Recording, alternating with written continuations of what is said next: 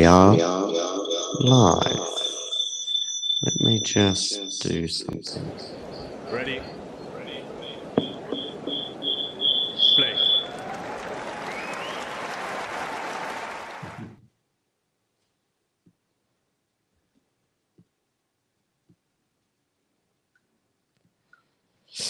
Okay, ladies and gentlemen, I hope there isn't an echo. I will be checking this in a second. I will go and check as well, but the first initial sound check via Mario does sound good. I think you've both got headphones connected, or you will have at some point when we have various guests join us. We've already got a comment in, and guess who's put the first comment in our live chat? Ghosty, of course. And by the way, we just saw Ghosty moonlighting with Gil Gross. We had a quick dip into Gil's review of the first round so far. And so we spied Ghosty over there, and we completely understand. He wants to go for Gil for expertise, and he comes to us for conversations about dogs, outfits, and Daniel Collins' temperament, perhaps. Hopefully we'll get a few backhands and forehands from Damien and Mario as well. I am here to present for the first minute or so. Hopefully you can hear me all right. Give me a thumbs up, Ghosty, if you cannot. I'm going to shoot off and just do some technical checks. I'll be back in about 5 or 10 minutes. So I will leave you in the capable hands of Damien and Mario, who will talk you through today's show, basically, and what's happening down under in Melbourne. Yeah, so we'll have some guests on later on, but for now it's going to be just us three. As soon as John gets a shower, he was just afraid that you're going to see that he's wearing the same clothes. But yeah, so as we are here, Mario, what are you going to be starting with today? What's the match that you've got on your screen? I can see it, but the viewers can't.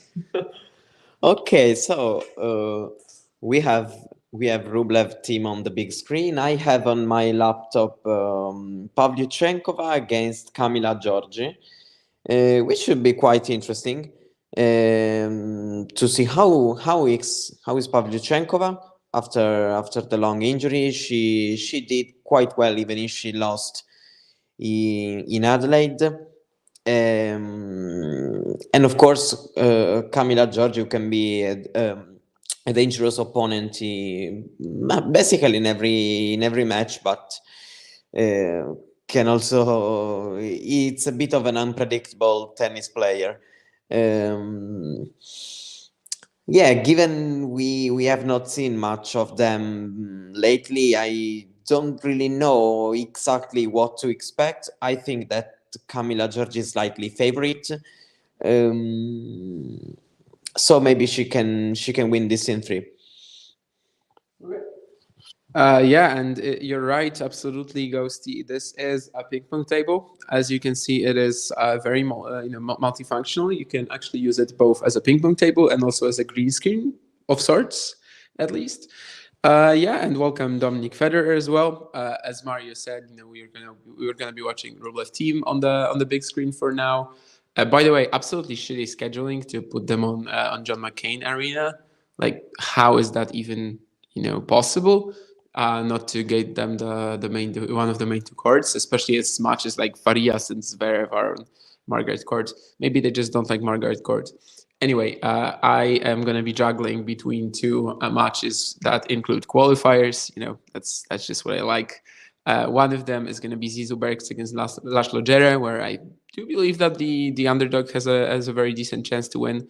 I saw he was also like getting progressively more popular in terms of the odds, because he started as like a huge underdog, and that's not really the case anymore.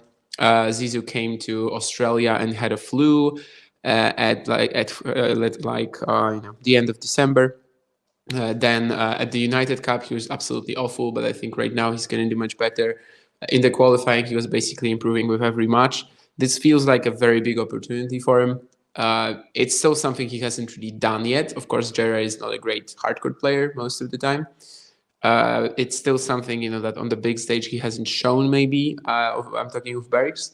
But in general, if he hits his forehand right, if he's playing like in the third round of the qualifying versus Andreev, I think this is a very big chance for him. And he would also have a shot at Dimitrov or Karatsev in the next round. And of course, not much of a shot against Djokovic in the final in the third round potentially. But who cares? Talking tennis, you're living the dream. If you install a tap room in your apartment, Mario and Devin will never leave. Is Zizou a common German name? Zizou Bergs is from Belgium. It's not a common name at all. It's related to Zidane, and apparently, when I was talking to him last year, he said that in many, especially in France, but also in many other courts in the world, they just really like the name Zizou, so the crowds get behind him because it seems like wherever he goes, he's a very popular player for the crowds, and he thinks that some of that is the impact of the name. Which is a fun story. It's not a common name in Belgium either. No. I think he's like he said that he's basically the only guy the only person he knows is with the name is himself. And of course, it's just coming from the nickname of Zinedine Zidane. And the other match I'll be watching is Mattia Bellucci against Benjamin Bonzi. Just as in Berg's Jera, we've got the qualifier with a very decent chance of winning. I think Mattia has just some insane hand skills, variety. I think there is a bit of a concern that at the ATP level so far it might not work because the players will be too powerful to sort of. They will take away these assets from him, the creativity that he has. But in the qualifying, he was absolutely spot on. 6 fantastic sets against Tung Lin Wu, Francesco Passaro, and whoever he played in the final qualifying round. I'm forgetting. Luciano Darderi. I think Bonzi is maybe not necessarily the type of player to completely just take all these advantages away from him. I don't think he's just gonna overpower him to this extent. Just a very exciting qualifier against a tour player match where we don't really know. We don't really know yet how Mattia will do. I think there's just not enough info that we have on him. And that's why I'm excited to watch it, see how he fares, because I think in a few years he could be a major player for sure. I made this comparison a couple of days ago that he could be like a Mute with a great serve, because for his height he's got a phenomenal serve. A Mute with a great serve would be a hell of a tennis player. That's one of my favorite World Cup. Yeah, Zidane's head, but that's something that I think all of us who are alive at the time, even me, and I was 7, I think, and watching it's just one of these cultural moments. Like, I don't know, basically, Zidane's headbutt is funny, 9/11 isn't, but this is one of these moments that every single person in the world knows. It's an absolute legend. I just tagged Mario in the tweet, but very nearly tagged Marion Bartoli. Okay, Mario, anything else that you want to say? Some matches have already started. For example, the one I'm watching on my screen, Camila Giorgi is on serve. On the female side, we have also Fernandez against Cornet, which has been quarterfinalist last year.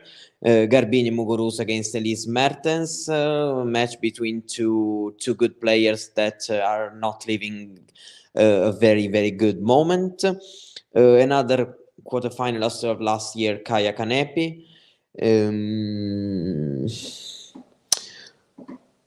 No, main match is not started. There's also Dimitrov Karatsev now, which has been a quarterfinal in 2021 with Karatsev winning in 4 sets. I also remember Dimitrov was not pretty okay physically in that occasion.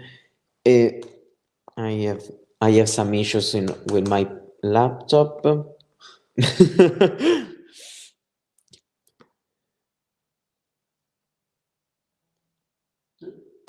Rublev, none. They have not started yet. So. Ghost. Yes, Bartoli won Wimbledon 2013 and then retired like the month after. I think she played one match, right? Or after Wimbledon or something like that. Bartoli in 2013. Yeah. She Yeah, I was think she in played Canada, something. I think. Yeah. She played like one match after winning Wimbledon and then retired. But yeah, she did win a slam. And and the other thing, should tennis have weight divisions like boxing, so smaller players don't have to get beat up by Isner and whoever? I don't know. I mean, with Isner, it's if you're like over 2 meters, and well, back in the day, it used to be that anyone over a 1.95 would probably be just moving terribly. Now it's everyone around 2 meters is actually they're capable of playing defensive play style like Medvedev, Zverev, right, Hurkacz. I'm sure there's a couple more options, but back in, so I don't think. I think after a certain height, it becomes more of a disadvantage than an advantage in a lot of ways as well. So that's kind of fair. But yeah, for sure. I mean, compared to being 175 to 185, 190, which seems to be like the perfect balance between still being able to serve from a great height, and then also also being able to move 100% well. I think that 185, 190 is probably the best balance. But well, I wish I was a little taller. For example, like when I play, I usually go for that flat first serve, and it just gets into the net. And I try to tell myself that it's not because my technique sucks. That it's only because I'm 180. Anyway, the plan for us is here today is to be. To stay on the stream until the first ball to the last, just like we did yesterday. Yesterday, actually, all 3 matches that were going on to finish the day, they pretty much ended at the very same hour. It was like, in the span of 5 minutes. It was, I think, about 2 p.m. our time. Around 2 p.m. Yeah, so about midnight. About midnight Australia time. And hopefully today we're also going to manage. I think John has had the least sleep, about 4 hours. I've had 5, and Mario has been our sleeping beauty. Basically, we didn't see him all day. Then he just got out of the room. So I think he was sleeping for a longer time than we did. Rublev and Thiem have just started, and there's like an awesome rally to start it off. But eventually Rublev gets the error. The match between Rublev and Thiem has started with a very long rally. Rublev winning it, while Georgios held the advantages in the first game. So it's already a pretty tough battle. Today the conditions are not easy. It's very, very hot. We are already at 29 degrees, but I think that we are gonna have like 35, 36 still during second and third match. So it can be interesting to see how some certain players will manage to play in this heat, because some of them used to struggle a lot.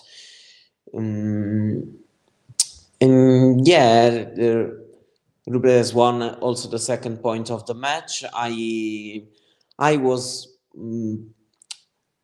disagree with John yesterday, because I saw that I'm not expecting a 5-setter today between the two. I think that even if Rublev lost the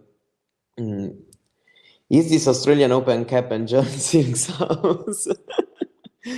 What? I didn't. Yeah, it is. It is a camp at John Silk's house. He basically invited us over. Said he's gonna pay for our flights. So basically, what else was there to be done, right? We just figured, both me and Mario, that basically, if my other option was to stay at home, go as usual to the university and just watch tennis at home, probably sleep a lot more than I would here, because when we're sitting here, it's easy to stay awake. But if I'm watching just a few matches at home, lying in bed, then I'm probably going to stay awake. Oh, are you guys going to tie-dye t-shirts and make lanyards too? I don't think so. Although we have some fun sets of activities planned by John.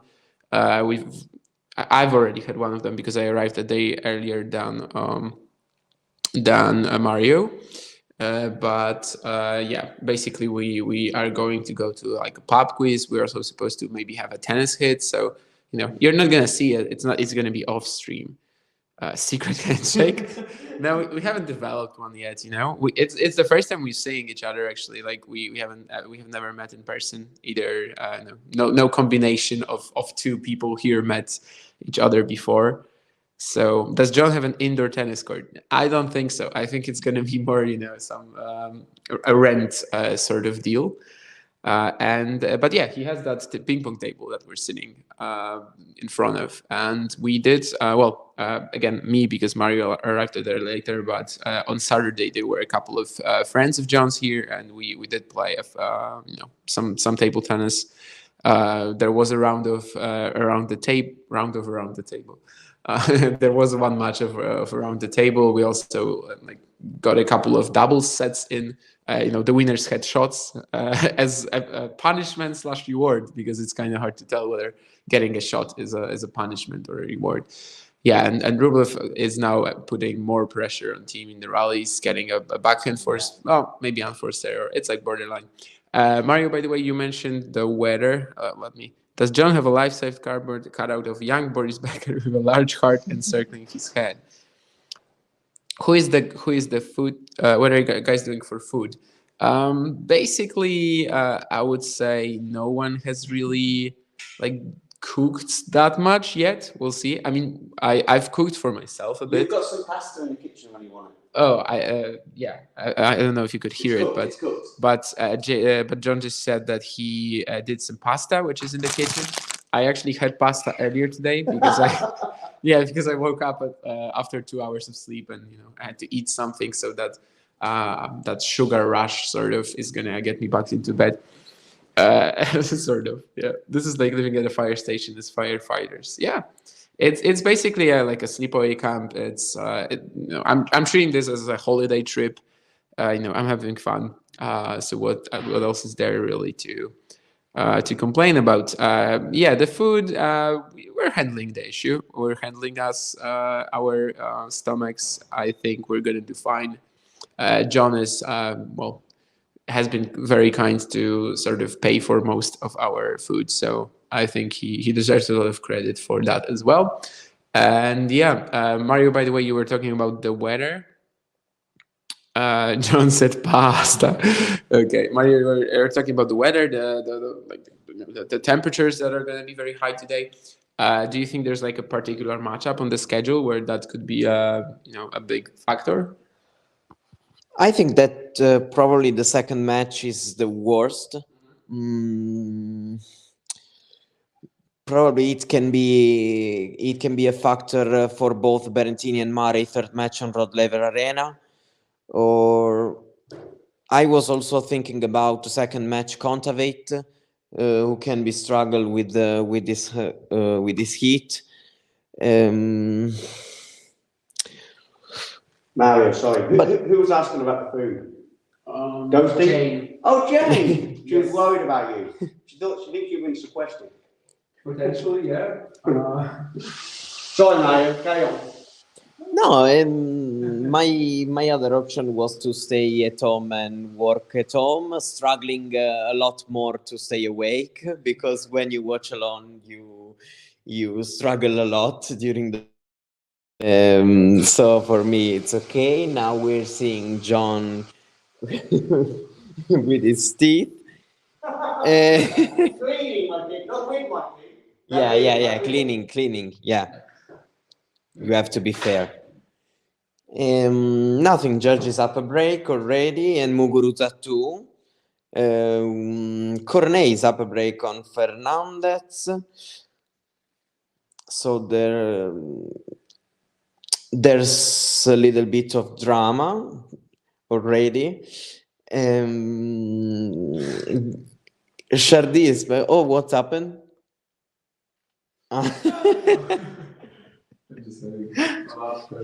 Yeah, So we're just waiting for the matches to progress and to make some conclusions and comments because Yeah, he did actually buy us a pizza, which Mario was a little insulted by. It was a store-bought it was a store-bought pizza. He's Italian. There wasn't any pineapple on it, but no, actually Mario was totally fine with it. Apparently he's like not truly Italian or something. I don't know. He was okay with a store-bought pizza. But yeah, someone says that. Yeah, I'm thinking of John Silk in the kitchen slicing apples and laying out graham crackers for snack time. He sort of did that yesterday. I think at like 8 a.m. or maybe I don't know. The timeline is kind of blurry for me, but there was a moment where John produced some breakfast for us, and it was sort of like that. I mean, maybe he wasn't slicing apples, but he was slicing a cucumber, I think. There was also laying out toast, so it's kind of like graham crackers.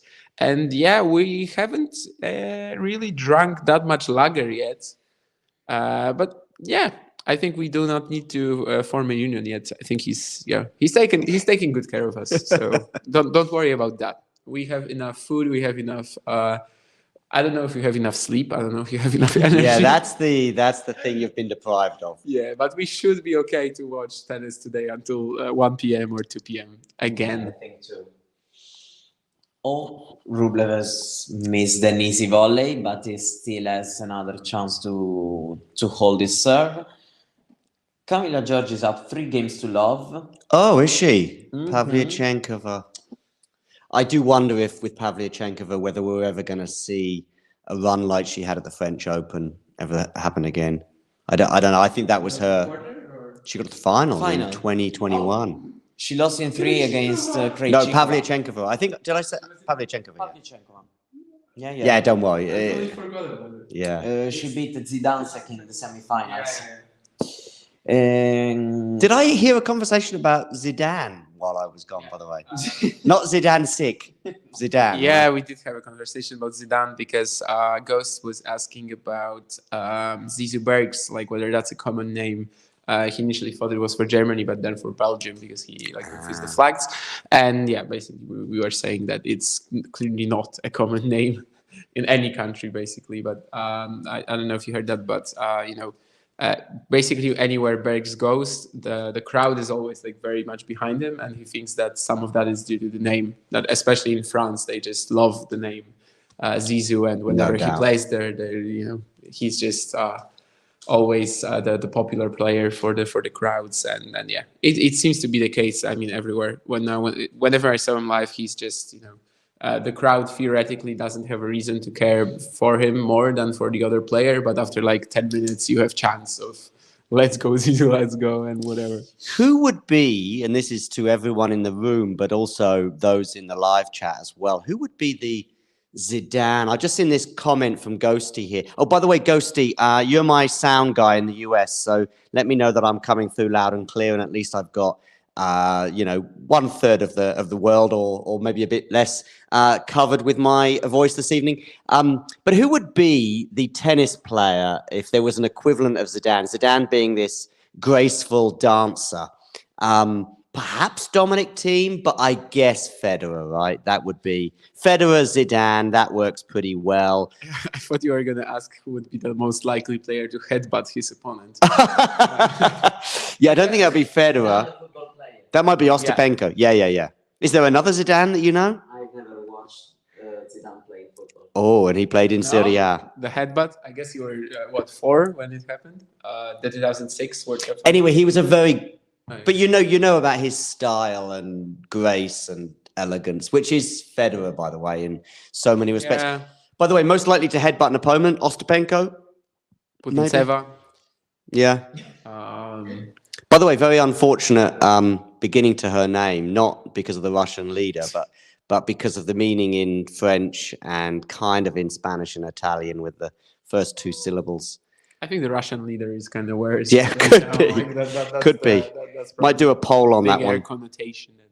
Might do a poll on. By the way, Dominic here, or D, is suggesting in the live chat that Rublev may be the most likely to headbutt Yeah, Ghosty, by the way, let me know about. Oh, he says I'm coming through loud and clear. That's great. But you could use a little more cowbell. I guess you mean like a ding, ding, ding, ding, something like that. Rublev has held. What's going on in the tennis, people? Okay, so let's see. Cornet still up a break in the first set against Fernandez. Schmidlova had a break, but Trevisan has broken back. While same thing between Muguruza and Mertens. Now they are on serve. Cornet has a breakup on Fernandez. Ooh. Sabalenka is on court and Rod Laver. Evans is down a break against Bagnis. Galan is up a break against Chardy. Dimitrov has a break point, but still has to break. Schwartzman has a break two games to 1 and the serve against Croit. So Jerry, just so I get this right, Mario. Cornet and Georgie are a breakup, and Galan is also a breakup on Jeremy Chardy. Yeah. Cool. Yeah. And Alexandrova is pretty comfortably so far. Camila Giorgi has a double break. She's looking very sharp, really. She really has not to play a lot of matches to get in shape, because she has some even if it may not seem so, but she is pretty little as a person physically, even if she hit very strong the ball. So probably she doesn't need to play a lot, to even if probably Pavlyuchenkova not looking great so far, I have to say too. So it's both of a combination.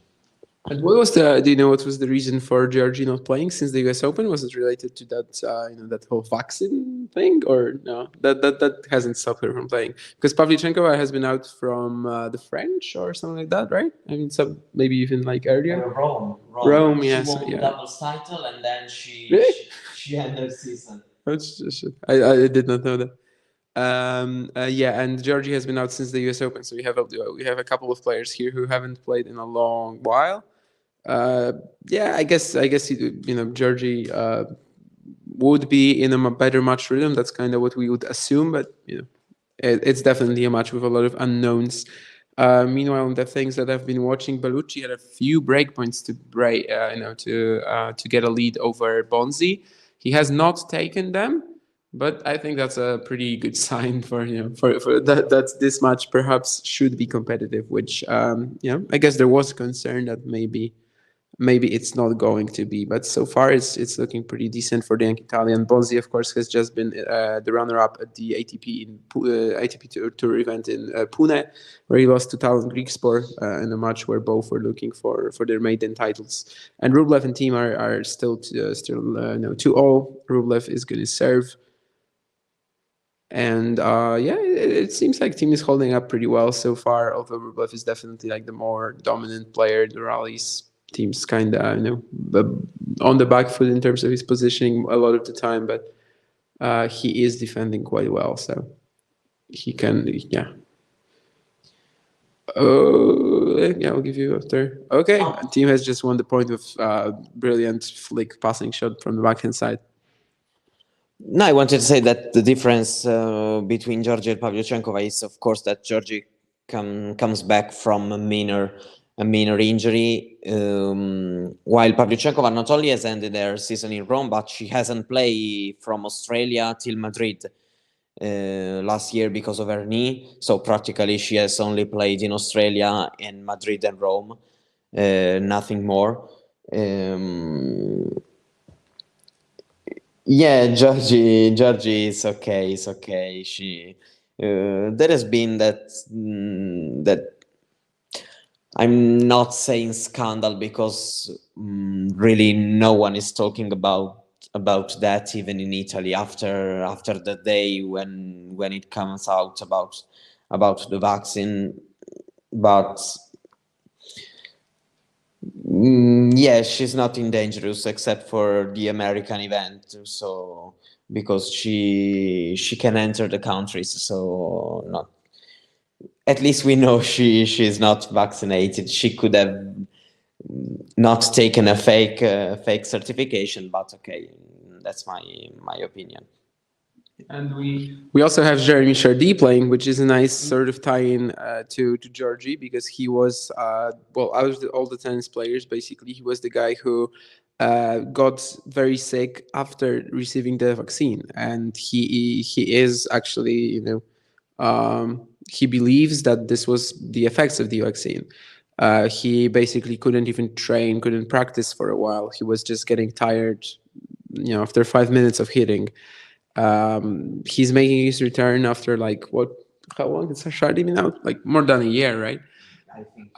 He played a few doubles matches. Of course, he was also an excellent doubles player in his day. I think he was in the French Open finals with Fabrice Martin.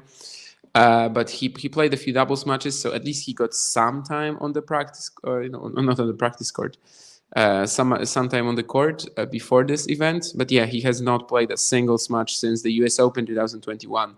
And then after that, yeah, he had the vaccine. Well, it was, I think, around that time where he started, according to him, he started feeling the effects of taking the vaccine, and that they basically took out a year out of his career, which is quite a story. I don't, there's been examples, I think, in other sports, but not really in tennis. When someone just thought that the vaccine was seriously hampering his physical condition. So yeah, he's gonna be back on the court today and playing Daniel Elahi Galan right now. Generally, a matchup he probably should be winning in hard courts the last time we saw him play, but with over a year of inactivity, it's never gonna be easy. I think there's a comment. I didn't know that was Chardy. Yeah. Talk strategy. Is there any way for Rublev to avoid Thiem's backhand, or should you go straight at it and try to wear him down? How would you coach Andrey with Thiem's big weapon? Do we think that there's really like a need for Rublev to avoid Thiem's backhand? Is that in general like what are you doing? Showing the pasta. Showing that you do care about us, and yeah. Anyway, do you think that there's a reason for Rublev to avoid Thiem's backhand? Is that even Thiem's like stronger shot on a regular basis? He definitely struggles with the consistency of it a bit. I think it has been probably the strongest shot for him since returning from the injury, because in stats we see that the forehand has gone down on the forehand has basically gone down a bit in terms of speed. Perhaps it's also a little more attackable, but I don't know. I don't feel like it's something that Rublev really needs to do that much. Yeah. That's a weird looking pizza. Pasta is ready. Yeah. I don't know. Of course, Thiem is somewhat dangerous, but I don't know. I just don't really see him beating Rublev in a best of 5 match at this point in time. Yeah, it's like it's a terrible draw. Of course, he had Carreño Busta at the U.S. Open as well in the opening round, which I think if he swapped it.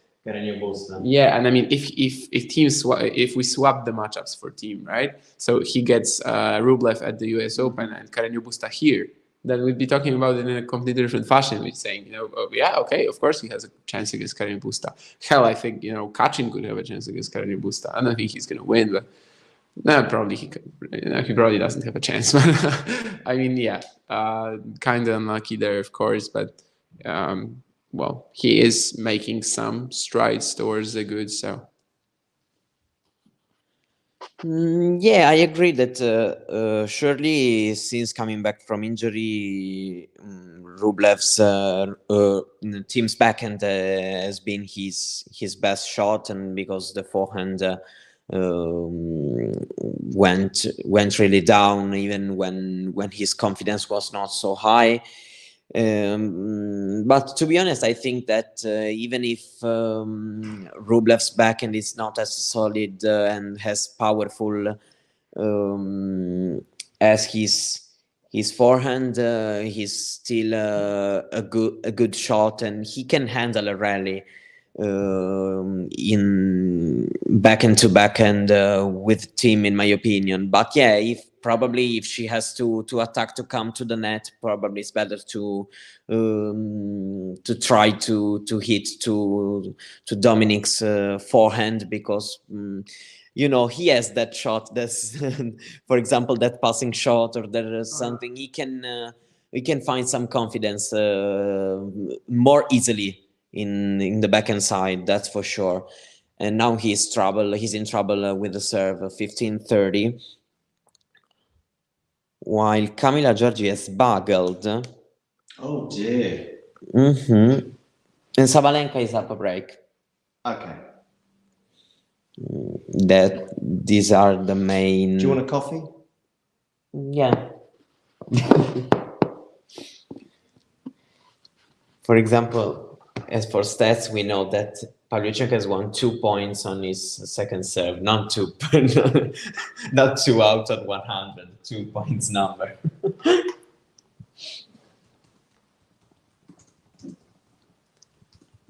Yeah, in a 6-0 set, I think that was probably a pretty good percentage. No. It's fairly all he like, you know, Thiem played a pretty massive backhand, and Rublev shanked it. In the other match I've been watching, Gerard has just broken Bergs, who's kind of erratic so far, but Bellucci's still holding up pretty well. And yeah, Rublev Thiem, I would totally agree that if you need to attack a shot for Thiem, like, you know, try to get to the net, or just direct pace into his into a stroke of his, it probably has to be the forehand right now. And yeah, Thiem has an excellent pass from the backhand. That's true, especially if he can like play it open stance, or even the slice. Of course, I think we've already seen him in a couple of points here bail himself out pretty well. Although, like, in the long run, you know, defending with the slice against Rublev probably isn't going to do much good. But still, Thiem has a game point to go up to level the match at 3-3.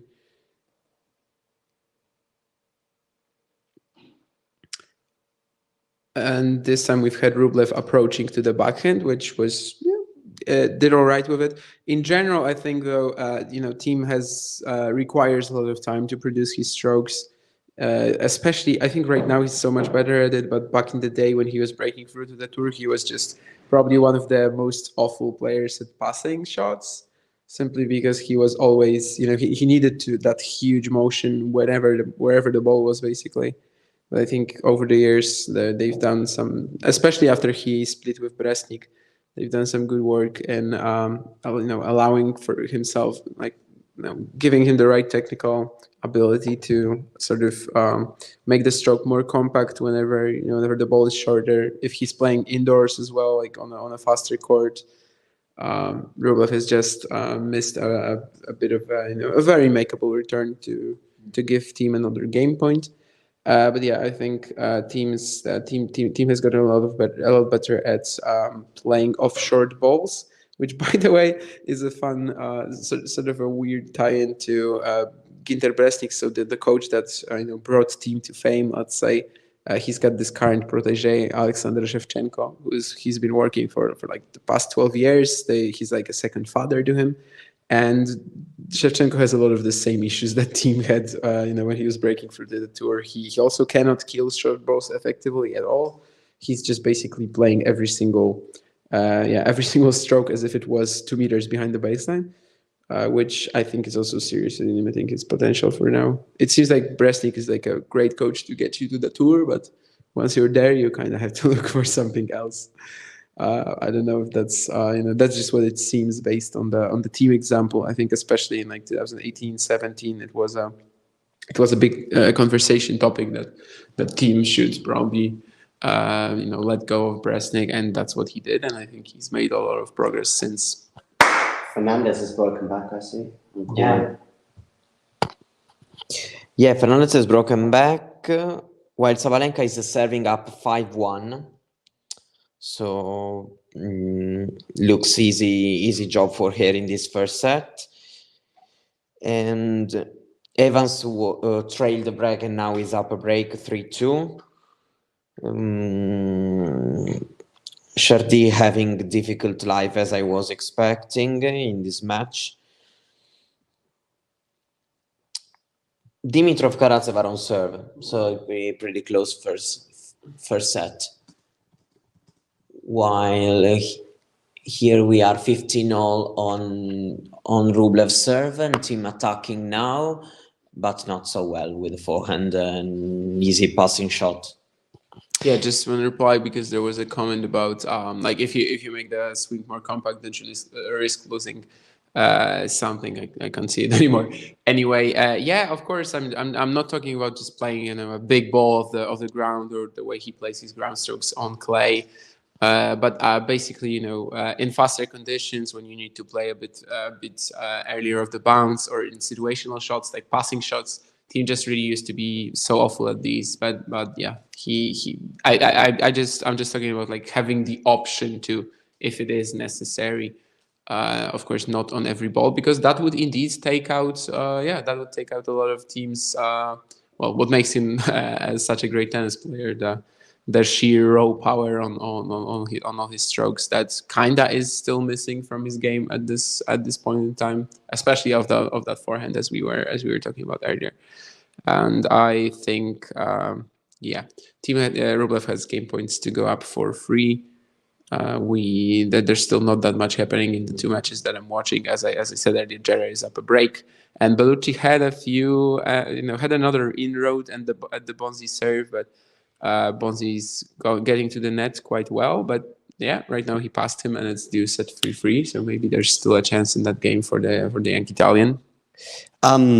Just a big thank you to Jane for the super chat. That's great. If you want to join Jane, a bit like Ghosty did earlier when I had a show on this afternoon or this evening, you can do so by donating to the channel with a comment that we'll, of course, respond to on the screen. And it helps us supply these guys with pasta and with espresso and with tap water.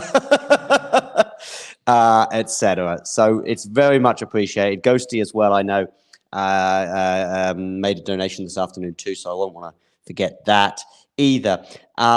We will be here for pretty much 12 hours a day, 13 hours a day, pretty much throughout the tournament, because even as it goes deep in the tournament where we're covering less matches, we'll probably be more focused on one match at a time. Next week. Mario, when are you leaving us in Bonn, by the way? I know you're leaving Saturday. You're leaving Tuesday or Monday? Monday morning. Monday morning, okay. So, so these guys have been with me pretty much throughout the first week as we really go at it hard with 12 hours a day, 13 hours a day, covering so many matches at once. But obviously, as the tournament thins out, a bit like Rafa's hair, we will thin out too.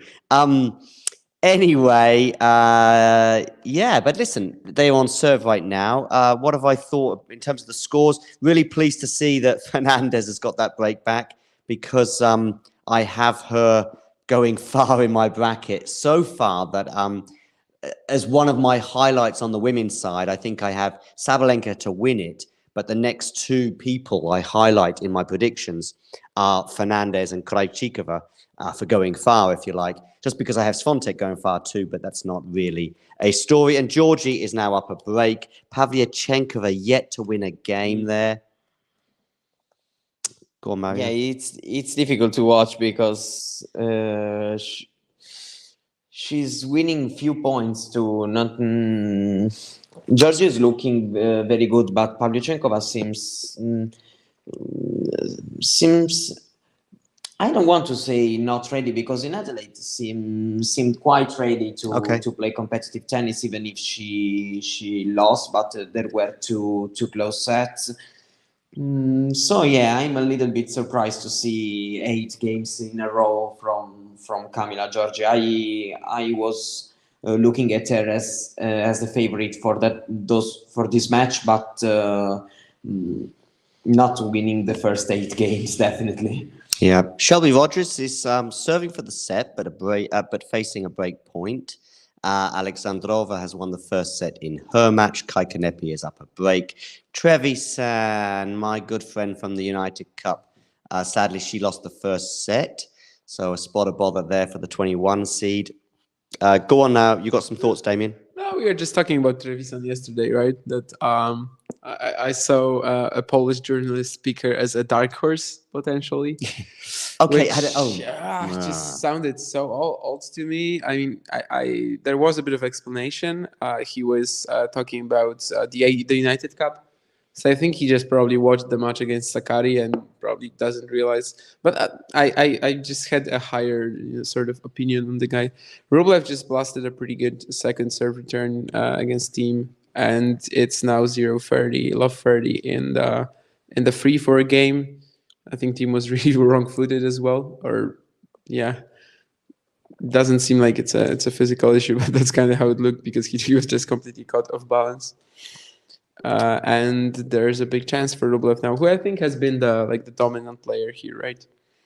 Rublev has been in charge. He's looked the most threatening. Yeah, right? he hasn't really, the scoreline hasn't reflected it yet, but he's had the upper hand in most of these rallies. And I also think, I think Mario said it a couple of minutes ago that I also believe that he can actually hold his own in backhand rallies with Thiem right now.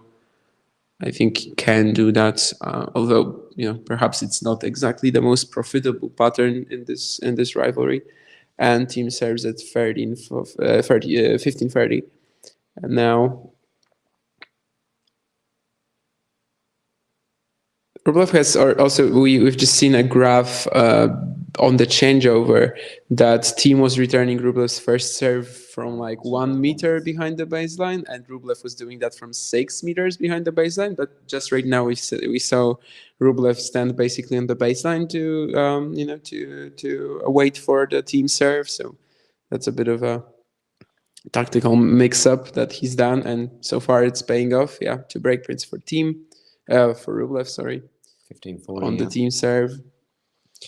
I'll talk us through this point. 15-40, Dominic Thiem facing down the barrel of a break. And he's got an ace, it seems like there. So he's got it back to 30-40. Yeah, but as you say, Rublev has more or less been knocking at the door, if not with a barrage. Has he had a break point yet, Rublev? Until now? Not that I remember, but he seems to be more threatening on the Thiem serve, which is pretty much how we define who's playing better. The amount of pressure you receive, of course, on your serve. It's kind of in football or soccer parlance, it's the one who has the most chances. We now have this new thing called expected goals. Well, perhaps we could have one in tennis with expected breaks. Good first serve there for Dominic, but he's now on the backhand slice, which has gone wide, and Rublev has the break. 5-3. That's a very interesting comment, by the way, about that something that Ghost is talking about. That he was taught something similar, like Thiem was doing just now too. I cannot see it now. But did you see that thing that Thiem was doing with the sun? I was taught something similar years ago. Look near the sun for half a second before serve to open up the pupils. I've never heard of that. Yeah, me neither. Have to get an eye doctor on that one. I think he changed it to tighten up the pupils, not open them up. Yeah, but yeah, never heard of it. But that's interesting. I mean, the fact that you were taught something like that. So I'm assuming that Thiem was taught it also. Great that we've got Ghibli with us, by the way. He comes and goes, but it's good to see him on board today. Make sure you hit that like button, Ghibli, and anybody else who's with us as well, give us a like and hit the subscribe button too. Coffee time. Yeah, still on serve here at the Bellucci-Bonzi match. There was a bit of a moment where Mattia could lose it with 0-30, love 30 down, but Zizou, and in the breaks Jere match, there's actually 2 set points for Jere now. Zizou hasn't been exactly clean today so far, but he has saved one of them. I would love to see breaks Djokovic in the third round, or even breaks against Dimitrov or Karatsev. That would be just so much more exciting than Jere, who he has improved on hard courts, of course, but he's not really going that much further with it. At least I don't think so. So I always want to see the potential player to progress around, and not the guy who's kind of already there and probably just gonna play for the rest of the careers. And we have that other set point, sort of point, but there's some good defense from Zizou. Andrey has thrown out the forehand, so it's back to deuce. Perhaps the set isn't actually done yet. And we have 2 set points for Andrey Rublev on his serve, and with a great first serve. No, it was wide. It was wide. Okay, so that's a second serve for him.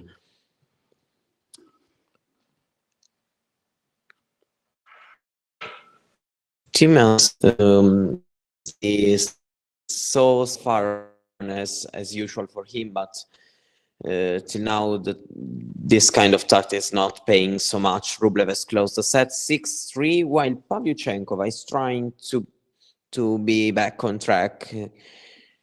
Now we are 2-1 in Camila Giorgi's favor, but with the control break. Okay, so the one serve. Control break is in Italian. Okay, I'm already on serve now, but 30 all. Camila Giorgi is putting. Yeah, he's putting some pressure on Pavlyuchenkova again. Yeah.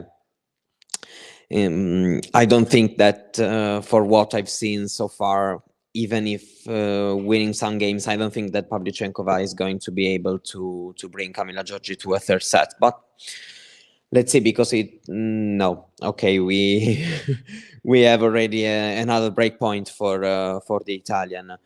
So probably that break won by Pavlyuchenkova doesn't mean anything. But let's see this point. What about Muguruza? It looks like Muguruza is 5-3 up, nice. And she's serving for the set. Fernandez is now 5-4 up on Alize Cornet. I think the winner of that match is going far. I mean, that's a really cruel first round for both players. Cornet's form last year was top 10, arguably, in terms of slams at least. What happened? Giorgi has broken again. The disguise on Bellucci's lob was just absurd.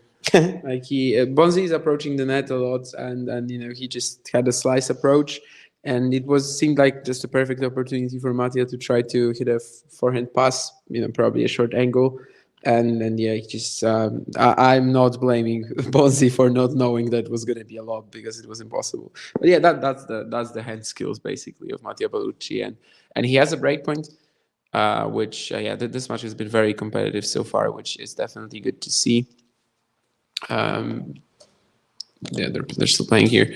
Bonzi has a second serve on that set point, and oh wow, yeah, that's just insane. Bellucci simply, like, it wasn't a chip-in charge, but it was similar, sort of approach, just of a return, and then finished it off with a high backhand volley.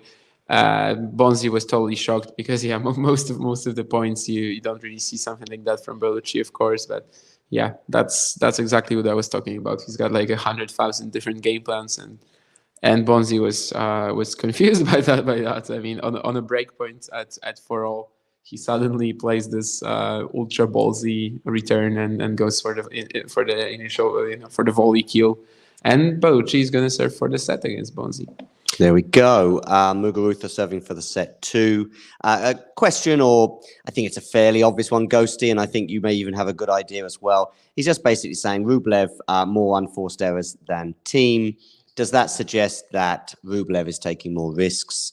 Normally, it does. I mean, if you haven't watched the match, it's always what I would suggest. What you want to see, of course, and I'm sure Ghosty is aware of this, but maybe some aren't, is you want to see a good relationship between unforced errors and winners. I guess is sometimes an interesting one. Of course, you can get forced errors, so to speak, but let's say you've got the most basic of stats. Do you have any thoughts on the amount of winners to unforced errors you want to see? If you had no idea about the match, but you saw that said player had lost, because I think that's when we really are interested in a way, and they had more winners than unforced errors, you wouldn't really probably say to them, you need to take more risks. probably, because they're taking the risks, I guess. It depends on the play style, I think. We were just talking about yesterday, I think, that, for example, against serve-and volleyers, everyone tends to have a fantastic winners to unforced errors ratio. Because basically, anytime you're hitting an error, you're probably going to be under pressure, with them at the net or something like that.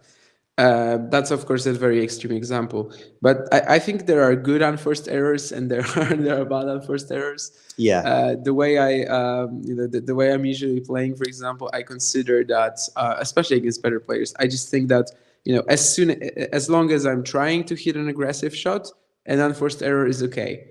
An unforced error is simply, I was trying to go for it. I was trying to do something. But I think you mostly just need to cut down on the errors where you're not doing anything. You're just playing a regulation. Like that one from Dominic Thiem, for example. That was probably forced, I think. Though. Sort of, but I would classify it as forced, but I agree it's sort of. It was a deep shot from Rublev, but yeah. I think the depth and the pace makes it forced, but it's not close. I mean, it's not clear. Yeah. And that's why also we have all these discrepancies in how people count unforced errors and forced errors. But yeah, with the way this match has looked so far, I would say that it's pretty obvious that Thiem was gonna Rublev was gonna have more unforced errors, because Thiem mentioned him being. I mean, I imagine Thiem being super aggressive. No, I mean that Rublev was gonna have more unforced errors. I mean that's like pretty obvious because Thiem is mostly which we mentioned in the previous game, that Thiem on Rublev's serve was staying far behind, but he's there in the rallies as well, like constantly. He's not then, after returning from far behind, he's not making progress towards the baseline, towards playing more aggressively. He's just staying there sort of. And against Rublev, it's it just leaves the whole it leaves the Russian with the whole with control over what's going to happen in the rally. And of course, then he's the one hitting unforced errors, because the errors on Thiem's racket are probably going to be forced most of the time. So not looking bright if he can't change anything. Rublev has just thrown out a second serve return that would have given him the point, but Thiem is one up. You and me both ghosty with this, the threshold between forced and unforced, and it can be tricky, I think, such as that one we just saw from Thiem. But Thiem does hold for a 1-love lead. Mario? I was checking Muguruza's score. It's close, this game. Muguruza is serving for the set. I'm gonna ask you what your thoughts about Muguruza. She didn't play a bad match in the her first match of the year against Andreescu. She was it was a strange match because she was pretty sharp for the first set and 6-love 5-2, and then she lost the set. In some way, it's a matter of confidence. It's a bad sign because you can't lose a match when you're up 6-love 5-2. She was up 6-love 5-2, was she? On who? Andreescu. In Adelaide. Oh, I didn't know that. But also, given how her 2022 season went, it can still be a good sign, because against a good opponent like Andreescu, you have been still able to find some good tennis. So I think that she has also said in press conference that she has a lot of motivation this year. She trained well, and she just needs to win some matches to be back on track and with higher confidence, higher mentality. It's not difficult, but I think that she can do way better than in 2022, even if she's struggling in this last months. Rublev has lost that point for sure. Rublev lost that rather than Thiem won it, I think. Anyway, she won the set. Okay, Muguruza's won the first set, so that's some good news for her. I've got one or two things to say, and I'm sure perhaps Damien has too, on Muguruza. I mean, some of us, me in particular, have been, quite critical, let's say, of Daniel Medvedev's level in the last 12 months, losing his mojo since that Australian Open final, love 40, blah, blah, blah. You could argue that Muguruza has been there for 2 years now, or 3 years, is it? When was it? 2021? 2020, since Kennedy. Oh, she won the WTA finals. And in general, I think she had a pretty good year. Yeah. Yeah, Okay. she had a very good year back then. Yeah. And there was also that Australian Open match with Osaka where she blew 2 match points. Yeah. And I think she would have won the event. She may have done. If she would have beaten Osaka. Of course, it was the 4th round, so it's basically a guess, but still. But yeah, just 1 year basically. Yeah, true. Where she hasn't done. I was just thinking of a moment she had against Kenin in 2020, where I think she was she love 40 on Kenan's serve, I think. Yeah, so it wasn't quite the same as Medi, but she is somebody. What I would say with confidence with Muguruza, funny enough, compared to Medvedev, is we've seen her come back. I've seen her have an amazing year and then a terrible 2 years, an amazing 18 months and then a terrible 6 months. What I haven't really seen that with Medvedev. We've seen a steady and then a surge. I think he had a little moment after that 2019, perhaps at the end of that year, but it wasn't. I'm just trying to think. 2020 Medvedev won the ATP finals, I think, in 2020. Yeah, Paris but before Bercy. that, he wasn't really doing well, right? That was I think the year when he finished on like a big win streak. But before that, he wasn't really doing that hot. So I think that was the year when he lost to Humbert in Hamburg, then to. Yeah, but Hamburg is clay, right? I know, yeah, but still, that was still a moment when I think he had a pretty poor couple of months and then recovered. I think we've sort of seen that already. I was just very disappointed that after the WTA finals success, Muguruza was not able to push forwards. We are all, I think, putting her as one of the main favorites to win the Australian Open after that. Of course, having come so close in the past as well, doesn't look like she will get the career Grand Slam. Especially the US Open hasn't been her friend, and in Australia it's also gonna be tough by now. But yeah, she definitely missed a huge chance there with Canyon, of course. Canyon, I think in general, like she doesn't really she kind of overperformed that year. I think to make 2 slam finals in a row was I don't want to say she's the worst slam champion in, I don't know, 10 years or something. I think there's been, especially on the women's side, that there's been a couple more unexpected names maybe, but still, I'm not sure like if she actually ever had the quality to do that. I am a bit of a Sofia Kenin hater, honestly. I'm neither here nor there on there. I liked her celebration when she held her serve at Love 40 down, where she chucked the balls on the ground in a really aggressive manner. But yes, it does seem to be an anomaly rather than a norm. Rublev in a spot above her here. He's on deuce on his serve. I had Rublev winning this in 5. Right now, maybe that's looking a little foolish, but then long way to go yet.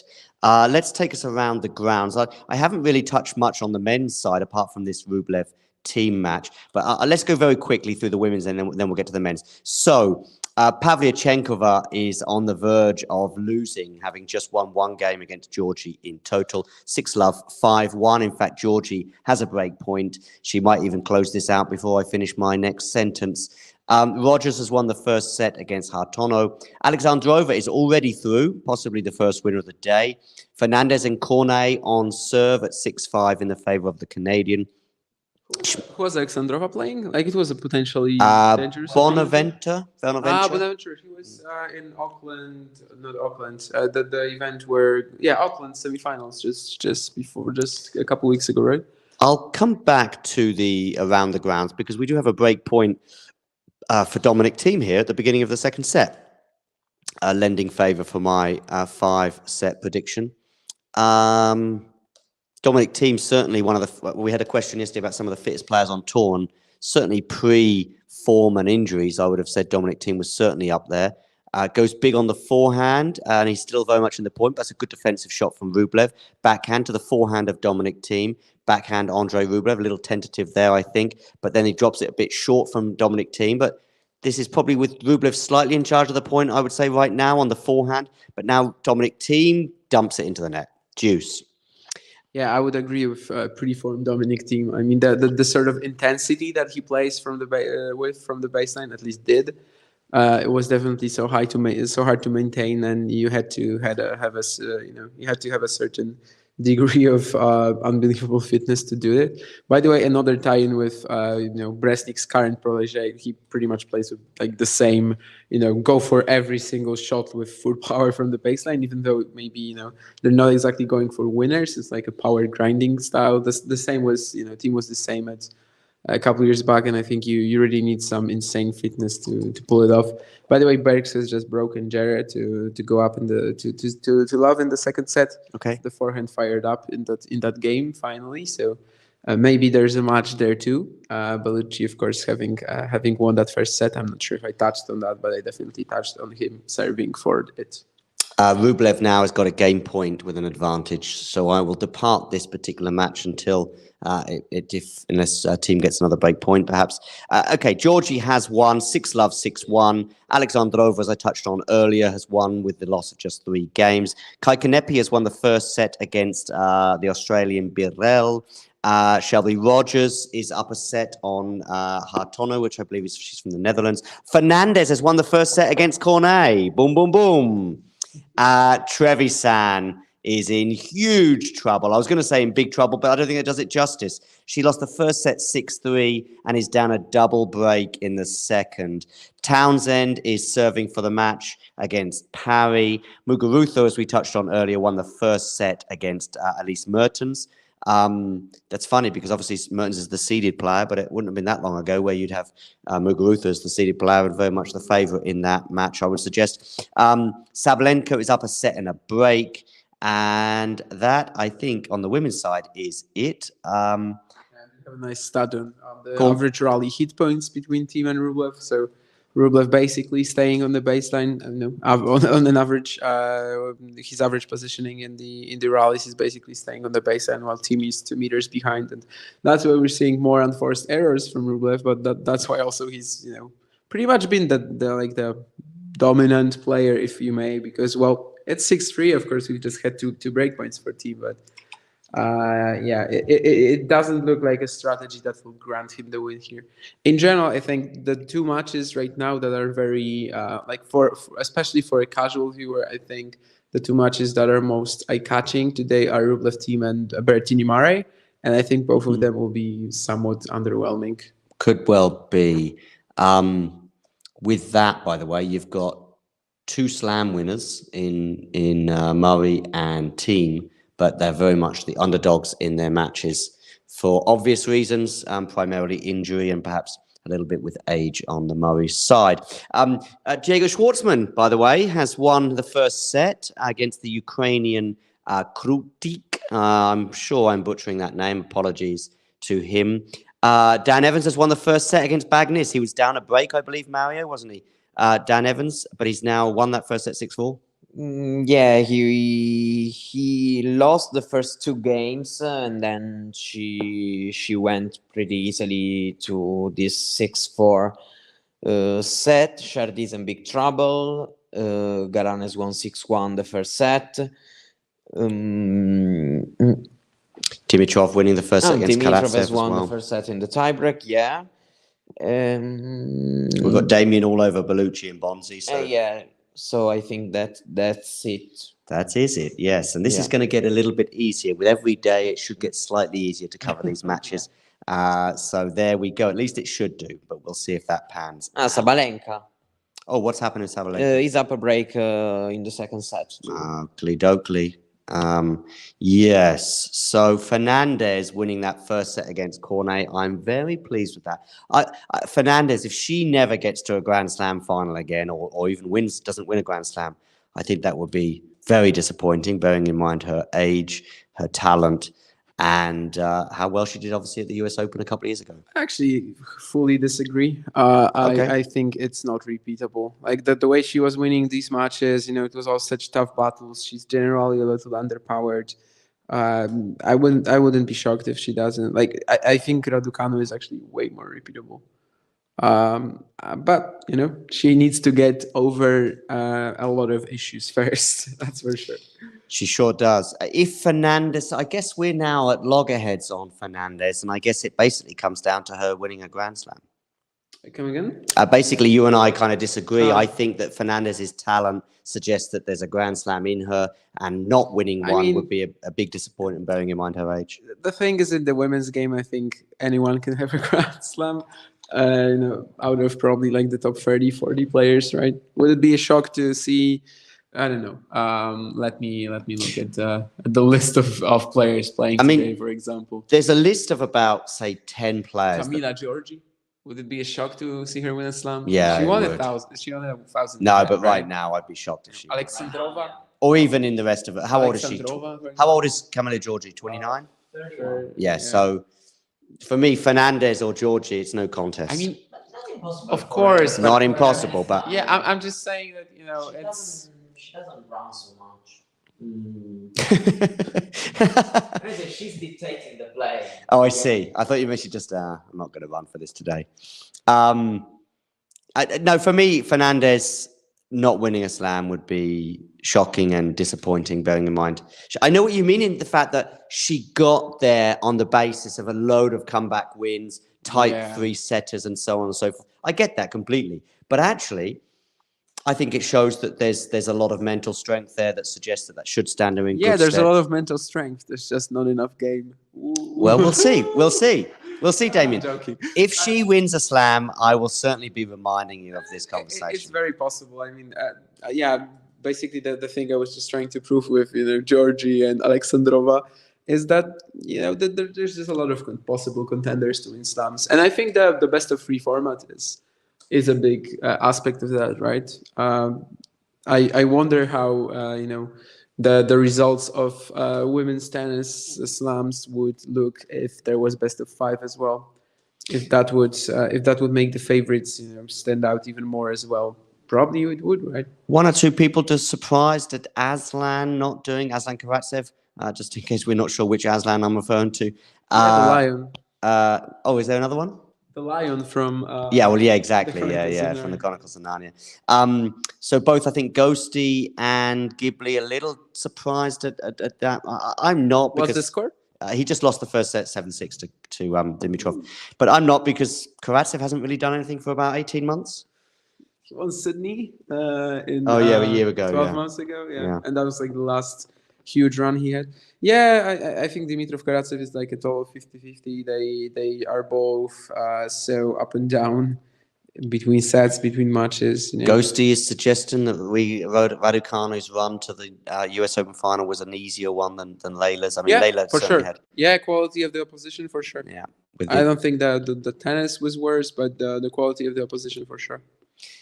Jane, by the way, sending us in a slightly different direction, just saying that she finds Dominic Thiem wearing a hat so weird. I mean, certainly he never used to pre-injury, but I think during the clay court season we see him wear a hat from time to time when the sun is shining. I think he's worn one pretty frequently recently. So Trevisan, someone's saying Trevisan. Does that mean she's got a break back? No, it doesn't. No. She's still a double breakdown. And by the way, somebody I saw was a breakup. Oh, yeah, Muguruza is a breakup in the second set, albeit 1-love, and she's facing break point. A break point. Mm-hmm.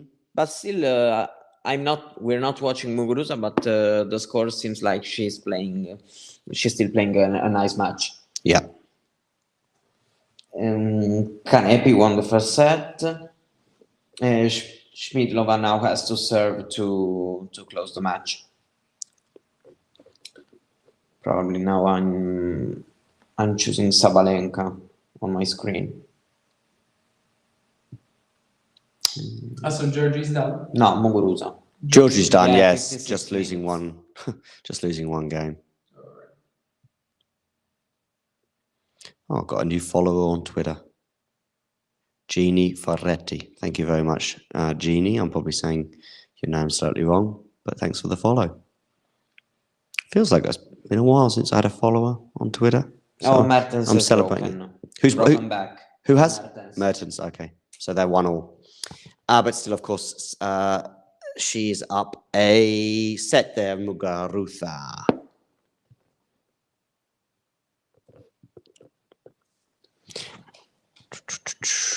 Yeah, in Bellucci-Bonzi, the Frenchman went up a break in the second set, but Matthias just broken back. But there's actually a big chance that he's going to go down again. Although we will probably be getting a pretty tight match with Bergs and Jera, as Zizou, I think last time I checked, was 4-0, 4-love up in the second set. Well, Jera has two break points, but yeah, it seems like he should be. He still should take the second set home soon, which is very nice. I am excited for both of these matches to go into like a tight fifth set. I think one of them is also going to be succeeded by Shelton Zhang, which is like the more, my highlight of the day. I've just added Brian to the stream. Can you hear me, Brian? Okay. Yeah, I hear you great. How you guys doing? Maybe, Brian, I can't hear you. It could be my volume. Hang on a second, Brian. Talk to me, Brian. You there, gentlemen here? Yes, I am. I can hear you loud and clear.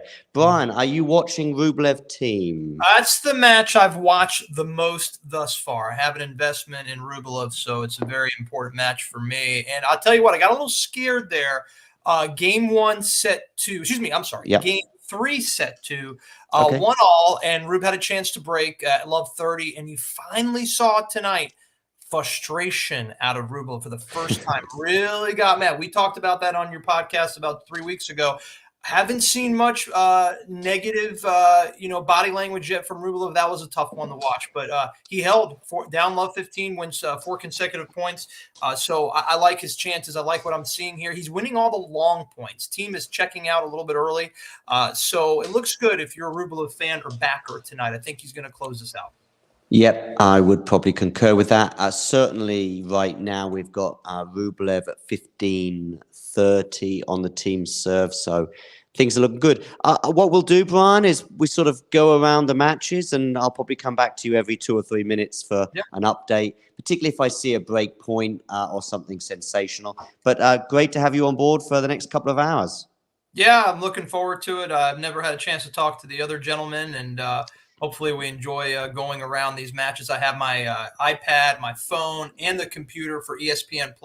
Listen, people are complaining all over the place that ESPN is not showing these matches, but I got news for you. ESPN usually shows a crappy match anyway. So ESPN gives you all of these options to watch every single match, which is quite remarkable. And, of course, if you're in the United States, you also have the Cowboys-Buccaneers game to watch, too. A lot of good stuff going on. Well, indeed, Brian. I was not sure whether to do a live pod for 12 hours on the Cowboys against Buccaneers, but in the end, I went for...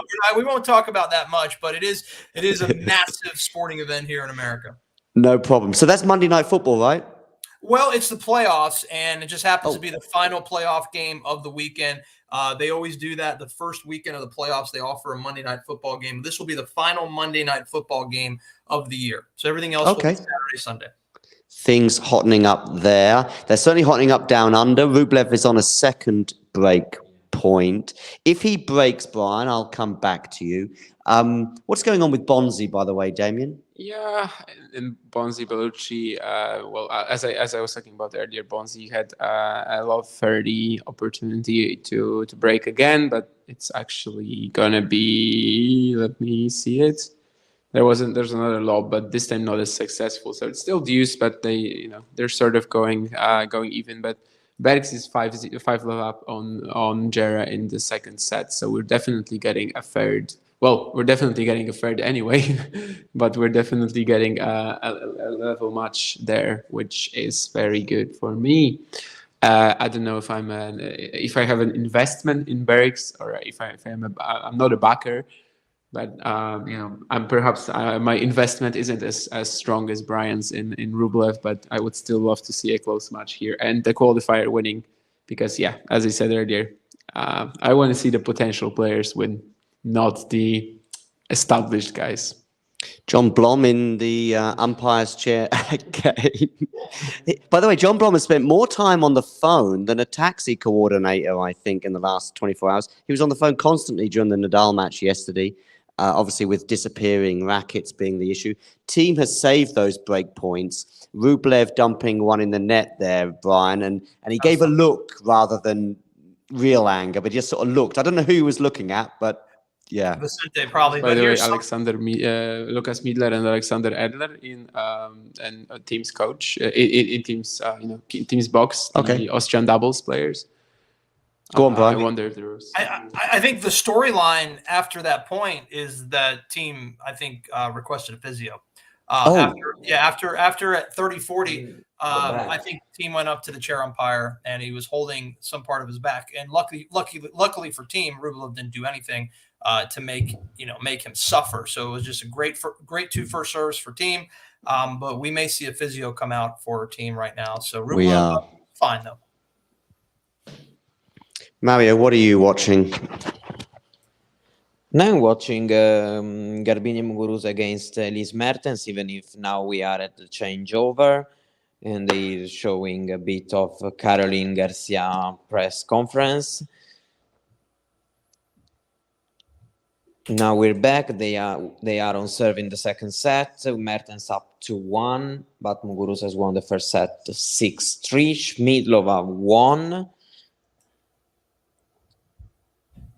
Taylor Did you guys Townsend notice? beat Diane Parry.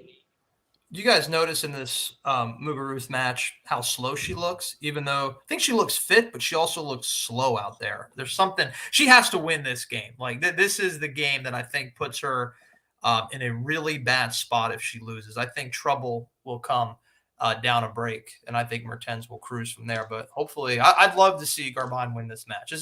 This is like her whole season, right? Like it's only January, but she has had such little confidence over the last year and a half. Yeah, she has to. She of course has to rebuild her confidence, and probably she needs some, also some pretty clear matches, because right now, yeah, I agree that can be a big trouble for her to go down a break. Even if being upset, probably she could have handled the situation better.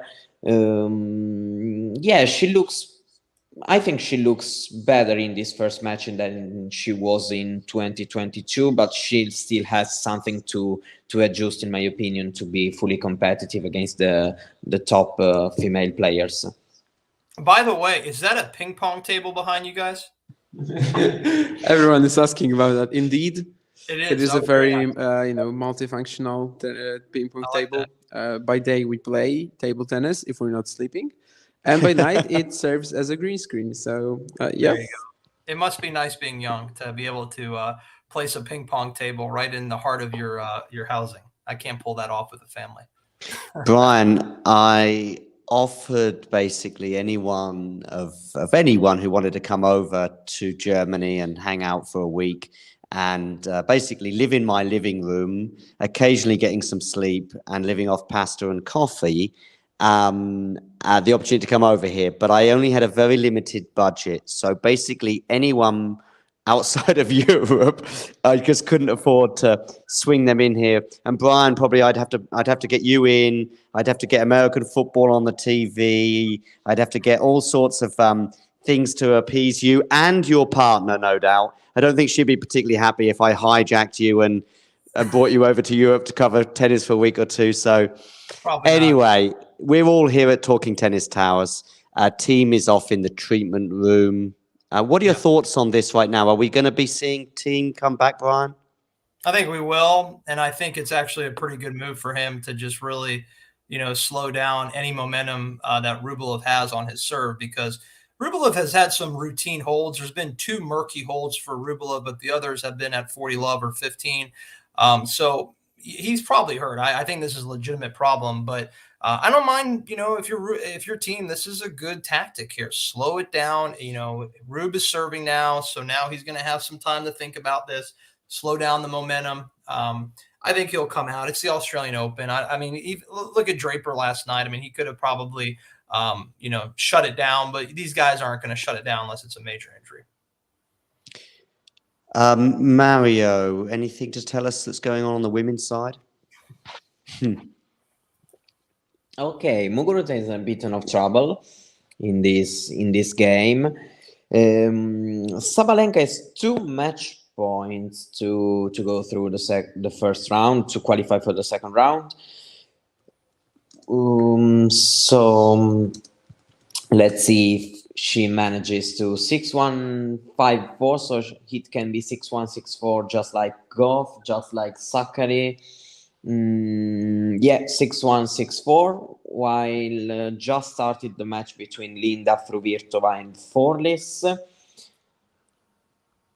Muguruza has an advantage in this close game, so... Okay.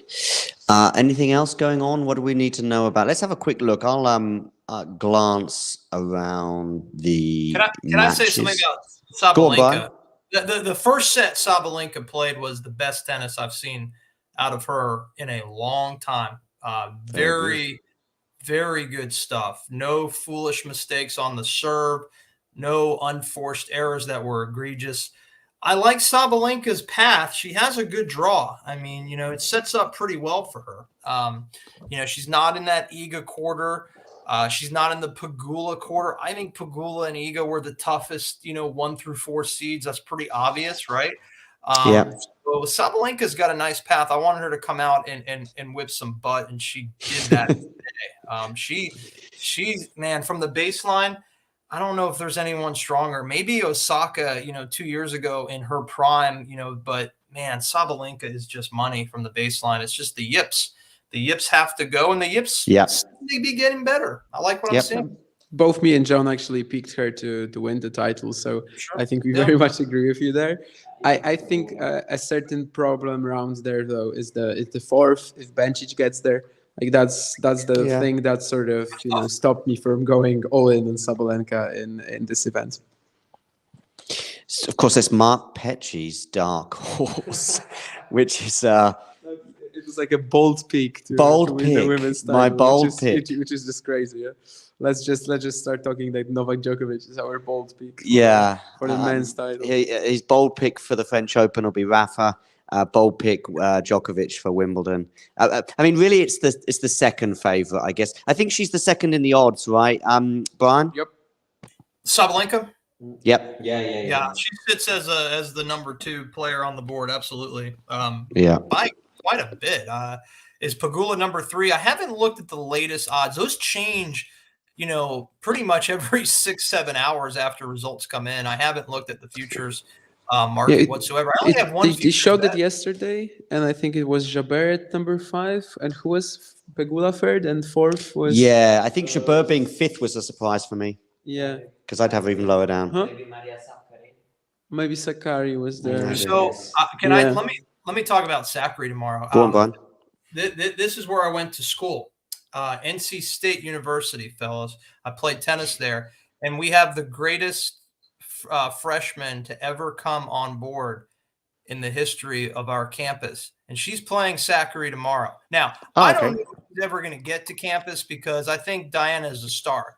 I mean, this girl won the U.S. Open doubles this fall in juniors, so I feel like this is the match that either she stays in Australia, she doesn't come to Raleigh, North Carolina. She loses to Sakkari. I think she makes the journey across the planet and starts her college career here against the Oklahoma Sooners. So look out for this match. I think Sakkari, we all know Sakkari, right?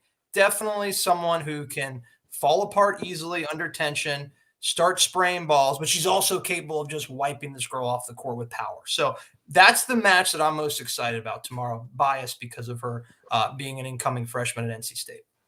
Yeah, I know. I mean, I know she keeps saying that she's going to play, but I don't know if I trust it. I mean, she isn't in the top 100. I don't know how the sheer amount of money that she would be losing. Still going with the college route at least for a year, because that's what she seems to want to do. I don't know. That would just feel very stupid. I agree. I don't see how you go to school in her situation. The only thing that maybe entices her to come to America, she's from Russia, right? And a lot of stuff's going down in that country for a lot of athletes. Maybe she doesn't have a home. Maybe she doesn't have a place, in Monte Carlo, right? Like guys like Medvedev have to train. She doesn't have money yet. So this could be a chance for her to come to Raleigh, get some good training, free physio work, free strength and conditioning to get ready for the bigger tournaments while balancing college. Not easy, But I agree. If she beats Sakkari, forget about it. You're staying on the tour, and it's time to make some money right away. So big match. It's the biggest match. As crazy as this sounds, the biggest match in NC State women's tennis history. Because if she loses, she may come, right? If she doesn't lose, forget it. She's not coming around. That's my opinion. If you can keep across Rublev Thiem, they're back on court now at 3-all, and in particular keep an eye on Thiem's movement, bearing in mind he has recently had a medical timeout, Brian. I'll come back to you though in a second.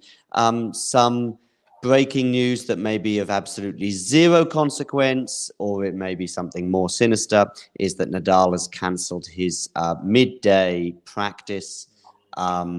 But let's see if that gets rescheduled. Yeah, right now that's all I can tell you. Some people suggesting it's the number of fans. I think that it's very hot today, and it could be very hot he midday. Stayed almost 4 hours on court yesterday, and so I think that probably it's not ideal to train at midday today. I think that's the main reason. Quite probable. Anything else going on, Damien, that we need to know about? I don't know. Not really. Not in the matches that I've been watching. Bergs has indeed finished the second set against Jere, but they're just starting. Although it does seem like the Belgians' attacking weaponry is sort of taking over the match. But yeah, still Jere is not someone who is really gonna give it to you and just bend over. So it's not gonna be easy from here. And Bellucci and Bonzi are still tied in the second set. Certainly liking these two matches so far, and yeah, Rublev team has been fun as well, but I still don't really think there's that much that's going to happen in there. There's currently a small chance for Rublev already with 15-30 in Thiem's service game, and he just misses the forehand. Actually, Thiem sort of stepped into the court and slapped that forehand. Maybe we're going to see it more from him now. Given the health issues, and that could actually help him in the match vote. We will see. Let's just have a quick look around some of the latest scores. Shelby Rogers is through. We know that she's gonna be Sabalenka's second round. Shelby Rogers, Sabalenka? Yeah. Ooh. Dan Evans is in some trouble here. Second set. Yeah, he's down a break. Down a break in the second. Break early on, yeah. In the first, he won that. But... Krajinović, Rune, due on court soon at the Kia Arena. I'm not quite sure who's playing on the Kia Arena right now, so that'll obviously be dependent on that. Davidovich Fokina is already a breakup on Bublik, 2-love, and he's serving. Schwartzman is down a break in the second, having won the first set. Thiem is at deuce on his serve, 3 games all. So that's kind of the latest on the men's side. Yeah, as you said, Dan Evans is a breakdown in the second set. Jer and Bergs, 1 set all. Karatsev, Dimitrov on serve in the second set. Dimitrov winning the first set 7-6. And Shardy has a set point. Shardy has a set point for a 1-set all situation against Daniel Galan. Let's see if he can close that out. Back to the women's singles. Fruhitova is a breakup already on Furlis, 2-love there. Kanepi is 3-all in the second set, having won the first set against Birrell. Mertens has broken. Damien's favorite player, Leylah Fernandez, is 7-5, won the first set, 3-2 up in the second. There were some comments, by the way, about Fernandez in the live chat I want to bring your attention to, Damien. Ghosty is certainly with me on Team Fernandez, saying, by the way, Damien, Leylah has beaten Osaka, Raducanu hasn't. That's nice. So that definitely closes that argument. Let's move on. Basically, I will never let you forget, Damien, if she does win a Grand Slam. And we'll see if that happens anyway. Go on, Damien. No. Damien's not taking the bait. Okay, cool. Let's get back to today, though. Long way to go, even now, for Leylah in today's match. They're just on serve in the second set. Yeah, Shelby Rogers has won her match against Hartono. And sorry, Mario, Mertens is up a break in that second set, right? Yeah, and I'm pretty focused on this match because I missed the first set and I want to discover how the level of both players is, because they were struggling in the recent months, even if Mertens won a title in Monastir, but she she had poor performances in the last months of the 2022 season. Now she's looking way better than Muguruza, to be fully honest. So let's see, even because they both are having a lot of ups and downs during the whole match, so it's difficult to predict how it's gonna be game after game, because the break is always around the corner, and it's a roller coaster match. Everything can happen every point. Okay, how is Dominic Thiem looking, Brian? I think he's hurt. I think Rublev really blew another love 30 game by just really, and that's one of Rublev's biggest weaknesses is his second serve and second serve return. I think he's a better first serve returner. Thiem is really shaking right now. I mean, he is.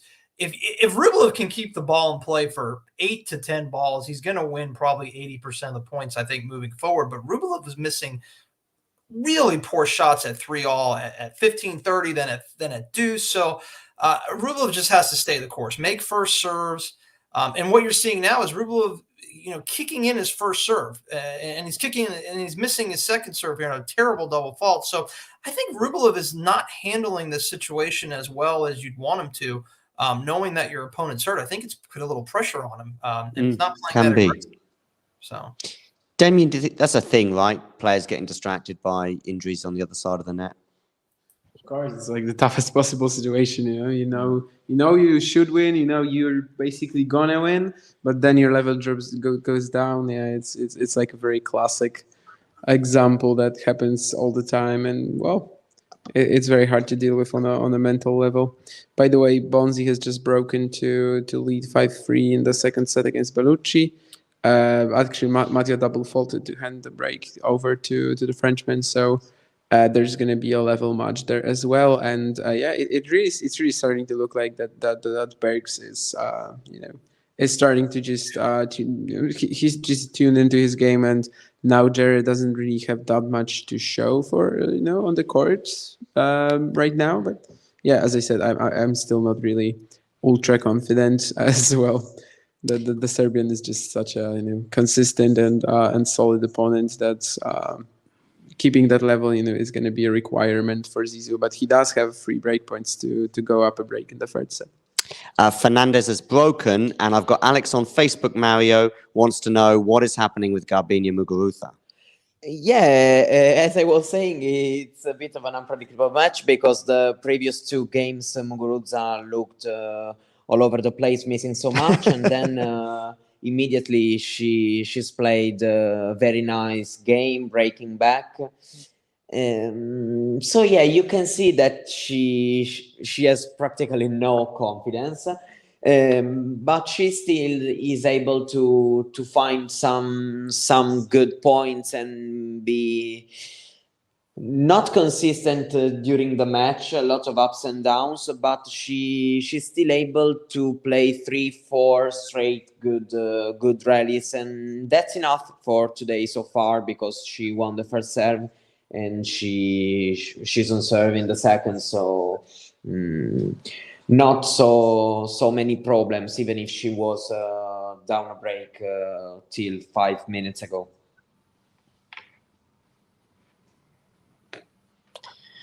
Fernandez is broken, and what's the score?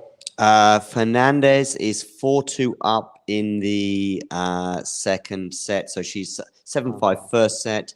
Leylah Fernandez, aka the greatest player of all time, is 4-2 up in the second set. Very close to a very, very, very good win, but still a bit of work for her to do. Rublev and Thiem on serve, but some interesting moments, right, Brian? Yeah, I mean, this has been really difficult to watch if you're a Rublev fan or backer like myself, but he did hold.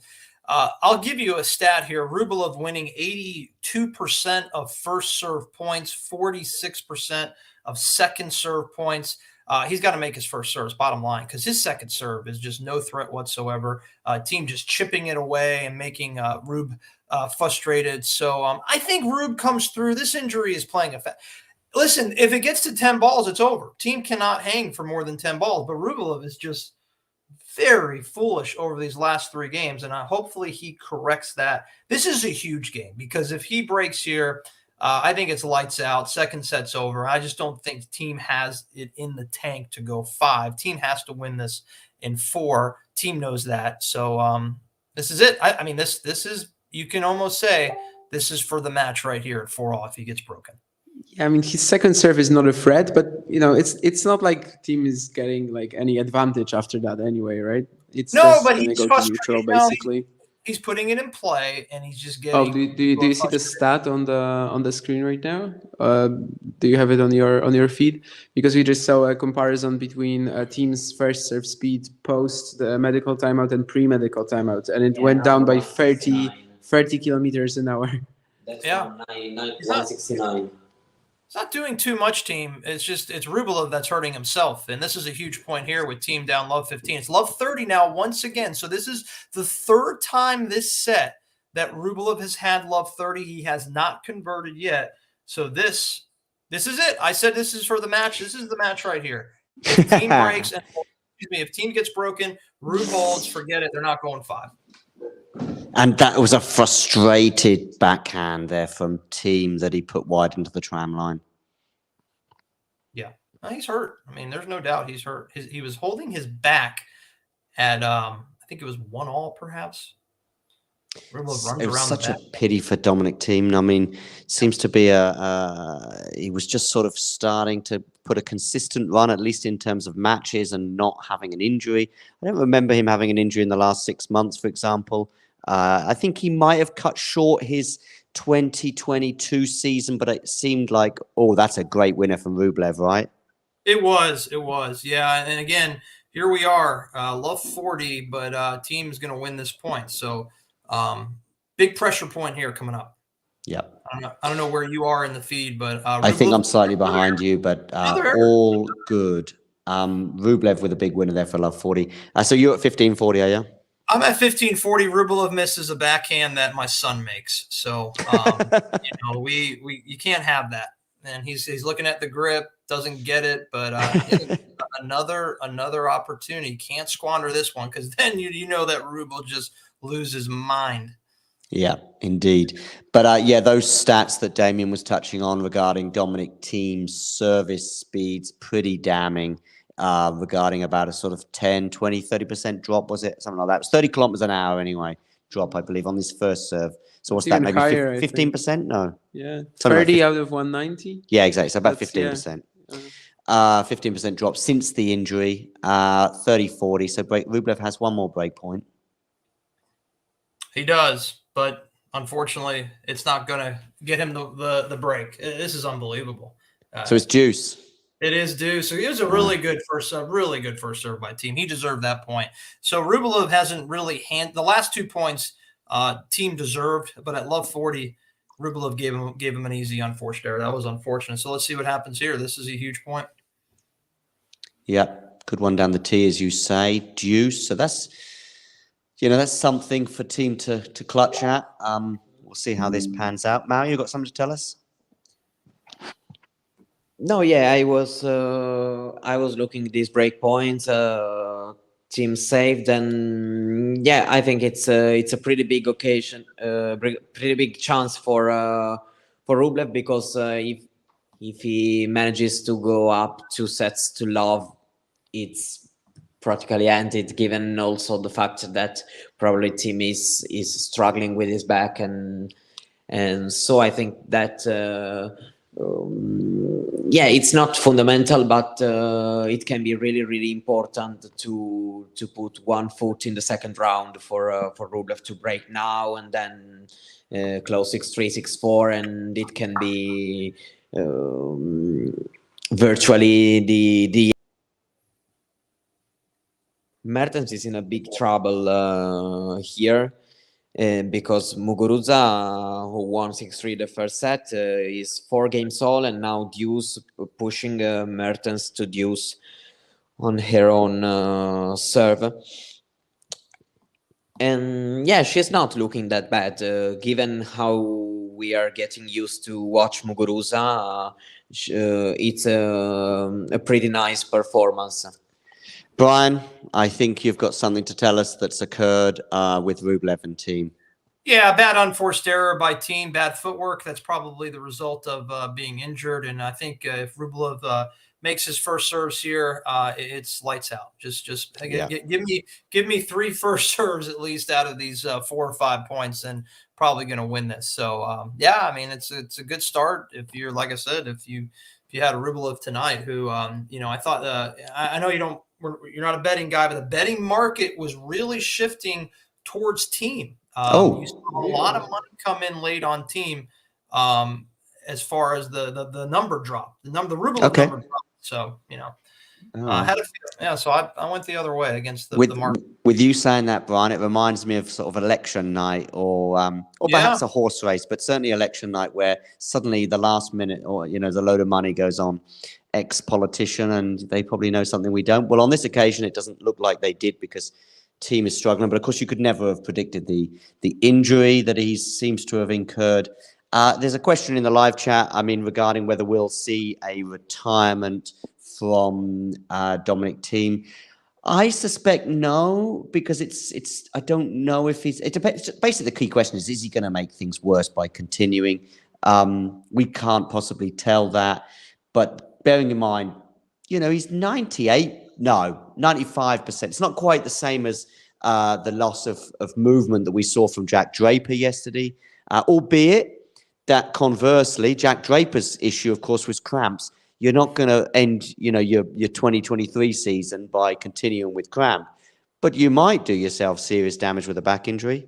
Damien, you got something to say? I think it's very possible that he gives it up after this set, right? After if he feels like there's no chance of winning, which kind of there isn't. and yeah, a 30 km/h drop on the first serve. Yeah, I wouldn't be surprised if he gives it up after this set. But if he starts playing the third, then he probably finishes it as well. A very funny comment there from Ghosty in the live chat. Mario, if you want to say something, just pick up the mic for sure. Muguruza didn't break Mertens there, I see. No. And so that's a pretty huge game, and I'm very interested to see how Muguruza will react, serving to prolong this second set, to stay in the set, because she's under pressure now. Yeah, I see Thiem in a big trouble physically, to be honest. Set points for Rublev. Go on, Brian. This is match point, and that is the match probably. That bottom line is it's either retirement. He's not going to go 5. So I think that should do it. Hey, can we talk about Richard Dick Gasquet? We have an all French battle coming up. Does he have the energy? Does he have what it takes to beat the Frenchman? Yeah, it's very possible that he sort of maxed himself out in all French. Man, he was given a pretty significant choke by Norrie in the third set, so I don't think it was also entirely on him that he won it. And yeah, I certainly like that. Like Humbert to progress there. Just he's younger, he's fresher, he's he's not worse in terms of tennis skills at the moment for sure. So that seems like a pretty clear equation for me. Although, there's no although even. I'm really you talked about the betting aspect. I'm quite shocked that it's not leaning towards Humbert. Well, Humbert's playing bad tennis, right? Is he? He lost to Eubanks, right, in the last tournament? Yeah, it was interesting in Auckland, which can always happen. Plus Eubanks, he's probably playing like the best tennis of his career right now. Yeah, Eubanks. I just think Humbert had a terrible first half of 2022, of course, but since he dropped down to challengers for a while, he gained some confidence, and I think he's this year is probably going to be much better for him. So I don't know. I think I really liked Gasquet when this draw was released, but then he had to play 2 battles right after that, and that's where I'm a little hesitant to even put any investment in this match. But I agree with you. I kind of lean Humbert in this spot, but I just don't trust the guy. I really don't. I'm not. I need to see more out of Humbert. This is kind of like his Muguruza match, right? Like same situation. Like they both, who had pretty good campaigns in 2020, early 2021, and really have plummeted. So 2 huge matches for those 2 players, transpiring this evening. I think Gasquet, 43rd year on tour. He's up there. He's 35 and 36 years old. He's old, man. It's not easy playing tennis at this level at 35. I give him Mario? No, here to say that down 4-5 in the second set, Muguruza has played probably her best game of the match, holding at love her serve, playing 2 amazing rally, and then serving very well. So good sign. Okay. Can we take a look at the Bublik score against ADF? I mean, is Bublik going to try? The question is not as if he's going to lose, is he going to try the rest of the match? Did he lose 6-0 or 6-1? I'm just having a look now. 6-love. Yeah. I mean, like, come on. I mean, I don't know. I mean, it's so who tanks more than likely tonight? Fonini or Bublik? That's the most important question, I think, of the evening. If Fonini Bublik made 19 unforced errors in that set. It's just embarrassing. 2 winners, 9 unforced errors, and 29 and 10 points. Are you guys Italian? Are you in Italy? I'm in Germany, or we're all in Germany, No. but Okay, Mario? John, I know you're German. Mario, are you from Italy? I'm Italian. Okay, I come from southern Italy. Can you explain the massive underdog role for Fonini here tonight? I mean, do you think that that he deserves to be that big of an underdog in this spot? Given how's playing, I think that yes, probably he's the underdog. Huge underdog. Huge. But not huge underdog, in my opinion. Yeah, even because I don't think that Kokkinakis is so reliable. So I think like it's a 60-40. I'm not saying you're wrong. I'm saying the betting market has him as a huge underdog. Like, I mean, what is he, plus $4 to win this match? He's a huge dog. I agree. I don't like the number. I think Kokkinakis shouldn't be that big of a favorite. I put it 60-40. 60-40, yeah. That's my pick too. I am not in the 60-40 camp, although I also would not put Kokkinakis that much of a favorite. He's had a couple of tough, very long weeks. Of course, he's played excellent. Like the way he's played in Adelaide this year, last year, that's the best of Kokkinakis we've seen in these 2 years. But even last year, we had him winning Adelaide. Of course, he won, so it was a day later. But then he just was completely crushed by Hanfmann. He had nothing left for the Australian Open. I don't think it will be quite this extreme, but still the way that why I don't think it's a 60-40. It would be like Fonini's best performance in months still to take it. So basically that's why. But that's that line is a bit of a stretch for sure. It is. Fonini sitting at plus 375, the buyback minus 600 for Kokkinakis. So that's a big disparity there. There we go. Fernandez, talking of big gaps, has won in straight sets, 7-5, 6-2 against Alize Cornet. It's a good win. Mario? Muguruza will serve for the match. Ooh. Up 6-3, 6-5. Good. Dominic, So after 18 straight slams in which Mertens were at least at the third round, we could have the second straight first round elimination for her. She's never going to reach the third round again. Probably. Brian, tell us about Thiem. Thiem just hit an incredible backhand down break point, but now it is add out as he and then he forces an unforced error. So again, Thiem not moving well, but that one hand backhand, which is a thing of beauty, was on display at 30-40.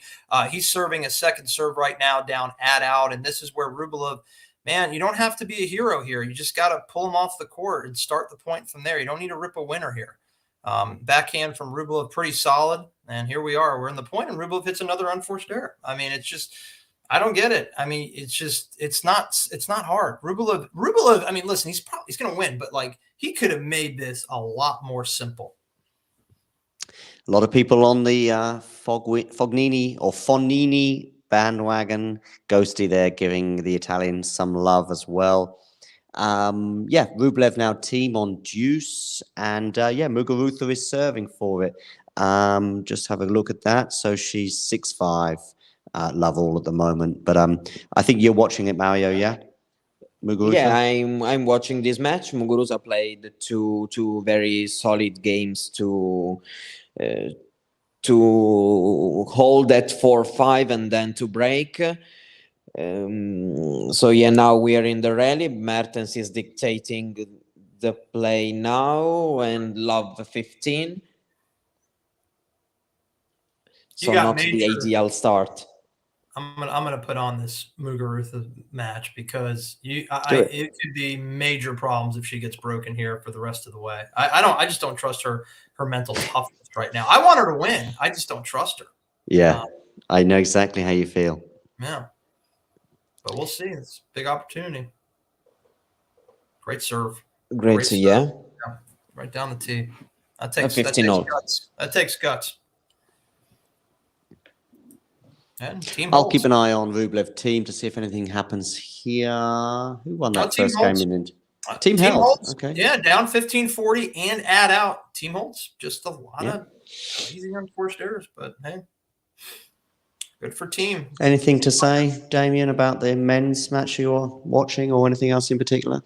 No, I mean, Jerry broke back in the third set. There was a bit of a weaker game from Zizou. It's still on his racket, but it's. I think the energy has gone down a bit for sure. Like there's the footwork isn't as dynamic anymore. The forehand hasn't been that much of a threat in the past 2 games at least. And Bellucci had a love 40 opportunity on Bonzi served in the second game of the third set, but it's now deuce, and we'll see if he can get through that. But yeah, certainly both matches, he actually has a break point now again. Both matches certainly have been very close, and yeah, good to see that the underdogs are actually holding on so well. I think with Bergs it was pretty clear that he was going to. With Bellucci there was a lot of uncertainty. Oh, Bonzi just missed that. Probably an easier smash than the Kukushkin one that we were watching before the start of play. Go on, Mario. Dan Evans we have 2 break points for Elise Mertens, so Muguruza has to save them, or we are going to a tie break. That is so on brand for Garbiñe Muguruza. Brian shaking his head there. So bad. Gosh. How about Kecmanović lost the first set? Wow. Mia Moore. I adore Mia Moore. Losing the first set 6-3. Wow. Didn't see that coming. Kanepi is in a dogfight in the second set there. Let's see what happens with Muguruza, though. She is 15-40. This will be a hell of a closeout if she does turn this around from 15-40. But then, she's still 7 points from victory. But as double fault. Oh no, brutal. That's there you tight. go. That's on brand as well. So tiebreak. Here we go. Yeah, and this is where you get into live market here and just kind of test the waters and see what you get. Live betting market here. This is probably a play on Mertens in the tiebreaker. Yeah, well, we'll see. We'll see. I mean, it's just if she can get over the mental hurdle of the fact that she was serving for it. Mertens, of course, was a breakup as well. So at one point, it looked like she had sort of lost the advantage, so to speak. Rogers is through, by the way, to join Fernandez and Townsend and Schmidlova in the next round. Mertens has won the first point in that tiebreak, just to had a little bit more pressure on the Spaniard. Georgie winning 6-love, 6-1 earlier on against Pavlyuchenkova. Alexandrova is also through into the next round, as is Sabalenka in straight sets. Fruhvirtova won the first set 6-love against the Australian Fullis. They're now in the second set. Rodina is now underway against Volynets, and she is up a break already. Garcia as well, the number 4 seed, and I think third favourite. In many people's eyes, at least. She is on serve with Sebov, 2 games all. And over on the men's side, we've got Rublev and Thiem, 1 game all. Thiem is looking a bit more like, or not like, giving up, if you like, or retiring from this match, despite the back injury he has. Schwartzman got the break back against the Ukrainian Krutik. So it's 6 all into a tie break.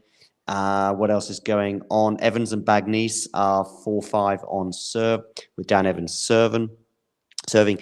Bergs is up a break in the third set against Les Logère, and Dimitrov is serving for the second set against Karatsev, having won the first set 7-6. Bellucci and Bonzi into a third set, as are Galan and Shardy. Carreño Busta is underway as well against the Argentinian Cashin. Did Dimitrov win the second set? He's serving for it as we speak. Okay.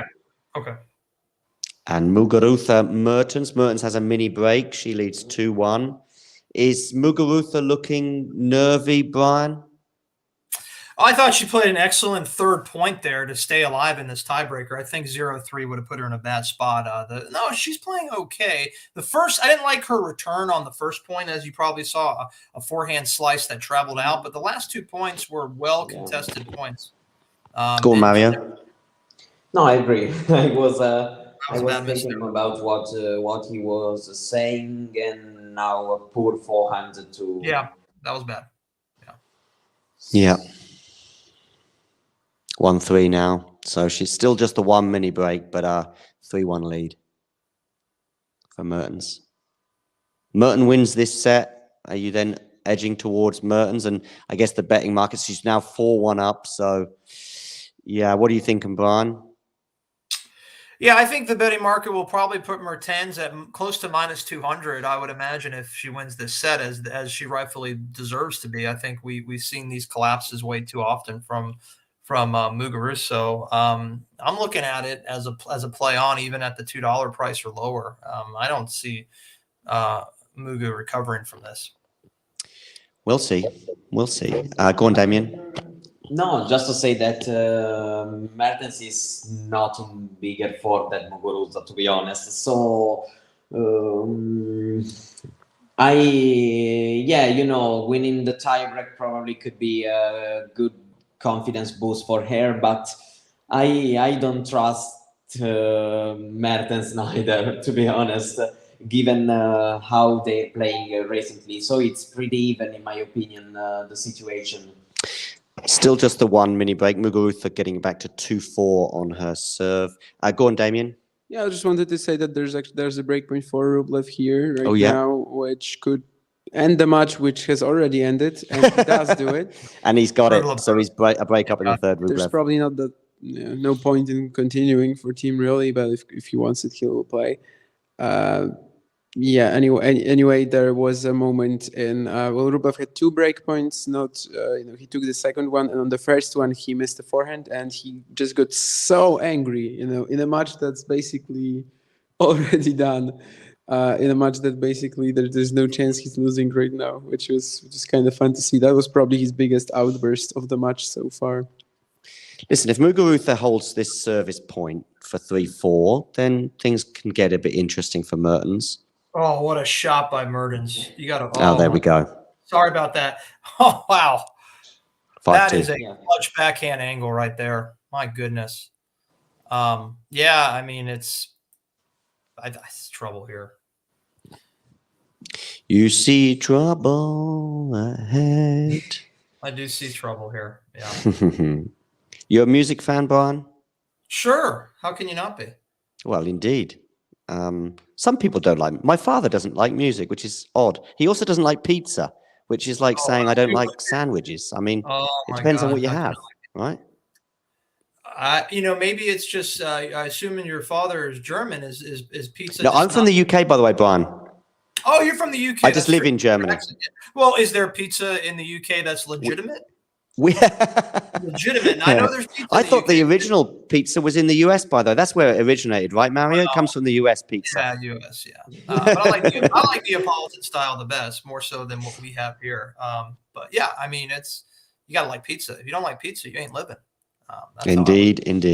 Rublev with a break, by the way. Yes, indeed. Yeah. So Muguruza is 3-5. Well, actually, it's 5-3 because Mertens is serving. So it'll either be a set point or a break back for Muguruza if she was to win a good set point there for Mugu. That's a first serve that landed in New Zealand for Mertens. So.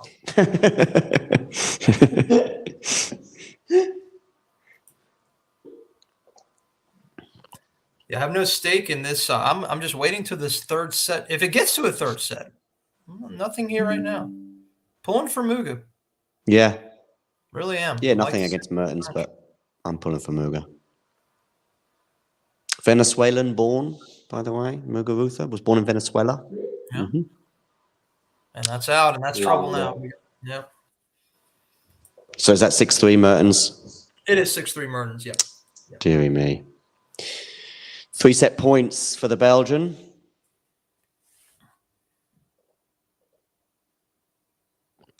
Let us know in the live chat. Are you pulling for Muga? Do you think she's going to collapse in the third set? Should it go that far? Rublev's up 30 love. Go on, Brian. I do. I know the boys over there disagree. I see a little bit of a collapse here coming in the third set. I do. It can be.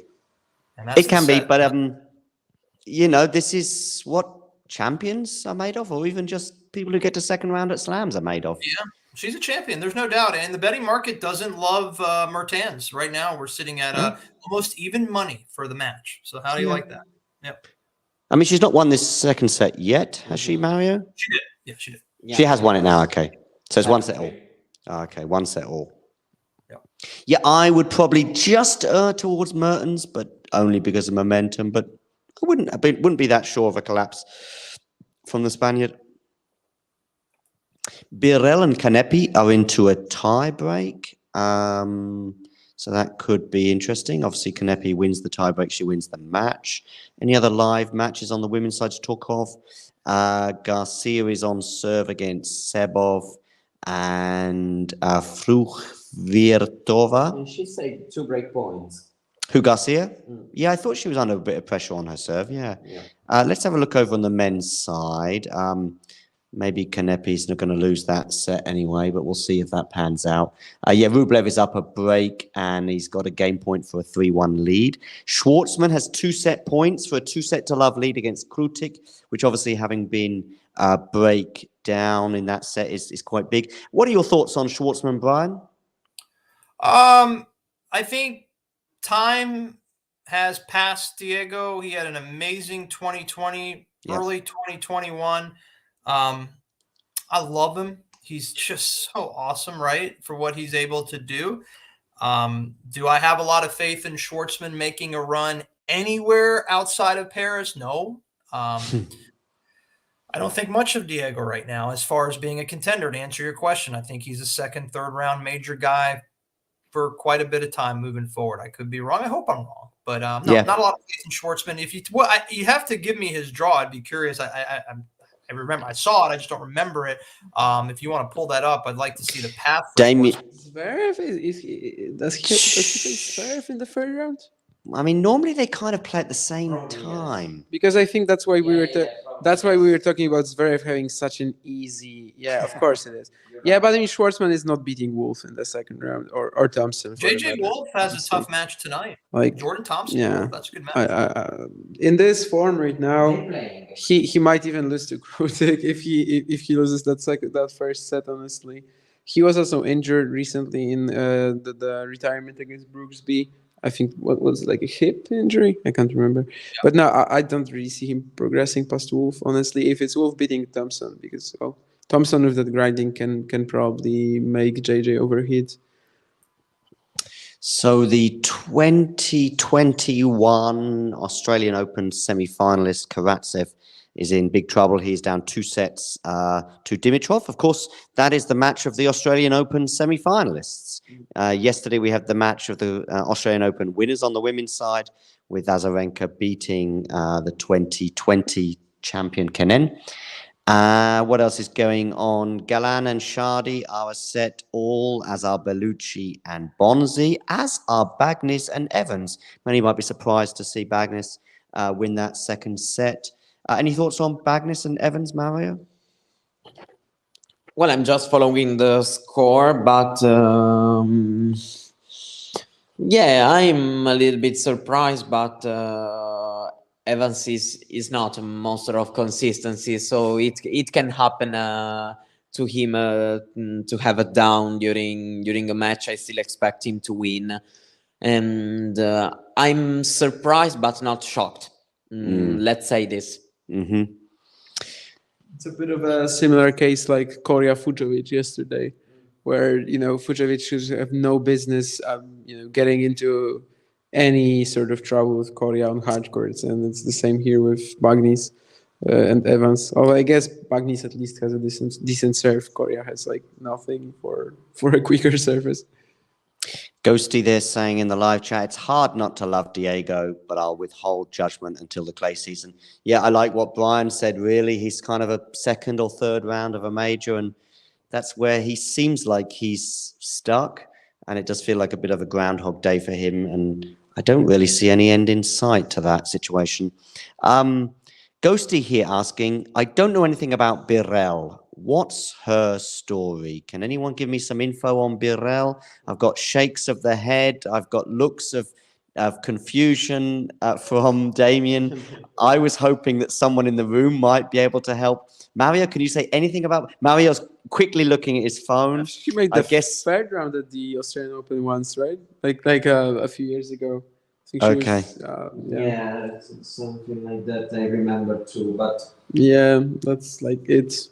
I honestly probably haven't watched her since third round 2019. Yeah, the lower levels of the women's game are definitely not my specialty. Yeah, but it should never been in a major main draw outside of the Australia. Okay. Volnitz is a breakup on Rodina, for what it's worth. Who bought a Birrell? Birrell, yeah. Oh, well, how about that? Where in Germany? Düsseldorf, not far from here, just an hour away. There we are, Ghosty. That's what you come here for, this kind of insight. We tell you where these players are born, because you can't find it anywhere else, of course. There's no such thing as search engines or such things or encyclopedias available online. Sabalenka went through earlier in straight sets, as did Taylor Townsend. Muguruza is now into a third set. She was serving for the match, but down break points, she double faulted and then lost the subsequent tiebreak. Leylah Fernandez is through in straight sets. My tip for the Australian Open semi-finals, Leylah Fernandez. What do you think of that tip or prediction, Brian? Leylah Fernandez semi-final. It's not going to happen, but I like Leylah Fernandez a lot. I mean, I think what's her path? Give me her draw. I don't trust her erratic play. I mean, she is so good. I mean, listen, her match tonight, I'm very impressed with that second set, blowing out Cornet. And winning a gritty first set. I like what I saw to Fernandez, but I think lightning in a bottle at the U.S. Open, in 2021, a lot of luck there. Same thing for Emma. I mean, both players just hitting at all spots. Every match got a little lucky here and there, but that's what it takes. Some luck and also being a champion. Fernandez just doesn't give me the excitement that you want to pull the trigger to say she's going to be a semifinalist right now. I think she's capable one day, but right now I'm not buying it. But again, these tournaments have everything to do with draw. Sabalenka goes down, Garcia goes down somehow, and then the draw is wide open. A girl like Fernandez can pull through. But if the seeds hold up, I don't like Fernandez to get to a Final Four. I'm just going to have a look at the draw and sort of projections, not just for Fernandez, but various players. You say the Australian Open tennis, so the Australian Open website is good for this kind of thing, right, Damien, for sort of draws and quickly. Oh, okay, maybe I can get this up pretty quickly. You can get them everywhere. Yeah, Diego lost the second set. Well, of course, yeah, the Australian Open official website is a good resource. Sorry, Brian, what were you saying? Both Diego Schwartzman and Kai Kanepi lost their second set in a tiebreaker.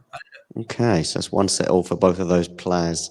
I'm looking at the top half of the draw right now, so that's obviously yesterday's results influenced. That'll be in action tomorrow. Going down the draw now, let's have a look. Any players from today?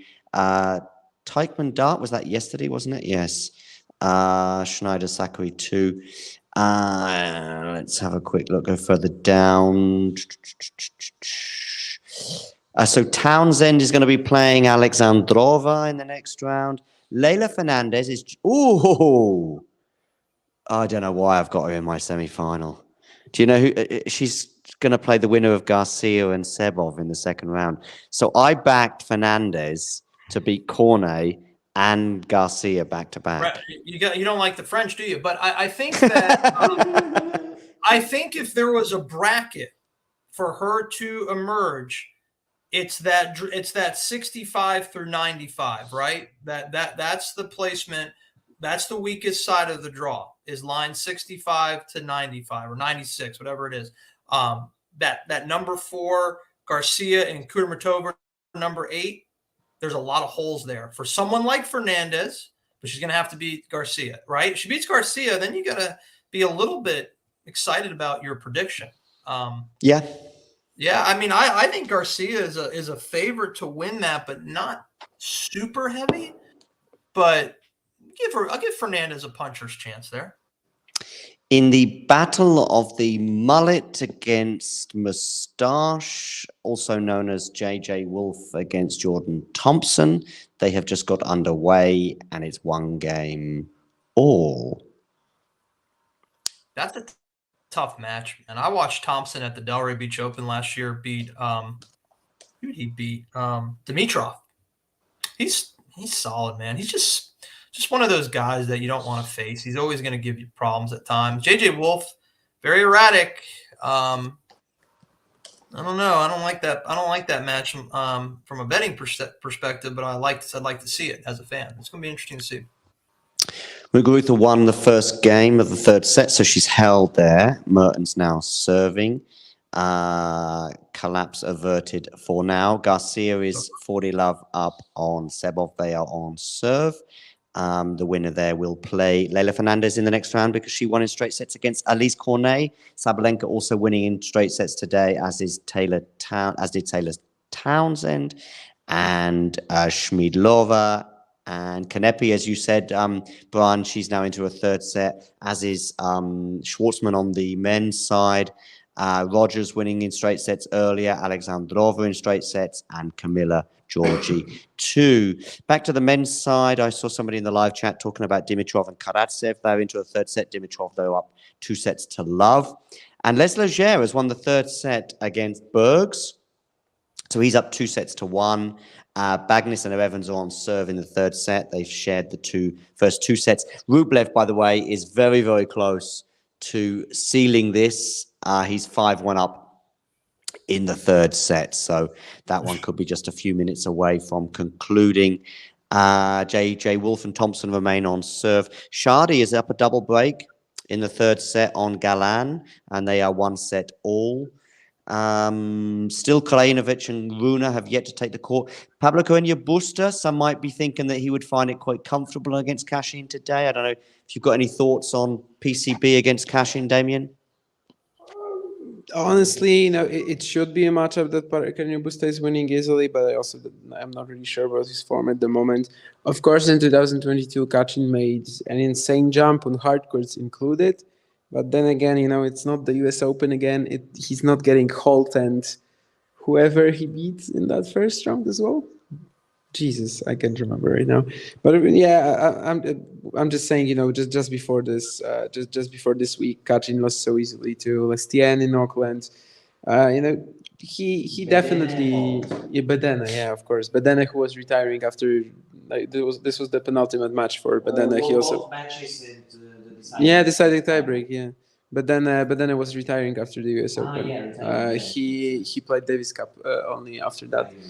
And basically what I'm saying is that even though Kachin made a huge jump in 2022, of course it's not gonna last. It was a hot streak that was never gonna last, and it's a match that really Carreño Busta cannot afford to lose. But I wouldn't be surprised if there's trouble there, just because I don't really seem to think that his form is that good right now. But as much as I love the Pedro Kachin origin story in 2022, I don't think it's gonna last. Okay, just a second.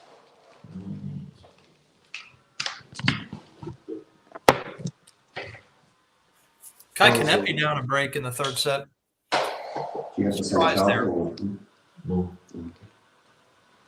Thank you.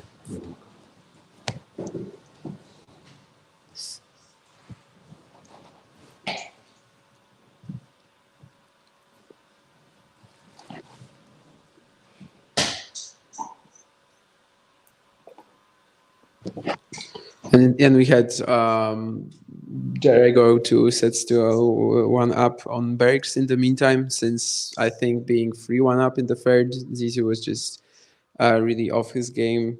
There was a pretty long break now. I think he took. I think there's also the heat rule in place today, right? So we're gonna see some extensive breaks between sets, I suppose, and yeah. We're waiting the return of Bergs onto the court there, but it's not looking that bright for him, as he's now 1-2 down and could have easily rode that advantage. I think he was up a break twice in the third set actually, so that's even worse. And Bellucci and Bonzi are still very much tied in the third set, so at least there's still the underdog is still holding on.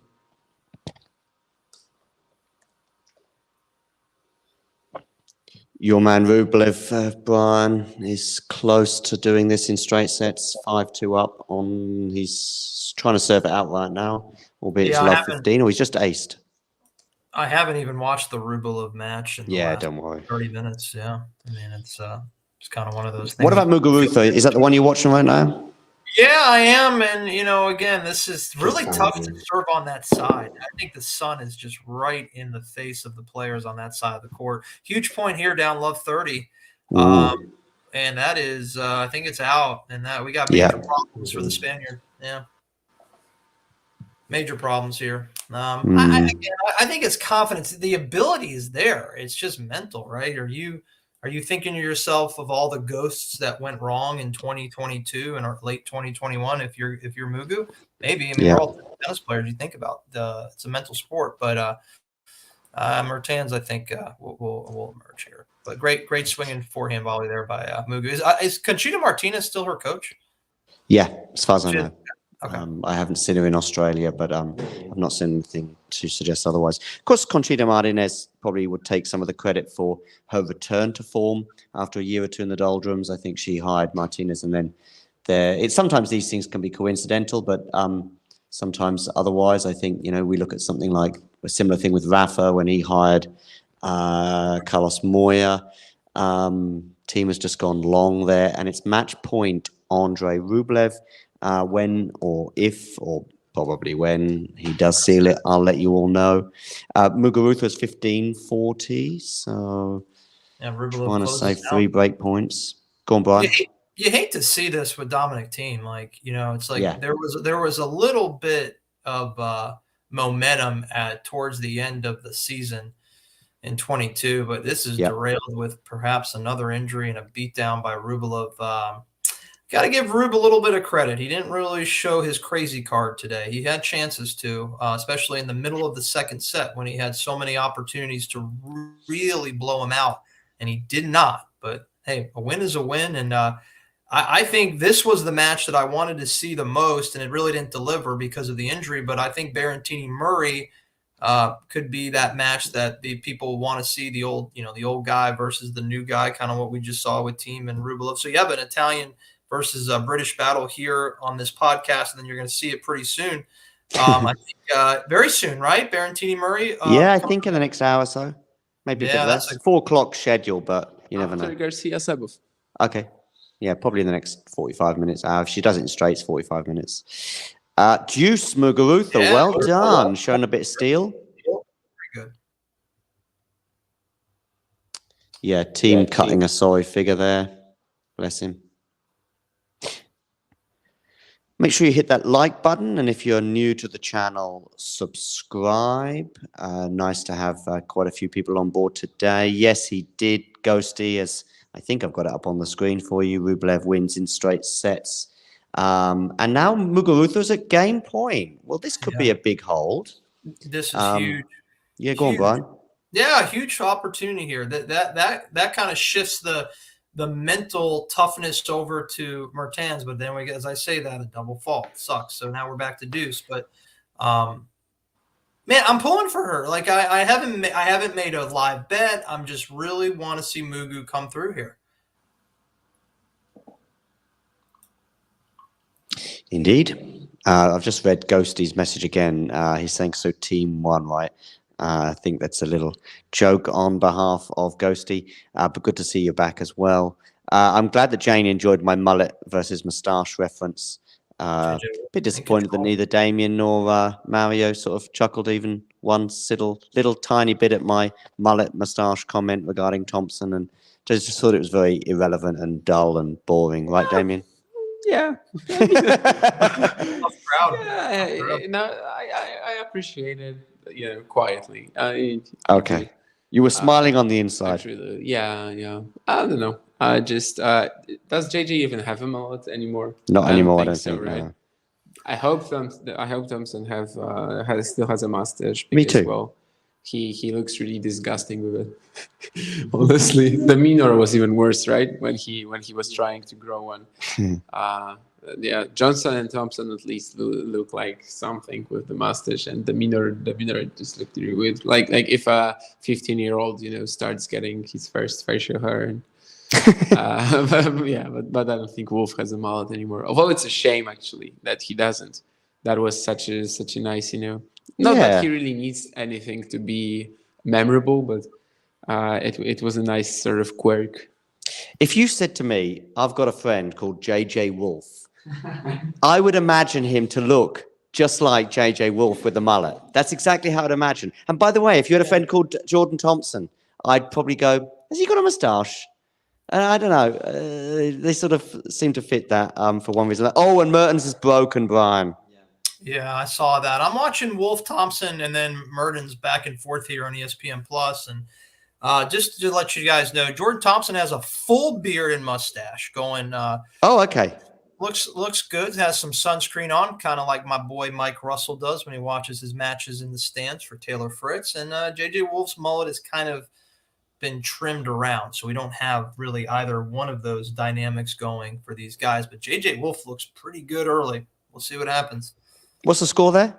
4-1 Wolf. Thompson up 40-15 on his serve. Just one break. Okay.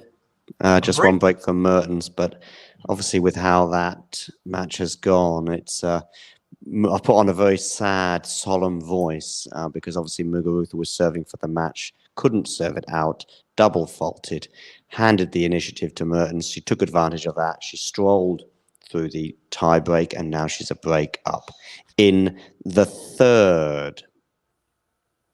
Who had a better mullet, JJ Wolf or Martina Navratilova when she was playing? Martina. Tough one. That I might do a Twitter poll on that. Match summary for Rublev team. Rublev winning a straight set 6-3, 6-4, 6-2. Obviously a severely hampered Dominic team with the back. Only having 2 break points in the entire match. Rublev, by the way, 16 break points and only converting 4 against a wounded Dominic team. And I think Brian certainly touched on that as well a bit, and how he sort of lost a bit of killer instinct. So he's going to be playing Rublev, the winner of Purcell Rusivori. Galan Shardy will play the winner of Evans Bagnis.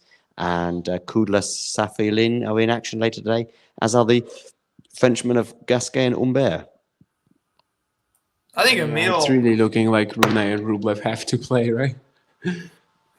That's gonna be a bit hard to avoid. Just wanted to say about JJ Wolf that it'd be so good to see him win today because, well, I think someone like Thompson, a grinder like that, can be a tough matchup for him. And if JJ wins this, then he's got a serious chance of doing something here. I mean, Schwartzman or Krujek next, he's gonna probably be the favorite of that match right now, with the way Schwartzman is looking, and then he could play Zverev, who's really vulnerable at the moment. So this could be like a breakthrough event for Wolf if he actually is able to defeat Thompson. And then, I mean, I would really back him against Schwartzman or Krujek. Then Zverev could be tough, but he's definitely at a spot right now where you can beat him. A quick 60-second break. Let's remind ourselves of what happened yesterday in Melbourne and also we've got happening on the show today.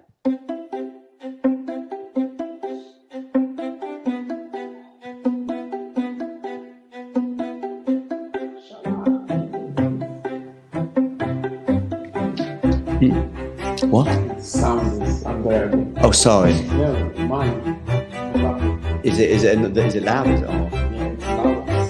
Okay. By the way, I like this music, by the way. Sometimes I just listen to it. I got in trouble, but What's up there after this match? hang on a second, I think we're still.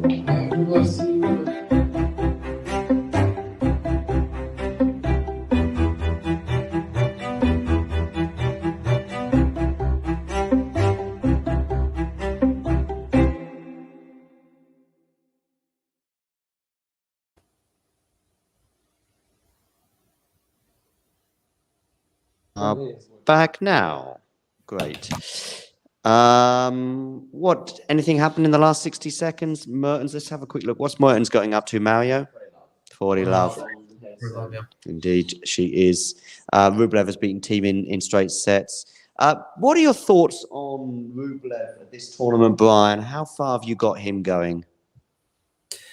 Well, I think he had a pretty tough draw, if I remember correctly, but I think we have problems with Rublev. We saw today his second serve return was atrocious. Missed opportunities left and right. The next round, I think, is pretty easy for Rublev. I think, if I remember correctly, it gets pretty difficult from there. He has Djokovic, obviously, in the quarters. Round of 16, who's his round of 16 and round of 32 opponents? Yeah, it gets tough in the round of 16, as you said, Okay. but in the round of 32, he can play Fine. Evans or Okay, Bagnis or Galan or Shardy, I think.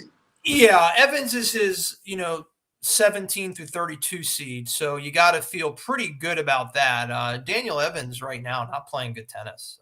No. So, let's see what happens there with Yeah. like Bob Evans, which is a chain here in America, like one of these terrible restaurant chains called Bob Evans. So that's his nickname.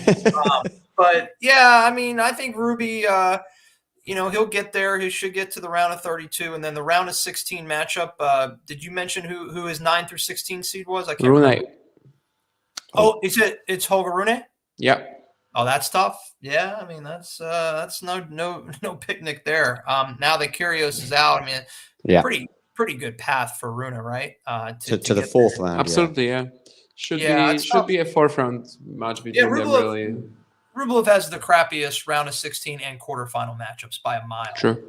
Yeah. And anybody seeded 1 through 8, he has the worst draw. So can he beat Rune? I think he can. I mean, he certainly can beat him. Djokovic, it's funny. I think I'd like to see if this injury or whatever you want to call it is legit or not. I don't think it is, but man, Rublev could beat Djokovic. Okay, let me ask you guys this: 5 through 8 seeds. Who's the worst matchup for Djokovic? Excuse me. Yeah, isn't Djokovic the fourth? Yeah, so 5 through 8, he could have got any of these guys. FAA, Rube. Who's the toughest 5 through 8 for him? It's Rublev, Medvedev, FAA, and the 8th seed is Taylor. Fritz. Yeah, Fritz. Yeah. So who's the toughest matchup for Djokovic in the 5 through 8? Fritz? Okay. Medvedev. I mean, just because he's better than all the other guys. He's like, better than all not of because them. the matchup is actually like strictly better for him. I think just because he's much better than the other guys to me. But yeah, I think for Djokovic there is a bit of a problem in that quarterfinal round, and it is because of the fact that I think both Rune and Rublev are capable of beating him. I just don't know if they're capable of beating him in the best of 5. But I think what you were basically trying to make us say is that we should pick Rublev, and I kind of agree. I'm not telling you to pick Ruby over Djokovic by any stretch of the imagination. No, I mean pick Rublev out of the 4 guys. Oh, of the 4 guys, yeah, I think no, and I think it's Medvedev. That's my answer. But I also think Rube is probably number 2. Fritz would be 3, and I think Felix is 4 in that situation. But I think it's Medi. I'm just in love with Medi. I just want him to get back to the COVID year. Go on, Mario. Give us your thoughts. My personal opinion is that Rublev is the easiest matchup. Yeah. Among the 4 for Djokovic. Okay. Because I think that with his weapons, his forehand is not so able to create some damage to Djokovic if he's fit. And I don't know. I really can't see Rublev beating Djokovic.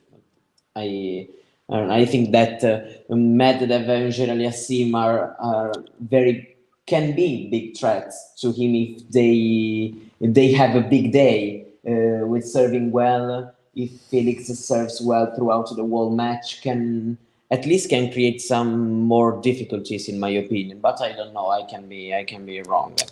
The suggested collapse from Brian might be coming to fruition. In fact, it's edging very much that way. Muguruza is now down a double break in the third set against Mertens. I'm sorry to interrupt you, John. That was just a checkout tank forehand swing and volley by Mugu there. And, I bought in the betting market here at 2-1 down a break. I paid the $3 on Mertens to win this match. So it's a heavy price, but I don't know.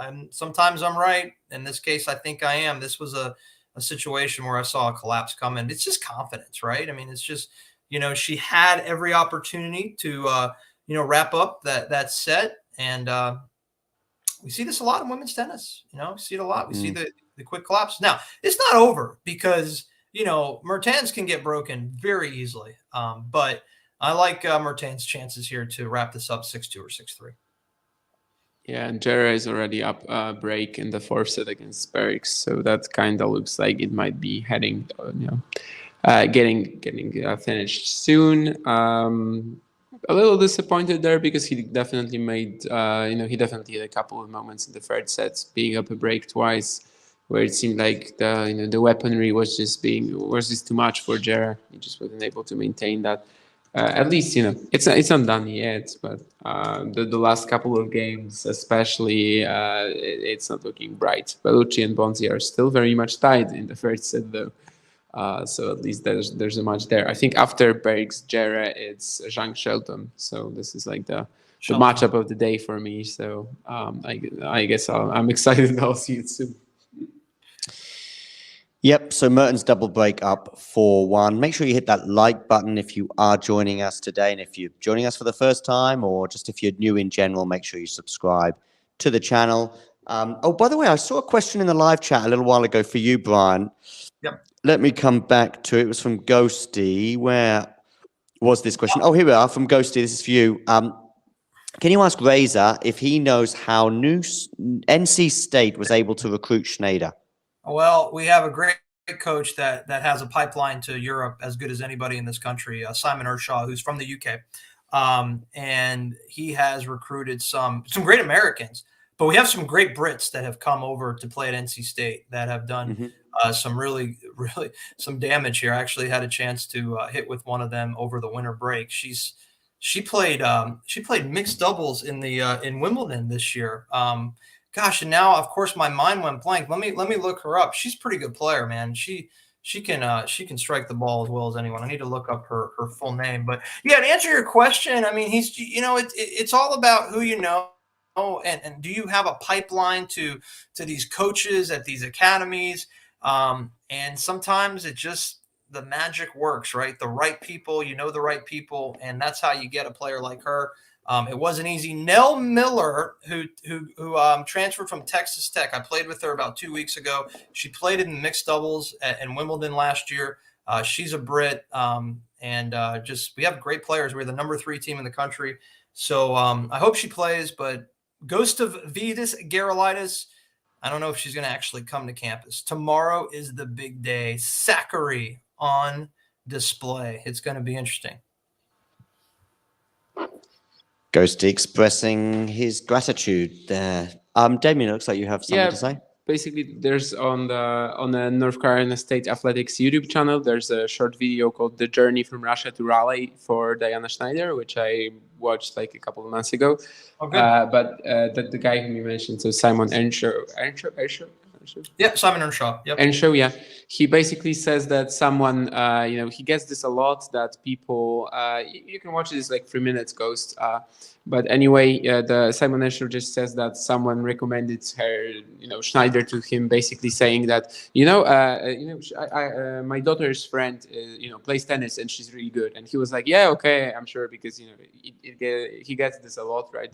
Everyone wants to just introduce to a college coach, that there's a talented kid somewhere out there, and usually it's the kid turns out to be terrible. But yeah, when he basically says here that as soon as they saw Schneider, that was already gone, and then like he knew that she was going to be great, and yeah, that's when he started working on recruiting her. Yeah, so Ghost, if you're interested in the story, check out that video. It's like 3 minutes. As crazy as it sounds, I mean, I've never seen the video, and I'm like, I'm very much involved with, NC State still, more on the men's side, very close friends with the men's coaches. But no, I appreciate you recommending that. Goffin is out of the Australian Open. Oh, how come? Mo, lucky loser, will play locally to then Zverev. I think it's Zverev second round. Or Varias. Finally, Michael Moe in the yeah. I'll tell you who's out of the Australian Open. Kai Kanepi. She got blasted in the third wow. Set. She's done. She's down 5 finalists, both out. Cornet and Kanepi. Yeah. Sorry, I can't. She's my. Okay. No, I was saying 2 quarterfinalists, Cornet and Kanepi, both out today in the first round. Mm. By the way, there's a picture here of Kai Kanepi. Doesn't look like it is. Doesn't look like her at all. I don't think it is. I don't think it is. I think it's like some stripper in Estonia they found. It does not look like her. Anyway, Garcia is up a set and a double break, so could well be seeing Holger Rune on pretty soon, because he's next up on Rod Laver Arena. Kanepi is already out because she's a seeded player this year. What will so she can't cause upsets. She could if she played. Who was she gonna play in the third round? Jabeur, right? Jabeur, I think. Round is too far. Yeah, but that makes the path a little clearer for Jabeur if she can get past Vondrousova. Although I think the fourth round as well is super tough. When she do play Vondrousova in second round? Second round, and fourth round with Samsonova or Haddad Maia. But I think Vondrousova has like a potentially dangerous round on match as well, right? Yeah, I believe so. At least I can't remember who it was, but I remember I didn't think it was as clear as people thought. Vondrousova a risk. Okay. Sometimes she's gonna produce. It's not impossible. Mertens is 30 love up on the Muguruza serve to win the match 6-1. So she's 2 points from victory. Muguruza is a double breakdown already anyway. 1-5 there. Anyway, a classic Bublik score in the match against Davidovich Fokina, because love 6, 7-5, 7-6. So he won the second set 7-6. He won the second set? 7-6. Yeah. He won the second set. Unbelievable. Wow. You wouldn't listen, Brian, though. If you had money on a Bublik match, well, first of all, what you're doing, putting money on a Bublik match, I would argue, but you'd be quite annoyed, though, wouldn't you? Let's say if you backed him at some point and lost out.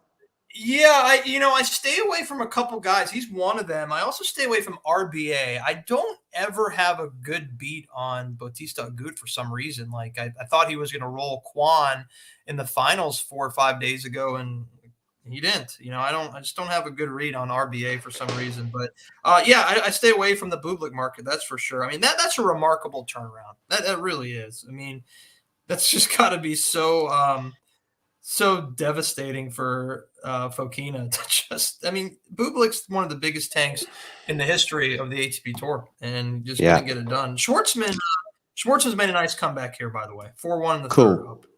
Cool. Yeah. By the way, there's a couple of players that have really been on brand today. Bublik being one, and the other one, Muguruza, serving for the match, double faults, loses the tiebreak, and then collapses in the third set. 6-1, Mertens wins. Muguruza. Say again? Who? After having won the first game, so yes, he lost 6 games in a row. Yeah. So Mertens is through the number 26 seed at the expense of the former world number 1. Did Muguruza get to world number 1? I love the Basilashvili sunglasses. Oh, okay. Basilashvili's rocking the sunglasses. Muguruza was the number 1, yeah. Yeah, Muguruza did get to number 1, yeah. So there we go. Taylor Fritz is about to get underway against Basilashvili. I guess that's, you wouldn't choose Basilashvili as your first round opponent, would you, Damien? No, that's not fun. Not fun, not gonna give you much rhythm, but at the same time it would take like the best performance he's had in years to throw out Fritz. But of course, this is one of the guys who you always know can randomly peak out of nowhere, and I wonder if he's gonna play in them until the end, but it kind of looks like so. So it's like a Janko Tipsarevic vibe, or who else played in glasses. Mario, tell me something tennis. Okay, we have some results. We were talking about Kanepi losing. Fruvirtova Linda has won her first round against Forlis, 6-love, 6-4.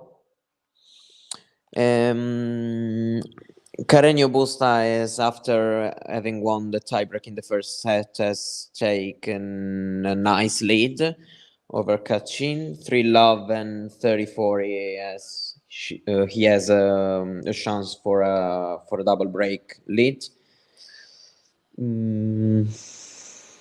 By the way, Chardy has won the third set, so he could come back with a nice win, because it would be a nice win against. Who is Taylor Fritz's projected quarterfinalist? But it's not Casper Ruud. Oh boy, Fritz.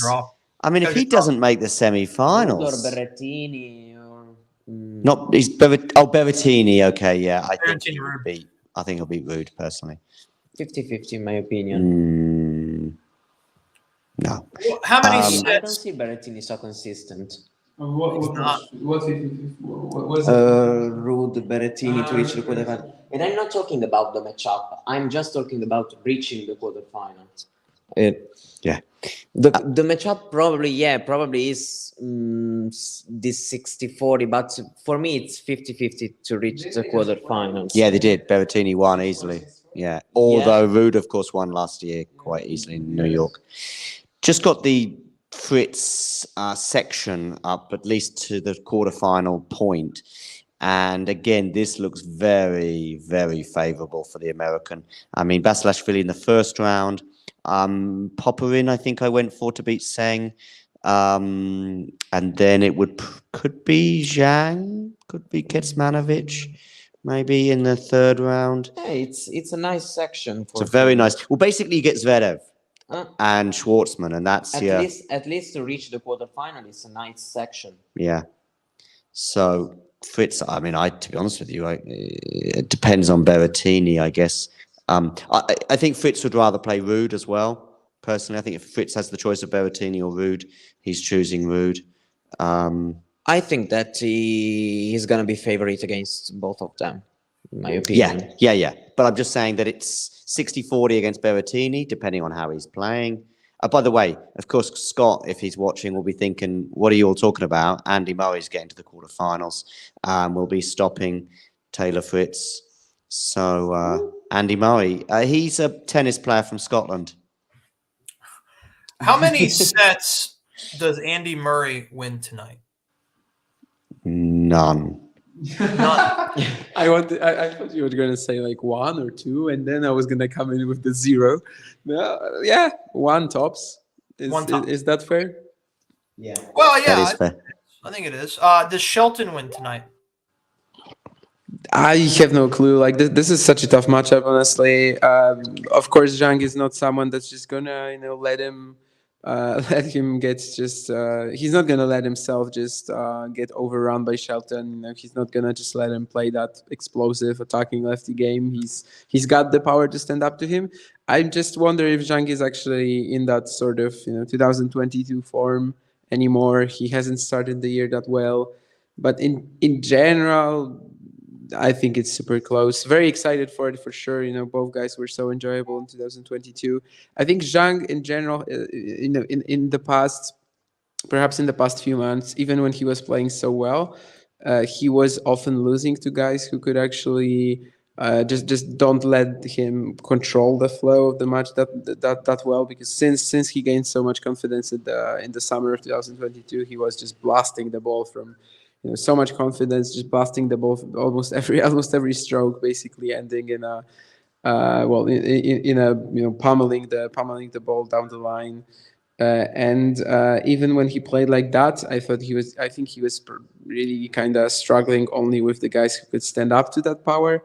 Shelton can, and yeah, I just not buying Zhang's 2023 form yet. But whatever the outcome is there, it's going to be great. I do think that potentially Shelton can have a better run than Zhang probably, and Shelton seems stronger mentally as well. Zhang had that US Open match against Van Rijthoven where he blew 7 match points, and in the summer even he lost to Marter. He blew 8 match points. He keeps having matches like that, and it's not really. Game for a top 50 spot is probably there, but mentally he's got a lot of room to grow still. So I would favor Shelton, but no clue honestly. Yeah, Tommy Paul versus Struff is a match that I haven't really heard too much about. Tommy Paul struggling a little bit thus far in 23. Tommy Paul, a pretty big favorite tonight against Struff, $2.50. I don't like that match. I think it's going to be a battle. Yeah, I think, Damien, you're quite big on that one too. Struff has been in really good form in qualifying. Did he drop a set? I don't think he did. Yeah, he never dropped more than 4 games in a set. Beat Schoolkate in the final qualifying round. So not that's pretty simple. Shevchenko on hard courts as well. Only the Gomez win maybe. It wasn't a rough. It wasn't a rough draw or anything. Still he was probably the most dominant performer. And just before the qualifying, he was also in the semis in Canberra. Seems to have started 2023 really well. So yeah, I think there could be trouble for Paul there. Probably can't really see it going 3 sets for either way really. So it should be a good one. Yeah. Ooh. Yeah. Mario, talk tennis. Garcia won 6-3, 6-love. So this other female match has ended. And now there is Mari Berrettini on Rod Laver Arena. Cool. Score. Another match under the radar, Isner Mannarino. You talk about conflicting styles there. I don't see Isner breaking ever against anybody, let alone Mannarino. But I don't know. I don't like this match either. From a betting perspective, don't like it. I lean towards Mannarino here. What do you guys think? I was thinking the same, and we actually talked about it yesterday a bit. But then I checked the head-to-head, and it started messing with my head, because apparently Isner is leading 8-1, and only time Mannarino won was a retirement after 2 games. In theory, it doesn't seem like it should be that's that obvious for Isner to win, right? I mean, the last match was in 2019, though, so it could be different. I think Isner has probably declined a bit more than Mannarino since then. But then again, just originally when I looked at the matchup, it seemed to me that Manarino is probably going to force Isner to bend the knees a lot with with these flat strokes, and it's not going to sweet John. And then I look at the matchup, and it's like, wow, okay, Isner is crushing Manarino every single time. So yeah, this started messing with my head, and I can totally understand why you don't like that from a betting perspective. Yeah, no play for me. Maybe, well, I won't be up. That's the thing. You can dive live into these plays in the betting market, but that's a late one for me here. Probably later for you guys. What time is it over there? 4 a.m. almost. Wow, you guys are warriors. You guys are warriors. You guys are warriors. I got to keep to a schedule, man, or I'll be a disaster the next day. Brian, but do you have a family and this kind of thing? I do. So that's a little different, right? I have 2 children. We're battling school in the morning and work, and we both my wife and I are, we're working and we got kids. We do, the whole family thing, and so you just can't stay up for the AO. Like all my friends, are you staying? I'm like, no, I'm not staying up. Like I'm gonna, watch as much as I can. I'll, put my bets in and wake up because I have to pee every time at 3 a.m. because I'm old. And I'll check my phone and see what happens. But yeah, it's tough to watch the Australian Open, I think, for obviously most of the planet, especially here. But very fortunate that we get it started at 7 p.m. Eastern, though, which is pretty good. Good 4 or 5 hours. I think the Australian Open for you guys obviously depends on where in the US you are, but it's a bit like the US Open for us, which is quite nice in a way, but it depends how late it goes. I think Alcaraz Sinner finished about 8 a.m. was it? Yeah. But that was, of course, the latest in history. Yeah, that was the record. It was 8:26. Before that, 2:26 New York time, but 8:26 for us. But yeah, I think the US Open is slightly better because it starts at like 5 p.m. for us. These 2 hours can make a lot of difference for sure. 5 p.m. What did I say? Okay. I heard 6. No, 5 p.m. and these 2 hours I think could make a lot of difference. But in general, I think Australia is pretty much tough, for anyone. In the US, it's fine because it starts 7 p.m. so we can watch the early matches. But here we can, in Europe, we can watch the evening session pretty much, even if we just decide to sleep at night normally. Then we can watch the evening session in the morning. So I guess it's a pretty even deal. In general, it sucks, but well. It wouldn't be the same, tennis if it wasn't so worldwide for sure. So it's how it is. I think for us the most difficult probably is Indian Wells because it starts like 8 p.m. and then goes all over the night. And at least Australia, if you get up, you can at least watch the night session in Indian Wells, or stay up during the night, or you lose practically everything. I remember Nadal being the second semi-final on a Saturday night at about 1 a.m. No, the semi-finals are like 10 p.m. or something like that. Exactly, yeah. So it wasn't too bad. And for me, Indian Wells is fine. I think I know what you mean, Mario, with Australia, but the problem is you've basically got about 20 minutes when you have breakfast for most people that are sleeping at night and going to work at 9, and that's about it, really. Whereas of course, with the final, by the way, at least on the women's and the men's side, is okay. Yeah.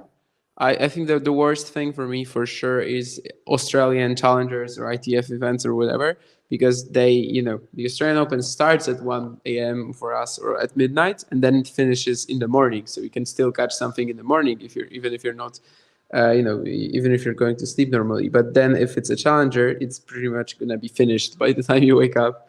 So whenever there's a challenger in Australia, my sleeping schedule I don't really watch it that much. Then I do wake up for the final, probably for the semis, but otherwise during the week is just impossible, especially if there are other events during that same week in the rest of the world.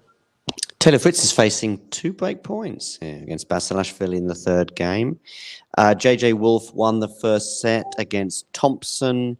Davidovich Fokina, Bublik doing Bublik things, loses the first set 6-love, wins the second set 7-6, and is now down a break in the third. Pablo Carreño Busta, by the way, was in a bit of a dogfight there in the first set, but ended up winning the tie-break, and now is serving for the second set, leading 5-1. Kecmanovic, that went under my radar. By the way, the play 2 is sets to love down. suspended Yeah, why? due Where? to the heat rule. Where in Jarry-Kecmanović, you mean, or everywhere? Most courts. Davidovic, Fokina, Bublik, Jari Kecmanović, Carreño Busta, because Ah. of the heat rule. Okay, well, that's breaking news. Murray certainly wouldn't fancy playing in that sort of climate, I wouldn't have thought, and he's just about to get underway. So they're just not gonna play? How does it work? I mean, maybe it would How does help that with work? indoor. Maybe there's some air conditioning if you can close the roof. I thought the heat rule was just, that after the third set you can take like a longer break or something like that. I mean, Fritz is still playing. Yeah, but But for example, Carreño Busta is 5-1 up. yeah, it's not after sets. Like they basically stop play on most I courts. know, see some Instagram stories by some players that there's a certain for the heat. So you have like Damien. Go, sorry. for the heat you have like 1, 2, 3, 4, 5, and if you goes to 5, you have to stop playing. A fifth set, you mean? 1, 2, 3, 4, 5. No, it's just an indicator. When it comes to 5, you should stop playing at least for a while. I don't know what. 5 what though? Sorry. No, it's like I don't know how to explain. 5 degrees? No, it's scale. a scale. Oh, okay. I see. Sorry. Yeah, so I just don't know why some courts have stopped and other not. Basilashvili's broken Taylor Fritz. So there we go.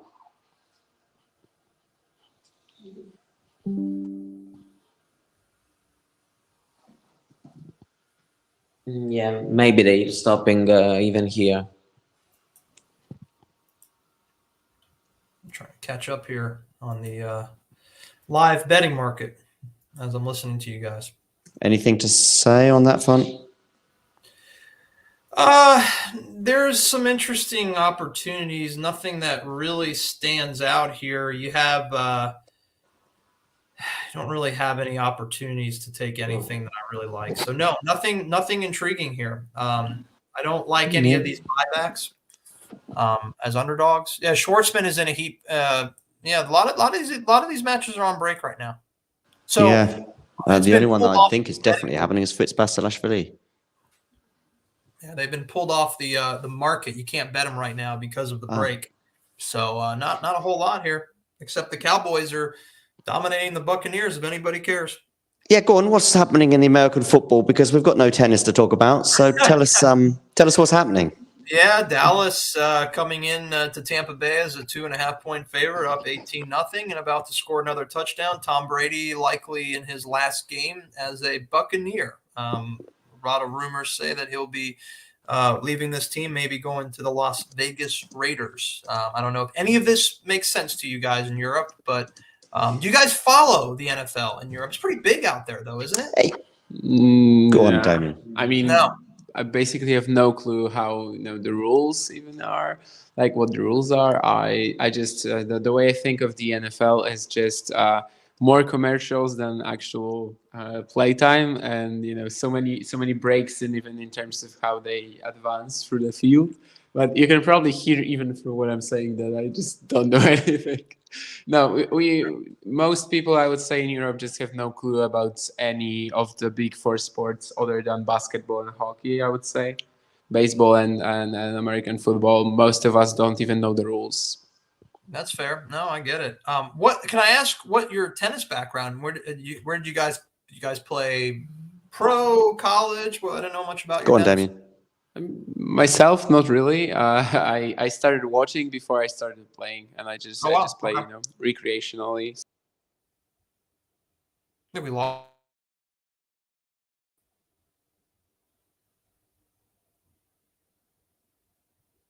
lost audio and lost those guys. Have you got me?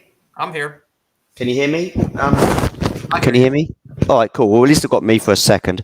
I'll just see if I can just fix the phone. It's probably just a temporary thing. Brian, just do me a favor and say anything about American football or tennis while I just try and fix the phone? Well, if you want to know about American football, it looks like the Dallas Cowboys are advancing and heading to the NFC Divisional Championship game against the San Francisco 49ers. My Bills are laying 4.5 points, hosting Cincinnati on Sunday afternoon. Philadelphia hosting on Saturday night. The New York Giants laying 7 points. Before that, I think the Kansas City Chiefs laying 9.5 at home against Jacksonville. So those are the matchups for the NFL. And I'm trying to navigate here through ESPN 360 to see if there are any matches going on right now. Holger Rune has left the court, so play is suspended due to the heat rule. It looks like in every single match. I'd be curious to learn what the current temperature is, though. Pretty damn hot. I think we're back. We're all back. I carried the load there. Brian, thank you very much. What did you talk about, by the way? I have no idea. You had 45 seconds. You had the floor.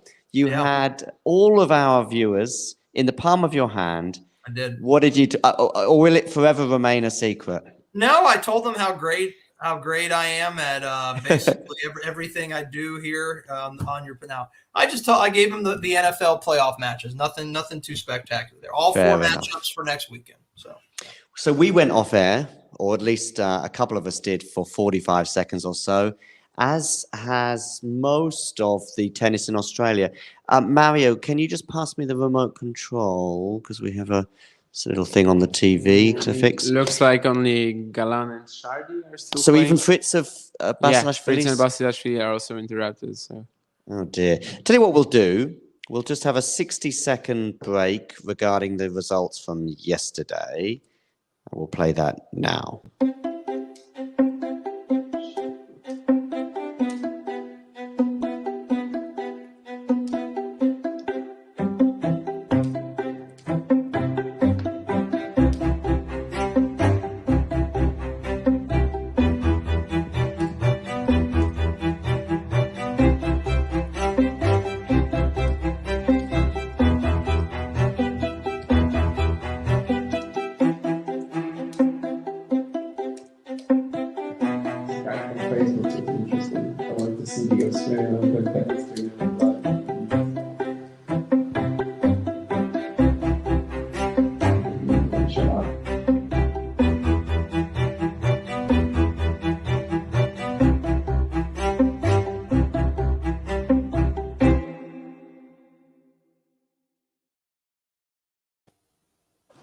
And we are back. Go on, Brian. It took me 2 hours to realize that you guys are in the same house. Is that right? Yep. Okay. Wow. Okay. Wow.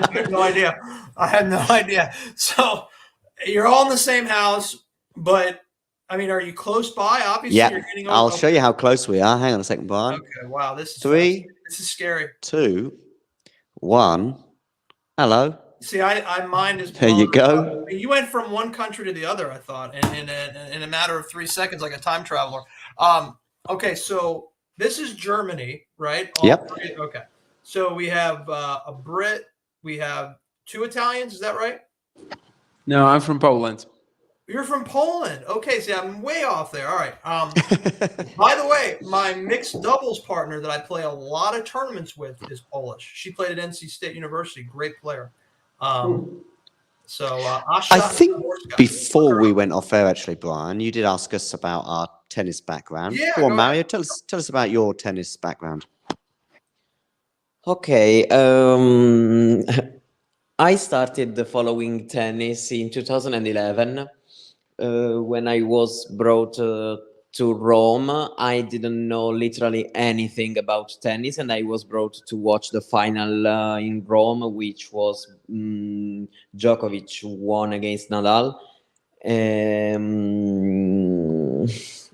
I don't know. It's been love at first sight because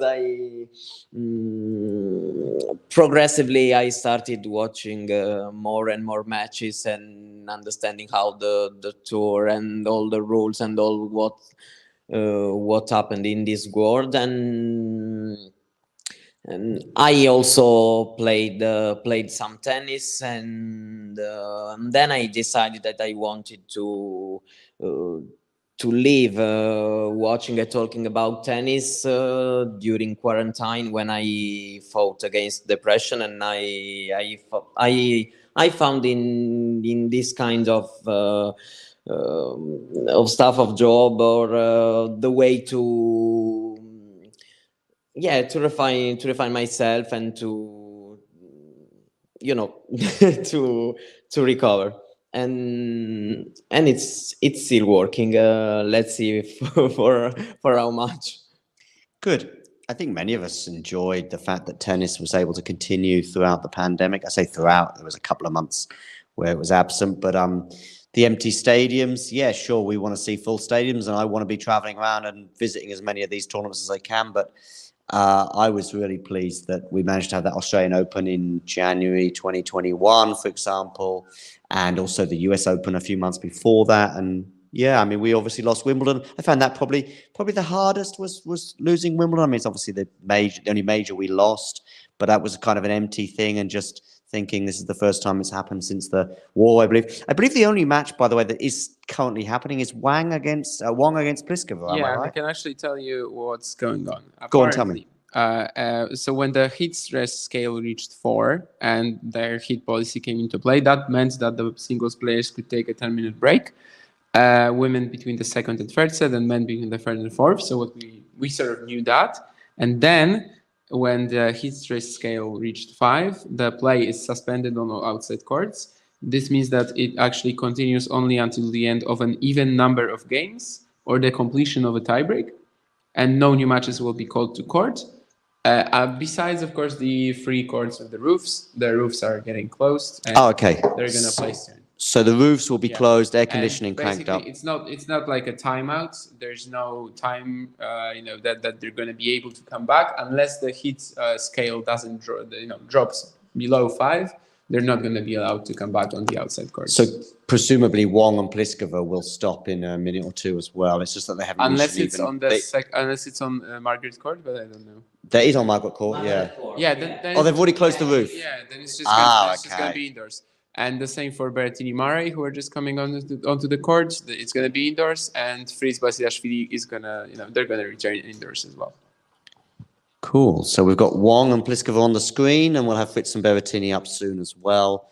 Wong is love 30 down on her serve against Pliskova, so Pliskova will be looking to break here, I'd have thought. And Berrettini coming up very shortly. I believe we're going to be having Jack join us, quite possibly for the Murray-Berrettini match. But of course, it is 3:10 right now in Chile, Scotland, where he is. So you see, we're all sort of tuning in, Brian, from all various different parts of the Northern Hemisphere, at least. They are starting. Murray-Berrettini is about to start. Okay, I'll try and get that on the big screen, I think, because that is an intriguing match, and Pliskova's got 3 break points here. That's an impressive story. All you guys coming from all parts of Europe, right there, and hanging out in Germany. That's pretty cool. Finally, Brian, my sort of tennis story is a little bit like these other guys. I mean, really, I only ever played recreationally. At school, I played a bit, but never really was that good. But coming from the UK, tennis dominates the summer in the UK in particular, especially when there's no major championship on in football. And so, yeah, I was a big Boris Becker fan growing up. Followed the British players, of course, such as Henman, and I remember a guy called Bates as well in the late 80s that sort of would always get to the 3rd or 4th round and then go out. Henman sort of took things on a bit. He'd get to the semi-finals before going out. And then, obviously, more recently, Andy Murray has taken on the mantle and done much better. Talking of which, he is just got underway against Matteo Berrettini. So let's see how that one pans out. Greg Ruzetsky, great British. Greg Ruzetsky, of course, adopted kind of Canadian, so to speak. Yep. By the way, I probably played tennis more now than I've ever done in my life. About 2 years ago, I saw a post in a Bonn expats Facebook group. Does anyone want to play tennis today? And I was like, yeah, sure, if you've got a racket, and I haven't played for 20 years and you don't mind. And now I play once or twice a week. There you go. Good for you, man. That's awesome. Brian, I don't know where we're at in terms of your schedule. I know you said you'd be with us for a couple of hours. You're more than welcome to stay as long as you want, but I don't want to be holding you off from other activities. Well, the activities that are on the horizon are sleep. But I could tell you that I am going to watch some of this Berrettini match here, so I'll stay if you want me to. Absolutely, Brian. There's no reason I wanted to see how this first set unfolds. I'm curious to see if Murray can. Are they warming up, right? I believe I haven't put it on ESPN Plus yet. I can pull that up right now. Yeah, they're warming up. Yeah. Warming up. Okay. Either that or Murray's hit 17 serves into the net in a row, which is an unusual thing. Indoors, any advantage? Maybe Murray 1%. I wanted to say Berrettini at first, but when I started thinking about it, I don't think there's it's not clear. Not a clear advantage. I would think. I think the Heat usually is going to pose a problem to the older guy, right? And that now may be eliminated. So let's see. I mean, so when they close the roof, is it over? That it's going to be closed the whole match? Is that right? Is that how the rules are? I think that probably Murray would take advantage, but probably he would have suffered with the Heat more than Berrettini. So huge age gap. Yeah. Yeah, so it could be the main reason why probably Murray can take a bit of advantage with the rough clues, because as regards the conditions, the court speed, and I don't think that matters a lot in this matchup. I think. Yeah, and as to your question, if they start with the roof, they need to finish with the roof. Yeah, you're right. I mean, the indoor conditions itself maybe don't necessarily favor either, but the fact that they're gonna play with air conditioning instead of in 35 Celsius degrees heat, it's probably better for Murray. Yeah, I think it's the huge advantage for Murray with being under the roof. That will keep him. If he can somehow get this to deep in the fourth set, I'm sure that there'll be more fuel in the tank than if he was to be outside in that heat. So I like that advantage for Murray. It's a no play for me. The market's too high on Berrettini, so just want to watch. I want to see if Murray can compete. Yep. I think. What do you think, Damien, about this possibility that indoor in a huge arena like at Rod Laver, it's not quite the same as being indoor in a more smaller environment such as Rotterdam? No, definitely not. I doubt it's the same. I don't think the advantage that Berrettini will get to his serve, for example, will matter that much, right? And it's not like Murray is not an awesome indoor player, of course. Yeah. So that's why I think that the fact that there's the roof, that alone doesn't really mean much for either. But the fact that there's air conditioning and there's no sun, that's the impactful thing probably. I also just think that, listen, we all know about Nadal's record indoors, but suddenly when roofs are closed at Grand Slams, it doesn't really seem to make too much difference, unless it's against Novak or something like that. But I remember Berrettini match last year with the roof closed. Maybe it gave Matteo another 1%, but not enough to win the match, clearly. And same with obviously playing Zverev under the roof in Roland Garros, although clay indoors, very different. 30-15, by the way, to Andy Murray. Of course, also Fritz Basilashvili has started again. Fritz Basilashvili has restarted? Yeah, because it's John Cain Arena. Okay, yeah, cool. Let's get some of the scores up on the screen. Just give me a second. I'm going to share this. Pliskova leading 3-love with the 1 break. Let's have a look around the grounds because some of the ones indoors are obviously happening. Let's have a look. Is Basilashvili still up a break? He is. Well, they have not yet restarted, I don't think, but they will be restarting very shortly when they close the roof. And for those of you just tuning in, there is a slight break for many of the matches that don't have a roof because the heat is just too searing. And so that is that. Oh, they have restarted, Fritz and Basilashvili. With Fritz a breakdown there, so we'll see how that one pans out. Pablo Carreño Busta, I think, is a set up and 5-1, despite this score just saying 5-1 and the serve. Yeah. But that's on court 8, so they'll have to wait for things to cool there. Davidic Fokina is up a break in the third set, having shared the first 2 sets with Bublik. And Jarry is close. What do we think about that Jarry scoreline at the moment, Damien? Jarry leading 2-0 and on serve. Somewhat surprising from what I saw, he was just, it was Kecmanović just mostly hitting some, errors and regulation balls that, like we did talk at the, we talked about it at the beginning of the broadcast that, errors are fine when you're trying to do something, and when you're just, just sort of trying to get the ball to the other side of the net, that's when it's not great to hit one. And well, Jarry, of course, always is a fairly dangerous player with the serve, and the ground game. Even though it's so wonky and it's so up and down, you can basically hit or miss. Then it's still dangerous. The way he just imposes his style onto you. And Jarry has only lost. Excuse me. I need to count 10 points on serve so far. And we're deep into the third set, and didn't expect that sort of dominance, but also he only had a couple of breakpoints himself, and actually took both of them. So that's quite pivotal as well. I'm not sure how the breakpoints were converted, but it doesn't mean that he will win yet. But he's certainly in with a great chance here. He only needs 3 holds to get the tiebreak. So. Get the tiebreak that could potentially win him the match. It wouldn't be a huge shocker or anything. Perhaps if Kecmanović loses in straights, that would be kind of. But Kecmanović can play at a very high level, pretty consistently. But then again, he's never had that ability to go, a step higher, where he could easily fend off players like that, where he could trouble the top guns, which.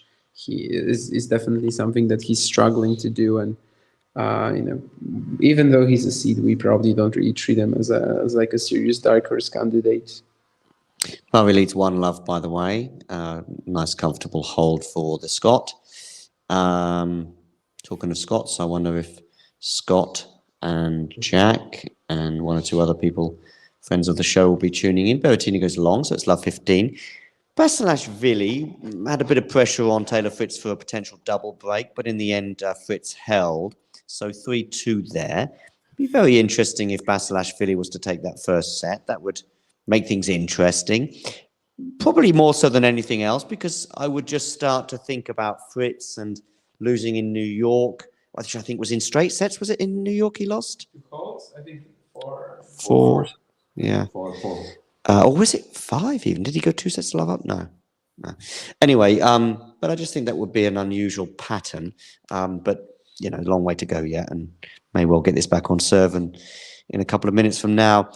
All the other matches pretty much are, with the exception, I think, of 3 matches, are currently suspended due to the heat. 4 sets. Okay, thanks, Mario. Taylor Fritz there losing in 4 sets in the first round in New York. I think he was particularly annoyed with both himself and obviously the result 15-30. 15-30 on the Berrettini serve. If it goes to a break, what are your thoughts on this match so far, Brian, by the way? Well, it's funny you asked me that because I cannot find it on ESPN+. I haven't been able to watch 1 point of Berrettini-Murray. I've been able to watch Fritz over the last 4 or 5 points as he held. But stick with Fritz. Yeah, I'll stick with him. I do not have this match. It's not available on ESPN+ for whatever reason. Okay, well, Fritz looks quite interesting anyway, but we'll keep across Murray Berrettini. It's 4:22 a.m., ladies and gentlemen. Please forgive me. What's this with Wozniacki? She's about to beat Rodina. But I guess that's been suspended as well, unless it's on one of the show courts. And Wozniacki is 113 in the world. 2 ITF titles. Do we know anything about Wozniacki, Damien? I'm guessing not a lot. Seems like Ghosty knows more than we do. What do you want me to say? I mean, are you surprised that she won that match today? Rodina is coming back after I think, was she pregnant? I think she was pregnant, not injured actually. So, so Rodina basically hasn't been playing that much. She played US Open. Yeah, she played the US Open and she made an upset, right? Over someone. Yeah. It all circles back to Trevisan. She won the first set 6-1 based on Ljanović. Yeah. That was she almost made it, but I mean she hasn't really come back seriously. In 2019, since 2019, she played 5 matches last year, and played a couple of. She played the Monastir, WTA event, then the Monastir RTF. Yeah, beat Trevisan. Yeah, Great point, Murray. I'll talk us through this point actually. Berrettini serves. It's going to be a second serve for Andy Murray to look at. Basilashvili, by the way, is 40 love up. Only 2 matches currently happening because the other one with Kontaveit, they're closing the roof. That's 1-1, by the way, in her match. 1 game all. Berrettini, second serve to the backhand of Andy Murray. Goes for the drop shot, but I think it's not good enough. Andy Murray breaks. 2 love. Andy Murray, ladies and gentlemen, is going to win the Australian Open. First time in his career. There we go. It's done. It's done. We should all just pack up and go home.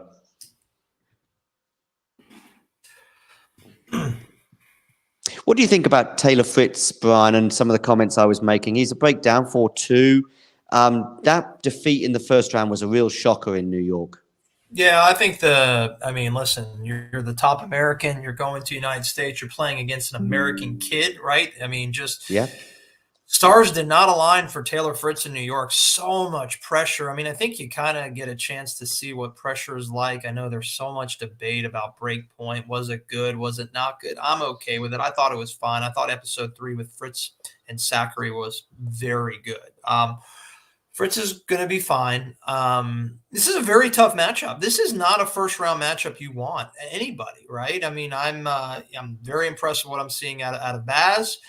Fritz isn't making many errors. It's just getting outplayed for the first 6 games. No big deal. If you're a champion, you lose this set, no big deal. So I think he's going to be fine. Fritz does have the best path of any 5 through 8 seed in this tournament. So it's just a matter of can he navigate as he should now that he has the world on his shoulders as the number 8 seed.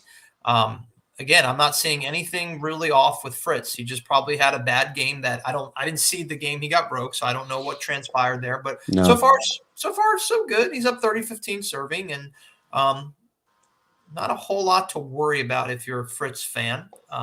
So we'll see what happens. Like I said, brutal first round. Not the God. I mean, I think like if you look at the top 8 seeds, Nadal had the toughest matchup, right? We can all agree with that, and then everyone else has a pretty easy draw. I mean, so I say Fritz had the second toughest first round opponent of the top 8. Murray has won 11 out of 15 points in this match so far. Go on, Damien. Looks like you're going to say something. Wanted to say that the kid, Brandon Holt, is like 6 months younger than Fritz only. It feels like, well, he's a kid. He's a kid. Yeah, I mean, I know what you mean. Yeah, I mean, the guy's never, played on a stage like this. Fritz has had a couple of years. Holt's really good. He's going to be a good player. I mean, America has a lot of players, but do we have a lot of great ones? That's to be determined. And I don't think Holt is going to be one of them. No, he's a good player though. He's a great player. He's a guy that hopefully will top 50. Yeah, that's tough. No. That's tough. But I'm gonna vomit when that happens. Well, you're a great player if you're getting to the round of 32 here and there, right? Every year in a Grand Slam. And I think Holt is capable. He's basically peaking at the slams. That's what he's doing. At the challenger level, he's doing nothing. He made a couple of quarterfinals, never really looked like the threat. And, I don't think the game is like in any way explosive enough to get to like a top 50 spot. Shelton, of course, could be like a potential Grand Slam champion or something in the future. But it is a bit like that. In the States, there are a lot of players, but not necessarily huge stars. That's been the case pretty much since Roddick, I guess. And Fritz perhaps could be one if he keeps progressing like this. So I'll pose a question to my European friends. Rank at the end of the year, 11 months from now, Number 1, number 2, number 3 American players in the world, the final rankings. 1, Taylor Fritz. 2, Sebi Korda. Am I missing someone? You got Tommy Paul. 3, Tiafoe. Tiafoe. Yeah. What's the question? Question 1, 2, and 3 at the end of this year, Americans. I've gone Tiafoe 3, Sebi Korda 2, and 1 Fritz. I'm going that it's gonna stay as it stands now. Which is Fritz, Tiafoe, Korda. Fritz, Tiafoe, Korda. Yeah, I would really love to go for something else. Like I would love to fit Shelton in there, or Tommy Paul. Honestly, I think has a shot as well.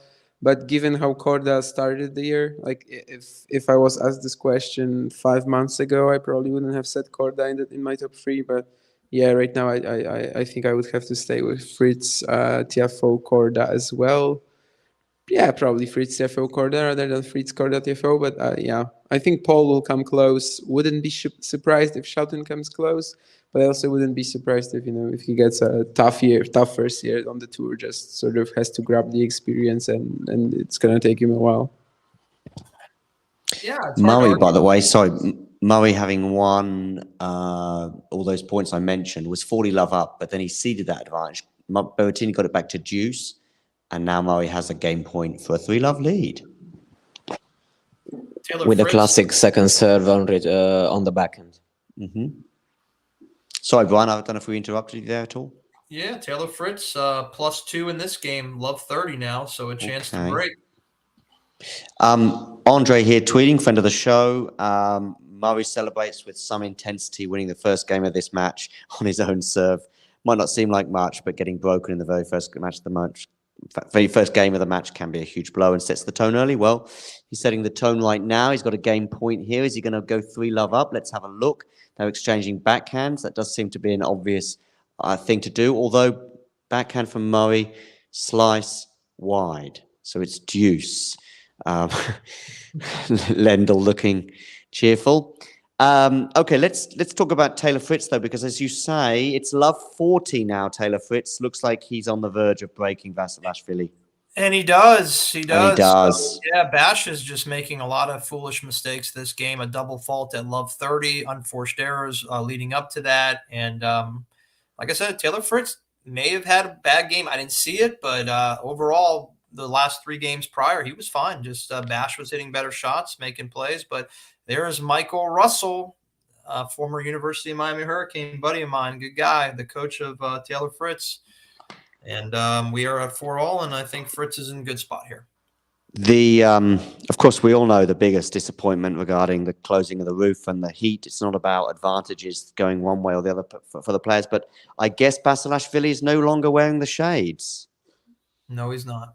He's not. So we might not be seeing them again. But they are both wearing headbands. For what it's both worth. wearing headbands. I wonder if the closing of the roof in that match, coming at the right time for Fritz, perhaps in terms of disrupting momentum, etc., and maybe the conditions. Obviously, Fritz doing pretty well indoors in the ATP finals, albeit not that well in Paris, Bercy. But maybe it was just a momentum thing. By the way, Murray does take a 3-love lead. Wow. Yeah, Bash has missed basically every shot. He's had every point has been won the last 5 that I've seen by unforced error for Fritz.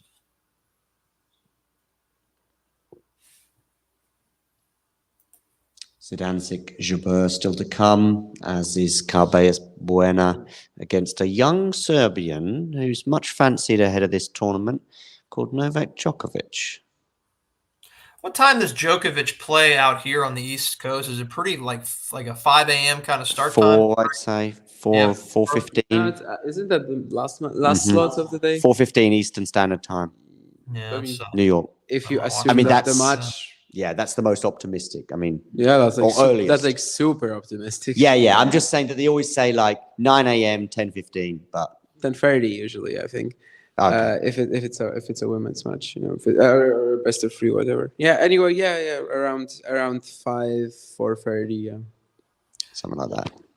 Taylor Fritz, winner of 11 consecutive points. Oh wow. Yep. Yeah.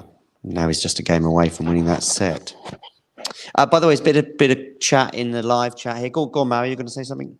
No, Jinx. Pliskova is serving for the set after wow. 5-1. That was fast.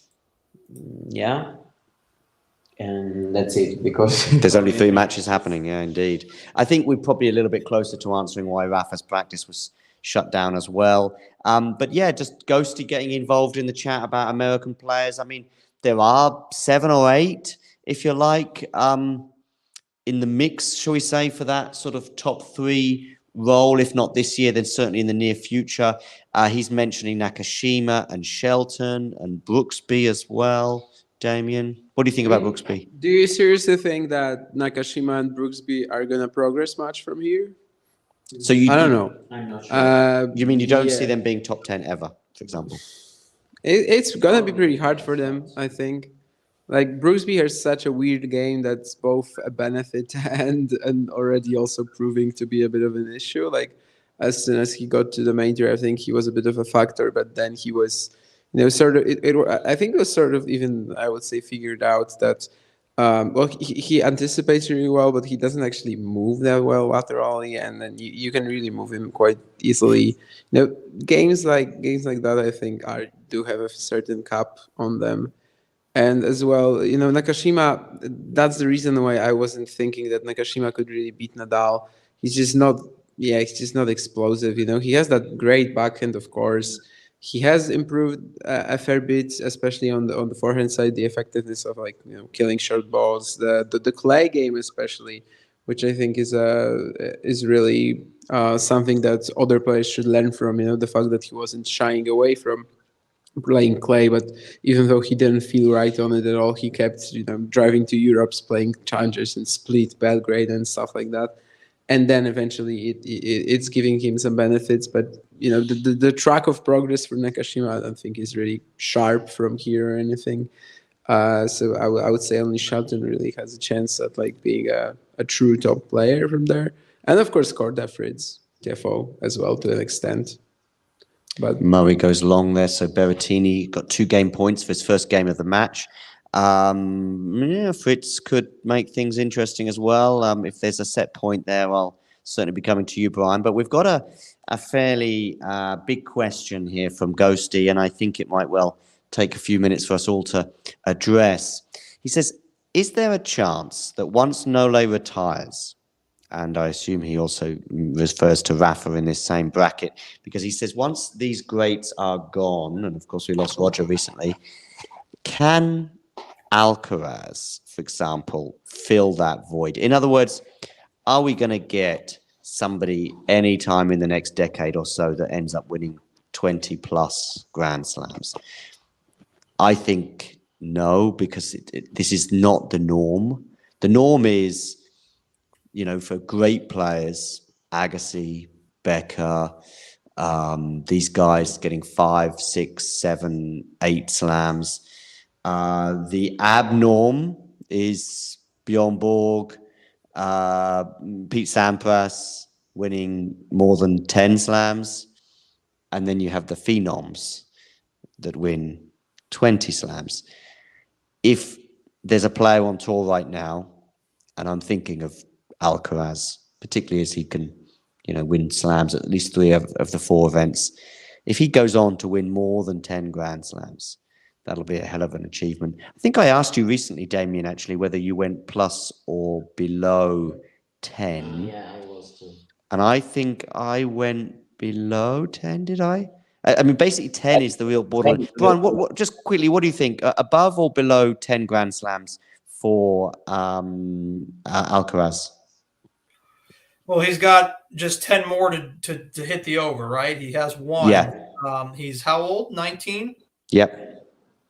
It's a good number. I'd say over. I think I'm pretty good with the over there. I'm not super confident on it, but he's got to stay healthy. These guys stay healthy, man. I mean, how many times did, Nadal and Djokovic and Federer, I mean, they all get injured, but not for 6-8 months often, right? I mean, so it's a tough number. It's a great line. 10.5 is probably the right number for a guy like Alcaraz right now at that age, winning already 1. I'd like to lean over, but not with a lot of confidence. No, there'll never be, in my opinion, another trio or duo of what we have seen.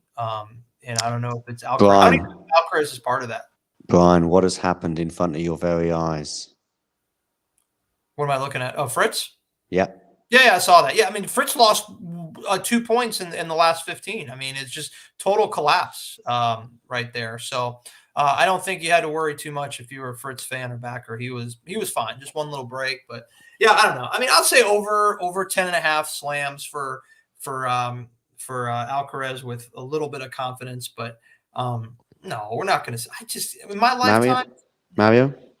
No, as regards to Fritz Basilashvili, Okay. as I was thinking about the match, I was exactly like, okay, Basilashvili is able to take a break up against Elol Fritz, but at the same time is able to lose 12, 13, 14 points in a row against him. So Yeah, it's kind of, I don't know. It's not shocking the outcome of this set. As for Alcaraz, I can say probably over 10 slams if he stays fit. I don't want to get to 20 because for me it's my imagination was not even able to think so for Djokovic and Nadal when they were like at the 10 Grand Slams. So I can't imagine it for Alcaraz or someone else, to be honest. Then I don't know if they.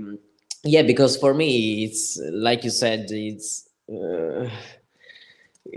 something incredible, overwhelming. It's difficult to imagine someone winning so many Grand Slam tournaments, but also so many Masters title, for almost 40 Masters title, 20 and over Grand Slams. It's something difficult to imagine for everyone. Did Pliskova win the first set? About to find out. I'm pretty sure she would have done. She was 5-1 up, was she? Yeah. She won it. 6-1. So that's one of just 3 matches in progress because of the heat right now. Those 3 matches can continue because of the roofs over the stadiums under which they're being played. Murray is 4-1 up with a break, and Fritz has won the first set against Basilashvili despite being a breakdown at one stage. There's some sort of moving images of people around Melbourne trying to keep cool in the water spraying around. Much needed. I guess they needed to drop a bit in terms of the temperature, but it might be another hour or 2. I mean, who knows?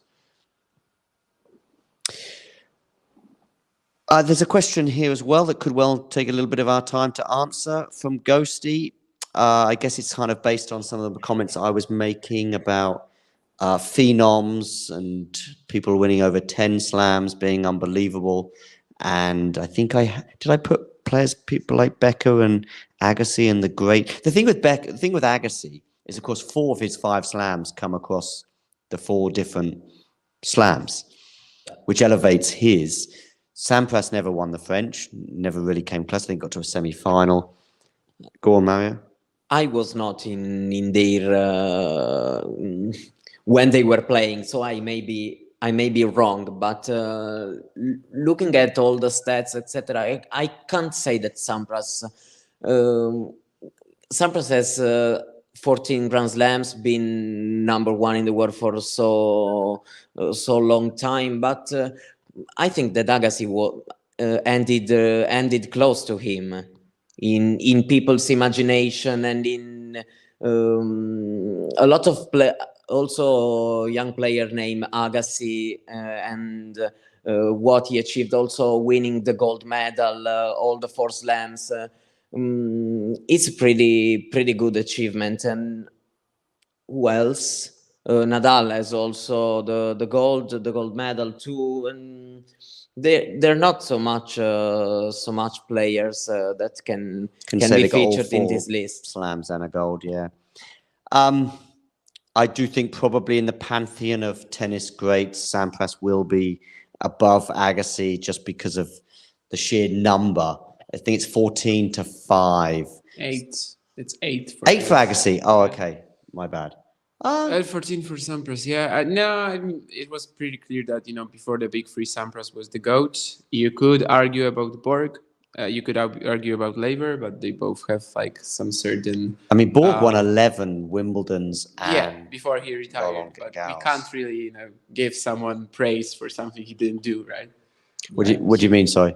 I mean, he retired at 26, yeah, but no, I'm just saying. No, I'm not talking about that. I'm just saying that to win 11, that's a good double of the two services being so different. Of course, yeah.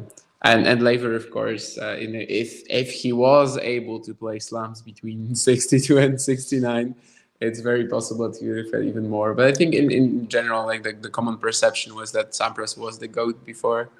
Before the big three. I don't think that the French Open was really that big a deal, especially maybe back in the day when the surfaces used to be so different, and you've got guys like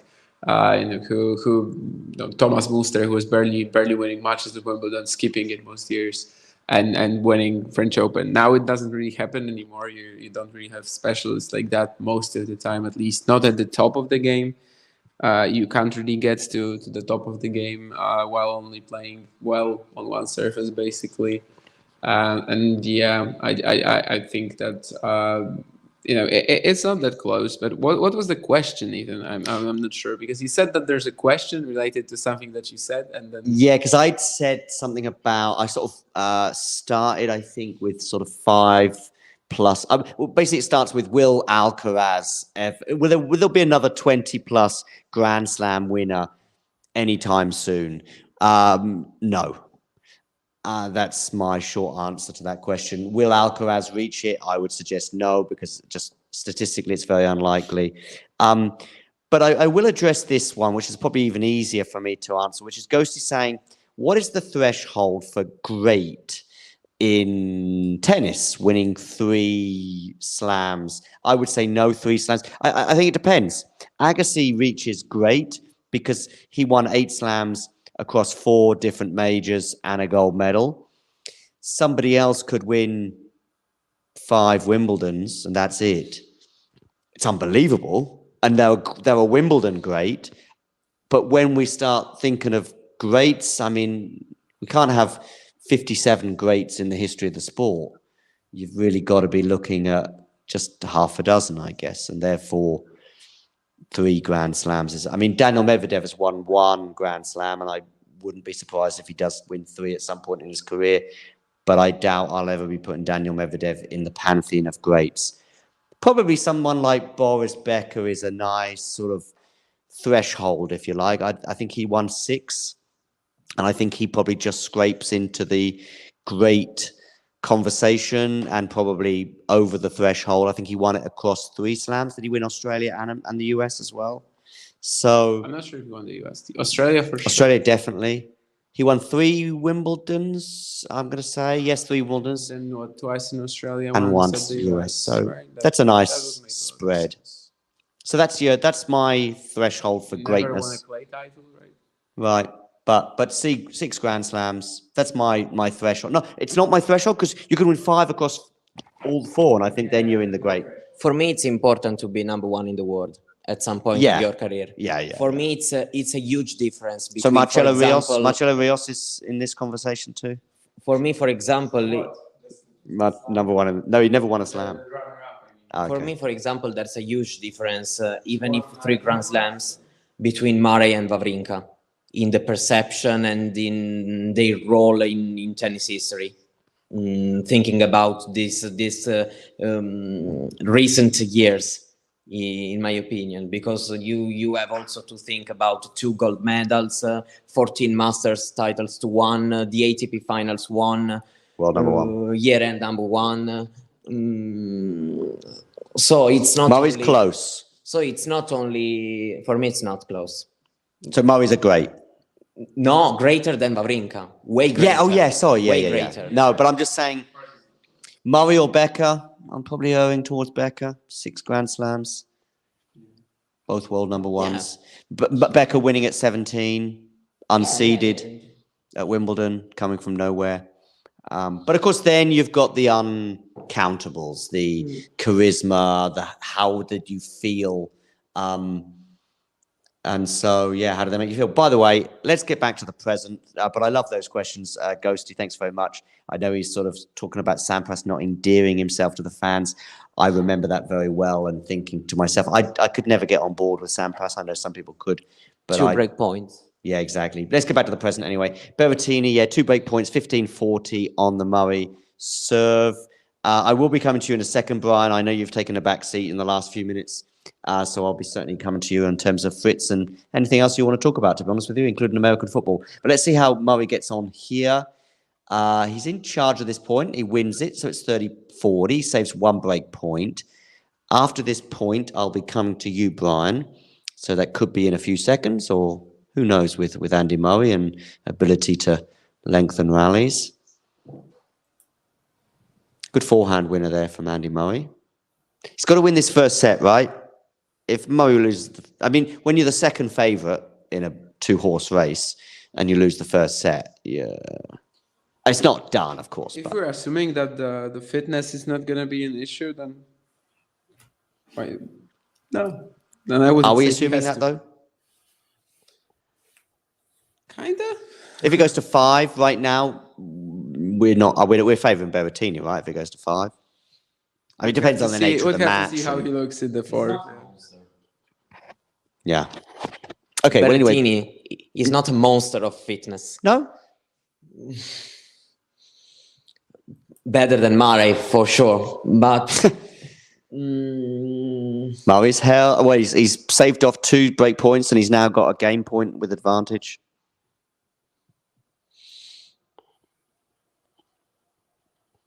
Not a monster, anyway. Berrettini. I don't know. He seems pretty healthy to me. Let's go over to Brian because he's just been listening patiently to us for the last 5 minutes or so, from Becker to Wawrinka and Murray via Pete Sampras and Andre Agassi. Maybe you've got something to say on that. Maybe you've got something to say on the Taylor Fritz match.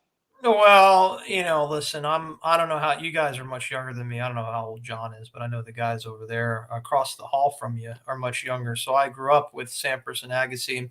Mm-hmm. Listen, Sampras is much better than Agassi as far as the overall body of work. I don't think there's it's incomparable in my opinion. Yeah. But what people allude to is the endearing factor that there was no relationship with the fans with Pete Sampras, and Agassi was a theater guy, right? We all loved Agassi's hair. We all loved him, with Brooke Shields and Steffi Graf and all these different dynamics, but no, Sampras by a mile. Now we get to the present. I got nothing fun to report. I'm seeing 2 guys that are, somewhat cruising on their serve. Bash has a game point here. The errors are still there. He probably should have already won this game, but this is a Taylor Fritz win. He's weathered the storm and he's playing really good tennis.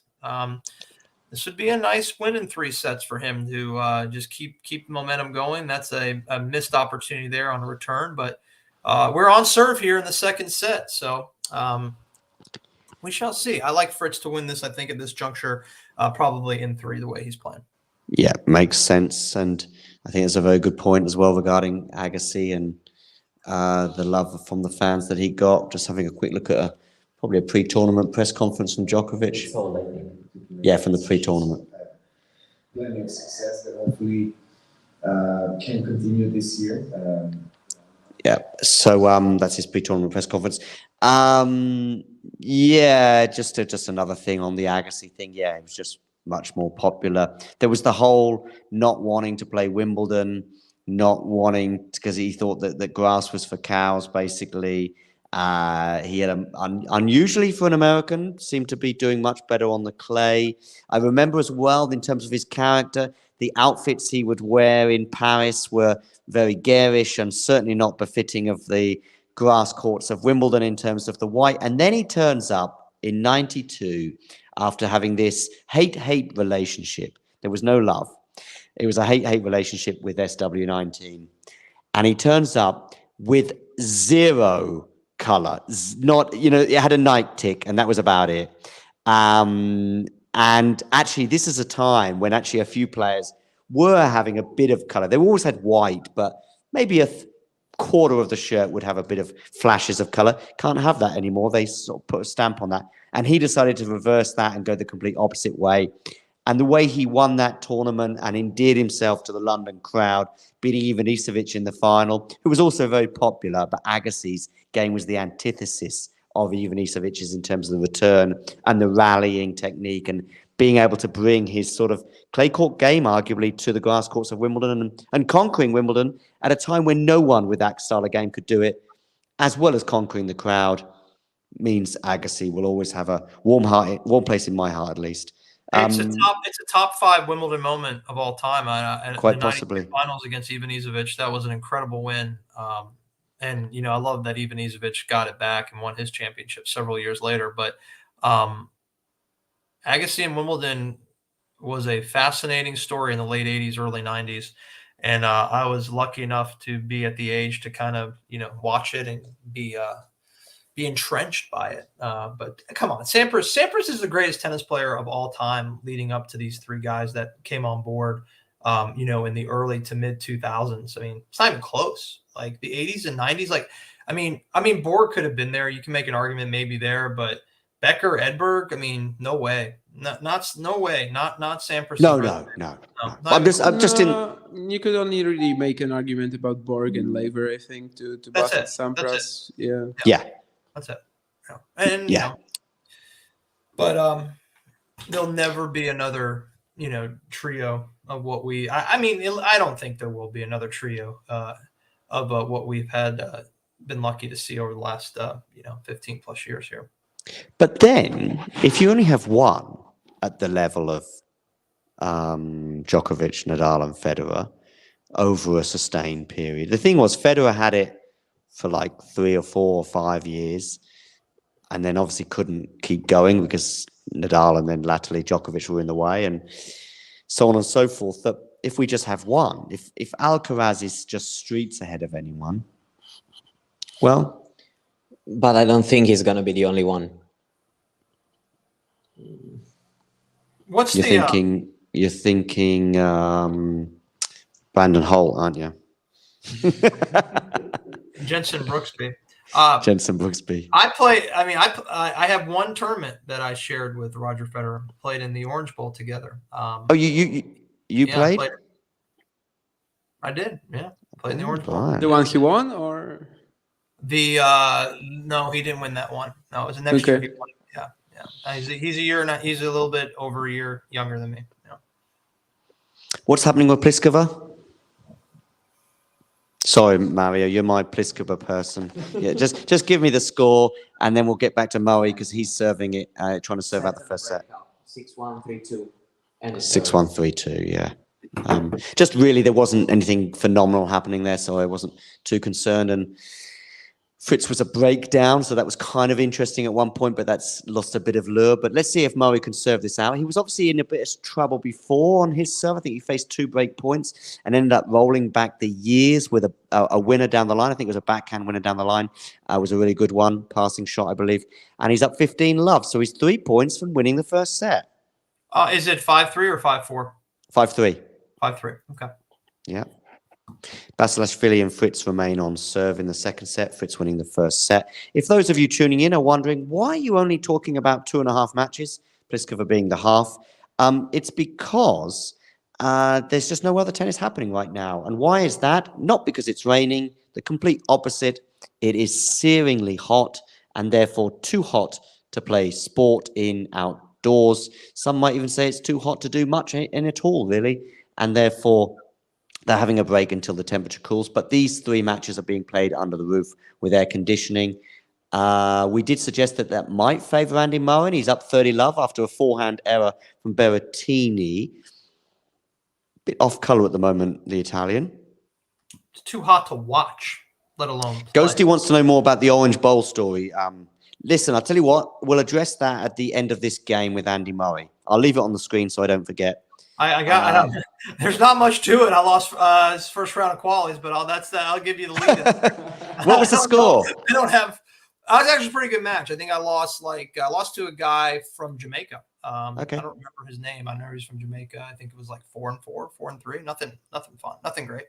Okay, but still. First round loser, qualies, 98, I think. Wow. I don't remember. Yeah.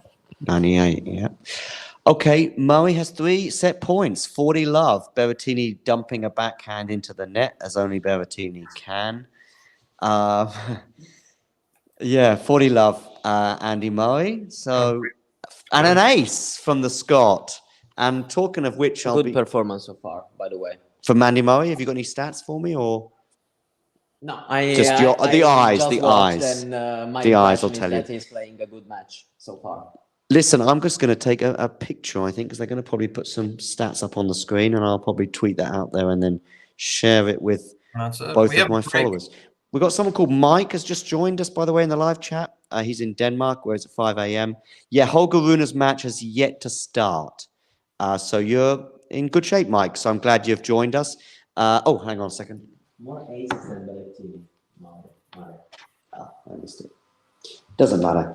Anyway, yeah, we've had more aces from Andy Murray than Berrettini. Which is Yeah, interesting. I just checked the name of your Jamaican fella. It was Nakia Gordon. He did not go on to have a professional career, really.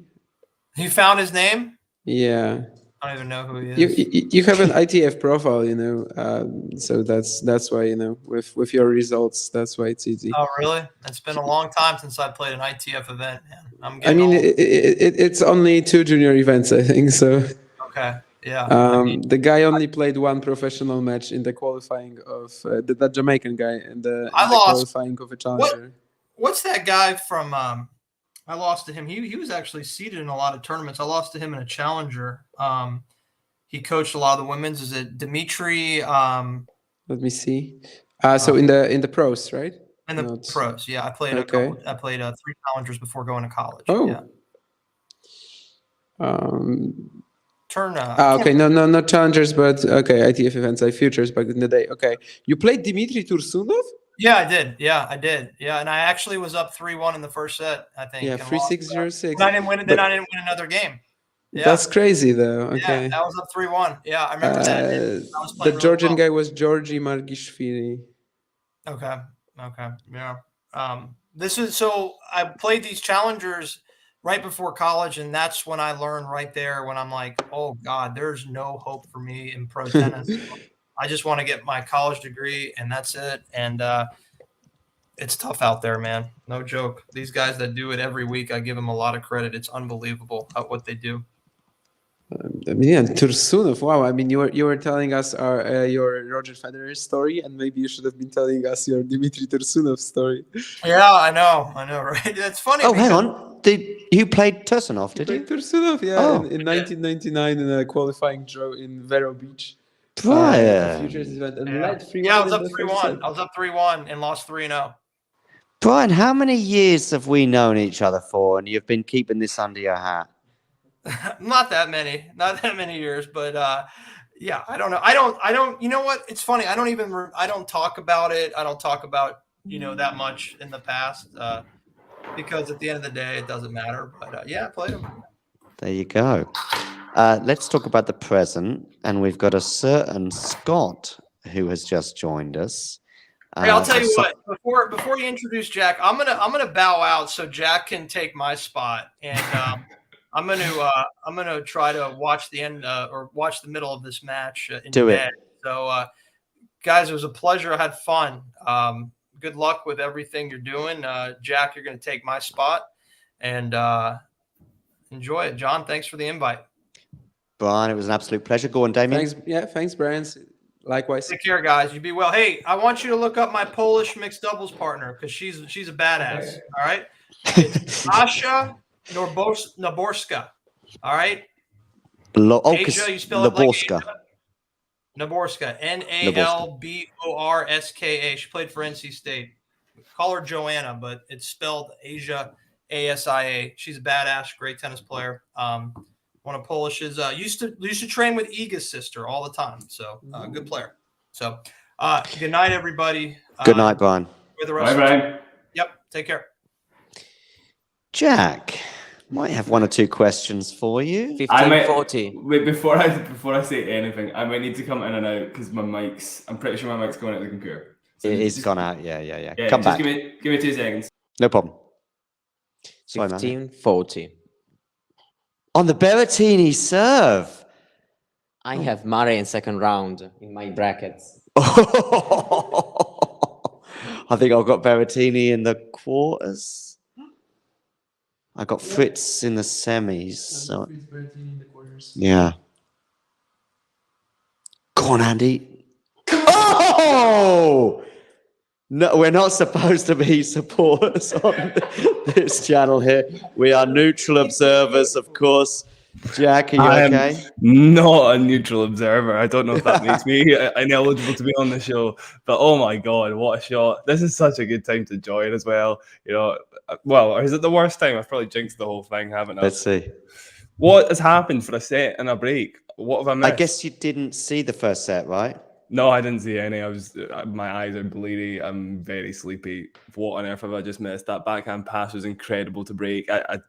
Yeah. Has it been all like that? I mean, what's been going on? The biggest moment for me, in a way, was aside from the fact that Andy's been solid and Berrettini's slightly off, there was a moment when Murray was 15-40 on his serve. I'm going to say 4-2, something like that.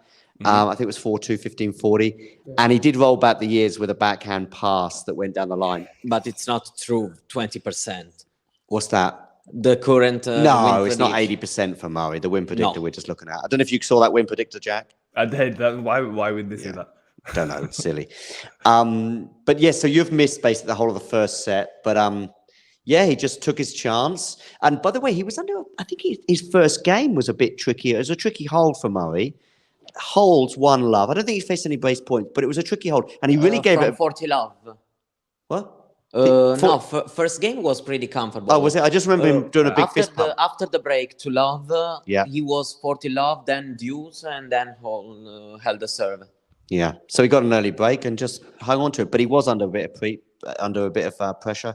Ghosty's on his way out. I don't know if that's you have upset him, Jack. Oh, sorry, hang on a second. No, it's we've just got a clip of the net cord. Yeah, lovely. Go on, Jack. Cord. Just happy with that net cord from Andy. I obviously it was on the forehand as well.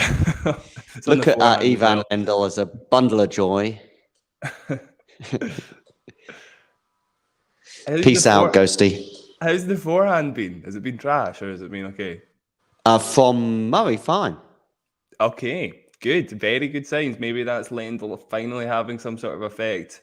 Most of the time, you know, Andy's forehands, you know, historically, legendarily, been not the best shot. So good to see him starting off the season. Damien, can you look at some stats from this match and maybe tell us something that our eyes haven't? Oh, that's a nice winner as well from Murray. And Berrettini's annoying. Berrettini has said in Italian, "I'm stupid" to his box. Ah, okay. This is why we have multilingual people here. We've got you speaking Italian, English, and I believe you understand Spanish pretty well. Damien, of course, is basically bilingual with English and Polish, and perhaps has some other languages. I sort of say 2.5 languages with English, Spanish, and some German. And Jack, of course, with English and Scottish. Yeah, I saw that coming, John. Knew we were good. I'm barely lingual, unfortunately. Very lingual, yeah. You did see that one coming from a mile off, and it looks like Murray saw that coming from a mile off too, which is why he managed to produce a winner. 30-15 he leads. Forehand Berrettini. I might be a little touch ahead. Apologies. Yeah, you may well be. Don't worry. So a backhand dumped in the net there. Are you at that point?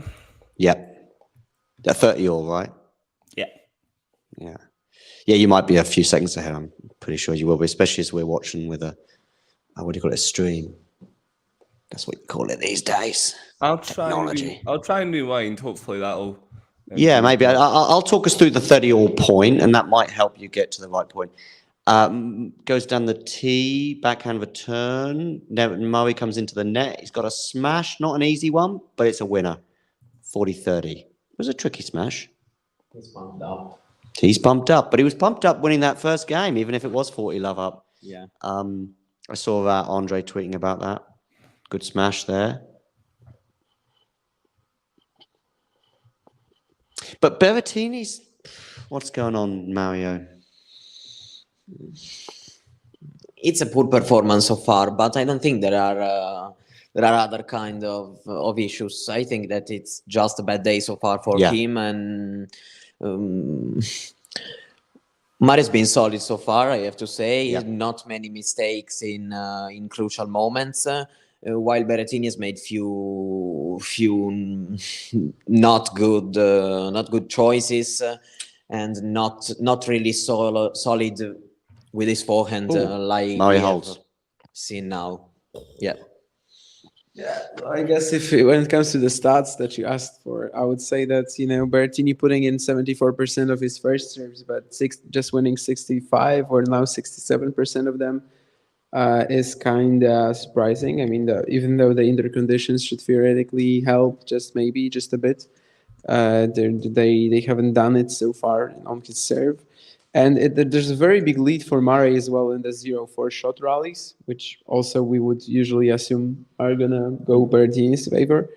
It's on Murray's serve, it's 18-1, sorry. And then on Berrettini's serve, it's actually kind of tight, 11-7 for Matteo only. And actually, when the point goes longer, it's Berrettini winning that more often, which... is probably not what we would have expected from this match so far. But it also has to be said that the point isn't really going that long most of the time. Is that Murray with 5 aces to Berrettini's 4? Wow. Good. Okay. What's the second serve been like as well? Any thoughts? Second serve? It hadn't been any big issues. No. I was watching a bit of Fritz earlier and then switched to this one, obviously, when it got more exciting and we only had a few matches to watch. But so far, so good. Yeah. But then is that Berrettini helping him a bit on that second serve? Maybe. Oh, has he made that? Yeah, I think so, yeah. Has he made that? Oh, I see, with the... you're ahead of us. Yeah, he has. Has he? No, it's out. It was just out, unfortunately. Oh, I see. Yeah. 40 love. Yeah, no, because there was another couple of points that were sort of on the line. A couple of balls. Good plug, John. Yeah. I see, on the line. I wonder what you were talking about. Yeah. Jack has a podcast and YouTube channel called On the Line. Pliskova has closed the match. So is Rune going to be playing on that Zverev. court? Is Rune going to... Oh, Zverev is. Yes. Rune is playing after Fritz? Or Rune's not on a court with a roof? No. Okay. Yeah. Okay, so there we go. So that just answers. Just that someone in the chat was asking about it. So basically, Rune won't be playing until the temperature drops. Oh, are you fully across all this temperature stuff, Jack? No. Okay. So we've got 3 matches in progress, and I'll explain it to the audience because there may be a few people just tuning in. We only have 3 matches in progress right now. Pliskova is just closed that one out, and Zverev will be coming on court in a minute. We've got Berrettini and Murray under the roof, and we did talk about that at the beginning of the match, suggesting that might just give a 1% towards Andy Murray, but perhaps more because of the temperature than anything else, just been a bit cooler with air conditioning. And Fritz, last I saw, was setting a breakup, also under the roof, because basically it's just so hot that they cannot play without a roof right now. Right, interesting. So that does make a difference, yeah. Oh, well, Fritz won the second set. Fritz was down a break, actually, 4-2, but then won 4 games in a row, and he won the second set 6-2. So Fritz has 1 foot in the second round. Murray has not quite got 1 foot in the second round, despite what that predictor was suggesting. But he has a breakup in the second set. Early days, I suppose. So what were you in the... Damien, were you thinking that Berrettini has the advantage indoors? In theory, but maybe it's not like Murray is not awesome indoors. So when I originally my thought was Berrettini, then I started thinking that maybe it's not so clear, but I'm just talking as if the temperature, the humidity wasn't an issue. Like as soon as you start taking into consideration the fact that in 36 degrees Celsius and sun like we had today, once we take that away, once we get air conditioning in, that definitely improves Murray's chances. He's also great indoors, of course, historically, Damien, isn't he? Great indoor record, one of the best actually. Might be right up there. Did I just say it? Third. Okay. You did, sorry. Yeah, it's still 4 a.m. Sorry, Damien, and I've just never mind. No worries. No, I totally agree. But I mean, I still think if it was like a smaller indoor court, just some faster conditions, I think I would I would seem to think that the boost to Berrettini's serve would probably be more than that at this stage of Murray's career. But yeah, given the fact that he doesn't have to run around in the 35 degrees heat, I think the air conditioning especially is clearly a boost to Murray's chances, although it doesn't necessarily it was a boost to his chances fitness wise, not a boost to his chances after 58 minutes, right?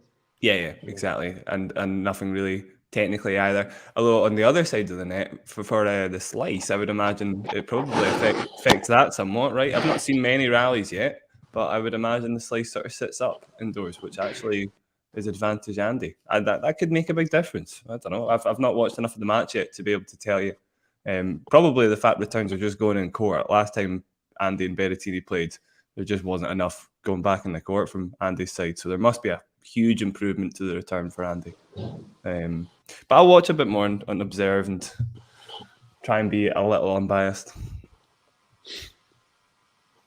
This was a poor drop shot. Yeah, I saw that one. The Andy drop shot should be left in the bin.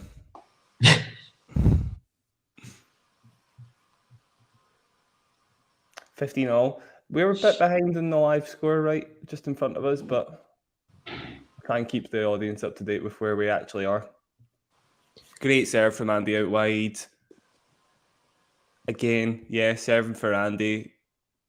I don't think you touched on that, Damien, but serving for Andy definitely helps him as well.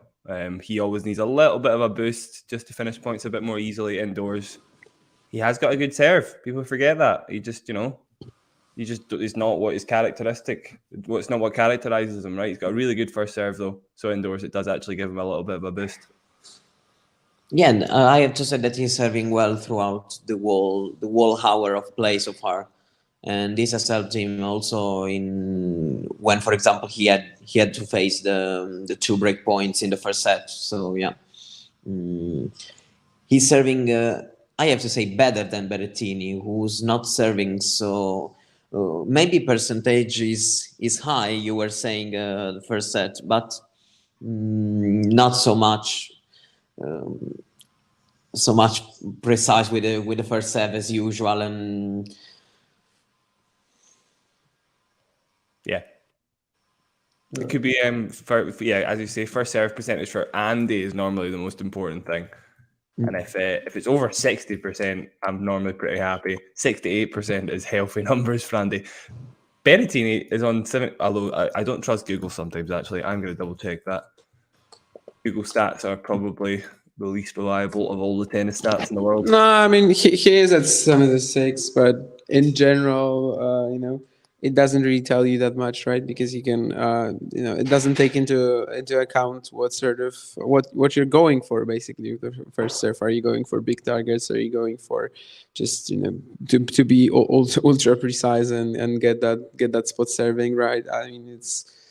I think the first serving can often be a very misleading stat. It can, yeah. I'm just assuming though, based on the fact I've seen Berrettini play enough times that he would be trying to spot serve pretty accurately. Pretty much 90% of the time. Yeah, I agree. So would have to be like a very specific match scenario, right, for him to take off a few kilometers. And yeah, You wonder as well. I mean, Andy's a big believer in stats, a big believer in the nitty-gritty of numbers.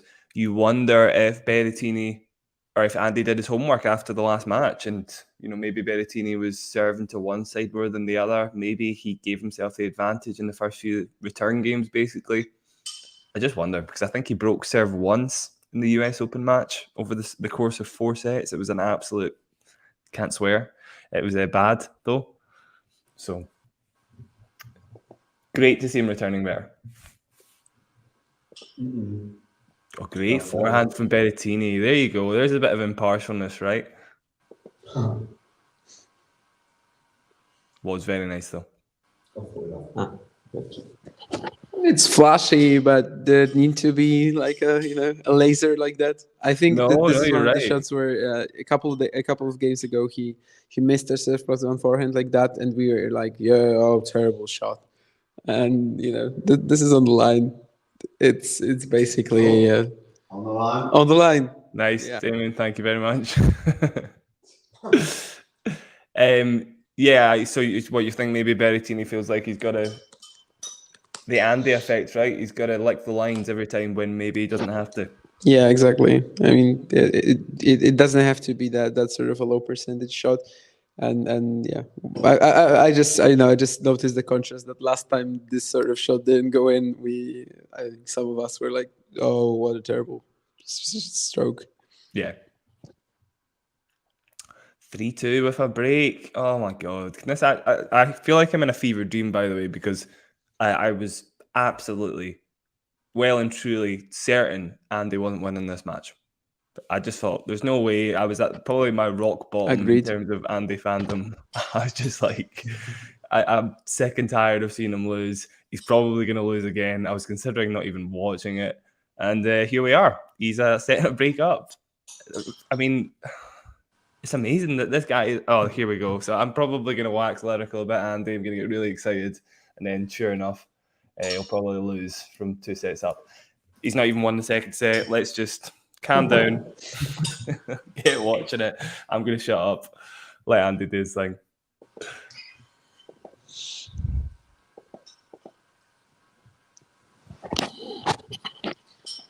Let's see Fritz score. Yeah. 3-1 Basilashvili in the third set. So he's a breakup. He won the first 9 points of the set, Basilashvili, and then he held to be 3-1. Interesting. Should have won the first set. Yeah, because now 1 set all, the break could have been really, really interesting, but his Basilashvili is not consistent. First double fault of the match from Andy, left 15. The fact he's went a whole set in a break without a double fault actually is frankly inspiring.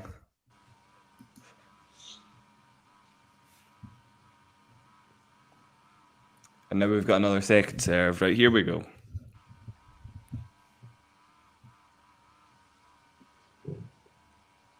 I'll let you know what happens here because it's a fairly important point now. Berrettini gets a backhand return. Now they're trading cross-court backhands. Double-handers. I notice he's not slicing at all. Oh, here's the first slice. Maybe it sits up. Andy gets control of the point. Still going cross-court. Andy gets tied to run around to his forehand. Berrettini gets his own forehand in. No, they're still neutral. Going cross-court again. Berrettini gets the inside-in forehand. I think he made that. Line licker again. Enough for love 30. Andy pushing his hardest.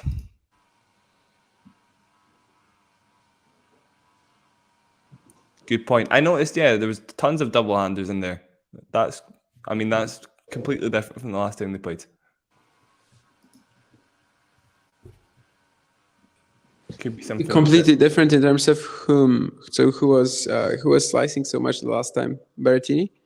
Yeah, he still had a few more double-handers than maybe would against a few other opponents, but it looked like he was using that, more than 50% of the time there. So interesting. Going into Berrettini's backhand like that. That was a great example at love 30. So Andy comes in off a backhand approach, as soon as you see Berrettini slicing, I mean, you can afford to close down the net, and it's what Andy was able to do there. It's a big weakness. I mean, it was a pretty tough volley. And Berrettini had a play on that last one, right? I mean, he did, yeah. But in general, yeah, I agree. I just don't think this one was exactly that. Still, that was obviously what was, going through Andy's head beforehand. Berrettini might have missed it by whisker, but it did win on the point. So 30-all. Whew. So just for one, right? Yes. Just for one? Yeah. And sorry, Zverev is now coming on. Mm-hmm.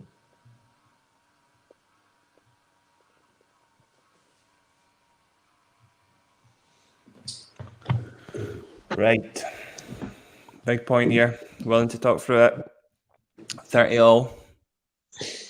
Live scores are a little bit behind. First serve out wide. And it's enough to force the error. Huge roar from Andy. I love it. So good.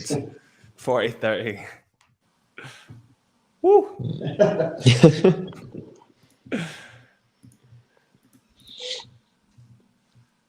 But he's right. It's understandable.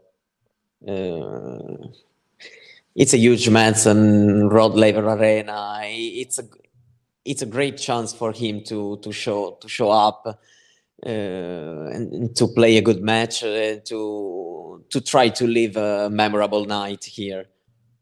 Yeah, exactly. I mean, it means a lot to him, for sure. The Australian Open means loads to him. I think people forget. I don't know if people forget he made 5 finals, but still, Andy loves Australia. That's the whole point.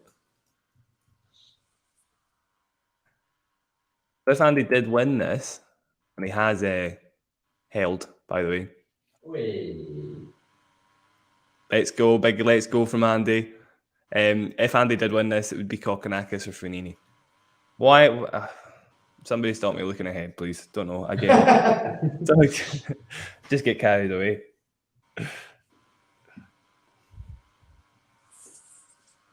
Big 4-2. Here we go, Andy.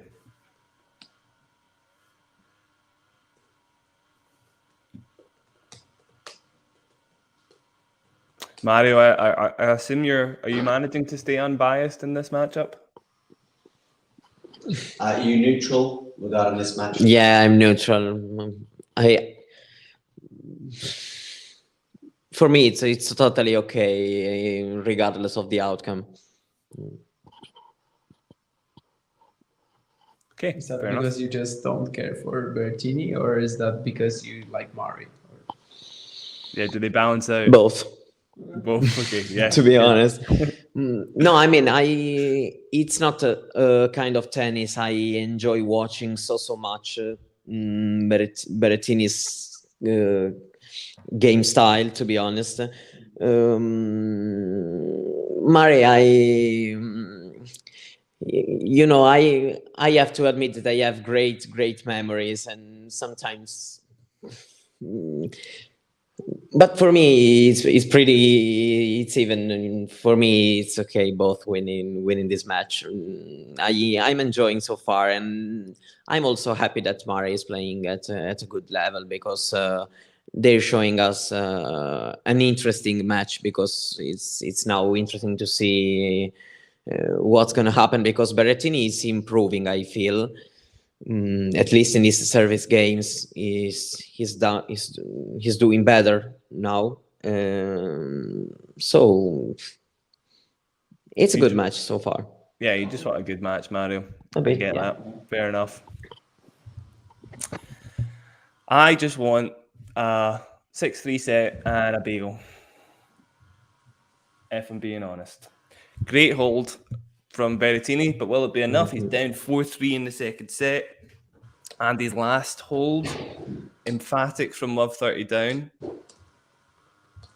Looks like he's got his number. It's good serving, that's the thing. It's good serving. We've not seen that properly from Andy in a while. It feels like every match to close off his season last year was ropey on serve. So many first serves dumped in the net. Probably talking about 50% for most of his matches.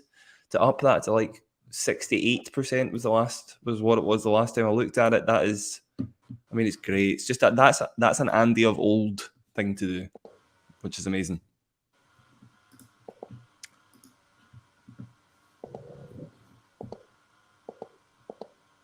Right, 4-3. It's not quite the important game yet. However, we'd like a hold on the board, obviously. Speak for yourself.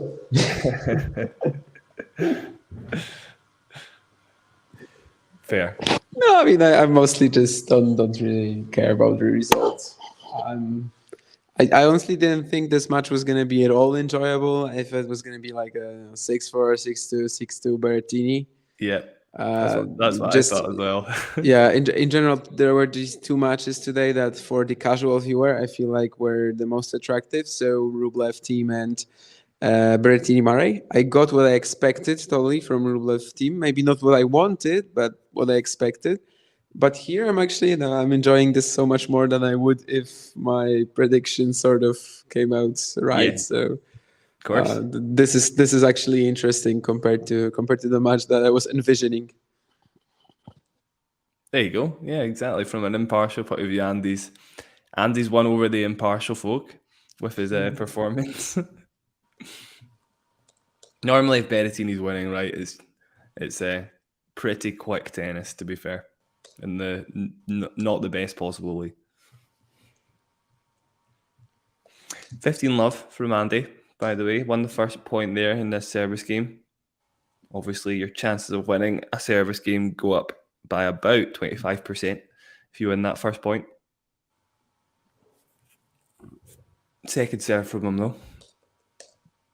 I won't count my chickens just yet. Second serve out wide to Berrettini's backhand. That must be the play. Hooked forehand from Andy. Great defence. It's enough to put the net, to put the forehand for Berrettini in the net. Great shot from Andy.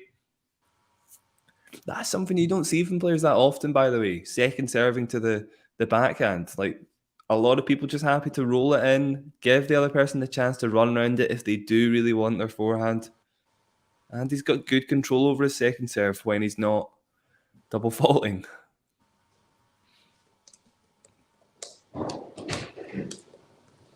Another second serve. Here comes the jinx, I'm sure. Great second serve. Got to hand it to him. And it's enough to win the point 2 shots later.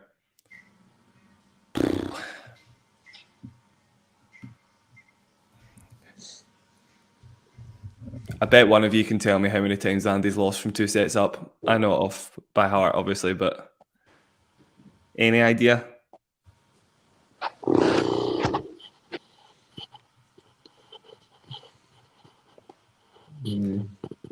If I tell you the number, maybe you can tell me the match. Okay. Yeah, it's just the one match. So he's lost once from 2 sets up. One match from 2 sets up. Okay.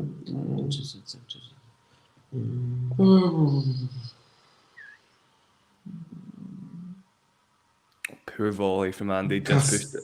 Okay, no. He beat Gasquet from right? No. He's had plenty of 2-set comebacks, Damien, from 2 sets down. Yeah, I know. I'm just thinking he beat Gasquet or he lost. Yeah, he beat Gasquet from 2 sets Gasquet down. at the French, okay. It's tough.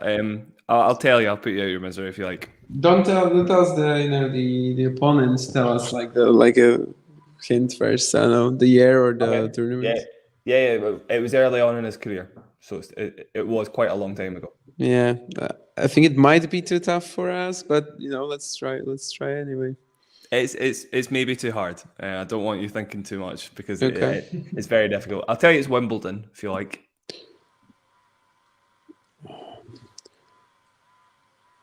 Baghdatis? No, not Baghdatis. That wasn't. He wasn't 2-0 up in that. Of that era, anyway. Come again? It's a player of that era. So of that era. Yeah, one of Baghdatis' peers.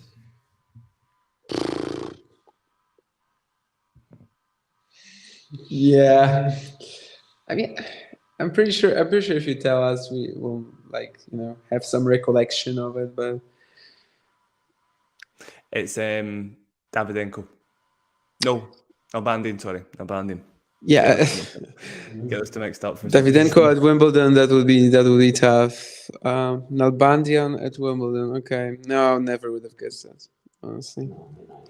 Fitness issue early on in his career, just ran out of gas basically after winning the first 2 sets in 2005. By the way, after asking that question, Andy decided to go for Juice from 40 Love. However, amazing serve out wide to snuff away the danger. So we're at advantage, Andy. Berrettini getting a little bit miffed there, almost with the racket slam. I doubt he would do it though. 2 double faults. Was there 2 double faults? Oh my god. I don't know. I was just thinking about Murray at Wimbledon in the 2000s. But I'm satisfied with my Baghdati's guess because that was who he lost to in 2006. It just wasn't. Yeah, it was in straights actually. So I get like a 0.05 point there. Half a point, Damien. Go on. Oh, thank you. Big point from Andy. There we go. Back in level pegging. That was Jesus. That was a little bit difficult there. Gotta say. Berrettini put on a face like maybe he should have won that game. Too bad. Too bad, Matteo. 5-3.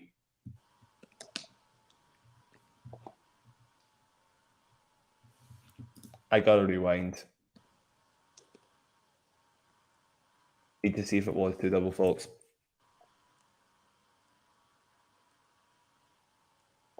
No, it wasn't. It wasn't. Never mind. Sorry, Andy. Just expected 2 double faults from you.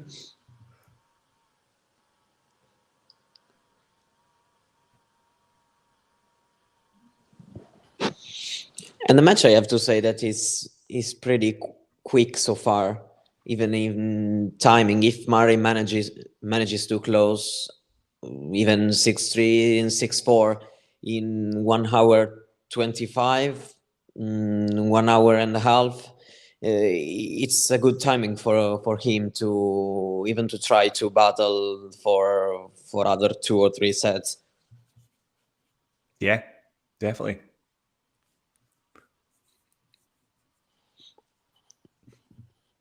Good point. You know, he's not playing another grinder, Mario, which at this stage in his career maybe is a good thing. He probably would take the big server persona over the grinding persona, right? Because, you know, fitness has been an issue. He was cramping at the end of last year in some of his matches. Yeah. So, yeah, you're quite right.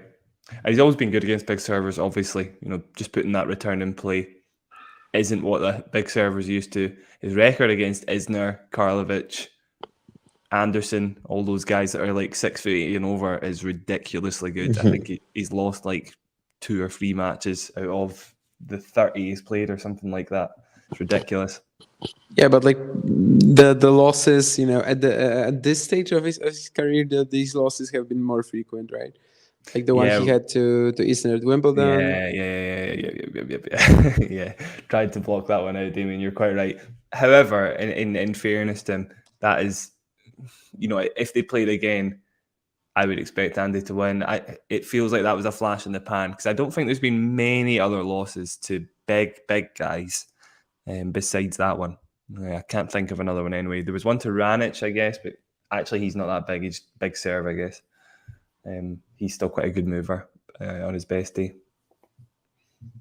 Better than Isner anyway.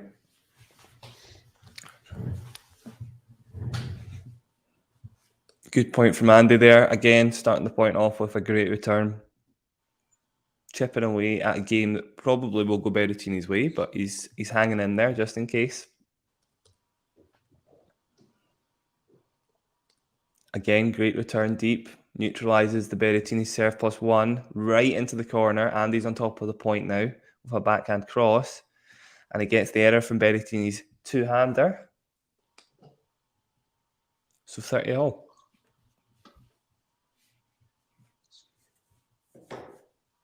Oh.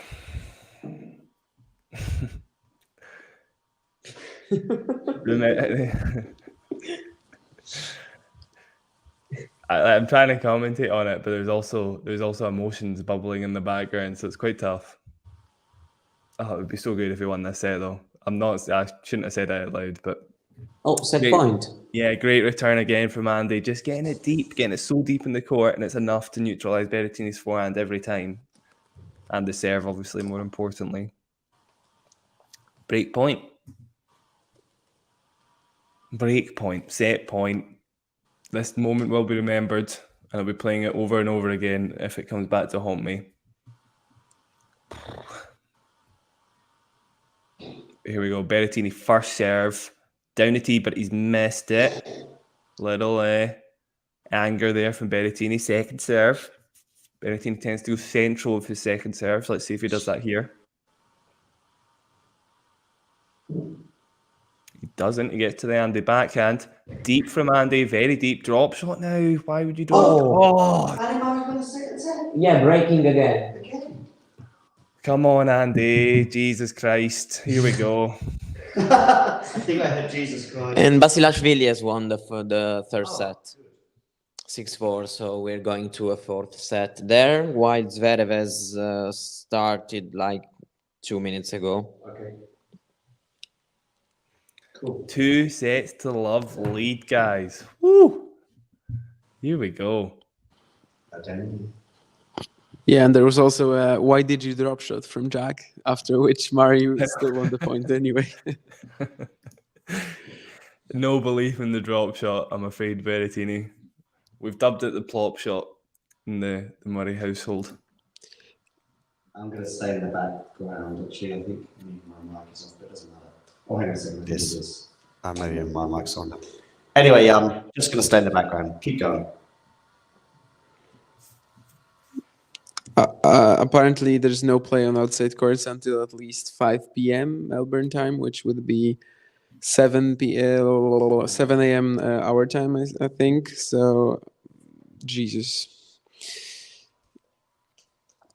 I don't want to get too excited. I wonder how long they can actually play on the outside courts later as well. How are you doing physically, by the way, tonight? Yeah, I'm definitely worse than yesterday. I'm better than yesterday. Yeah, I'm sane. So let's see. Okay. Yeah, I'm like, oh. If you need to No, not to this extent. You know, maybe it's gonna be like yesterday when you survive the crisis, and then it's gonna be just like, you know, like a marathon runner, sort of. By the way, So- there's a comment for Jack on the screen. What's that? Sorry. Oh, so this Murray kid has improved a great deal since his retirement in 2019. Yeah, he has. Yeah, I remember that against Batista Agut, of course. He threw in the towel on his career, called it a day. Honestly, we've seen him, like, if I'm being very, very honest and trying to put this into perspective, we have seen really good matches from Andy over the last 4 years. The problem has been he has not followed them up ever, basically. I think he's had like 1 or 2. No, okay, he's literally had 3 deep runs I can think of at deep tournament at tournaments in general. So Antwerp in 2019, he did the one at Melbourne as well. Got there and lost to Karatsev in the final, and then he got to the final of Stuttgart as well, I believe. Finals of the Biella Challenger. Yes, Lost to Marchenko. I suppose that counts. But he was looking pretty good there until the final, I think. Well remembered, but yeah, no, you're right. He did play well there. The point is, though, when he's beat a quality opponent, he has then gone on to lose the next match. So, ever the pessimist, even if he wins this match, I'm not going to be, I'm not going to get particularly comfortable until he wins his next match against, come on, Kokkinakis or Fognini. He should be winning that match on paper. Against Kokkinakis, maybe not necessarily. Against Fognini, for sure. I agree, only because of the Australian factor. In Australia, yeah. In any other part of the world, of course, yeah. I looked it up, actually. He's close to 50%, I think, win rate in Australia. I think a little bit above, and then he's just below 40% in any other venue. So there is actually there's a factor there for Kokkinakis. Unfortunately, I'm sure he'll win against Fognini. Yeah, it wasn't always like that, but the past couple of years, yeah, he just doesn't seem to get. I mean, not even the past couple of years. 2021, of course, he was rising for challengers. So it was mostly in Europe, so I guess. So it's just last year that he basically performed only in Australia, and then of course this year he starts the year well. I mean, we'll see.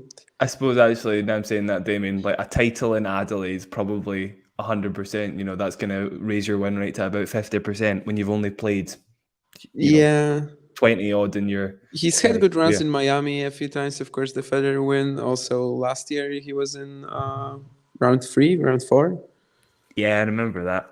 4, I think. Pretty sure it was 4. Ghost there. Sorry, I saw that.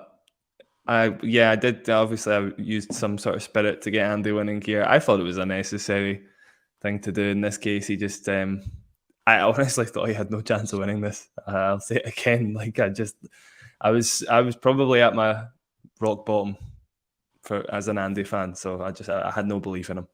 Which that's the tactic. That's the tactic normally. You know, it works. You've got coffee there. It's a very special mug.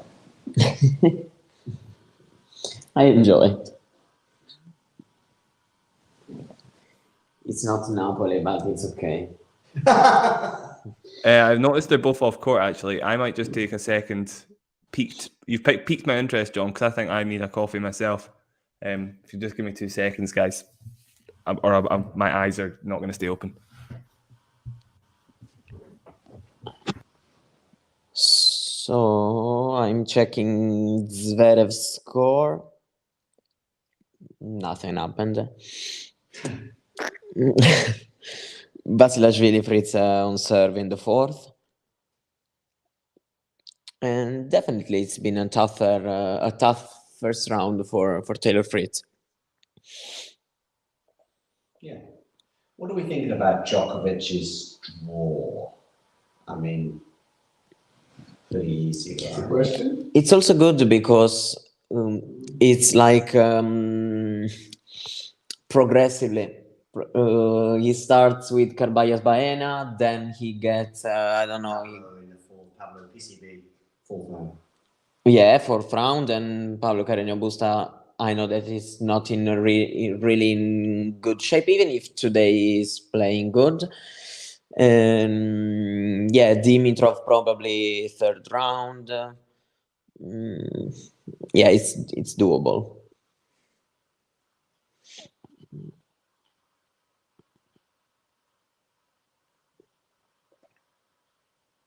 So now we're starting again in the 3rd set. Murray will start serving in the 3rd set. Up 6-3, 6-3.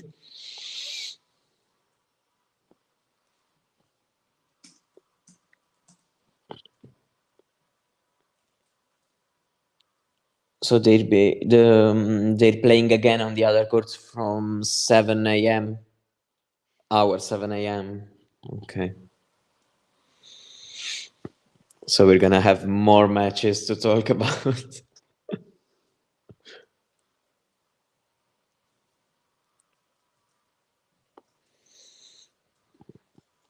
Big serve, 50 love.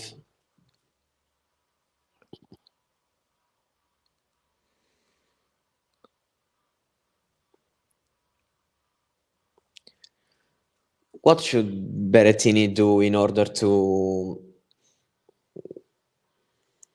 turn? Better? Yeah, to play better. To just play better. Mm-hmm.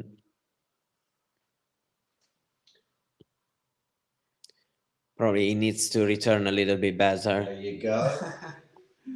There you go. Yeah, I'm thinking not only about the second serve, but first service. Yeah, I know it's not easy, but he's able to do something more. Berrettini, it's kind of tactically he's such a simple player. Yeah. Just try to get as many forehands as possible, and try to bail yourself out with the slice. Play the serve +1 forehands. It's kind of hard to like change something when you're Matteo Berrettini. You don't really have an option to do that.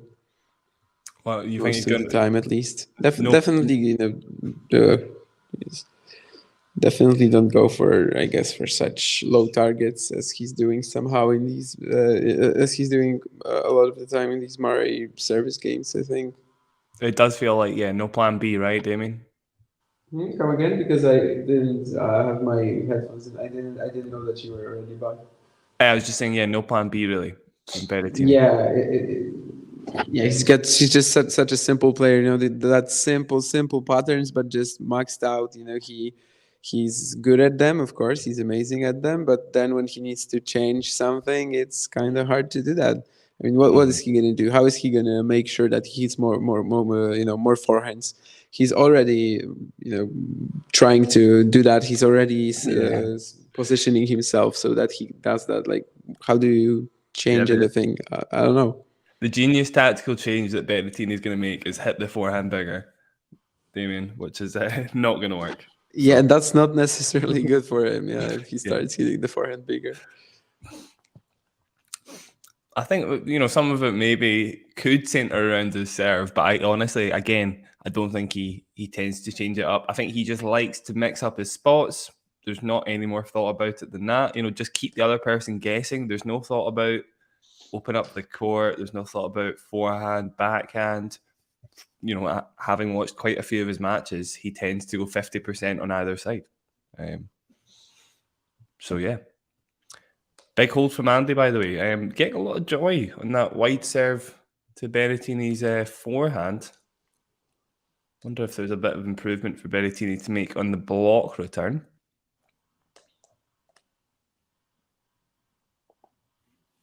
Somebody reading a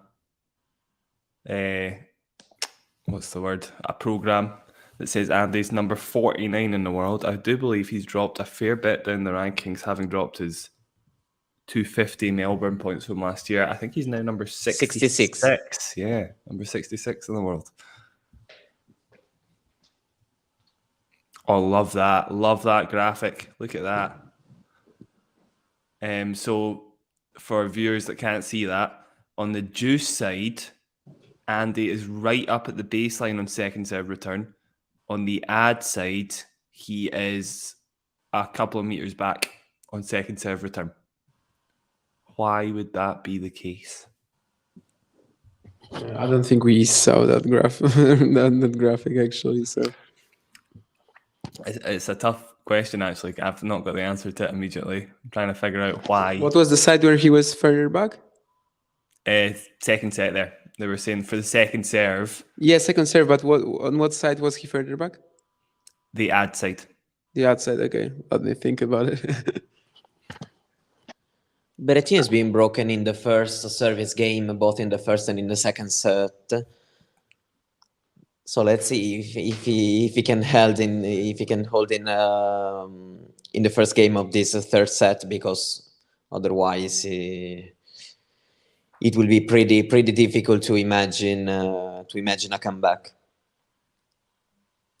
My guess, by the way, for that second serve graphic is that on the ad side, you're more easily going to find the backhand, even if you don't take time away from your opponent, because you can hit that backhand cross, right, or forehand inside out, whatever. Or actually, you can run around it, right? So if he was to run around it, then he would stand further back. That was going to be my guess. I doubt Andy will run around it. He doesn't. But he isn't running around much. Yeah, I know. He doesn't tend to run around his return. He's happy to take it on the backhand. I honestly think it's because of so if he goes into the forehand on the juice side, because it's harder to find the backhand from the juice side, then at least he's taking time away from Berrettini. So I think that it's not as necessary in the ad side, where your backhand cross is more likely to find the backhand, even if you give your opponent time. Basically, and Berrettini is running around a few of them, but it doesn't seem to be working because Andy's cross backhand return is so deep anyway. He's got so much depth and confidence on it. That's my guess. Yeah, that sounds very possible. Big hold from Berrettini, by the way. Drop shot to finish off that game there. There you go. There's some drop shots, Damien. That's a little bit of a tactical shaking it up, right? That's true. 1-1. You want to do I'll do it. Huh? Just be very, very careful with that phone. Try. Thank you. I love the setup, guys. I didn't know you had a nice little couch thing going on. He's romanticizing over your couch scenario. Yeah. Sometimes one second, one second.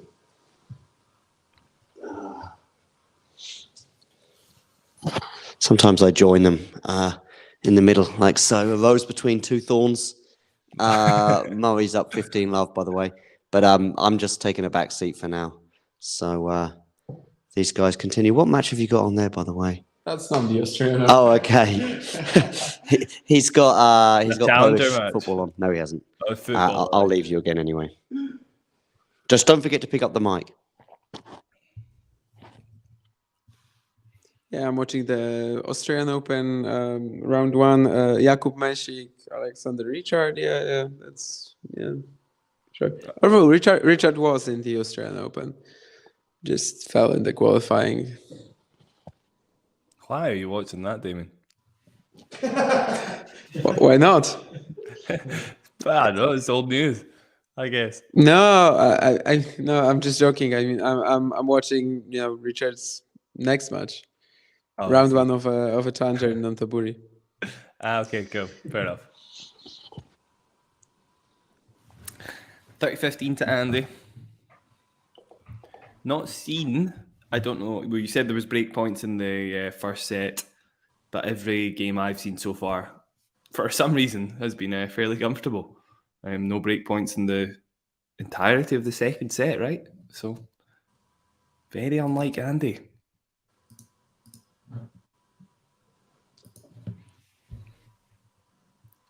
So I didn't see the start of this point, but great backhand from Berrettini. Credit where credit's due. Two-hander stepping up now. Crunches it cross court to force the error immediately. And it's 30-all. What did I say about no trouble in Andy's service games a second ago?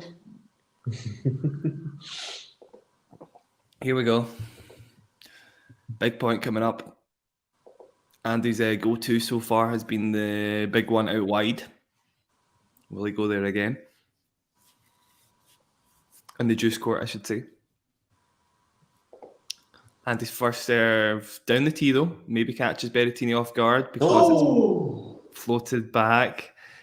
Oh, break point. Here we go. So, drive volley there for Andy.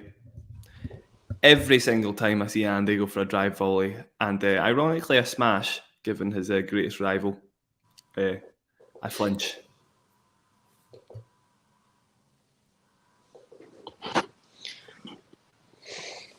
Big point from Andy. I know more or less, but I can't. It's difficult to calculate the return rating. I know more or less how they do, but I don't know if you can explain. Go on, try. By the way, Andy saved that break point, but go on, try. No, it's difficult because they assign a certain value, numerical value to the stats return. How many first serve return points won, and the same with the second set. And the fact is that I don't remember how many. How heavy is every stat in the number, and so that's why it's difficult for me to explain. Big point from Andy there, by the way. Talk about flinching on the smash. That was a great one there. Nice 1-2 punch. And I don't like the return rating, even because it's the same regardless of the moment of the match. So he, I know what you mean, Mario. So break points doesn't take that into account. Doesn't take into account pressure. no, it's just a stat that that is calculated through the other statistic values of the match. So it doesn't tell you when a certain player is returning well or not, and so Yeah, no mistake there. No mistake there. Great smash. Advantage, Andy.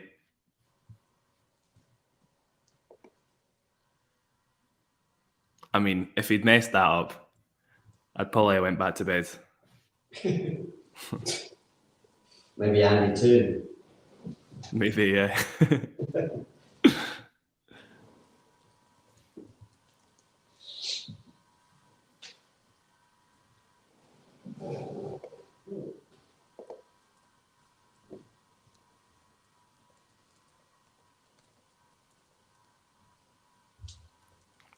Right, Andy.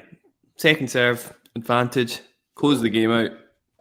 Big point here. We don't want to see another deuce. Andy with a second serve that is eaten up by an inside-out Matteo forehand. Interesting. He was there for it. He might have to be a bit more careful on that shot now. Didn't quite get it wide enough to keep it on Berrettini's backhand. He was going to be looking for it, whatever happened, it looked like. Back to deuce.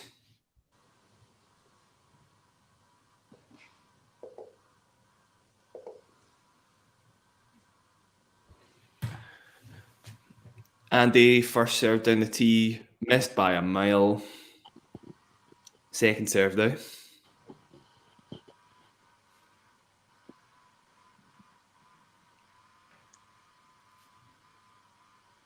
Again, Berrettini pushed over to the left. He's looking for the forehand pretty much every second serve return now.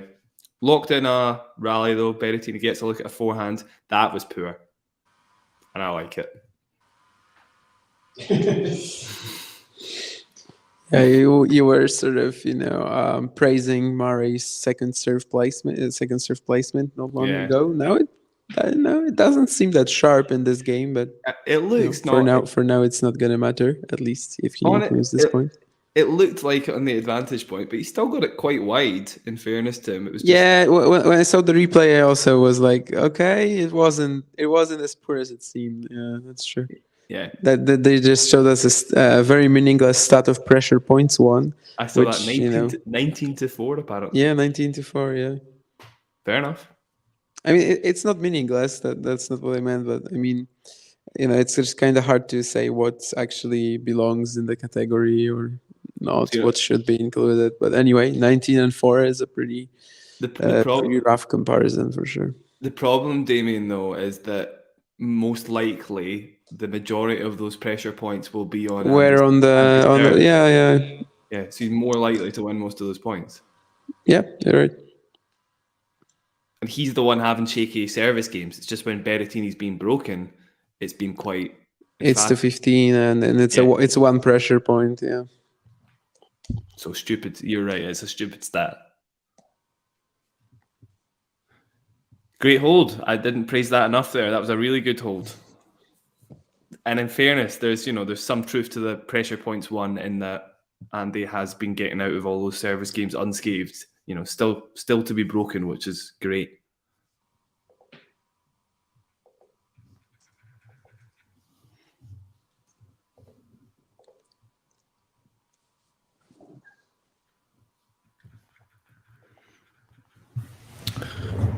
Right, here we go.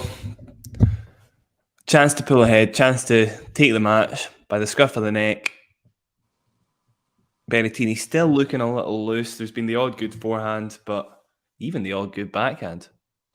However, what just happened there? Is the logo in the top right changing? What's going on? Is it flashing? It's gone now. Oh no, there we go. It's back. It's me. Just messing about. The collab. There you go. Teamwork makes the dream work. Exactly. Missed first serve from Berrettini. Second serve here. Andy going for the backhand. On the back foot with a slice gives Andy the advantage. Forehand approach to the Berrettini backhand. He tries to slice it. There you go, Damien. That's quite a good example there as well. It might look quite close, but Berrettini should be losing that point the majority of the time from that position. Not just the majority of the time, I would Pretty say. much anyone who slices, who if you're able to force your opponent to slice defensively like that, you should approach the net against pretty much anyone, right? You're right. Yeah, you are right. But I would say Berrettini does have a pretty good low dipping slice, I think. He does, but there's loads of players. You wouldn't go in as readily to their backhand that. Berrettini's probably because maybe you'd be afraid that they won't slice. Yeah, I suppose. Well, not just that though. I would say there's people who can make the pass, on a dime. Djokovic, for example, you wouldn't have seen that approach from Andy. But I mean, then he wouldn't slice, right? Yeah, no, you're right. That's true. That's what I mean. Yeah, we were just talking about it with Rublev team earlier. That if there are any approaches, then Rublev should probably direct into the forehand, because from the backhand, Thiem is not going to slice. Thiem is just going to hit that open stance, huge pass. Yeah, and it's the forehand that Thiem struggled with in his comeback, I suppose. Yep. Very good point. Second serve, Berrettini, 30-15. Straight down the middle, Andy gets the forehand, and Berrettini shanks a forehand into the rafters. Andy happy with that one. 30-all.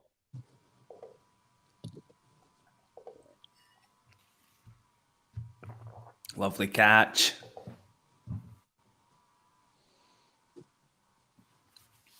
Huge point here. One of our pressure points, probably, Damien. First serve from Berrettini. Down the tee, 217 kilometers an hour, misses by a whisker. Second serve. Very few first serves made in this game. Andy gets his forehand straight down the middle. Berrettini looking for his own forehand. They're going cross, but Berrettini goes inside in with his own forehand. That should be Berrettini's point. Andy's there though. He chucks it into the sky. Misses the baseline by just an inch. We've seen him make that shot before. Close.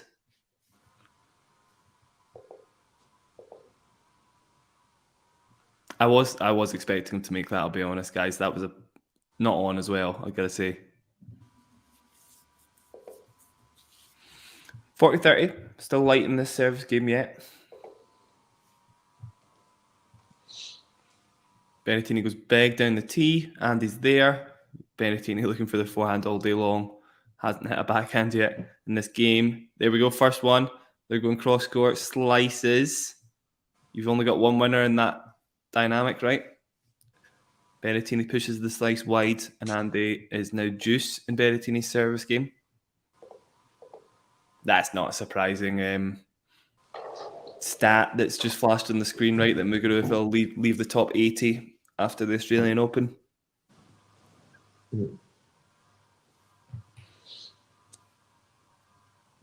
I think she must have put together about 7 or 8 wins last year, maybe less. 12, I believe. 12. Yeah, I just checked it today. It was like 12, 17. A little too pessimistic from me then, Damien. That doesn't sound awful, actually. I mean, it's probably still pretty bad, but... Yeah, I guess she just didn't play that many events as well, right? But yeah. Well, she played 17, I guess. Yeah, I suppose that's not tons. Oh. Break point, Andy. Here we go. Come on. Knew there was still light in this service game. Could this be curtains? For the tall, dark and handsome Italian. Mario? It was me, the Italian, not Berrettini. Tell me. No, don't worry. Anyway, Berrettini. First serve out wide. Place. Berrettini's got a forehand, but it's not enough to put Andy on the back foot. That second forehand was enough, though. Defensive from Andy. again, he expected to make it. Choose huge point. It's another pressure point.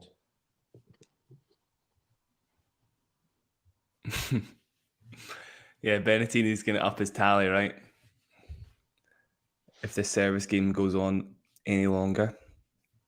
Ooh. Another missed first serve. He's channeling his inner Andy. Second serve. Out wide to Andy's forehand. Berrettini dumps his own forehand into the net immediately. Great.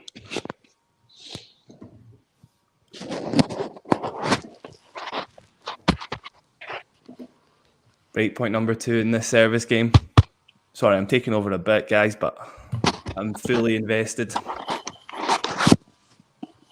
Can you get me a coffee, please, John? First Jack is asking you for a coffee. First serve in the tea. Yeah. It's going to be quite a while.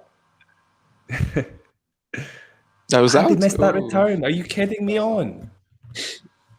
What the F? Okay. We'll move past it. Juice. It's no problem.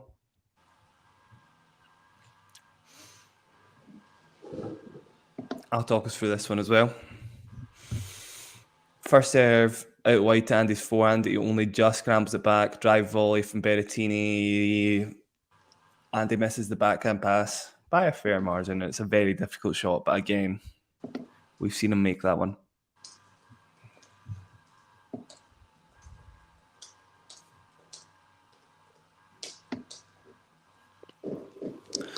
Advantage Berrettini. I'll see us through the rest of this game.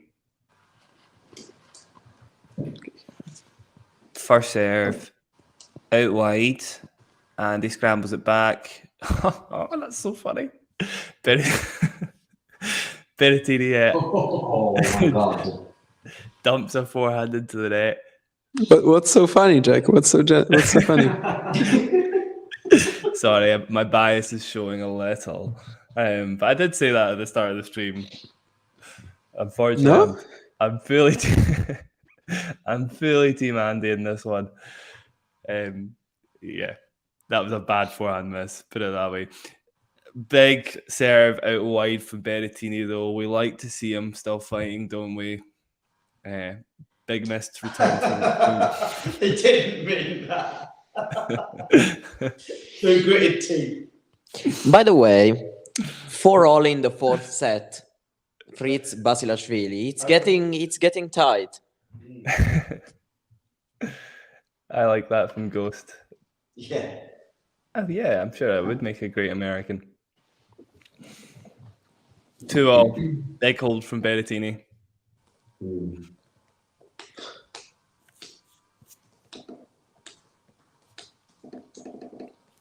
John, your bias showed a little earlier. How does Andy's performance right now? Just in that one, I think, when he, like screamed at the backhand pass, right? Yeah, But you should have seen him at the Nadal match yesterday. Yeah, I make sure. I can't hear you now, Jack, because I've just come away from. I guess I can. Yeah, I mean, I was just quite pleased with it. Really, I was admiring the shot and Right. enjoying the moment. I wanted to see a competitive match, and at that stage, it was still uncertain, if you like. I think Murray obviously winning the first set helps, but yeah, I'm enjoying this, and perhaps even your presence adds to my joy. Okay. Yeah. I thought you made that. I know. Yeah, you covered yourself well there, John. I think you're allowed to have a little sort of 60-40 biasness, right? I mean, I like Matteo, by the way, as a guy. He just seems like a really grounded, decent bloke. Maybe Leylah Fernandez might disagree with me. I don't know. But anyway, I'll leave the stream once more. Right, love 15. Small bit of danger. Great Yeah, point. that was a nasty slice down the line from Berrettini. Yeah, I was going to say, yeah, it was really nice, actually. Yeah. Really nice. It was a good shot from Berrettini. Well played. Oh, Isabel. He does probably use it like aggressively a little bit better than defensively usually. Yeah.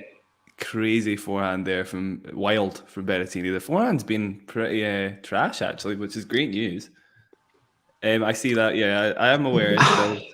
You know, I have this thing when if something is really hyped, if something is really well, you know, if something is really liked, then I kind of tend to drift towards the other thing. So I would like to see a comeback here. Like, No, okay, come on, Murray can win the fifth. You can have this. Murray can win the fifth. Please don't even say that. I can't do that. I can't do that today. From 2 sets up, it just can't happen. I'm sorry. It's not. And I'm aware Isabel's pulling for Berrettini, by the way. However, she likes the Italians. Well, I think she just likes tall, dark, handsome men, to be honest. So I'm pretty. I've got one Italian here. I'm also pretty dark, not tall, perhaps handsome, not Italian though. Just a man, Damien. Yeah, just a man. 30-15, second serve. Still reeling from that slice in the first point. However, it's not been enough to win another 2 points. So Andy is up in this service game. His second serve's not being attacked as much by Berrettini as I thought it would be. Or maybe it's just getting neutralised well by Berrettini. We'll see after this point. I've probably jinxed it. I have. Forehand winner. Great. 30-all. Forehand return winner, I should add. But the placement was also okay, right? It was great. It was great, actually. It wasn't his fault. Berrettini just had to go all out because he had left. Why don't go direct to his forehand with the second serve? Why?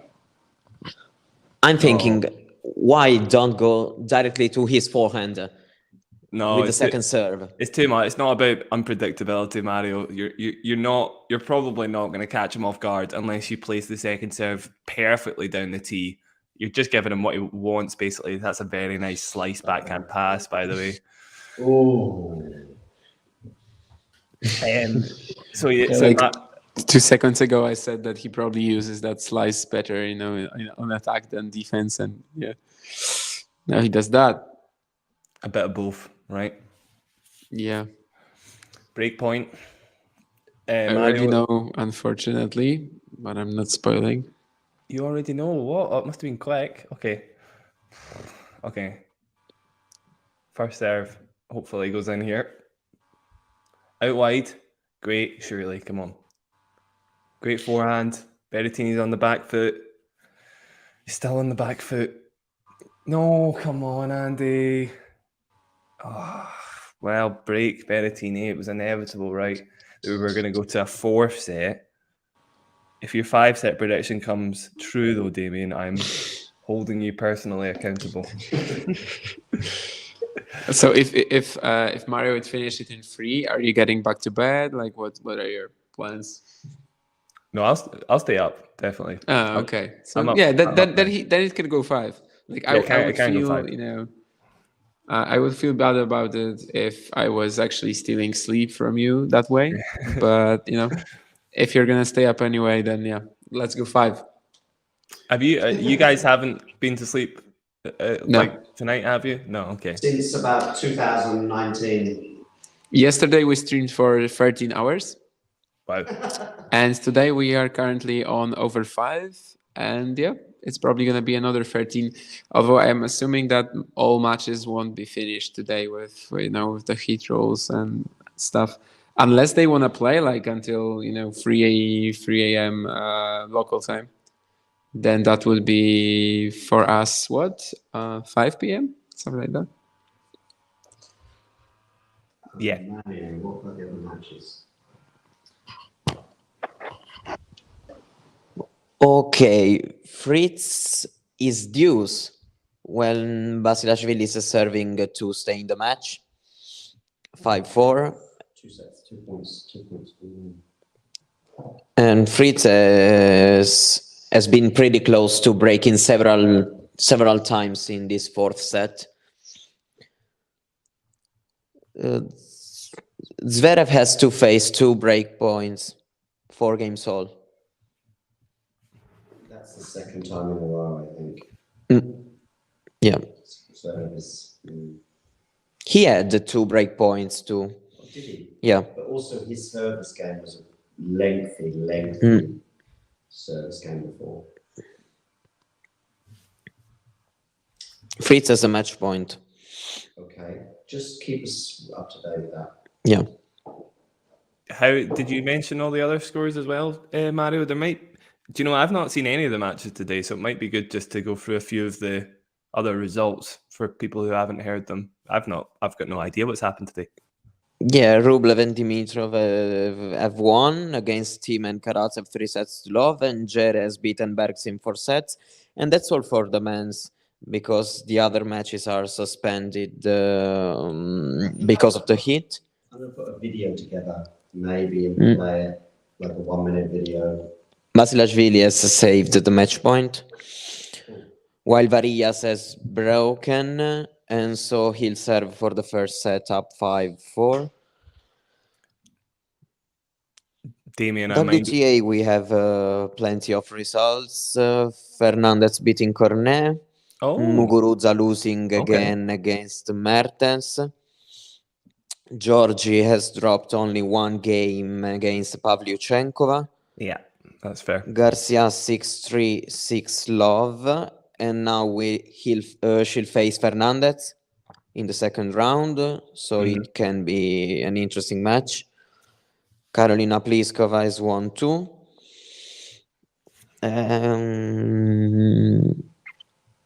Stop. Kontaveit is suspended their match. What was the Cornet score?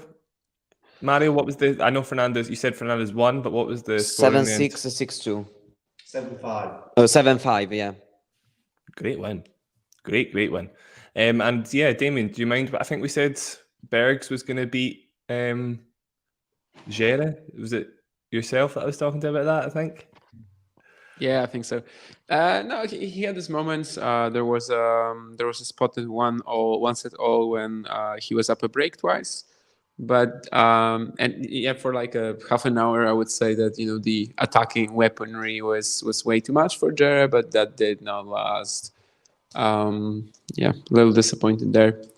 Still, Bellucci Bonzi is still going, and it was super tight. But Mattia lost the third set in a tiebreaker. But well, then it was also suspended, like already. Yeah. And Jari, by the way, two sets up on Kecmanović. Really? Okay. Yeah, he's only lost 10 points on serve, I think, up until 6-3, 6-4, 3-all. Wow. Fan favorite, right, Damon? Fan favorite, Nicholas Jarry. Fan favorite, yeah. I don't know for whom, but okay. Still me. I still like him. By the way, to elaborate on what Ghost just said there, you might find this interesting, Ghost, you might not, but I noticed you said the statistical discrepancy between Fritz and Basilashvili. Basilashvili had 29 winners, Fritz had 7, but you also mentioned that Fritz had 30 aces. This probably is quite obvious, but some stats don't count aces as winners, others do. And that is a stat that I mean, most of the winner. time they're counted, and I think here they are also counted. So, well, Ghost said there was only 7 winners from Fritz. Yeah, I'm planning to check that because maybe that's from Google or something. I don't know. That's true. Yeah, could be Google. Could just be in the stadium as well. Maybe it's ground stroke winners. Either way, I was going to say ground stroke winners, then sure. Yeah, I was going to say Basilashvili doesn't have the greatest serve in the game. In fact, it's probably one of the worst in the top 100 for me, relatively. Yeah, I think it was like winners not counting aces, which I think is how they should be counted in general. But yeah, just 9 winners for Fritz after 2 hours and 19 minutes of play. Non-aces winners, of course. While we've been talking about the rest of the matches, by the way, Berrettini and Murray have got 2 fairly comfortable holds on the board. It had to go 4 sets. You know, there's no way it couldn't have not went 4 There's sets. there's not a universal stats keeping standard. I mean, who counts aces and winners? Like besides, we count them. Not as the same. But I think all the official scoreboards actually do count them together, right? Yeah, normally they do. Definitely. So I'm very surprised at that. Yeah, but it's the right way to do it, I think. I think it gives you just, a clearer picture. Yeah, if you just count non-ace and, ground stroke winners or whatever. Yeah, I mean, most of Bajalasvili's points are going to end in a forehand or backhand winner / forced error. Not most of Fritz's, but it just, makes sense. It's so different from hearing 37 winners to 29 winners, right? So, Andy moving early for serves now. Don't like to see that. And he gets ace down the tee. No, he doesn't. Sorry. It was a let. Never mind.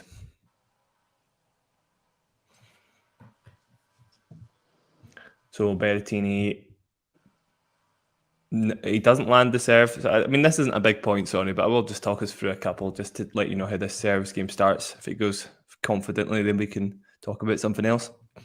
Second serve to Berrettini, and he gets the backhand back into play, and Berrettini dumps his backhand into the net. Okay, so we've got a little bit of headway in this service game. Love 15.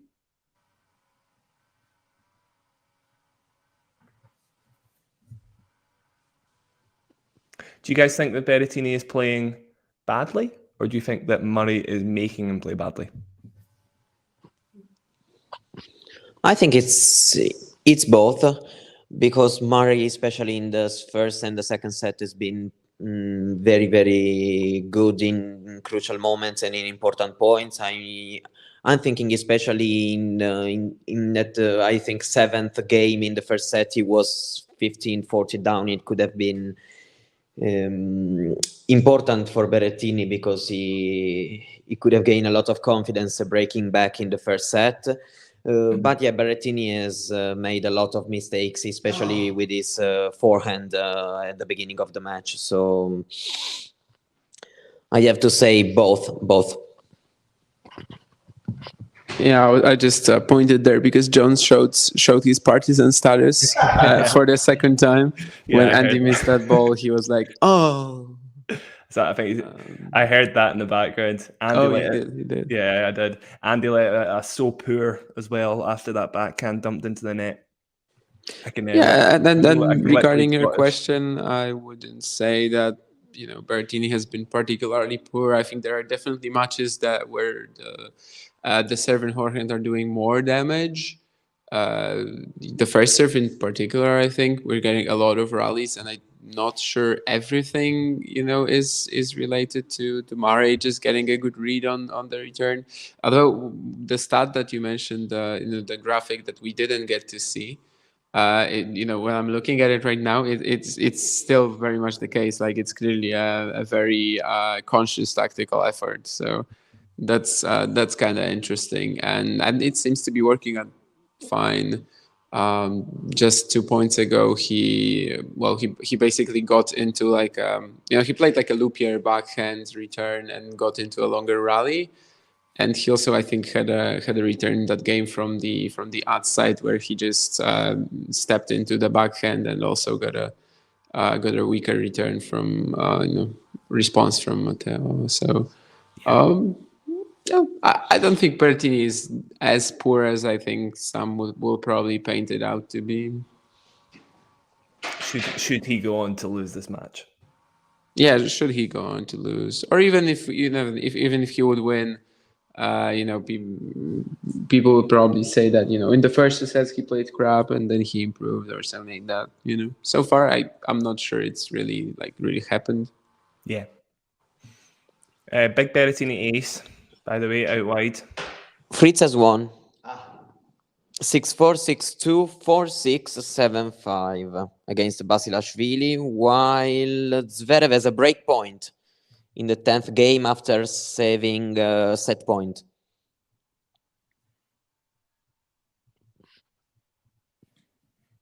Well done, Taylor Fritz.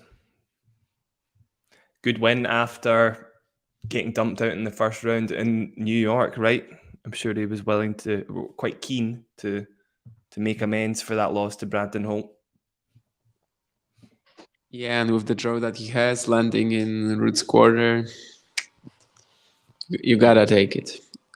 Yeah. There's a stat on our screens right now about Bertie's average forehand speed, topspin forehand, but it doesn't seem too meaningful since it basically was slower in the first, and then he upped it in the second and the third. So.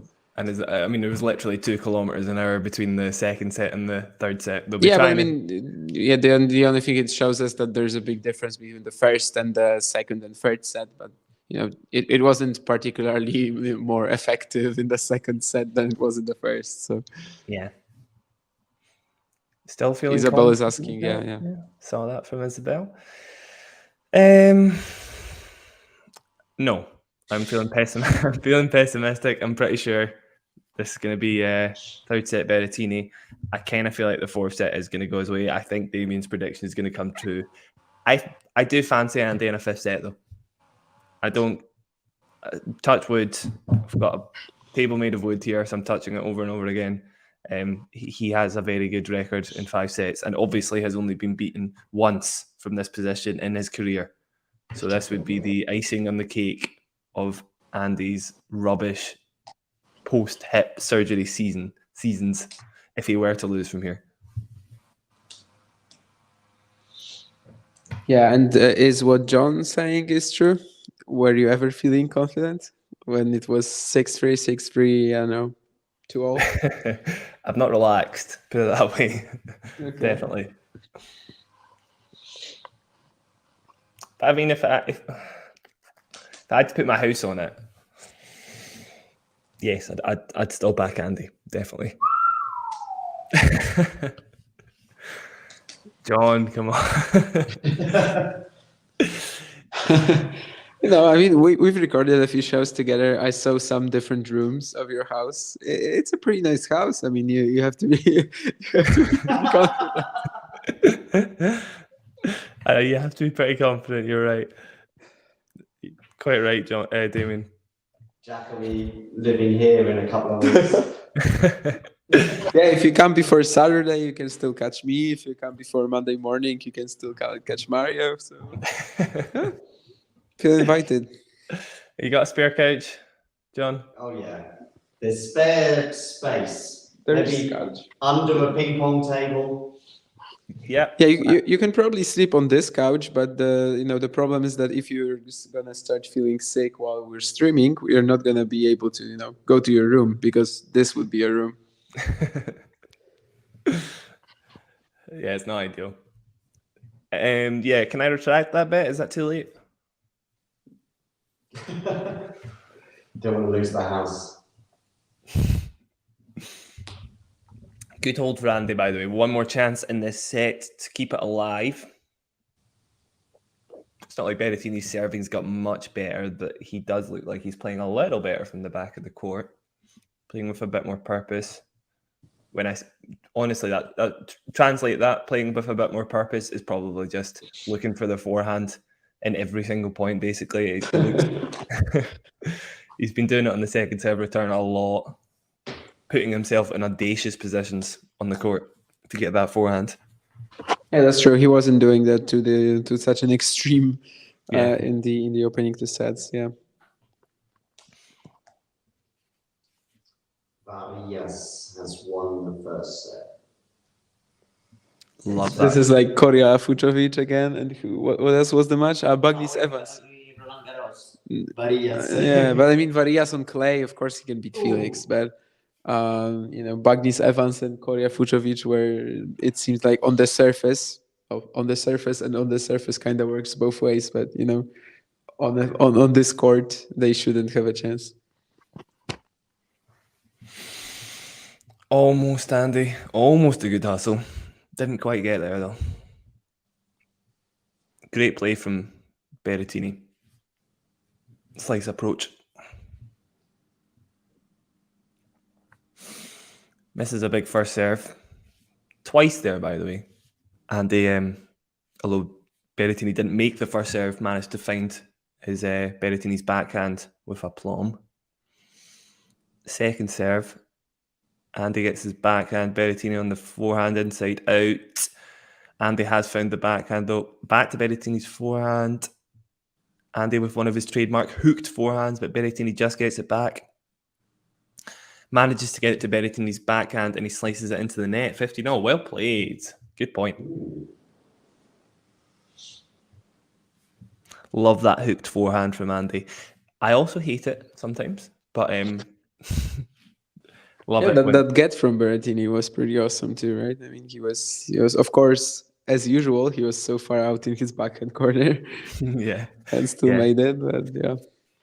It was quite a good shot actually against Berrettini because obviously exposes himself. If you can get that wide one that cuts the angle, it's a great effective shot.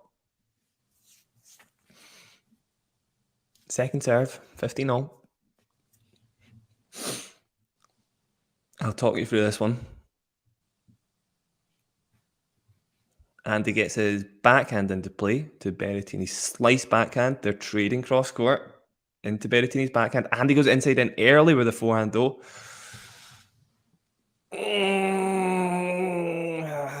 That's a chance. That's a chance miss for sure. Volley into the net from Andy. Not much of an excuse for it, really. Great approach as well. Berrettini probably losing the point every time if Andy makes that volley.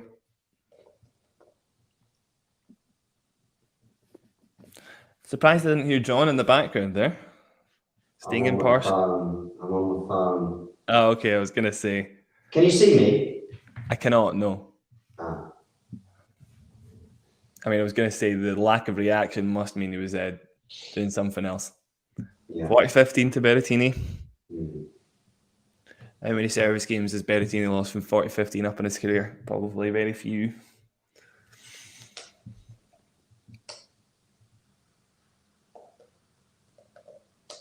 Two set points.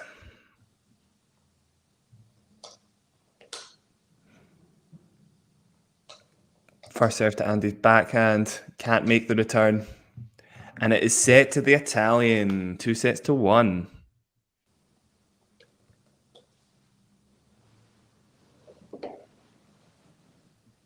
Okay. It's not a problem. It's all good. It's fine. Had to go for. Had to go for. And that was still a tight set. I don't feel like Andy's level dropped at all.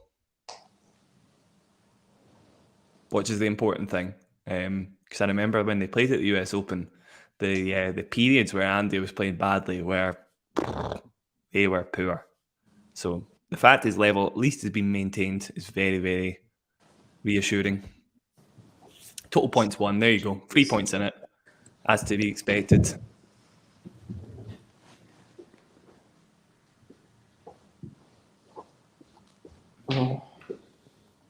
Don't think we'll see any tactical change from Andy. Generally, the percentages are falling in his favour.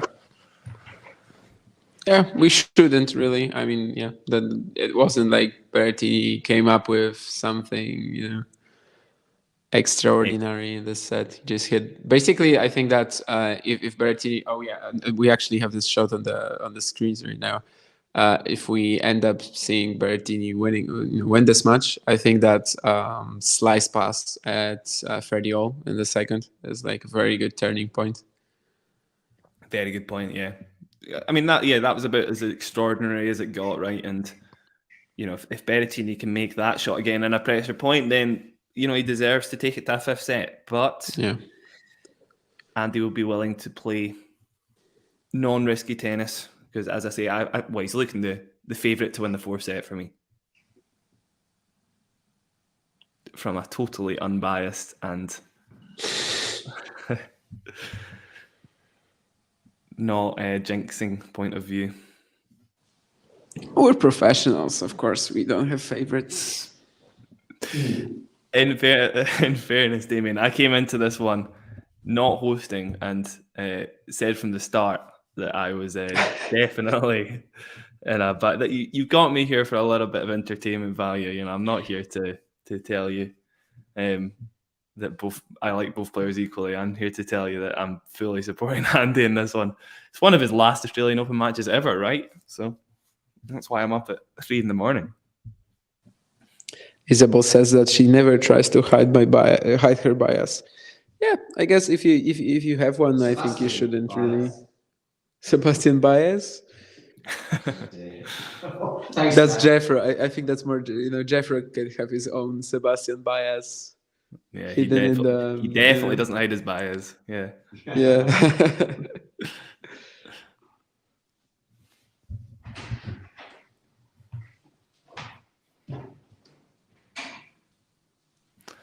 You're right. I mean, yeah, Isabel definitely doesn't hide her bias, but she's a that's good, right? I mean, if you have a bias, I don't think you should hide it. Yeah, exactly. She's unless you really have to, but I don't think we do here. Love 15, by the way. Andy lost that first point of his service game, and he's lost the second as well. So we're at love 30 now. Ooh. These slice approaches from Matteo have been very nasty, the past couple of games. Yeah, that's a couple of times. You'd think drawing him forwards. No, not really, to be honest, actually. Yeah. When he's getting those short balls in the backhand, he is eating them up. Tough moments. Big moment to survive for Andy. First serve, out wide to Berrettini's forehand. He makes it. It's a really good return. Or does he? No, he doesn't. He's missed it. Looked to me for the world that was in. Yeah, me too. It's not far.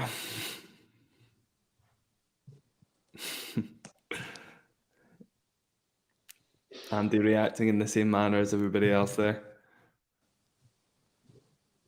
15-30. Andy with a first serve out wide, misses by a metre. Second serve.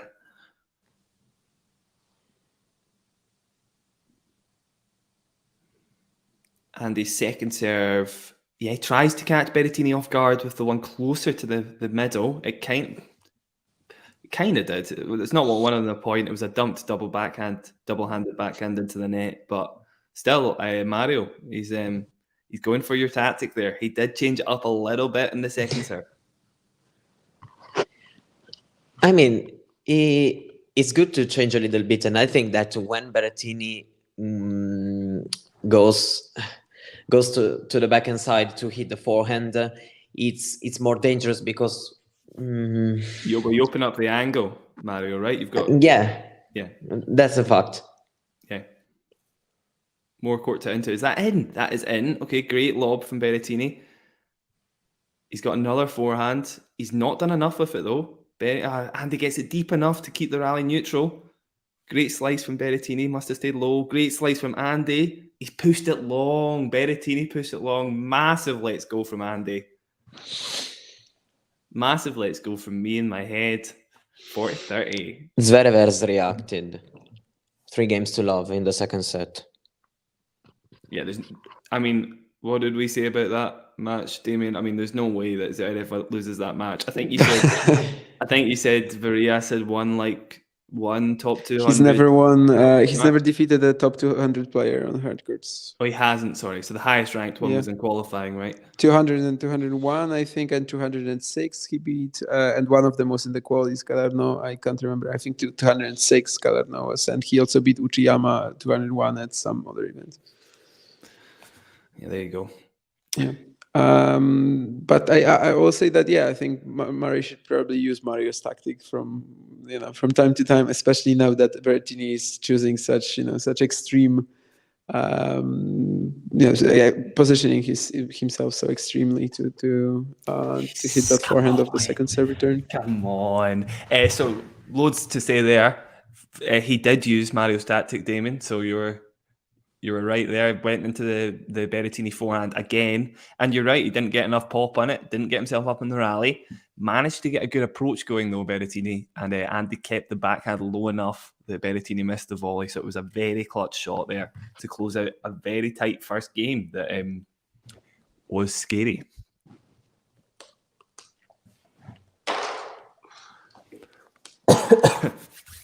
I wasn't sure about that tactic as well, Mario, I gotta say. So well done. Maybe Lendel's leaving soon. You could take the job. Can I be a coach? Yeah, you could take Lendel's job. He doesn't do too much. He just plays golf. So long as you're not stuck in the golf course all the time, you'd probably get the job. The fact is that when I watch Berrettini playing, I always think about the Wimbledon final. He played against Djokovic. Mm-hmm. And yeah, Djokovic made hit a lot of forehands, but on the forehand side. And it's very, very different to make him turn around to hit the forehand. There's a lot of difference in that. Yeah, you're quite right, because it just doesn't expose the angles as much as, I was saying that it just leaves you less vulnerable when you go into the forehand with a bit of venom than if you hit a slower shot to the ad court and Berrettini runs around it, right? He's got time to set it up, which is very dangerous against Berrettini. The number one tactic for that match, Mario, when I did the analysis of it, Djokovic was into the net on about 70% of his pressure points, right? So every single time he would approach to the Berrettini backhand, hoping, that he would get a slice. He didn't count on the double-handed pass from Berrettini. Yeah, that's right.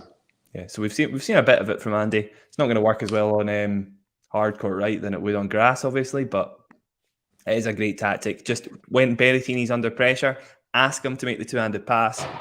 He's probably not going to make it 9 times out of 10.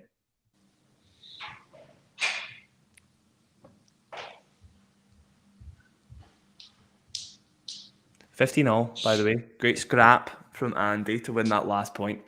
Second serve now to work with. Does he go aggressive? Gets a backhand on the second serve. Finds Berrettini's backhand. Trading cross court now. Andy gets an inside-in forehand that clips the net. Might have been going out, actually, had it not clipped the net. Oh, Andy misses the backhand pass by 2-3 inches. Unlucky.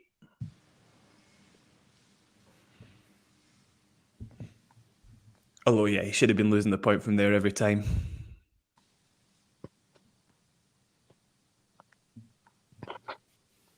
You just got to make him play the volley there, because that would have been tough. Obviously a difficult pass, but still, he was raging with himself. He was angry. 30-15 now. Berrettini with a first serve out wide. Andy neutralises to the backhand. So impressive there. That's an underrated return. Gets it deep to keep the point neutral. Trading cross court now. Slices. Berrettini's looking for the inside out. And he's got loads of time to set up this next one. It's not quite enough though. Andy gets it back into play. Berrettini goes big. And he dumps it into the net. Great defense from Andy there. The return started it all off. 30-all. Is there a third match happening? I'm checking.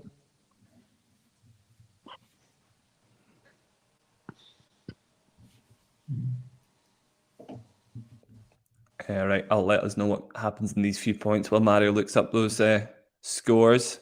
Berrettini misses Zanevska Kudermetova, but not started yet. I'm picking Kudermetova heavily for that one, although Zanevska played really well in Adelaide. Second serve, Berrettini, and he gets the backhand deep. He's scrambling though. He should lose the point from here. He does. Yeah. Opportunity. Yeah, Jack, a little birdie told me that apparently Kudermetova is your finalist pick. She is, yes. I wonder who that was. Well, I mean, it is on YouTube as well. That is on YouTube, that's true. She does not have a terrible draw, if I remember correctly, right? No, she's got a great draw, I'm pretty sure. Yeah. At least to the quarters, and then, you know, obviously I'm picking a few upsets at that point. But I feel like she's due a good result. You know, it's been quite a long time winning good matches, but not quite, you know, having a massive result in terms of a Masters final or a Slam semi or anything like that. I think she's due one. It's not by accident, though, right? Like that's just sort of a game. Like it does have a bit of a cup. Yeah, maybe. But yeah, I mean, I'm looking at her quarter right now, and there's like no one she should fear realistically. Pliskova, Kasatkina, Zhang. Not even lower down. For viewers, to clarify, not Zhang. Zhang. Yeah, Shuai Zhang, not Qinwen Zhang. Yeah, Qinwen Zhang she should fear. Yeah, exactly. I was going to say subtle difference. Yeah, Qinwen Zhang is. I didn't do the full bracket, but like I had to pick a dark horse for a couple of places, and I picked Qinwen, and you know, just looking at it, I think I would have her in the semis, maybe. Love it, Damien. Yeah, that's she's been. Yeah, I'm very big on her. So it's her and Samsonova for me, Damien. Oh yeah, she's. That's sort of why I think Jabeur won't go that far, because she can play Samsonova or Haddad Maia in the fourth round. That's a very strong section. I've said Jabeur goes out to Vondrousova. Maybe she'll go out to Kanepi. Maybe she'll go out to Samsonova. Yeah, but Kanepi isn't out. But I literally said the same thing. Yeah, like I picked Jabeur as my disappointment, or however you want to call it. And I just wrote that she has Vondrousova, then Kanepi, and then even if she gets through that, then there's the fourth round, Samsonova or Haddad Maia. Vondrousova is such a good player. I'm pretty high on her as well, I gotta say. Yeah, it's very reassuring to see how early she was able to just get back to her pretty much her previous form after missing half a year. Yeah, fantastic stuff. That's a terrible forehand from Andy, naturally. But he's up 30-15 in this game.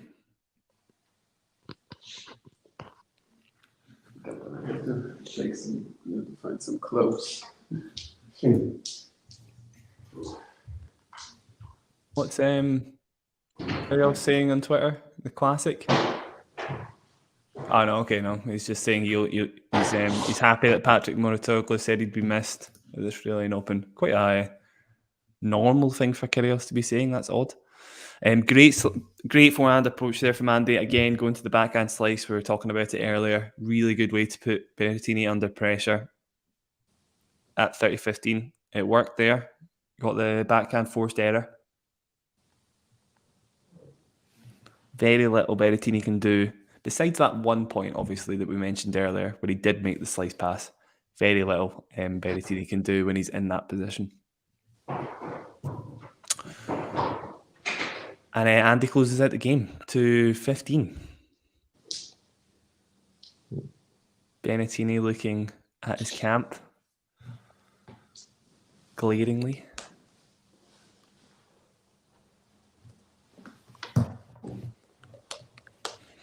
Great stuff. Any updates on any of the other courts, Mario? Anything?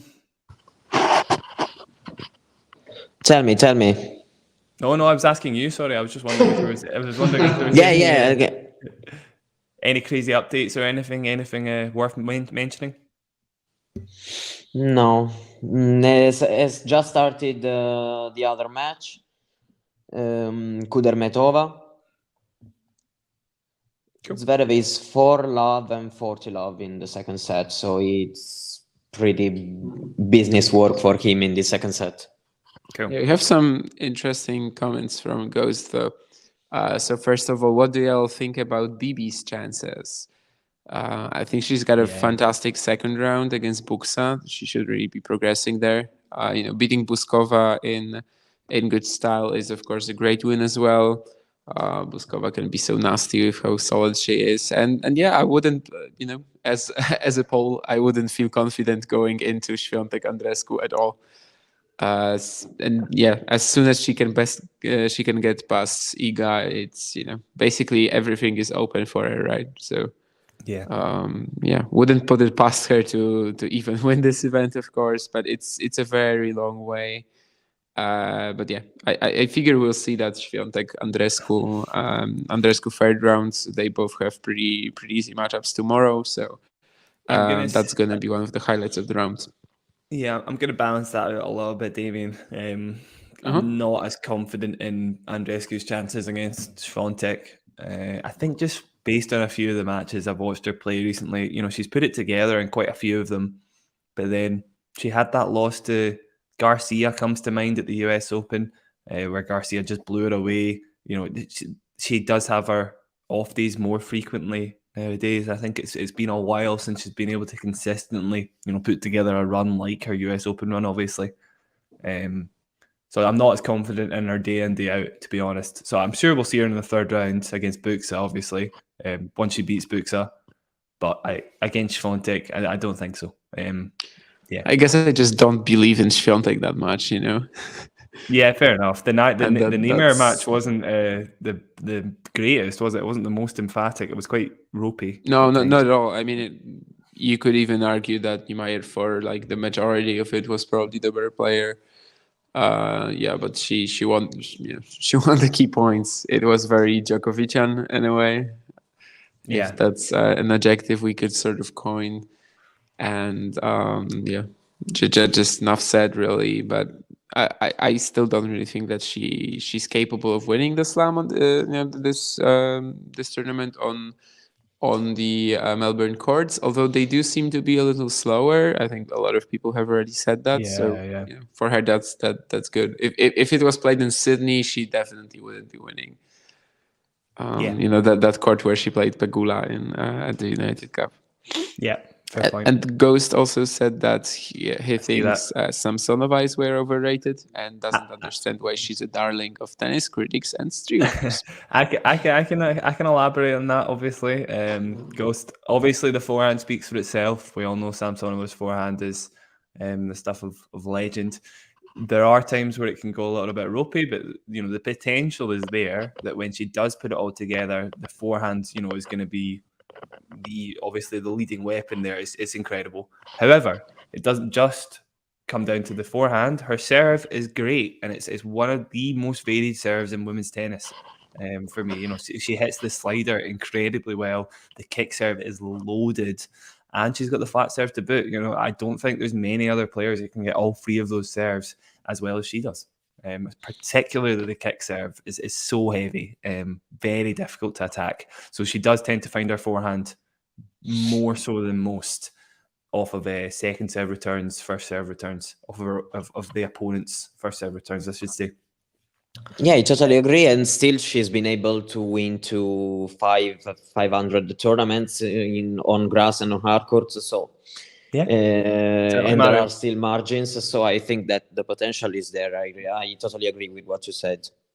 Yeah, exactly, Mario. Quite right. Yeah, she's been putting these winning streaks together as well, which kind of tell you, that when she's hot, she's hot. She had that fantastic match with Iga as well in Stuttgart, when probably on that 37-match win streak, she was the closest. She was the closest battle that Iga had to fight, and I don't know if she's gonna ever play her best over an extended period of time, but we've kind of seen that already, right? 15 wins in a row or whatever it was at some point. That's a pretty extended period of time. So I don't know. Wouldn't shock me if she makes like the top 10 or gets a big run at the Slam. This Australian Open, it's certainly possible, but Haddad Maia, the potential third round with Haddad Maia, that's like a key round if she wants to. If she is to go any deep. She's playing Paolini in the opening round. That's also not that easy. Paolini won a main tour event on hard, right? Like she's not actually. Porto Rosso or something like that. Yeah. And finalist in Cluj. So she was. Yeah. However, I definitely fancy her chances there. That should be the kind of player she should be beating when her forehand's at its best. Obviously, she'll be dictating most of the points, so it's probably going to be more down to her than Paolini. By the way, Berrettini came back from 30-all there to win the game. A couple of big serves, not really much Andy could have done there. Just has to say fair play and move on. Big ace down the tee. Best way to say I'm moving on with a 15-love start to the 2-all game.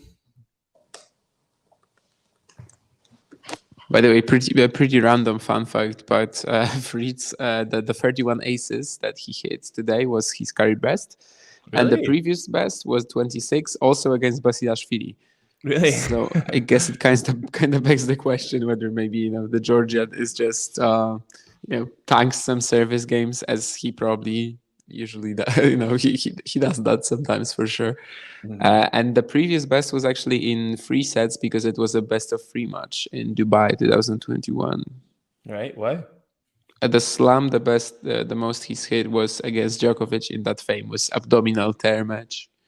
Oh yeah, of course. That was it was 2 years ago now, right? Wow. Yep. I was thinking it was last year. Yeah, last year was the first time Fritz made the second week of a slam, right, at the Australian Open, and lost to Tsitsipas in 5. Yeah. In fact, oh yeah, so it was. Forgot he beat Fritz on the way. It's a great couple of wins against Sinner as well. Yeah, the match over Sinner was probably one of the best ones Tsitsipas had last year, and that's also why I feel kind of confident that maybe he can, he can have a huge run here if he is to play Sinner in the 4th round. And they kind of, like with their draws, they really look like they should meet in the 4th round. Yeah.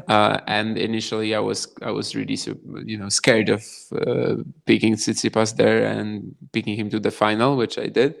But then I figured, he did that last year. He played such a great match against him.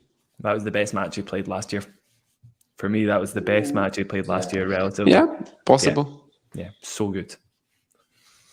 Just visions of Federer throughout the whole match. He was very, very like Roger in that match in his style of play. 30-15, Andy, by the way, gets a hooked forehand to force the error for Berrettini. Rolling and serve, which is lovely to see. No stress.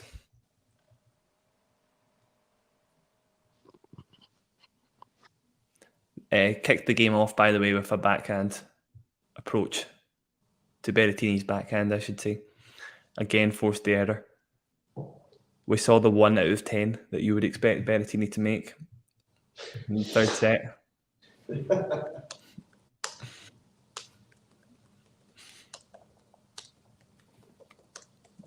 Second serve, Andy, here, 40-15. A pretty non-plus point, but talk you through it anyway. Second serve to Berrettini's backhand. Maybe it's not appealing, I don't know. Do you want this pasta? Mario.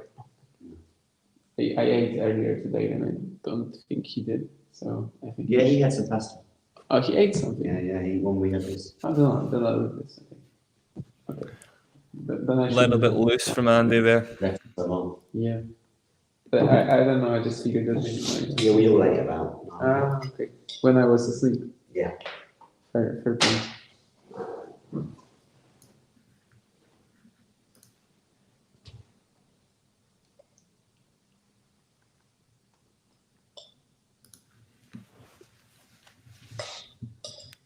$40-30. Unfortunately, Andy just mistimed the forehand there and pushed it long. So a little bit of a pressure point now, and he skims the first serve off the net to force it out. So he is on a second serve now. See if he goes for Mario's tactic. He does keep it on the Berrettini backhand, and Berrettini's not there to get it on his forehand. Great drop shot. Is it enough? Should make the lob. He does do enough with it. Berrettini got a racket on it, but he does do enough with it. 3-2, Andy. Good hold. This time you liked the drop shot? Well, once I saw the execution, I was happy with it, Damien. But had he pushed it a little bit further, I wouldn't have been particularly happy. Yeah, I started looking, by the way, at Tsitsipas's matches last year. I think I'd have to agree without any hesitation that it was his best match of the year. I was thinking initially of that one against Medvedev in Cincinnati, which was also good, especially in the way he navigated a tough matchup for him. But I can't really say with a straight face that it was better than the Sinner match at the EO. Yeah, I mean, so much of that was to do with Medvedev. There was the game in the third set in that match where Medvedev double faulted like 4 times in one game, I think, and that was the only break of the third set, and it was because there was fireworks going on in the background. So I mean, Tsitsipas did a great job of holding his serve, obviously, and we saw a few things in that match that we hadn't seen from him before. So honestly, I'd put it right up there as maybe the second best, but just the way he played and against Sinner was jaw dropping. It was just way too good, not for me to rank it first. You will have to excuse me for just a second. I'm going to take a quick... Some matches have resumed. Finally. Tell us some latest scores, Mario. Zverev have won 6-1 the second set. Carreño has started, serving for the second set, up 5-1 in the second. He won the first. Other matches still have to start. On WTA, Volinets is serving for the match. 6-3, 5-1 up on Rodina. Kudermetov up a break on Zanevska 3-1, and she still has to serve.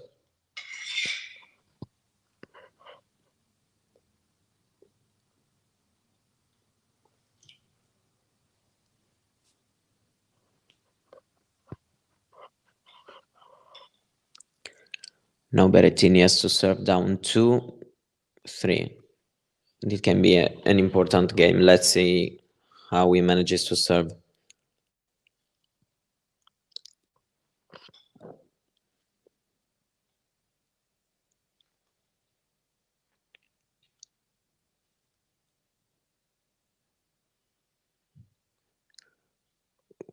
Back and Murray, Berrettini went to the forehand, then good drop volley. So 15 love.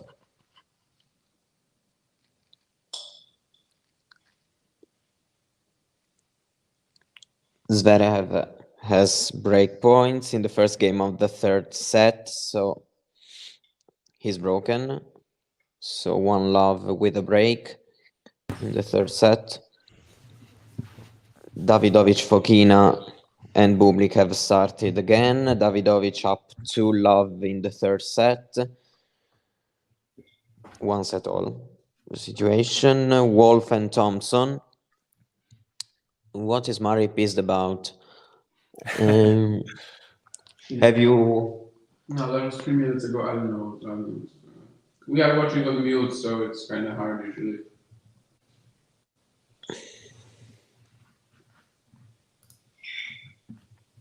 Fortilov.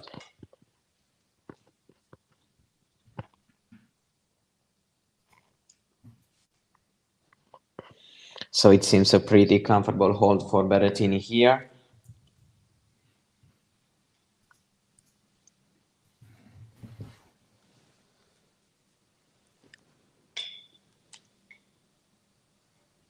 First serve wide, yeah.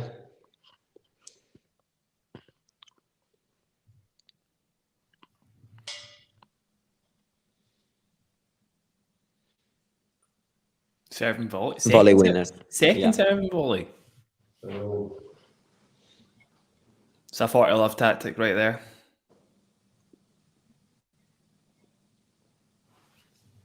Three all, getting to the crunch moment of the set, halfway through, as they say.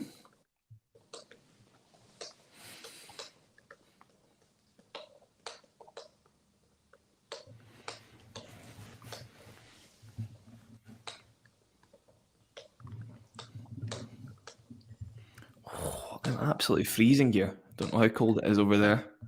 Yeah, that's why I just went to grab something.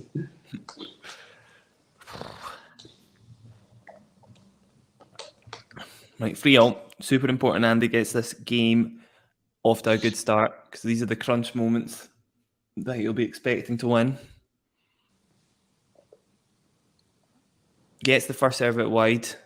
Great job of opening up the court, but Berrettini gets to the backhand, trading cross court, and gets a forehand to. Oh, Berrettini pushes it along though. Actually, you had time to set that one up as well. I'm very surprised you missed that.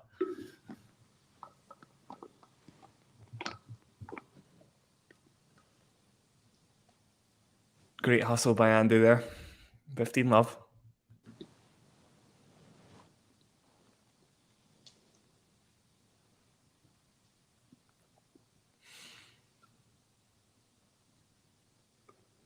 First serve for Andy to Berrettini. It's cut the net. Would have been a good serve otherwise.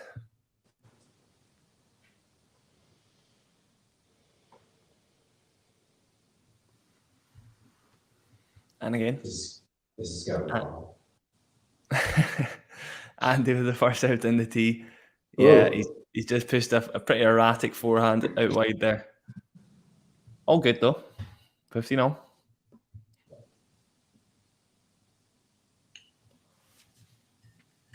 Is that John in the background saying this is going to 5? Yeah. Well, we'll see. It's a tight 4 set.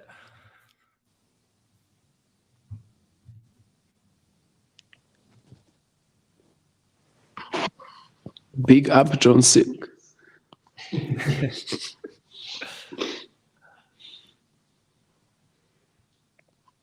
Hey, cross-court tennis. I see now why you said big up.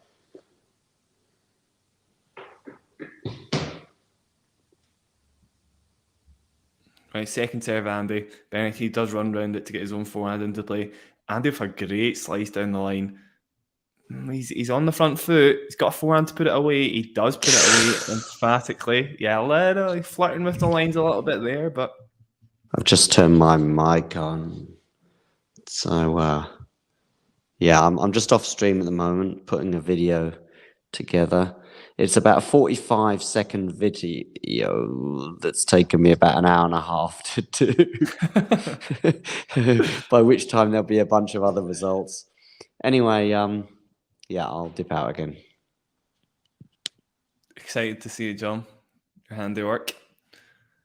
Great first serve from Andy. Berrettini only just scrambles it back. Andy's in the ascendancy, and Berrettini trying to get himself out of that dynamic there. Goes for too much on the forehand. Looks longingly at his camp, who give him nothing. I'm going to have to get a jacket on in a second. And I will after Andy closes out this service game on the next point. 40-15. And hello, Lexi. I don't think we've seen you since like the past 20 hours. Something like that. Yeah. Second serve, Andy. 40-15. Goes for the Berrettini backhand, finds it, gives himself a forehand to be aggressive with, but it skims the net, so Berrettini gets a little time to set up his own shot. He is now on the back foot, though. Berrettini, he's neutralised it with a great backhand down the line, tries to go for too much. That wasn't long. Okay. Well, he loses it on the next shot anyway with a forehand inside in. And Andy holds. Great hold. That was a great rally as well from Berrettini too, but goes to show that even if Berrettini does go big in the backhand, Andy is such a good absorber of pace that it generally doesn't have much of an effect anyway. A good mover, obviously, as well. Even at this old age of 35. Right, you're going to have to give me a second. Give me 2 seconds just to get a jacket on. I am super cold. I'll be back in a jiff. Yeah, Mario. So we said that you don't really care who wins here. Berrettini is like not one of your favorite players. So who out of Italians do you like the most? I like Sinner pretty much, the way he thinks about the game, even if I know he has to learn to mix things a little more. I also find Musetti quite entertaining when he's on, and still he has a very good fighting spirit. Even yesterday, in a difficult day, we saw him manage to find your way to build himself a chance to win the match. I think it's pretty underwhelming for him to be out in the first round. But still, if we want to take the positives, we can still take the fact that he was 4-1 down in the third set, and still he managed to bring his opponent, to bring Harris in the final set tiebreak. So it can be a nice thing to bring from this tournament, even if it's pretty disappointing, of course, for him. I know there are also a lot other Italian players which are a little close, I have to think, to the top 100. I find Luca Nardi very talented player, even if he struggled a little bit in this January. But I still think that he can try to end the season in the top 100, even if it's at least close to the top 100, because I think he has the potential to do good things, even in some ATP events, like he did, for example, in Astana last year. Luca Nardi is a player I like very much. Among the youngers, he's the one I enjoy the most watching his matches.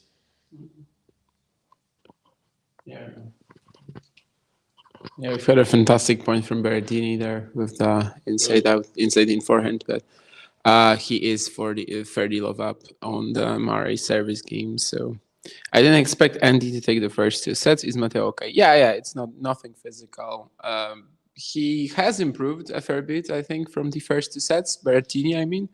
But he also wasn't, a disaster or anything. Pretty much Murray has also performed, exceeded expectations, I would say.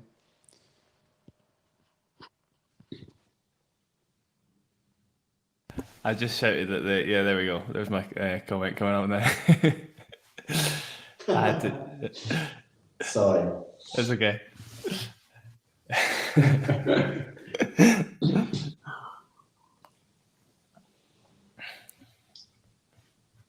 Good service game from Berrettini from an impartial point of view.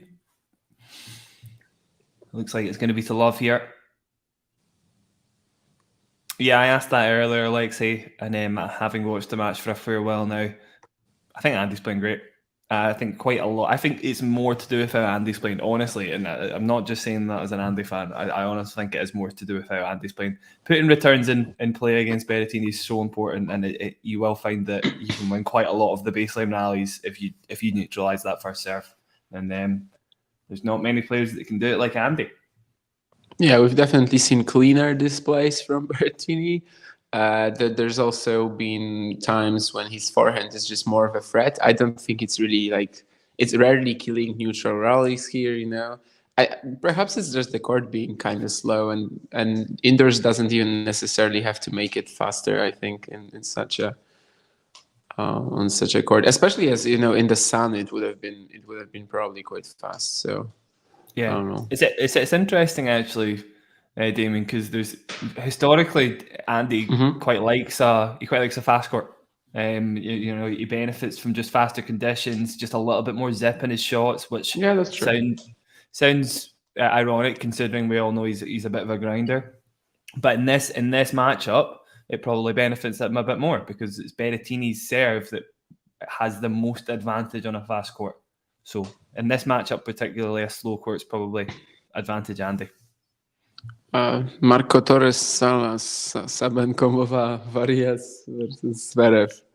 I think that's. Do we know how it's going? Or How's it going, Mario?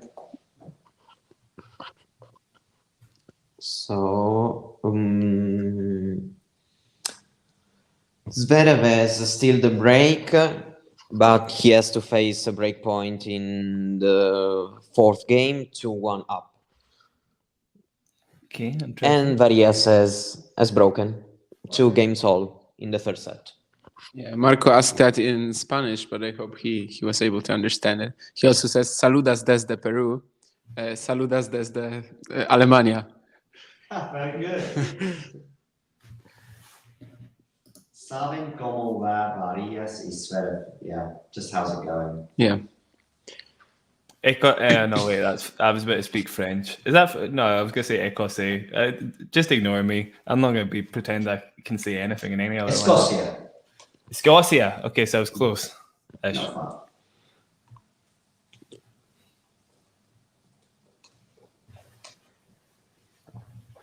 far. Love Andy.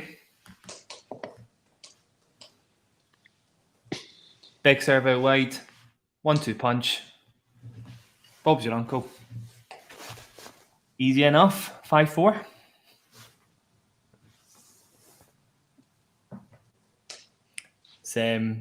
Got a group chat, of course, for popcorn tennis lot.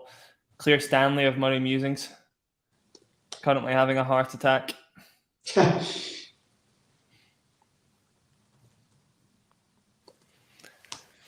Good hold. Berrettini serving to stay in the match in 1 minute. Ooh. Mm-hmm. Yeah, and I think all courts are already back in action. So basically, there's going to be a lot of results to check out soon.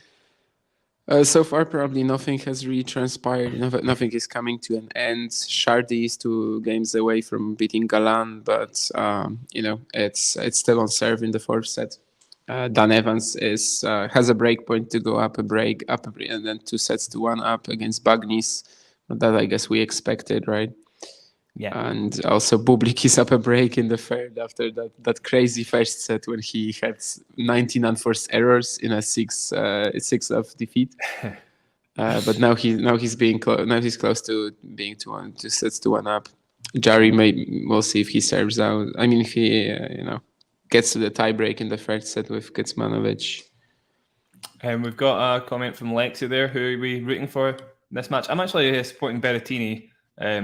Quite keen to see him get through, obviously. I don't even know how I'm going to hide that bias. Obviously, it's Andy every day of the week. And if there was one more service game here, and that's that, I'd be pretty happy, Lexi. Big, massive, missed first serve from Berrettini. Nowhere near the court, or nowhere near the service box, I should say. Second serve. Andy with the backhand. I've seen that a bunch of times now. Backhand return on the second serve.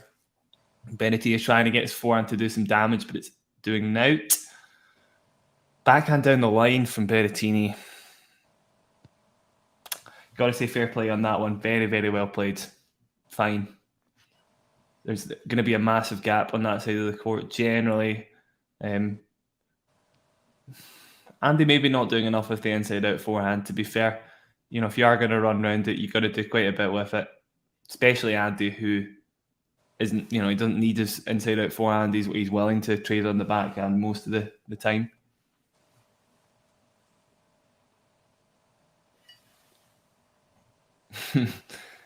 Yeah, I get that a lot. Like I say, it's Scottish. From Scotland. Try and pronounce my T's.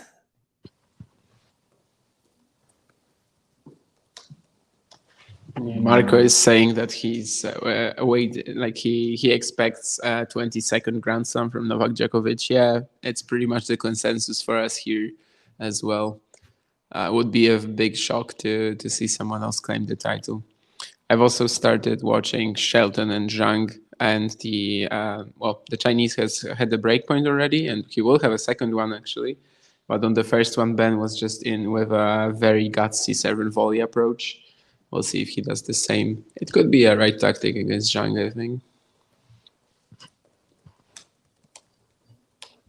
I've watched Ben Shelton a few times, but not enough, Damien. You might be able to tell me. He comes in quite a lot, does he not, off his serve?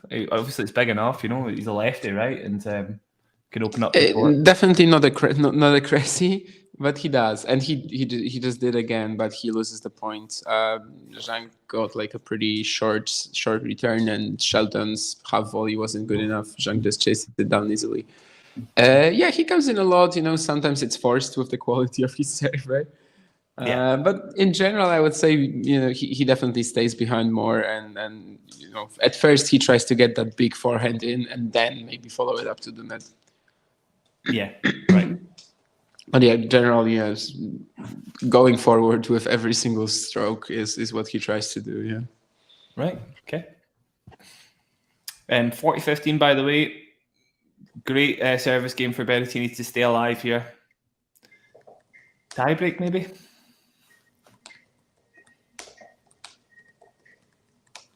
Do we want a tiebreak, though? Do we really need a tiebreak? Can we not just have a break of serve and then not this service game, Berrettini's service game?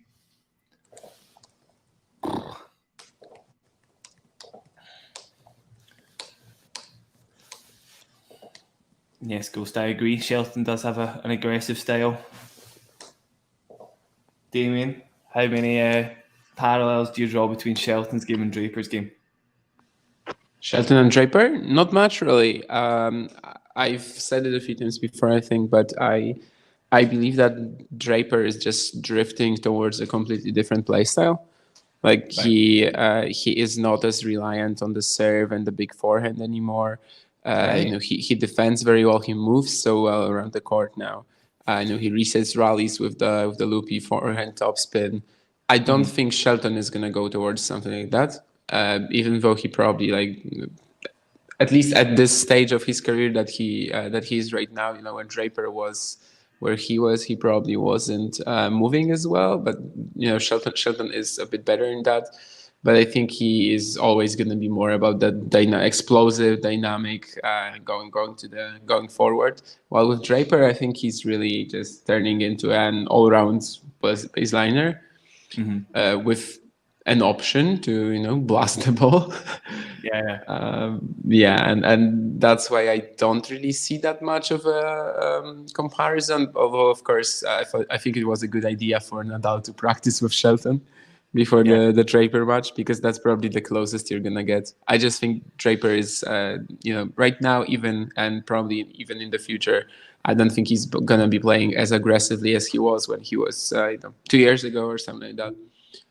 It was that off season between the 2021 and 2022 campaigns when he improved so much, and part of that improvement was the movement, the return, the rally tolerance, and that's what allowed him to just take his game to a new level, and also change the play style a lot, because before 2022 he was basically a bit of a loose cannon, and right now he's definitely not that anymore. Interesting, Damien. Because obviously on paper I've not really watched enough of Shelton. I just saw him being aggressive. I just saw a tall lefty, basically with a great forehand. It was like they could be quite similar in play style. But but even if you see how Draper plays his forehand, it's usually with a huge topspin. He doesn't go for it on every single shot, right? Yeah. Kind of makes me think his peak might be a bit higher, but who knows? Who's? Draper's. Okay. I think it's quite early to tell. Yeah. My gut would tell me Shelton, but we'll see. Interesting. Okay. Interesting. We'll see though, yeah. You're right. 40-15 on Andy's serve. Big serve down the tee, forces the error. He has earned himself at least a tiebreak.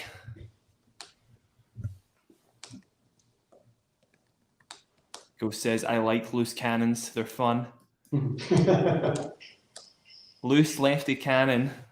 Husler comes to mind as well, but I imagine Shelton's game is a little more polished than Husler's maybe.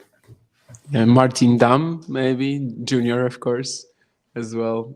He hasn't progressed at all, and he's exactly because of that reason, because he's a tall lefty loose cannon. Yeah. And it seems like every single tall lefty he's like almost 2 meters, I think, has a massive serve, massive forehand. It seems like every single guy like that, he should be in the top 100 in no time. Yeah, it's interesting, Damien. So when Shelton broke onto the scene, I made a point of looking up all the tall lefties in the top 100s, right? Mm-hmm. And so guys like 6'4" and over, there's not many. Delbonis is one of them, and Delbonis is hardly a loose cannon. He doesn't count. Yeah, he doesn't count. I mean, he doesn't have a serve. So no, he doesn't exactly. And Draper obviously is the other one. Okay. So yeah, you've not got many. It's not a very common play style to break into the top 100. So Shelton he's a unique player. But I wonder how many tall lefties actually there are, like even in the other parts of the rankings. Yeah, I hadn't totally looked down. You've got a point. So how many? Yeah, Hustler has made it since then, right? Yeah, Hustler as well, of course. Yeah, although I don't know if he's quite tall enough to make that bracket. I think he is. Let's check it out. You might be doing the same thing as me. 1.96. Yeah. I don't know what that is in feet, but it's certainly close, isn't it? Yeah, I also wouldn't say he's 1.96, but I thought he might fit your criteria, though. He basically does, right? Second serve for Berrettini as he looks to stay in the match. Great forehand from him, though, inside out. Oh, he's left the court open a bit, but Andy kind of got his footwork wrong a little bit, and it's not enough on the lob. Berrettini puts away the smash. 15 love, not really. Yeah, I don't know if that direction choice was smart from Berrettini, or did it just, happen by accident, but it actually won him the point. I suppose it was smart because I think it was, right? Because Andy was, he did pick a side and he was running so fast he ended up overrunning it. So yeah, maybe it was a smart move. First serve from Berrettini goes out wide. He does land it and he clambers it back, but yeah, very open space there for the Berrettini forehand winner. Don't know if I can handle a tie break.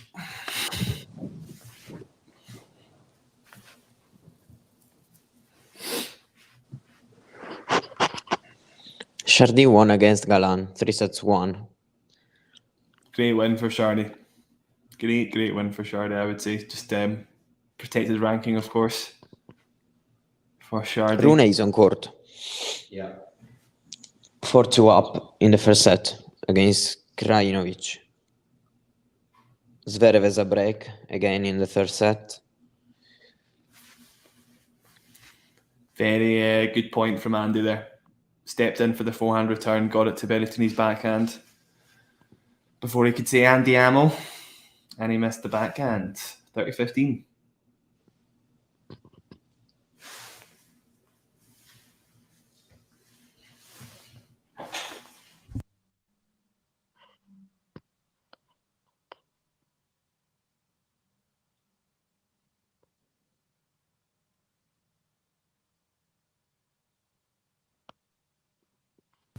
Second serve from Berrettini.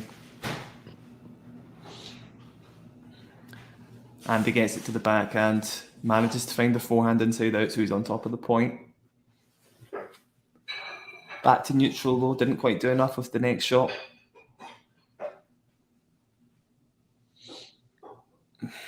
Trading neutral shots at the moment. Berrettini slice, Andy hooks a backhand cross court, and it's enough to force the error. 30-all in potentially the last game of the match. Yeah. 2 points. 2 points from victory, exactly, John.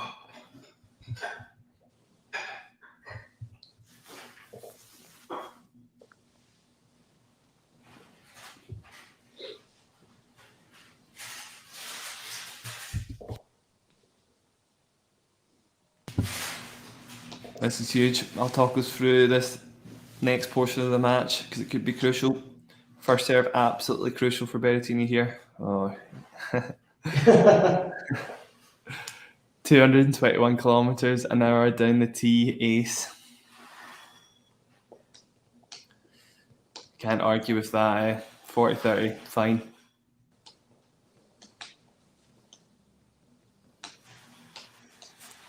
Could not have done better there. 40-30. Berrettini with another first serve.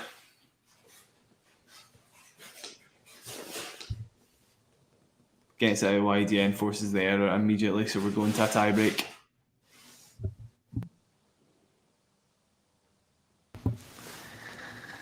Who do you guys have as your winner of this tie break out of interest? And I'll tell you my pick. We talked about it yesterday, but picking things like that is usually so random. Just because of Berrettini's serve and the way he finished these 2 points. Now, I mean, I kind of have to go with him. I think. So if he lands 3 or 4 serves like that in the tiebreaker, he's probably going to win it, right? Yeah. Good start from Ghost there. If you want to get it up.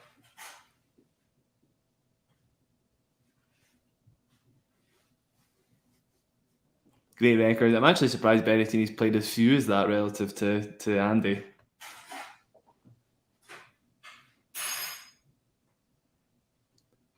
They're toing and froing here. Berrettini with some shots to get control of the point, but then Andy himself managed to clamber it back with some backhands cross. As soon as he gets Berrettini out that wide on the backhand, he's missed it every time. It's great stuff to get it hooked cross court like that. It's a great tie-break record, by the way, from Andy. Underrated.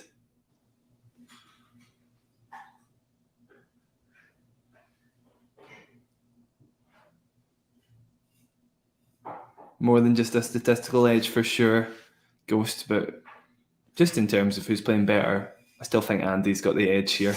He's been making more headway in the Berrettini service games generally. But as Damien says, it's pretty much a toss-up in these situations. First serve down the tee from Berrettini is good enough to give him the easy forehand put away. 1-1.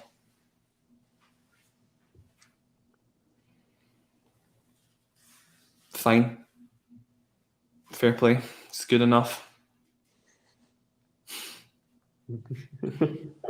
So who you got winning the tiebreak? I mean, I know I've got Berrettini. Murray.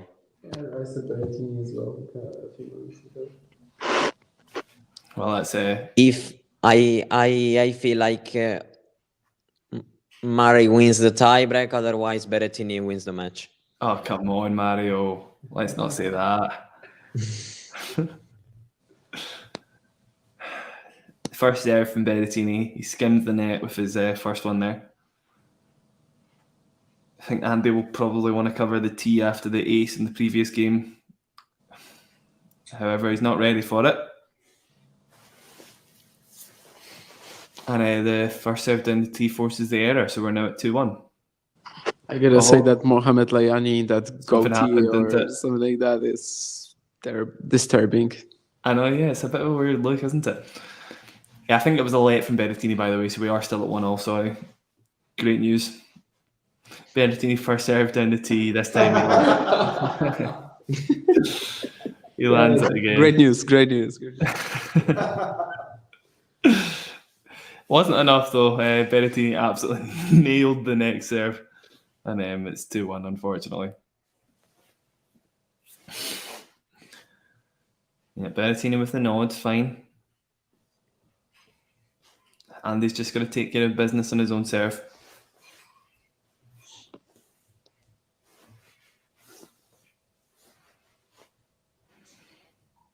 Andy gets the first serve. He's missed that, hasn't he? Yep, just missed the first serve down the tee, so he's got a second serve here. Berrettini maybe looking to sidle over to his left. Will Andy pull the Mario Bacardi? He doesn't. Gives Berrettini the angle on the forehand inside out. Great backhand cross court from Andy though. Big backhands, and frankly one of the shots of the set for him. Very important moment to pull that off. Enough to force Jari the has error just outright. beaten Kecmanović, by the way. In straight sets. Yep. Jesus. Just 5 non-ace winners for Kecmanović and 38 for Jari. Oh my God.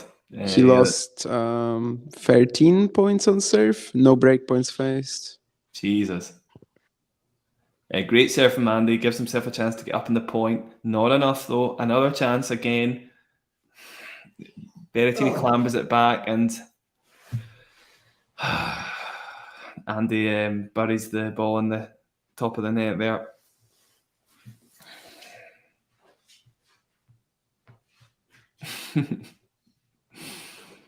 It's funny from Ghost. I'm not liking it, I've got to say. That was that's a point that's left me a little bit nervy, but all good.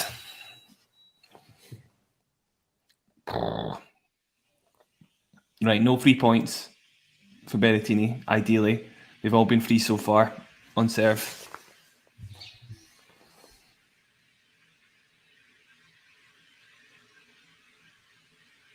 Berrettini with a first serve that just misses the line, so Andy with a second serve to work with. Could be one of the only chances he gets if Berrettini keeps serving as he has been. Berrettini's second serve going to the Andy forehand. He rifles it inside out. Berrettini defends with a slice though. Berrettini tries to go big with the forehand and he pushes it long. Here we go, 3-all. Big breaths.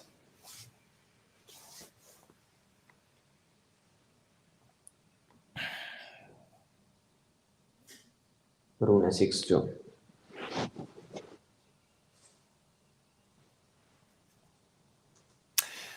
Just for context, by the way, I am.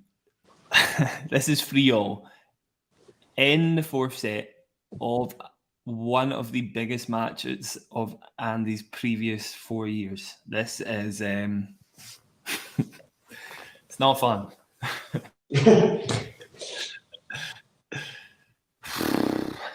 This would be the biggest result of Andy's Grand Slam career in the last probably 6 years, actually. I can't think of a bigger win. What about 2 sets down to Felix? No. US Open 2-3 years ago. What, when he lost to Felix? No, when was he 2 sets down to someone? When he won? Oh.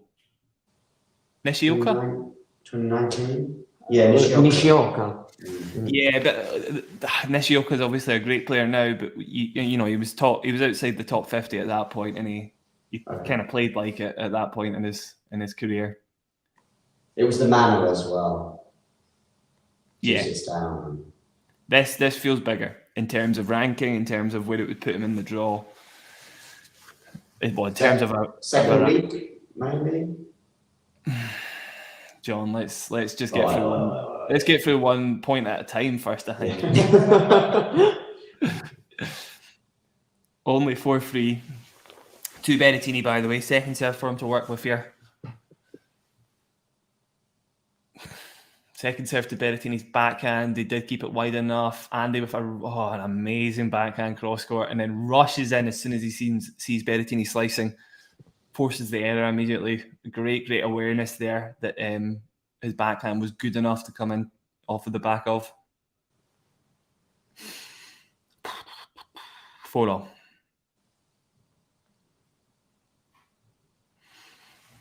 A little bit. All we need is a first serve, right?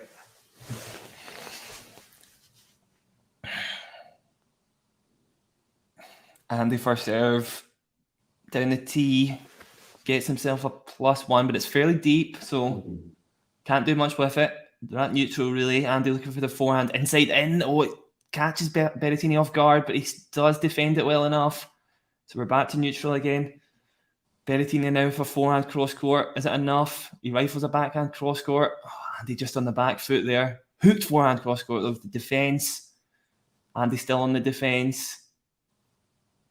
He's got it to the Berrettini backhand somehow, though, so they're back to neutral. Absolute scramble. Oh wow. No.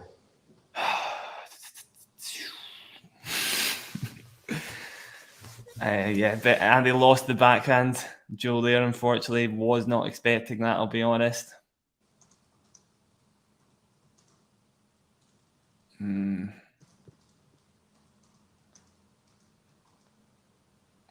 Finding it a little more difficult to commentate now, I've got to say.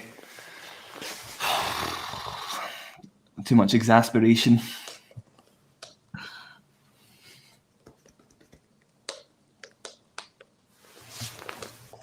5-4, Berrettini. Can Andy make some headway here?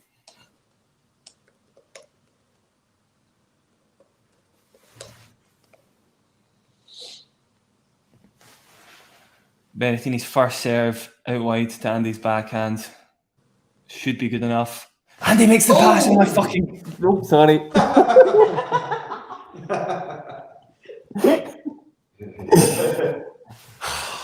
I need to...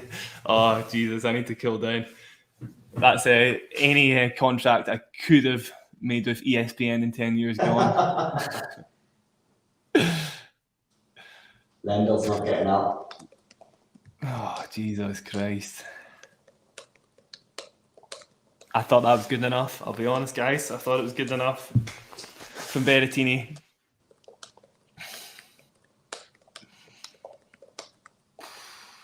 Bye ball. Absolutely scrambled that point. Well done, Andy.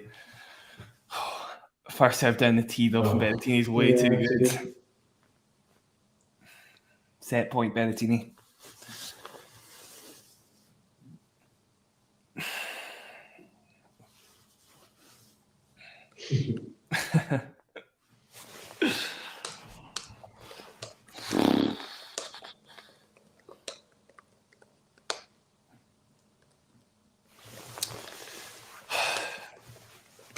Biggest point of the match for Andy so far.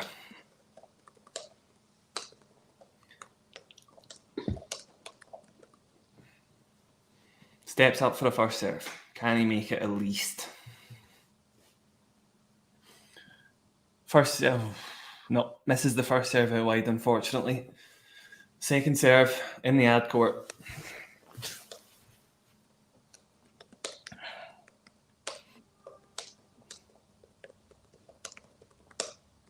Makes it. Berrettini gets the forehand. Andy with the backhand cross court. Enough to keep it on the backhand, though. And again, yes. Oh my God, yes. Okay, good. Good. Just found enough Berrettini backhands there to not force the error. That was definitely unforced. But ask Berrettini the question at least. I'm actually getting a bit dizzy. I'm not even kidding. This is tough.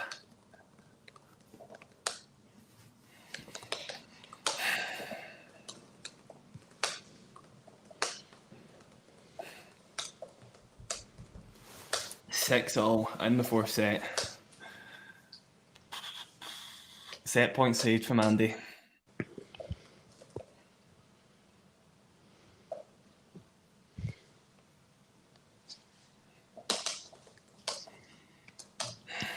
Where does he go here? Out wide in the first serve down the tee. I think he goes out wide. He does, but it skips off the net. He's going to get another first serve.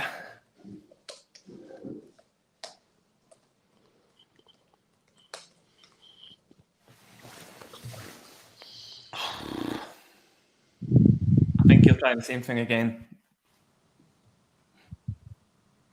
He does. He makes it. He gets himself a forehand. He's on top of the point. That's an amazing forehand inside in. And he's got a volley. Oh! He's missed it, hasn't he? Yeah. Oh, he has. He If has. it was going in, Berrettini would have run. But wow, that flick from Berrettini was pretty good too. That pass. Just a bit too far away. Yep, it was a good pass.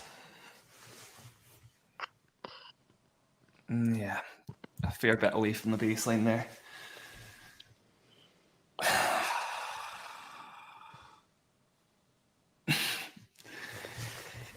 It was asking a lot, to be fair, you know, on the stretch, the full stretch, basically a diving volley. Right, Andy ended up on the ground. Set point Berrettini on his own serve this time. Makes the first serve. Or does he? Or does he? He doesn't. I thought that was the set. Okay, second serve.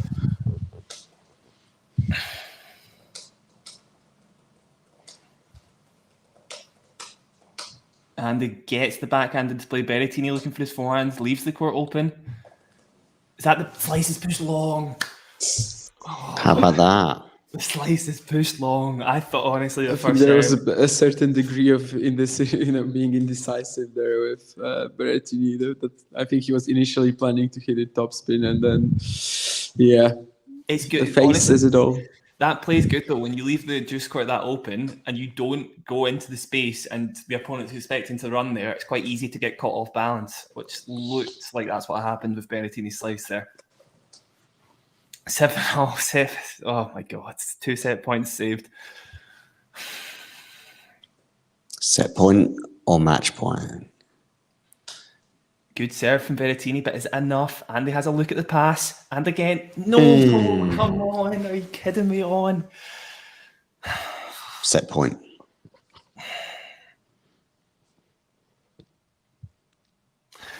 Berrettini did well there, to be fair.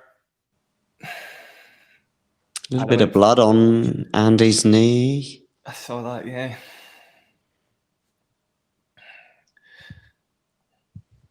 I thought he's human. Yeah, he's human. Yeah, he does bleed. If it was around the hip, then we would have just seen something silver.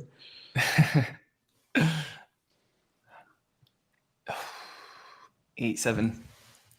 Why didn't he go for the lob, guys? I was certain he was going to lob.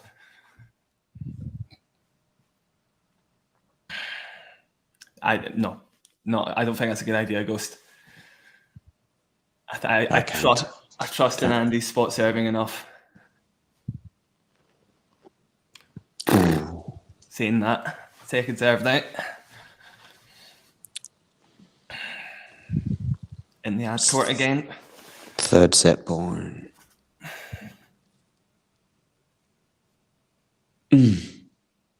Backhand's cross court. Still to Berrettini's backhand. He's not getting a sniff of a forehand so far. There's one, no. Rifles it down the line, but Andy defends well. Defending again. Oh, he's on the back foot. Berrettini in the ascendancy now. He should win the point. He does. Set. Berrettini. I'm going to need to take a walk, I think. Feel free. Well, we can break down that set first, but oh my God. Give us some thoughts on the tie break, at least, if you can. Yeah, there was the... what was the point? There was the point when it was 7-7, I think, and he could have had a match point. Yeah, that it's tough to pull him apart from that because it was a very difficult situation. I think there was a point that, where was it, 5-5 maybe, that I felt like he should have won. I can't remember. It's all been a blur for me, obviously. Felt like Andy didn't play a bad set at all there, obviously. And even that last point, Berrettini played really well to win the point.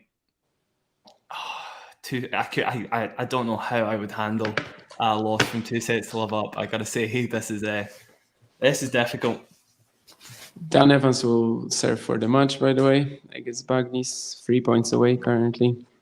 Krutek is back on serve with Schwartzman in the 4th set, so maybe it's still gonna go there. Maybe something still is gonna happen there. Davidovich, Fokina, and Bublik are also on serve in the 4th. Carreño Busta, if he wins that tiebreak, he is through. Lokoli is serving for the 1st set against Mo. I feel like that would be a bit of a surprise. Yeah, Rune is in total control with 60 to love against Krajinović. And Varias and Zverev are actually at 6-5 in the 3rd set. Zverev has to serve out. Zverev has to win that game to get to the tiebreak, which would be. I don't understand how that's happening on the hard court. Tommy Paul is 5-1 up on Jan Struff, by the way, which I guess we did not expect that would be so lopsided. And also Veronika Kudermetova, the to Jack's finalist pick, is What's happening currently a there? breakdown in the second set to Marina Zanevska. Did you win the first set? Yeah, she did 6-2. Cool. Yeah, no reason to worry yet. No reason to panic. If she loses the second set, then you can start panicking. Yes, I'm worrying about different things. I think, Damien. My priorities are elsewhere. Okay, so your predictions aren't as important as your love for a certain Scotsman. 100%. Yeah. Okay. I think that's fair. Should we take a 60-second break with Yes. this video I've just put together? It's worth it.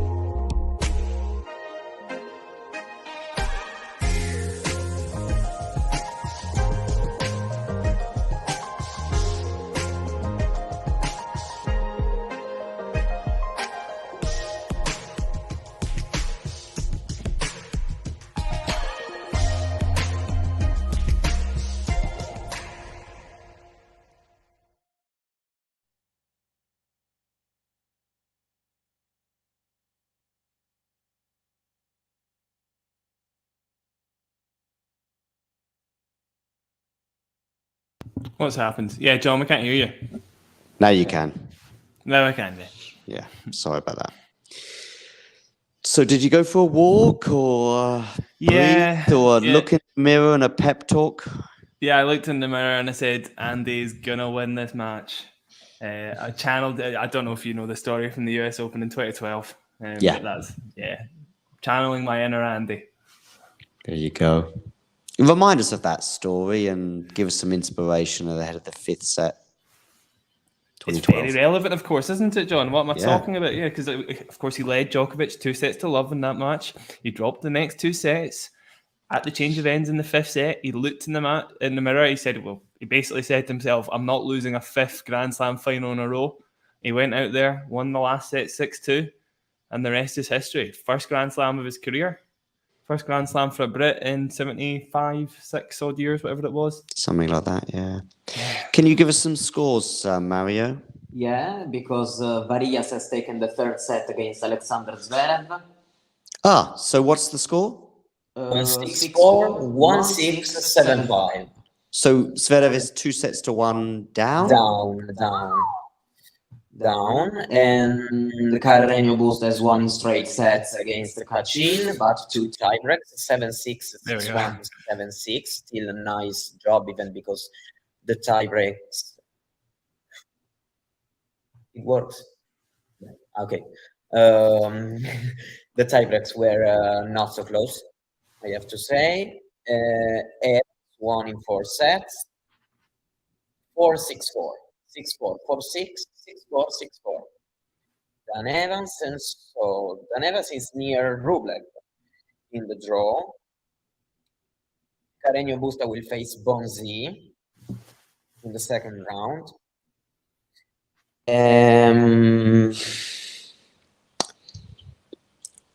Rune is a 6-2 love up.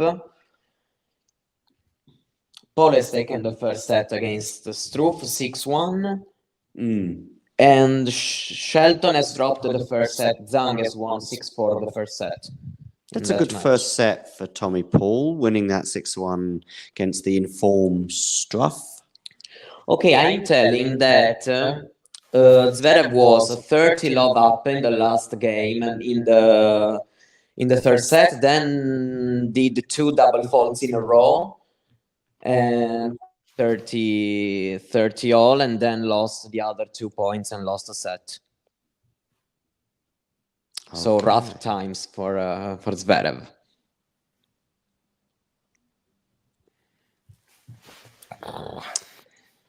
Okay, Berrettini 40-15 here.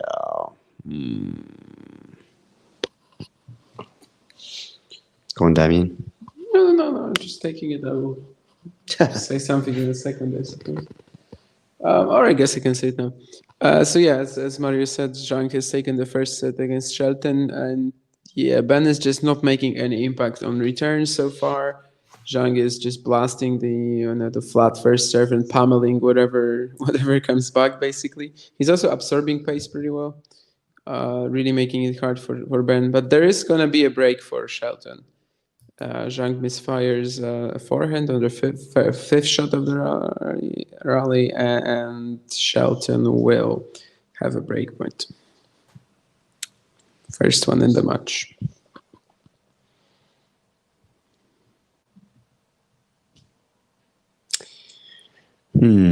How does Andy Murray win this match from here, Jack? Easy, right? Well, okay. As I was saying in the previous couple of sets, he's not playing badly by any means. I mean, if I was going to be glass half empty, he hasn't broken serve in the last 2 sets. He may not have even had any break points. Maybe he's had just the one, possibly. It doesn't feel like where is it. So he hasn't had a break point in the last 2 sets. I don't think so, but I don't think so.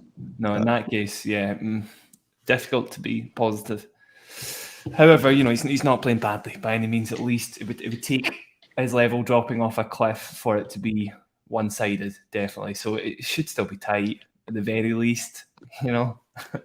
Yeah, the fourth set tiebreak was basically decided by these 2 points at 6-6 and 7-7, and they were both so crazy, right? There was that at 7-7, there was that slice approach from Matteo, and then a volley, which was had very little control, but ended up being deep enough. And of course, also that dive from Murray, which Matteo just saved himself there with that flick one-hander. So I think both of these points easily could have gone the other way. So. Yeah, it's not like Murray did something wrong, really, in that tiebreaker. Zverev's 2 sets to 1 down, Damien. There we go. Our prediction not coming true. I've put in Zverev on my screen because I'm interested. I want to watch a bit how he does. Please, yeah. And you've got Ben Shelton as well over there, right? Yeah, Shelton is broken. Zhang just missed a pretty easy serve +1 forehand on the previous game. So it's just 3 service holds for Shelton to level the match, but he's now 15-30 down again. Is it a good enough lob? Oh, Andy, no. No, he's not made it. He's not made it.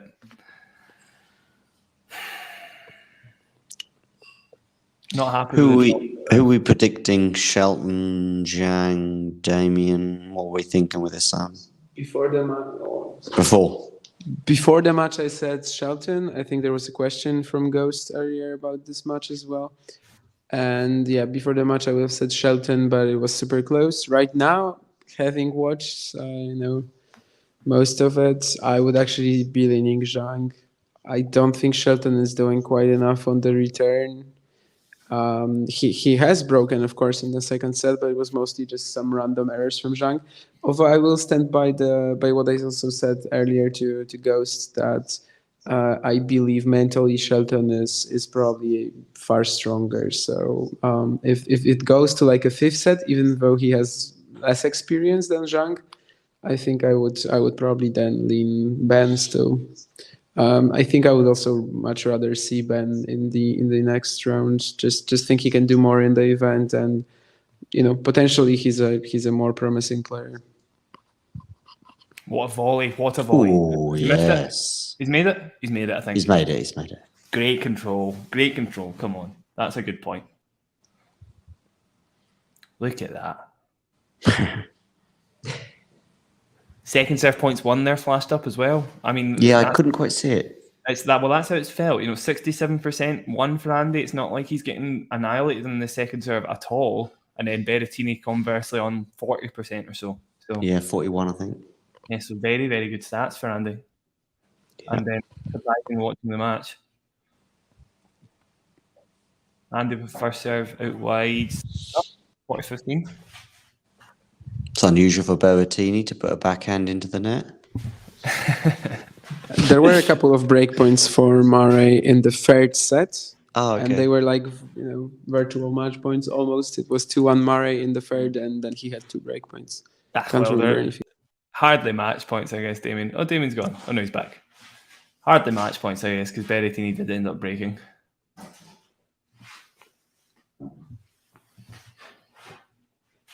Another second serve for Berrettini to work with, but doubt it'll make much of an impact. Yeah, back to backhands cross court. Berrettini looking for his forehand, can't make it inside in, so good game to start the fifth set. Who was it that said it was going to a fifth set after the second? Oh, John, you're muted. You're muted.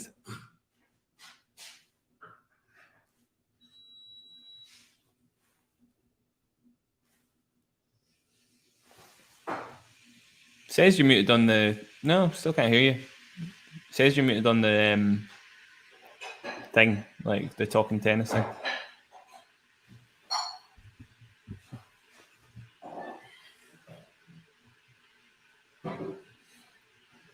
One although.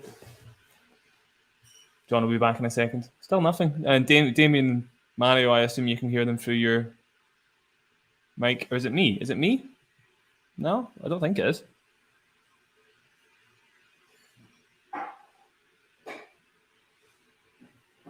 Don't know, I've lost all sound.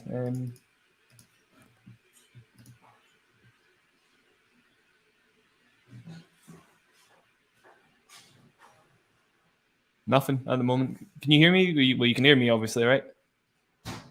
Yeah. But no, I can't hear anything your end, and I'm pretty sure it's not me because I've still got my sound working for the match. Yeah, I'd come in and out. Try that.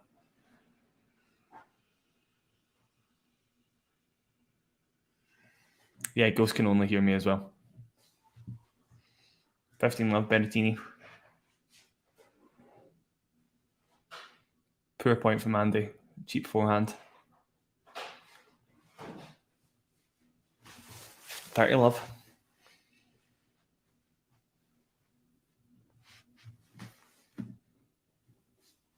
No, still nothing, John.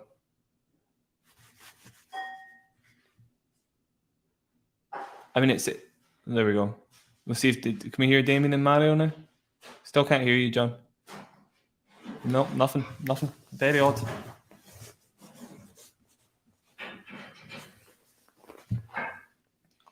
Yeah, good play by Berrettini thing. Well executed drop shot.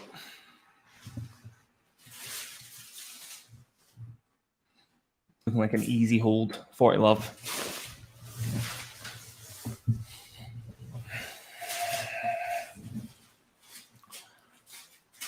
Andy's just going to be making more returns at the moment. It's been a while since we've had anything that's that promising from him.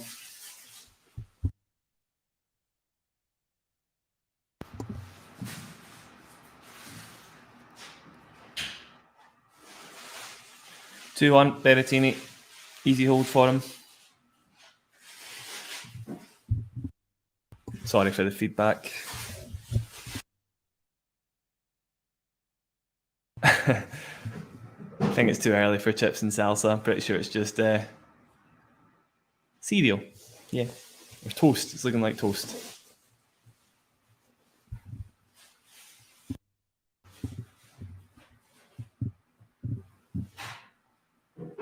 Still nothing, Damien.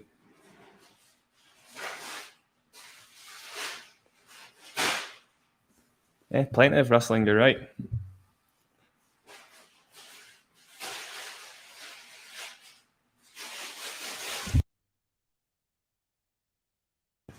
I'll try and mute the mic as much as I can.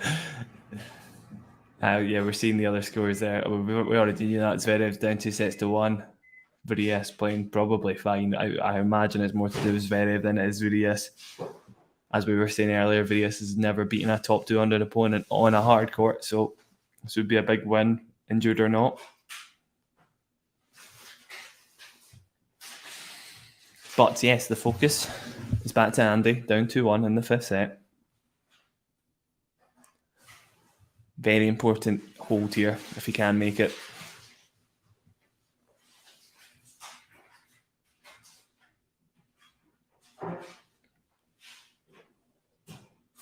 Stepping up now. I'll talk us through this one once the technical difficulties from Talking Tennis HQ have been fixed.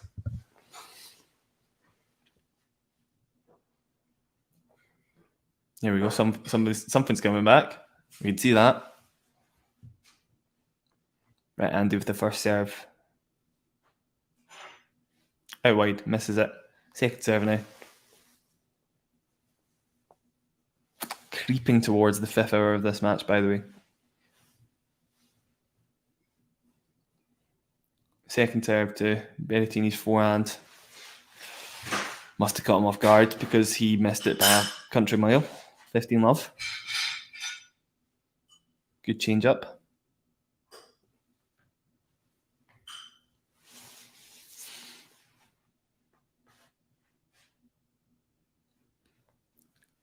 Just refer to that.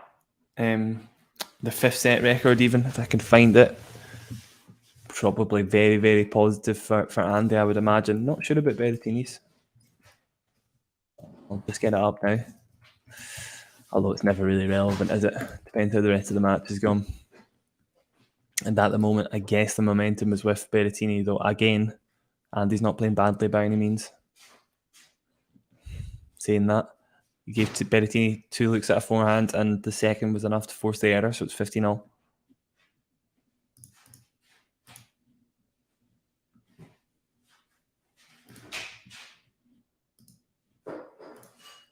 Yeah, in a 5th set, Andy's 26-13, so 66% win rate. No surprise there.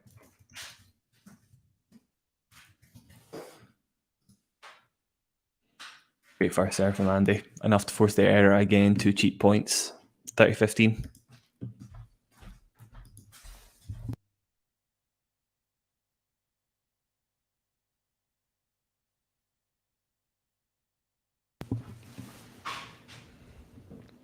That should be the majority of the rustling gone now.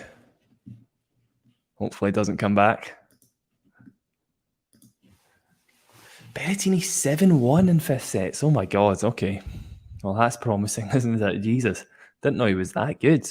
You look at a few of those wins as well. You've got Alcaraz in there, obviously, at the start of last year, just before he was quite number 1 form, although it wasn't far before. Monfils in there, ADF. Another Monfils win, Schwartzman. A lot of grinders there, people who are willing to keep going, and Berrettini's coming out tops. Andy is moving Berrettini around amazingly. His neckcore did that. Lucky to still be in the point. Pushing that backhand long is so cheap, though. It's unreal. 30-all. Not happy with that at all. Although the slice does make it a little bit difficult to hit over the ball, but yeah, not like Andy not to make that pass there. We haven't seen him go line with his backhand much throughout the match, actually, and sometimes when you've not hit a shot for a while, it can be difficult just to pull it out of the bag, even for the best players in the world. Berrettini, by the way, has lost one match from in a fifth set, obviously, with a 7-1 record. It was against Tennis Sangren, of all people. No offense, Tennis Sangren, but yeah, that's not the person I would have picked to win that match. Oh my God, what a volley! What a volley! What a volley! That is the shot of the match. Jesus, Christmas crackers. And I'm speechless after that. I thought, well, so Andy drop shotted it. Berrettini picked a side. It looked like he'd picked right down the line. Andy was nowhere near it, and somehow gets strings on the ball. That is an absolutely clutch play. Big deep reps, 40-30, not out of the game yet. Really should be break point here. First serve, Andy. Out wide. On top of the point. Gets the short ball. Forehand inside in. Berrettini tries to go back behind. And Andy wins the game. Massive fist bumps. Christmas crackers just... it's a euphemism, I guess, instead of Jesus Christ. So it doesn't, particularly offensive anyway, but it's one I use when I'm coaching Ghost instead of the more expletive version, I guess. 2-0.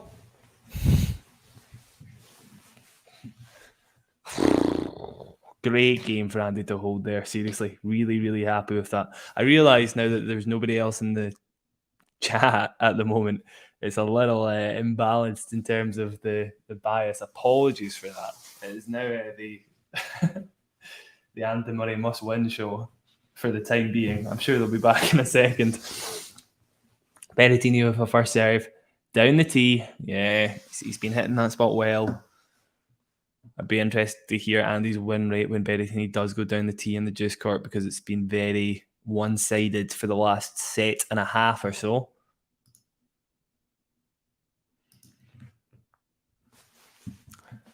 Every point incredibly important now at this crucial juncture of the match. First serve down the tee, missed from Berrettini.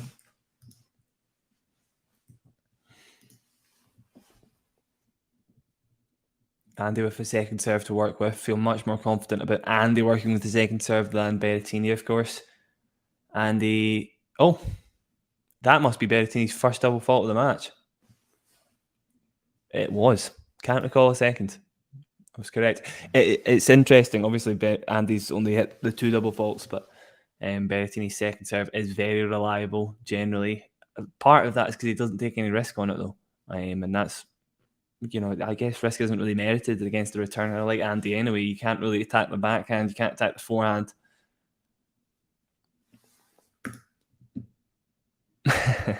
Easter omelets.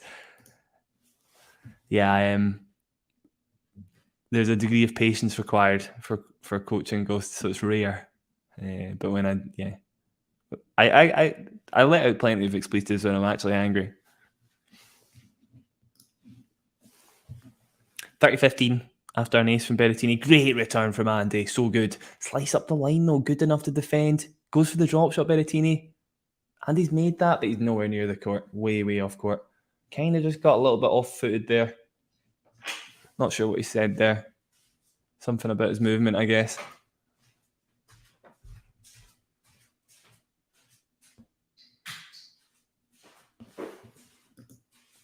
What age and gender did I coach? Both genders, and age generally about 4 to 13. So generally juniors. I've got a few adult classes as well, actually, and generally beginners.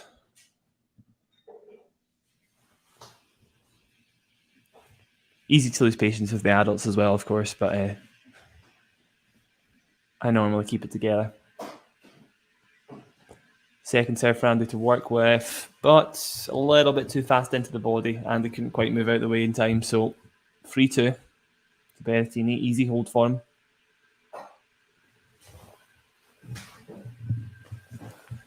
It's interesting, Ghost. Is there split gender coaching? Is that primarily what happens where you're from?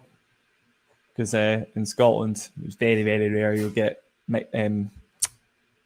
individual gender classes. It's always mixed, pretty much. It's a tough watch. Return points won for Andey in the last couple of sets can't be particularly promising.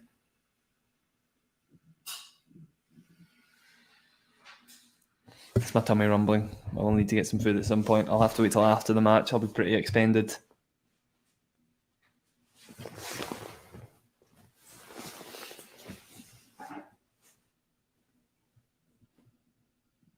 I see the live score hasn't updated in front of us there. It is 3-2. It's not 2-all. Mohamed Liani looking longingly at Andey on the seat.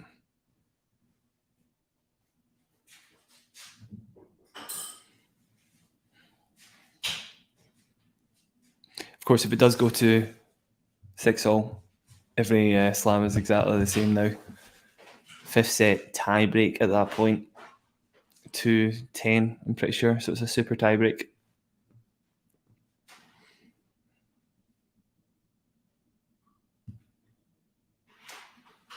Interesting, Ghost. Well, yeah, in Scotland, even at schools as well, it's all mixed gender classes. Very rare that you'll get split.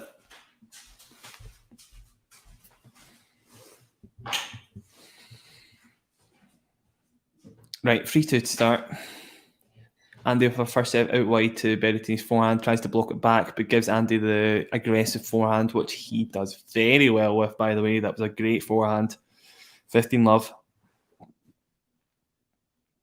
It's interesting. I think that's a change that Berrettini's made in the last couple of sets, by the way, but it's not really reaping him any rewards. When Andey does hit it wide to the Berrettini forehand in the juice court, Berrettini's trying to block it back rather than topspin it back now, but not making much headway with it at all. First serve out wide for Murray is enough to force the error outright. Do I think Andey can close to win this match, Lexi? Honestly, I've got no idea. He's playing well enough that it's going to be tight either way, but there's no doubt that Berrettini's serving well enough, most importantly, that it probably should go to a tie break. Honestly, if I had to pick a winner at this point, Berrettini's just holding serve a little bit easier than Andey, so I probably would side with Berrettini. Oh, Ghost, I have no idea. I don't do football, I'm afraid. No idea. I know those names. You know, I've got football. I've got some sort of like outside knowledge of football, but I've got no idea. No clue. First serve out wide for Andey. Not quite enough to get him the point, though, and a couple of slices later, Andey does dump it in the net. Fortunately, had a little cushion there, so 40-15. Did I hear you say Andey got injured, Lexi? No, Andey didn't get injured. I was thinking about his knee, which is cut, it's bleeding. He's got blood running down his leg, but it's just a graze. It's not anything that seems to be affecting him. He's not injured by the looks of it. He seems to be absolutely fine. It's not just that Berrettini has a huge serve, Ghost. He's one of the best spot servers in the game for sure. Can you hear me, Jack? I can, John. Welcome back. I can, at least in this form. We're just there's a million ways around this, but I'm hoping to get our mics back. Are you okay on your own for as long as it for this match anyway? Yeah, absolutely. Cool. Hi, Lexi. I'll be coming and going, don't worry. Lexi, I'm in Scotland. I'm not also in Germany. So sorry, Ghost. It's not just that he's a great spot server. I should say he hits both of his spots equally well. And you'll find there's players like Rublev. Rublev loves a juice serve down the tee. Doesn't hit the wide serve quite as well. Doesn't really have that slider. Harkach actually is... Harkach is great at both sides. Rublev's a good example, though. There you go. So there's a few players anyway that maybe aren't as effective on one serve as the other. Berrettini can hit both with aplomb in it. it leaves players guessing, especially obviously on grass, which is why one of the reasons he's so good on grass. Not the only reason, but it's one of the reasons he's so good on grass. So hard to get served back and avoid the Berrettini forehand. Good wide serve from Berrettini there. Ace to open up his game. 3-0. Things getting tense. Again, to contextualise this as a Murray fan, this would be either one of the greatest wins of his post-hip surgery career or one of the worst losses of his post-hip surgery career. So the stakes are terribly high. That's easy put away for Berrettini.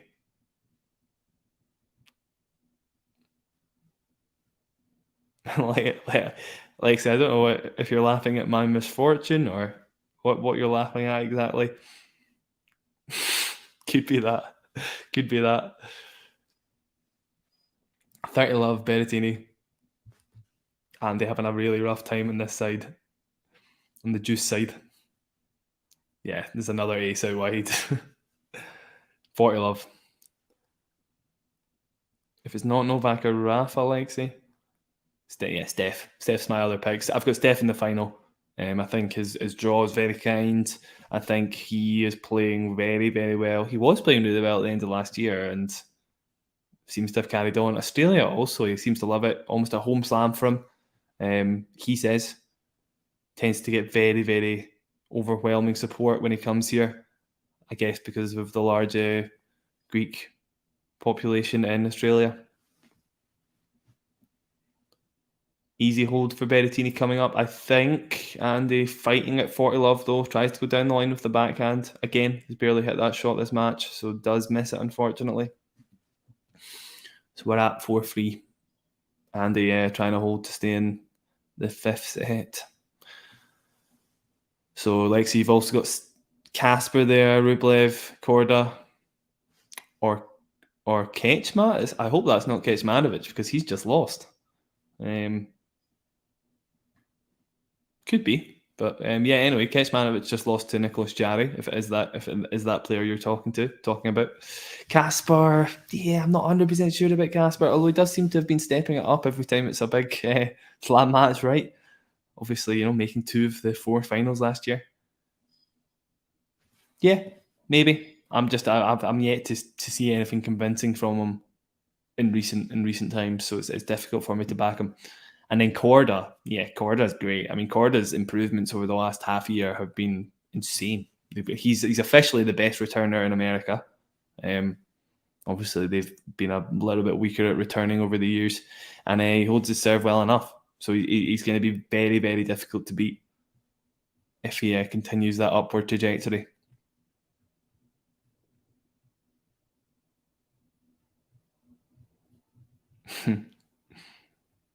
Yeah, fair enough. He's a very likeable player. Super friendly, obviously. Very few players can say anything negative about him, apart from Holger Rune. 4-3. It was about to check all the live scores there, but I'll wait till these 2 games are over. Given this point in the match, it's 4-3 at the moment in the 5th set. Andy led 2 sets to love. He'll drop the next 2.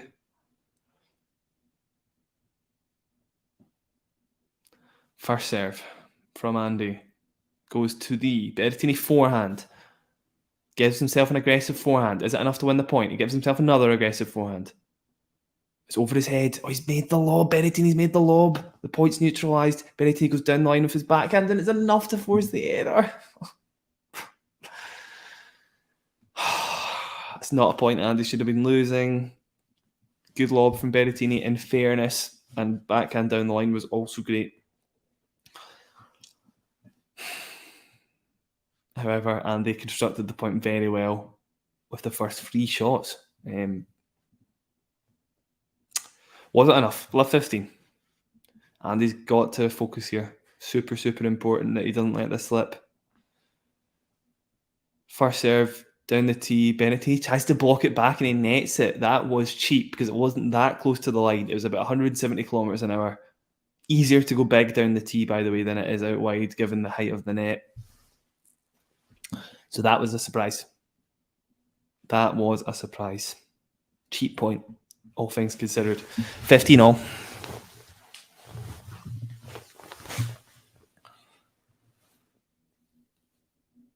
Murray with the first serve out wide.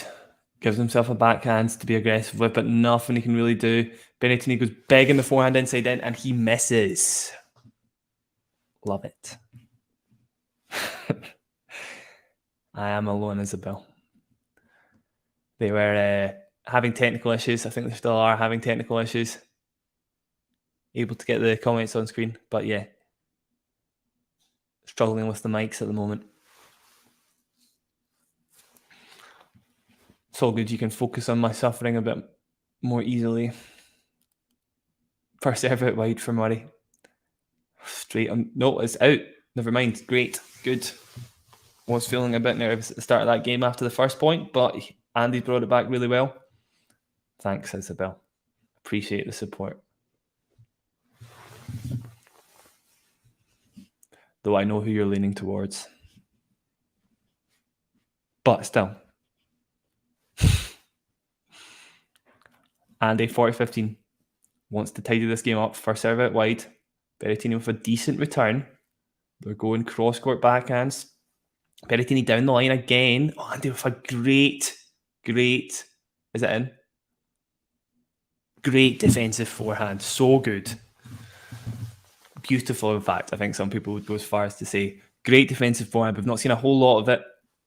Berrettini probably should have been winning the point from there, but Andy only just managed to pin it on the baseline. 4-all in the fifth set.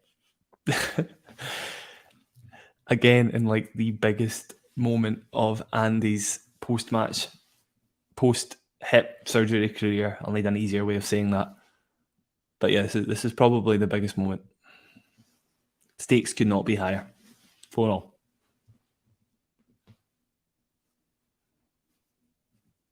They could be higher, but they haven't been higher, I should say. Yeah, Berrettini with a great serve and forehand combo there. Andy seems to think the forehand was out, but it's not been called. Ghost, I don't know all the words to Flower of Scotland, but I'd be happy for you to sing it in my honour. Lexi, I've been on a few times. I also have my own channel. Why not plug while the cat's away? My own channel is called On The Line. You can find it on Spotify, YouTube. I've been plugging myself, and Andy's hit one of the best shots of the match. Apologies. Sorry, Andy.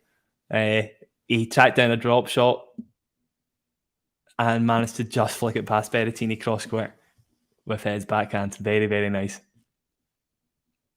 Super nice, actually, on the replay. That's great. So good. 15-all. Does Andy step up at the biggest moment of the match? 15-all is nothing on Berrettini's serve, obviously. On the line, yeah, Lexi. Yeah, if you type it into On The Line tennis, should come up on YouTube. Oh, ace down the tee from Berrettini. That side is giving Andy absolutely no joy.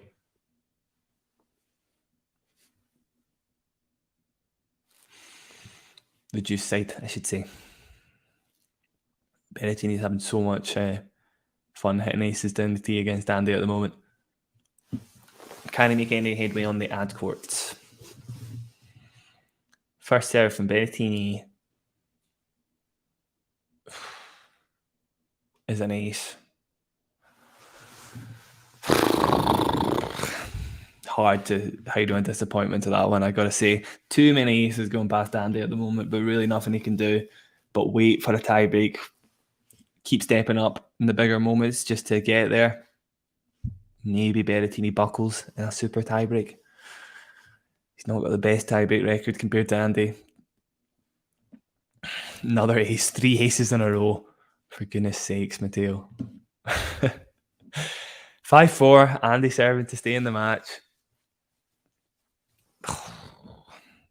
tough stuff for me, I gotta say. Let's look at a few other scores while we're waiting, just so I can take my mind off of the horror that is unfolding in front of me. Tommy Paul took that first set against Struff. Second set has gone to a tiebreak though, with Struff leading by a point. Just 1-love at the moment. Brooksby drops the first set to O'Connell. Interesting, if you're a Brooksby fan. O'Connell almost beat Brooksby. Oh, no. O'Connell did beat Brooksby. Apologies. In, can't remember, San Diego last year. It was 2 match points to Brooksby, but didn't convert either of them. So interesting to see if that same thing happens. Davidovich-Fokina v Bublik has gone to a 5th set. 3-all, 30-15 there to Davidovich-Fokina. Nothing in it. JG Wolf 2 sets to 1 up against Jordan Thompson. Michael Moe 2 sets down to Locali. I think Locali was due to play Gofan, so did Gofan pull out? I suppose he did. And Rusevori is a breakdown to Max Purcell, the big serving doubles player. And looking at the ladies, Pliskova won against Wong. Great win for her. She's been struggling to get wins. Kudermetova beat Zanevska, so my finalist pick is still safe. Kontaveit beat Grabber. Wow. Obviously not the craziest result, but Kontaveit, I just thought she'd be very, very vulnerable this tournament. Volinets beat Rodina. Alexander beat Bonaventure. I did have that the other way around. Maybe a bad pick from me. And that's enough updates for now, right? We'll get back to the match. Second serve, Andy. Classic.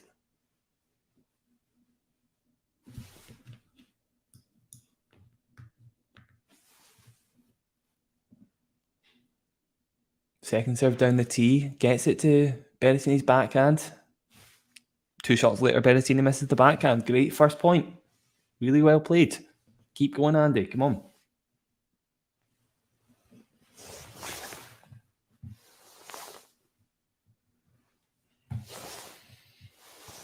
Ooh. There we go. Welcome back. Hello, 1, 2, 3. Are we back? You're back, yeah. Great. Just give me 30 seconds, Jack, and we'll be 100% back up. Okay? Yeah, no problem. Andy, 30 love up now. Big first serve out wide.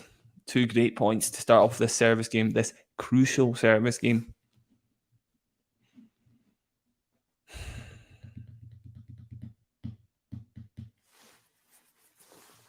Still, no relaxing until he's held it. First serve for Andy here. Can do with not missing it, please. First serve out wide. Yep, great serve. Great second forehand. Only just catches the line. Plenty of time to set up the next forehand. Has a backhand in the forecourt. Berrettini tries the pass. You don't miss that. You don't miss that. Yeah. Yep. Fair reaction from Andy. That you don't miss that. You don't miss that volley. What happened? What's been going on? Plenty. Andy with some great holds. To be fair, he's messed up a point he shouldn't have messed up there. He was in he was winning that point 9 times out of 10, and then he just pushed the volley wide after setting it up perfectly. Still 30-15 with Andy serving to stay in the match. Serving to stay in the match. Sorry. Great first serve from Andy. Ooh. I can't.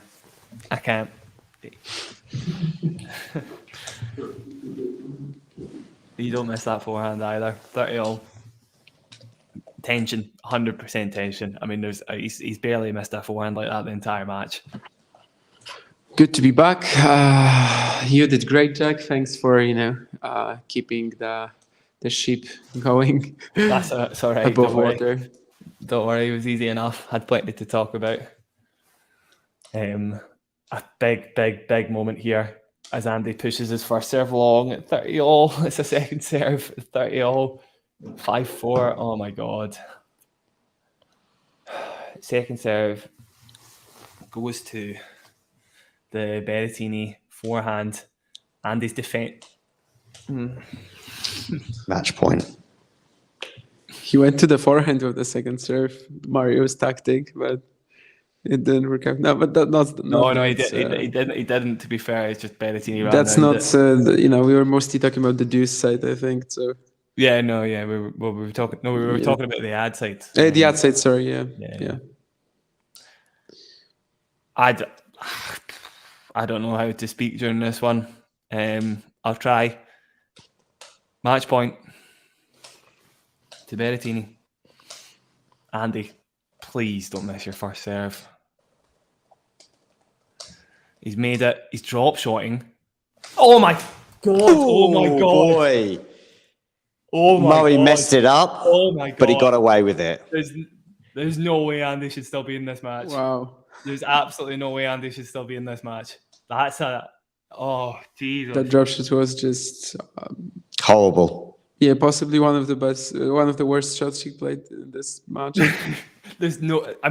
Andy was moving the other way. He had the whole court to aim for, and he dumps the double hander in the net. Oh, that's unreal. That's unreal. That's an absolute gift, and Andy must capitalize on that. There's no way he should still be in the match. I'm sorry. He's got a forehand to work with. He's into the net. Berrettini misses the backhand pass by a whisker. This is unbelievable. I could not have asked for a better miss. Genuinely. Berrettini. I mean, it was there on a plate. It literally was. There's the like.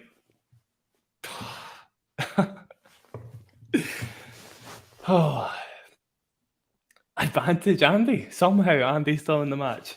Just please close out the game. Please. Come on. There's just... He shouldn't be alive, honestly. He shouldn't be alive at the moment at all. First serve out wide for Andy. Great serve. Please close it. Cross-court backhand, though. Didn't take advantage of the open space. Berrettini gets a forehand. Andy's defending. Should lose the point from here every time, yeah. Does. He's just, to me, looks a little bit scared of that down the line backhand, which he's been a bit, throughout his career, he's a bit hot and cold with that shot. Andy can sometimes nail it every time. Sometimes he totally avoids it. This is one of the latter. He's barely hit it this match, and he didn't there under intense pressure. Juice. First serve from Andy out wide, misses it. So second serve now. Don't think I could do another match point. There's gonna be another match point. We just don't know which way at some point. True. Berrettini makes the return, gives himself a forehand to be aggressive with. Andy with great defense though. Turns the point around, or the rally around, I should say. Backhand cross court. He does make it deep enough. Same again, Andy. Plenty of time on the backhand. Goes down the line, but nowhere near the sidelines. Berrettini tries to go down the line. Nothing on that. Andy pulls him out wide. Berrettini misses the forehand. How many of those backhands from Andy were looking like they were going to go into the net? I just kept thinking, he's hit that too low. I know, yeah. Honestly, when he's in that cross-court dynamic, Berrettini can put him under so little pressure. He's got so much time to work with. If you see him miss from that position when he's got time in the backhand, it's a very poor miss. And he didn't do it there. So, well played, Andy. Indeed, game point. It's easy, this tennis stuff, isn't it? No, I've not had a match. I've not had a match like this in a while. To be fair, it's felt easy in recent times. Advantage Andy. First serve. Down the tee. Has he made that? He has. What a serve. What a serve. Well played. 5-0, Andy. Since Murray held, I'm here to say that Zverev has to serve to stay in the match. He had some break points in the 9th game for all, but has not been able to take any of his chances, and so now he has to serve to stay in this match that he's not playing well at all. The backhand is pretty good like always, but forehand insecure, the footwork not precise as usual, and his second serve is a total mess, to be honest. I will say that Ben Shelton is. I mean, Jack has already cursed in this show, but I'm going to say bleeping flying right now. As soon as he started returning Zhang's serve, he's just been breaking him constantly now. 5-1 up in the third set. We'll see if it continues, but yeah, the last half an hour or so has just been ecstatic.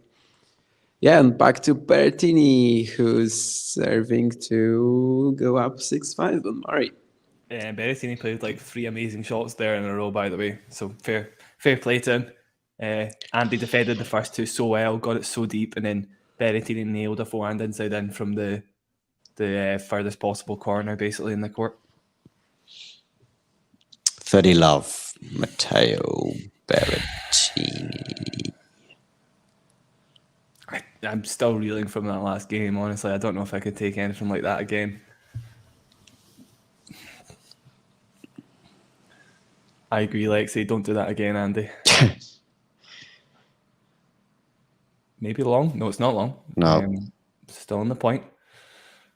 Berrettini pushes that one long, though. Again, Andy's. I love that play from Andy when he gets Berrettini out wide like that. Again, I've saying that to Damien earlier. Not as many players able to do that as Andy. He's got such a unique forehand and that sort of hookiness to it. Does pull Berrettini out of his comfort zone.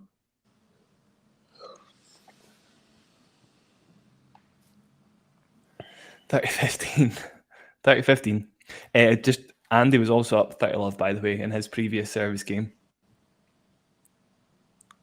Yeah, Isabel was saying she missed match point, apparently. Oh dear. Yeah. Good drop shot there from Berrettini. Isabel, the match point, Andy played a drop shot. Berrettini had an open court on the double-handed backhand, and he dumped it into the net. Yeah, even on such a situational shot, it's just, it's amazing, actually. Berrettini is still in this match, playing his backhand like he's been today. The top spin one, at least, because the slice has had its moments. Yeah. Yeah, good drop shot from Berrettini. Yeah, Andy did well to try the serve there. Maybe a little cheap on the next shot. 6-5 though. Berrettini earns himself the super tie break at the very least. Yeah, looks like Rune is not going to struggle with Krajinović at all. It's 6-2, 6-3, 3-1 up on serve as well. So Davidovich Fokina has just defeated Bublik, by the way. 6-3 in the fifth. 75 unforced errors from Bublik there. Wow, 20 aces and 16 double faults. Yeah, again, I wonder if the double faults get counted to the unforced error. They do. They do. Cool. That's so fair, realistically, it's like 50 something. Yeah, I just wouldn't count either aces or double faults, and that would be probably more interesting. But you can do the counting. It's not double faults are like the most unforced error. That's true. Most unforced of any error, right? So, and I guess aces are like the most winners. Well, out of well, no, I'd argue they aren't. I don't think they are as much as ground stroke for me.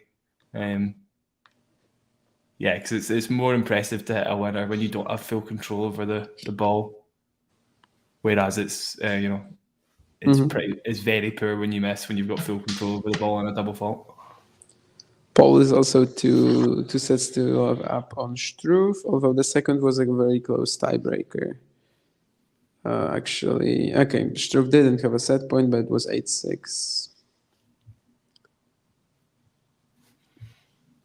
Yeah, if Zverev is to go out to Varias, it's just going to be crazy.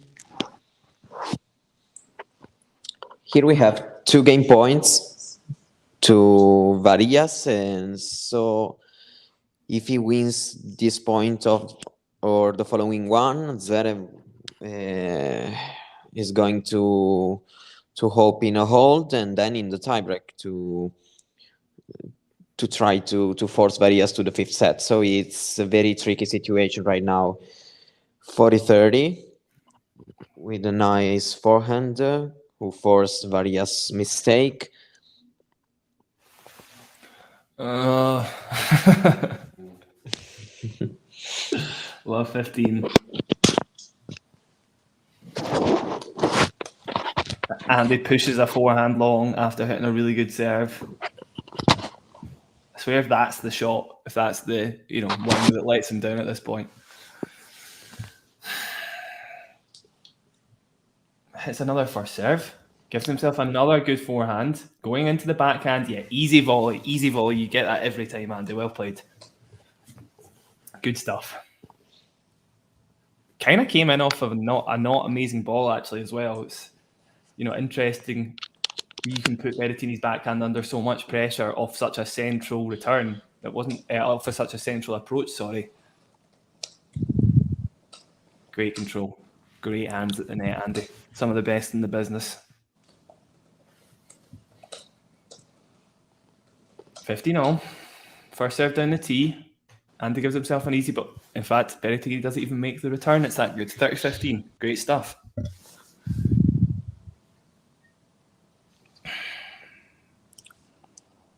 I'll try and slow myself down, by the way. Apologies.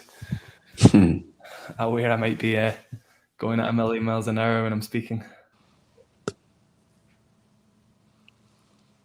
4 hours, 33 minutes on the clock. Yeah, I saw that.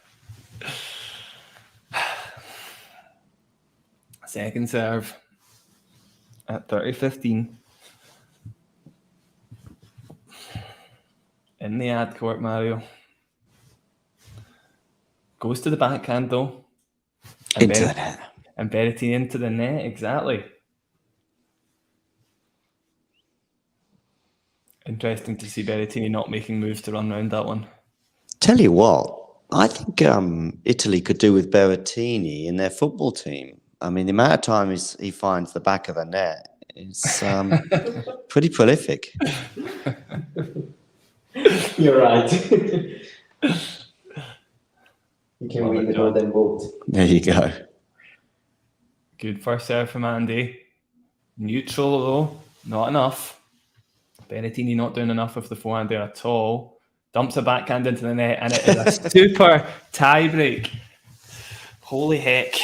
Here we go. Hold on to your hats, fasten your seatbelts, pedal to the metal. This has got to be the moment of the tournament so far, right? Yeah. It was a fairly underwhelming day yesterday. I mean, Harris and Musetti was pretty exciting, but not many shocks or... Yeah, the stakes weren't quite the same as well. Right, I guess. In relative to Andy's career and such, I would say. Here we go. 10 points this. I don't like this. Berrettini misses the first serve.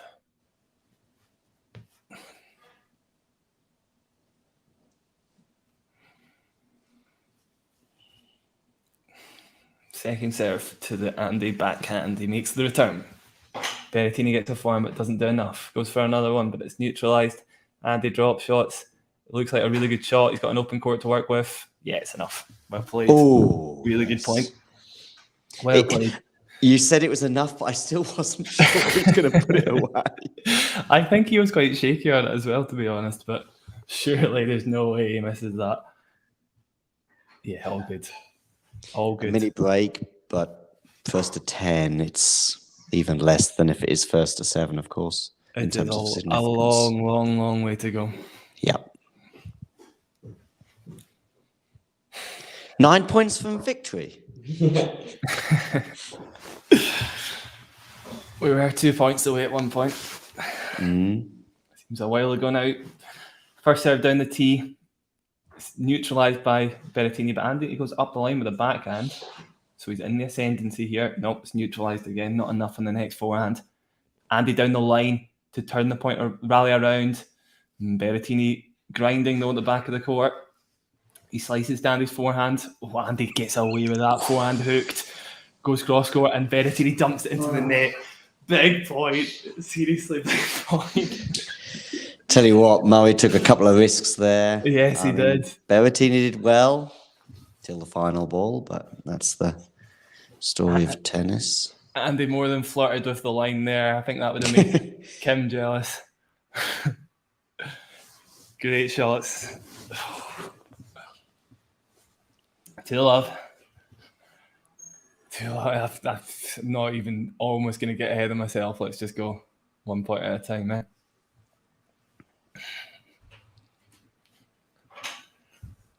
Two love. First serve, Andy. First serve goes out wide. Great serve. Dumps into the net, Berrettini. Can't get anything on the forehand return. 3-love. Come on. There's a lot of energy in the commentary now. I was practically frozen in the other tie break. I mean, if it goes, as soon as it gets tagged, I'll probably end up shutting up again. But yeah, it's tough, Ghost.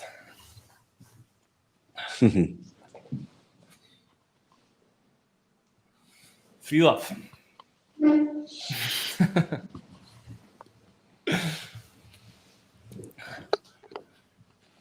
3-love. Berrettini, first serve. First serve out wide. Misses by a whisker. Berrettini thinks he's made it. Get back to the service line, Berrettini. Second serve. Baseline, I should say. Second serve. Goes to the Andy backhand. Andy neutralizes cross court. He's in a good position here. Berrettini gets himself a forehand though to turn the rally around. Misses the forehand inside out. No. Oh, 4-love.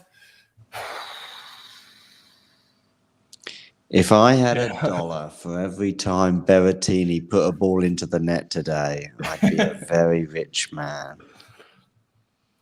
Yeah, Isabella is centre court all over again. Oh, that felt way worse, obviously, watching Andy live. I'm watching Andy lose live. When he lost to Isner, you mean? Yeah, when he lost to Isner. Last year. Yeah. That was rough. Isabella lived through that one as well. Berrettini misses his first serve. Second serve, 4-love. Big, big, big point. Would love a double fault. Why not? Let's be honest. It doesn't double fault. Andy makes the second serve. He pushes the backhand long low, and it's 3 many breaks. 5-love. Yes. I just can't handle the idea of him losing from here, though. This is the problem. It just 2 sets to love up, and now 5-love up in the deciding set tie break. The Berrettini backhand coming up clutch. I know. Don't again. even say. Don't even say. Berrettini in free fall.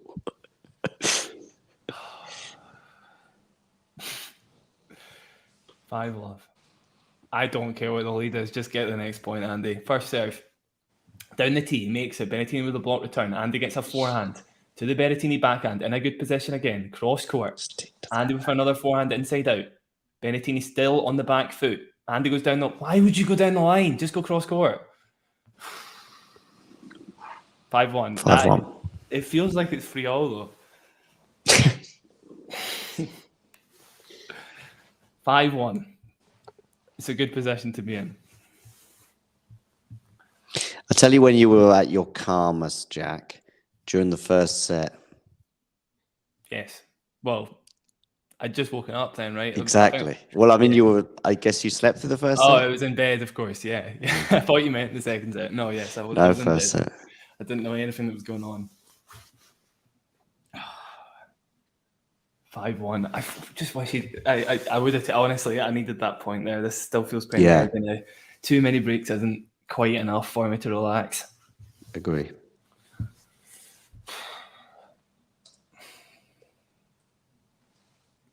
$5-1.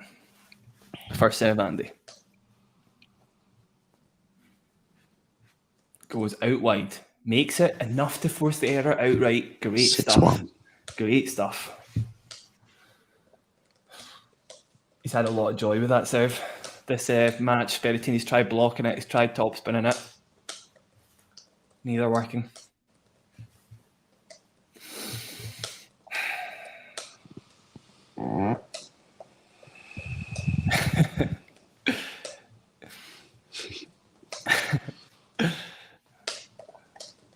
Must have done the trick, Ghost.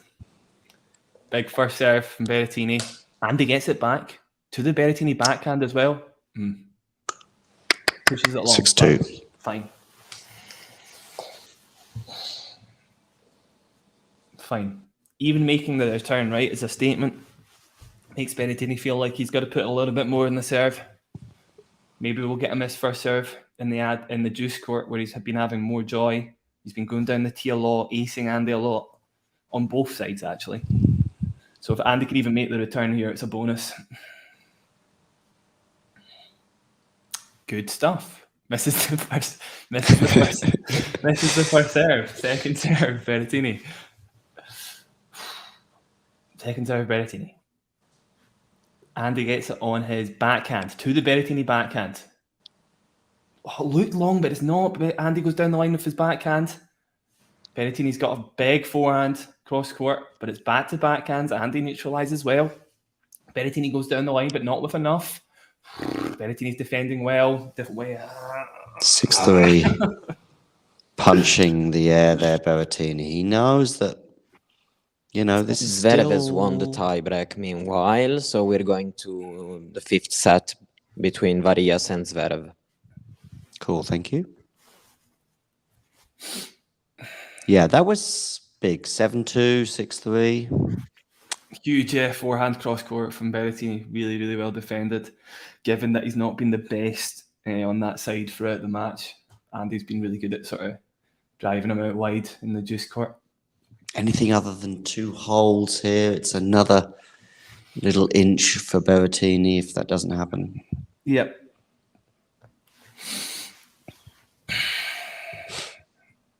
Andy first serve out wide makes it. It's enough to force the error again. 7-3.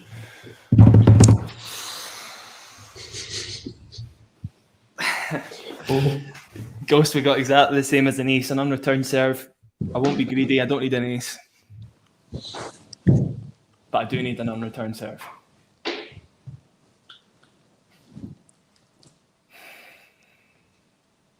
Seven free. Andy to serve in the juice court. Be careful. I think he goes tee here. He doesn't. He goes wide. Andy goes down the line with his forehand. He's in. He's in. He's in. He forces the error with the slice. 8-3. There we go. 8-3. Is that daylight? Can I that see is this? daylight, yeah. That is now, yeah. John, what am I? I don't even know why either of us would say that. I don't know why I asked you. I don't know why you responded in such a manner. It's just a thing. I'm saying it as someone who's not as big a fan. Okay, yeah. So from an unbiased point of view, is daylight. Is it in? I'll fix it. You're a bit ahead. No, no. Okay. I thought they were telling me a shot of Andy's was in there. Berrettini with a first serve. Out wide. Misses. Second serve, Berrettini. Is it in?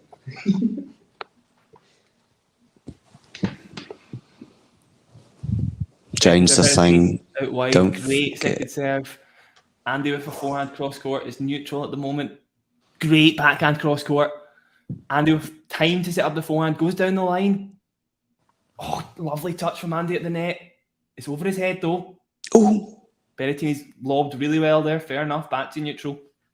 Andy cross court with the backhand. Berrettini trying to hit it a bit harder. Goes down the line and succeeds. Wow. Well played. When you said back to neutral, I was thinking, whether he's. My first thought was maybe you're going back to neutral in your commentary. Clearly not. No, but that was probably the best topspin backhand Berrettini has hit all match. Yeah. It does not redeem him for that sitter on his match point. No, it doesn't. It doesn't. That's got to be virtual match point there, though, right? So well saved by Berrettini.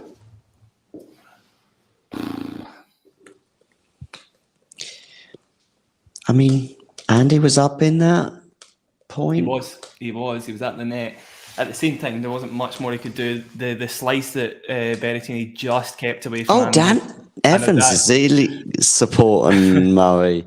There you go. Oh. Dan's living and breathing it like me. Dan won today, of course. Of course he did, yeah.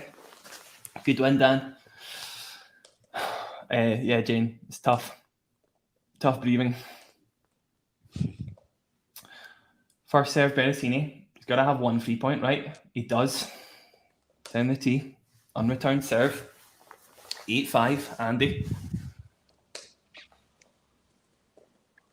He's had this kind of 2 mini break advantage for quite some time.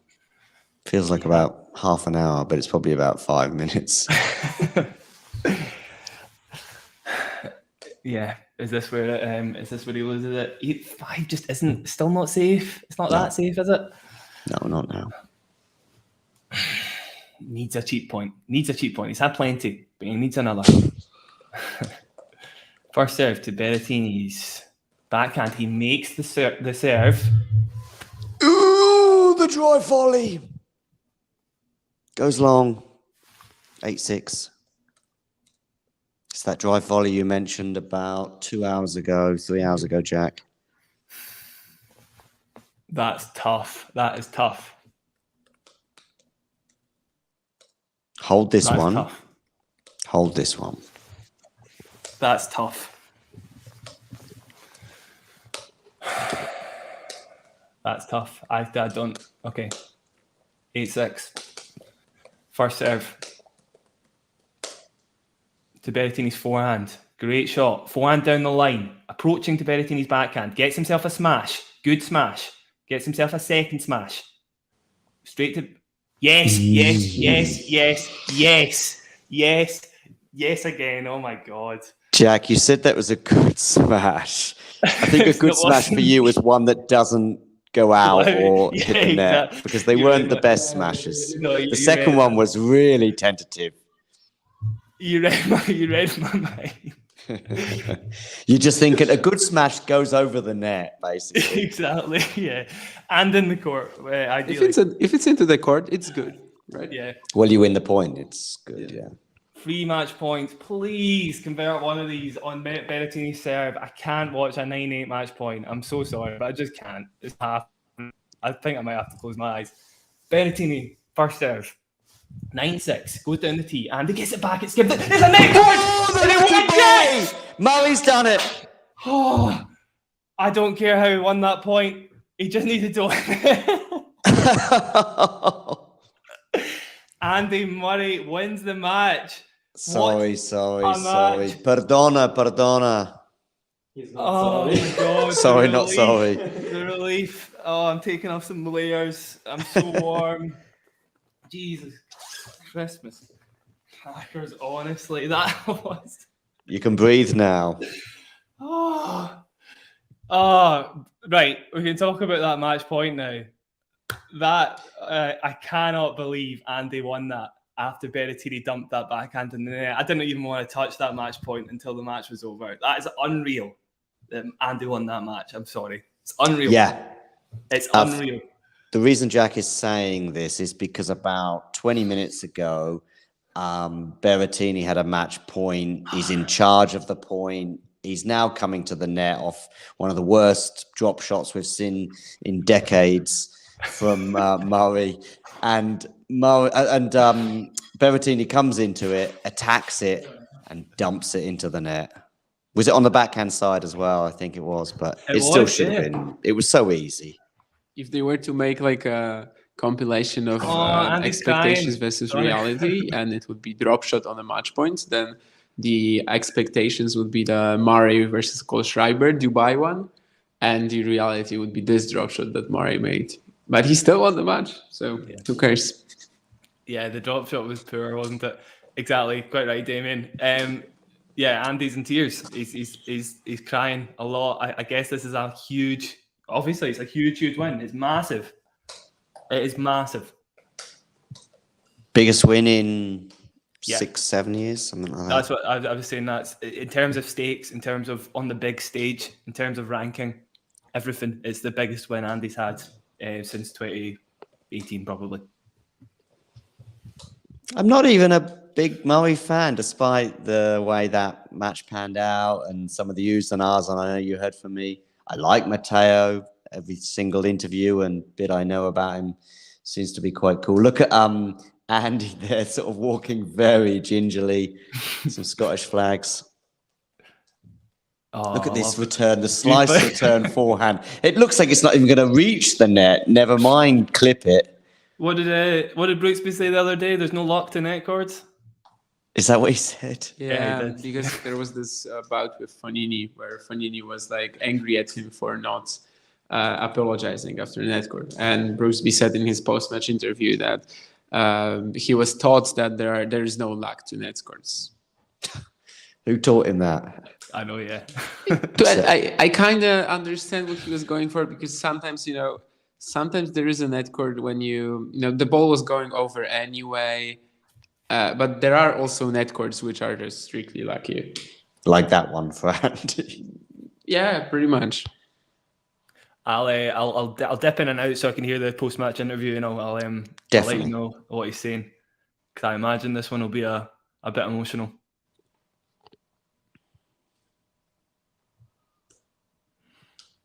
He's taking his time though.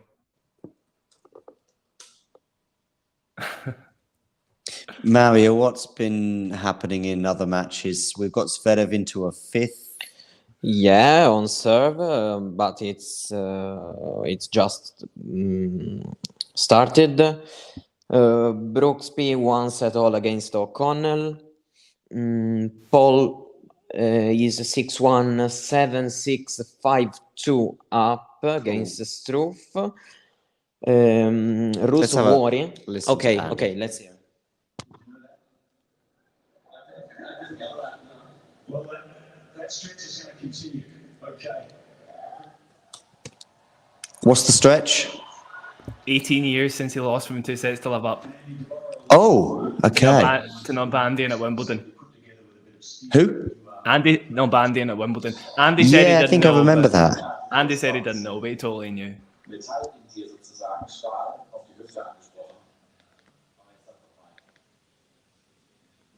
Yeah, I think I remember that. 05. I think he was cramping actually then. Very proud of himself, obviously. He said he'll be hurting tonight and tomorrow. Of course, we know that Djokovic will be worried about this now, thinking, just thinking that Murray might go out for my half, but no. Loads of work in the last few months, paid off tonight. Okay. The usual so far. Voice breaking a little though. Apparently, Murray made 8 first serves in the match tiebreaker. 8 out of 8. Really? Wow, Damien. There you go. Yeah, you wouldn't know that Berrettini won his last 9 tiebreaks at the Australian Open. And, by the way, he was 7-1 in 5th sets, Berrettini. Oh, okay. So he'd won 7 out of 8 matches that he'd played that had gone to 5 sets. Yeah, Andy's saying that. Doesn't matter, 6-1, 7-1. Still felt really far away. Likewise, Andy. Very lucky with the net cord, he said. But I think some of the tennis at the end was really good. Yeah, it was. First serves, as Damien said there. He says it felt like that. He was serving unbelievably. Brilliant competitor as well. One of the best on the tour. Always fights right to the end. Gracious as always, Andy. And Andy did well to get through.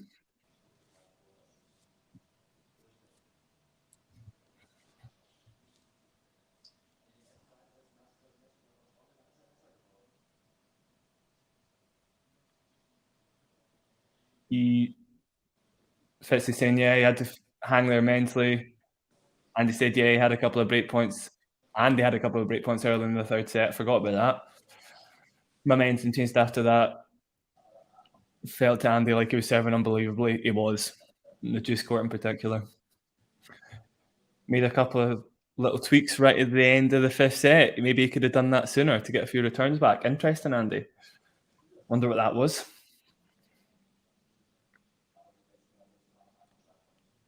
It's a fair, lengthy post-match interview, by the way.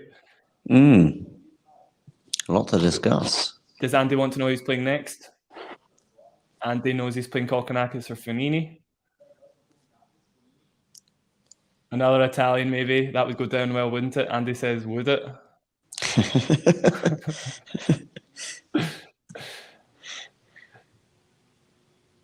They're about to get underway. Kokkinakis and Fognini. We're all going to refer to you now as Australian Andy in this stadium. This is a man that's been to the Australian Open final 5 times. He's an inspiration to all of us. Good to have you back, Andy. Andy says, yeah, appreciate that. There you go. Great stuff. Yeah. He's hobbling a question. bit, but just sort of stiff, I think. Go on, Don't you Mario. don't you think that despite Andy's level is a bit unacceptable that in almost 5 hours Berrettini broke once during the whole match? I think that's acceptable, Mario. Sorry. Oh, yeah. You're definitely right. It's definitely unacceptable. I mean, there were quite a lot of break points. I think there were only 3 breaks in the whole match. Am I right on that? The 3 Murray Oh, yeah, no, 4 then. and 1 Berrettini. Yeah. 3. Rune won. Yeah, because the second set, he did it with a double break right at the end. Yeah. So he did. So it was, Yeah, so he did. Yeah. 53 breaking just once both times. Right. I think I've gathered myself. You actually did mention the scores, didn't you, Mario? But I totally vanished in terms of listening. Obviously, I couldn't hear anything. Any of the scores worth saying though? Is anything else going on? Rune won in 3 sets, as well as Tommy Paul. Deminores just started his match, while Zverev Varillas on serve in the 5th. So Zverev still hasn't managed to take advantage. And it's going to be pretty close at this point. Let's see on the women's side. Vekic 6-2 up on Selekmeteva. Samsonova 6-2, 4-1 up on Paolini. Cool. And Anka Kovinic won 6-1 the first set against Lauren Davis. Who's that That's against Lauren it. Davis? Sorry, Soon who's that? Jambert. Oh, no, is it there? Kovinic. Kovinic, yeah. Kovinic, yeah. Yeah, they just played in knockout 3. Can you give me I realise I'm way hungrier than I thought I was. I've not had my breakfast yet, so just give me a second. I'll get a little food if that's all right. Yeah, of course. Okay, so some of the latest scores I will just add to what Mario was saying. Chosteo is up a break 4-1 on Putin-Save. Sabalenka winning earlier, Pliskova 2, Taylor Townsend, Leylah Fernandez, Shelby Rogers, all winning in straight sets. Kanepi won the first set, but ended up going down 2-1. And Pavlyuchenkova got just 1 game against Camilla Giorgi. Muguruza was serving for the match, but failed to serve it out. Lost the subsequent tie-break and the final set 6-1. Some more Andy Murray interview stuff. He just looks exhausted. I don't think he's even got the energy to feel happy.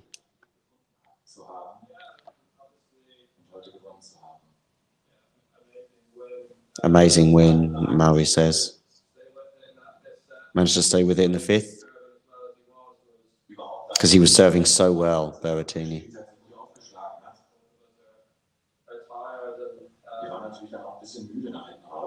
I was a little bit tired. Been putting in a lot of work in the last 3 months. That's interesting stuff. I mean, something he touched on with his on-court interview as well.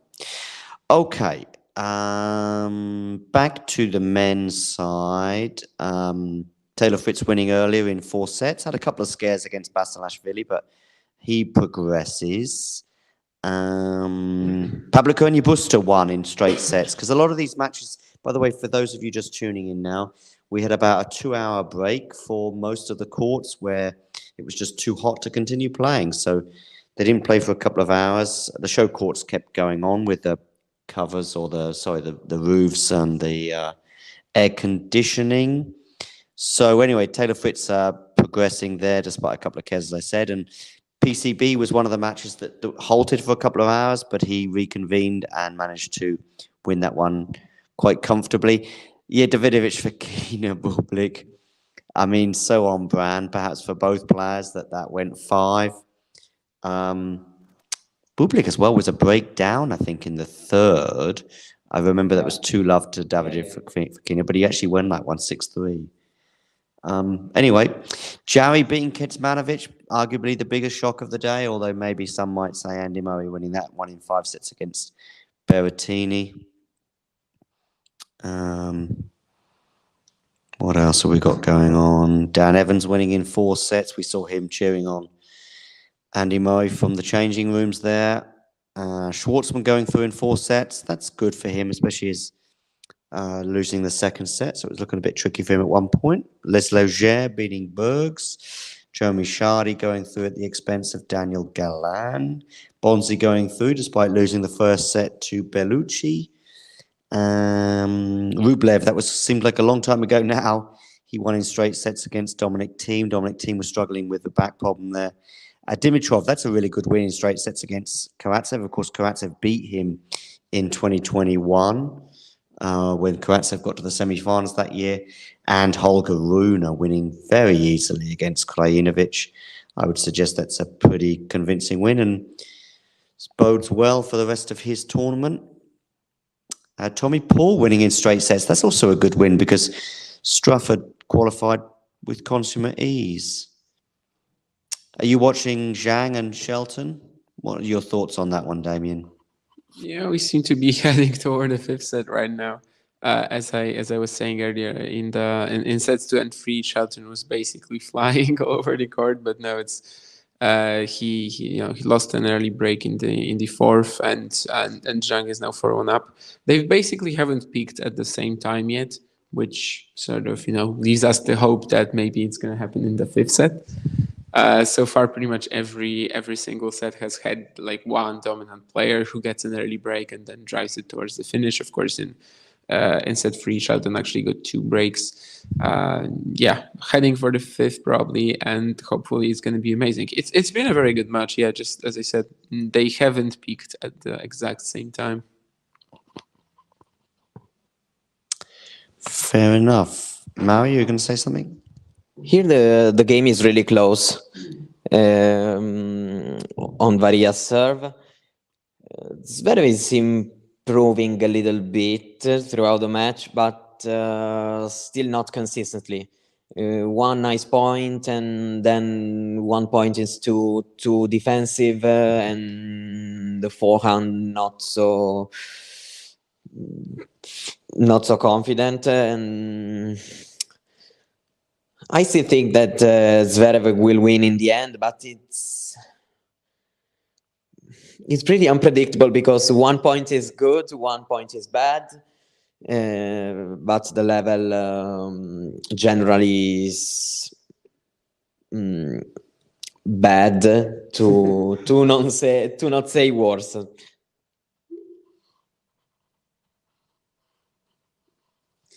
Any news? Mario, can you have a quick look at the schedule for tomorrow? I guess they will have released that. Yeah. Let me know when you've got that, either of you or Mario. Yeah. I'm going to the website. I wonder whether Nadal will be on last.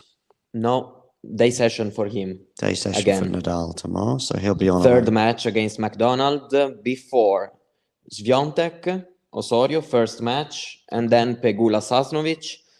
Nadal McDonald On Rod Laver. on Rod Laver, of course, and then night session from 9 a.m.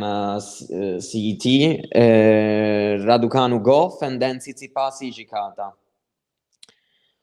While Margaret Court Arena is Schneider Sakari, then Molchan Auger Aliassime, then Madison Keys against Wang, night session Milman Medvedev, and then Mukova Collins. While the other show court is John Cain Arena, and we have Echeverry Sinner, then Kalinina Kvitova, Shang Tiafo, and in the night we have Kachanov Kubler and Rybakina Juvan. I don't have other courts, I don't know why. Yeah.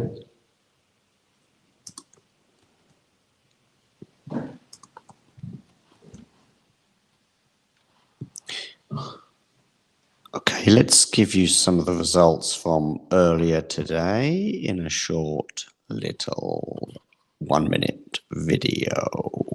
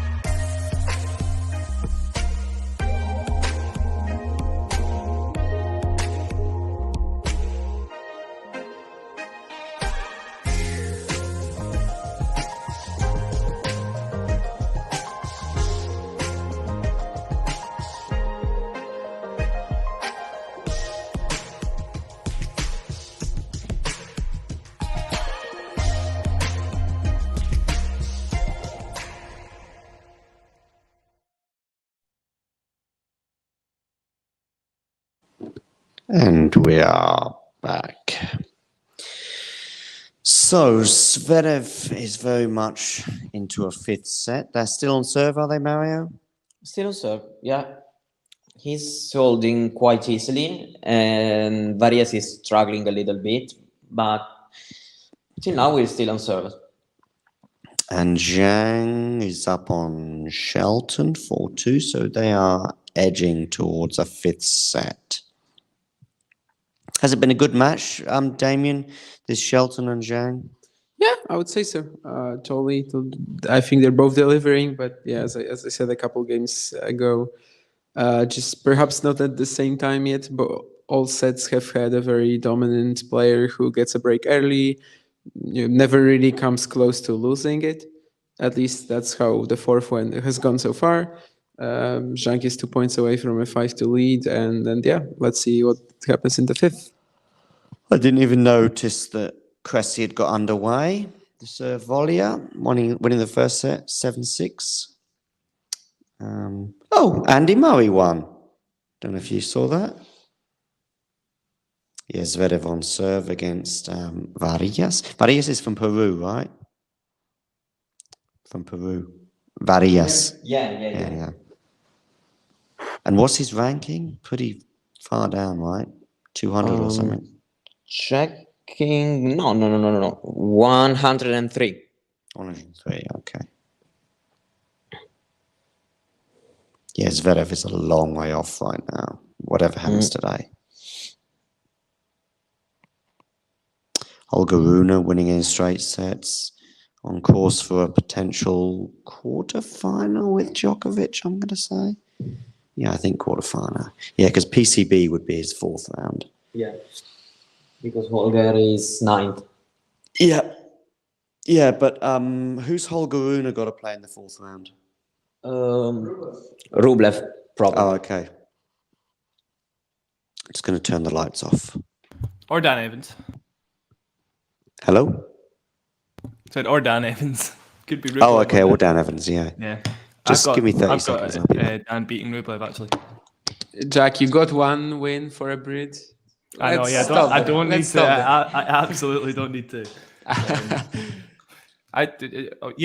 Honestly, I'm not mega biased about Dan. I genuinely just think he's got a fairly good chance against Rublev, who's a little Dan's not vulnerable. Scottish, isn't he? He's English, yeah. I think he's from like Nottingham or something. He is from Nottingham, yeah. No, he always plays the Nottingham Challenger. That's he does. No, he is from Nottingham for sure. Is he? No, he's not. No. No, he's from Glasgow. Norrie was born in Johannesburg, and of course he's from everywhere. Lived in But Auckland for years.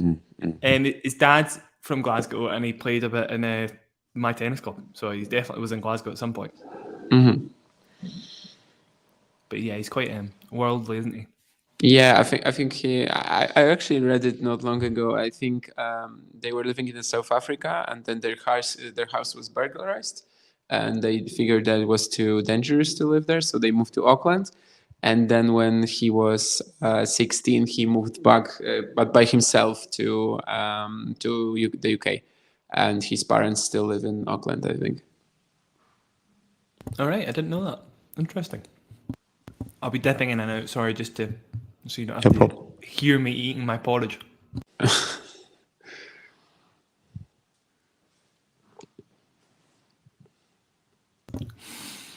composed myself with a little bit of hindsight. You might not have realised, Jack, but in your absence, Andy Murray went through in 5 sets against Matteo Berrettini. That old codger. Yes. I remember that guy. Thought he'd retired. Yeah, I thought he'd retired.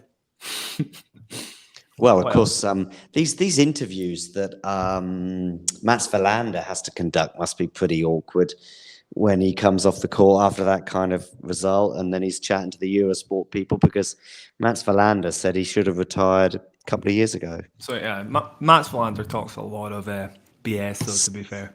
And stuff.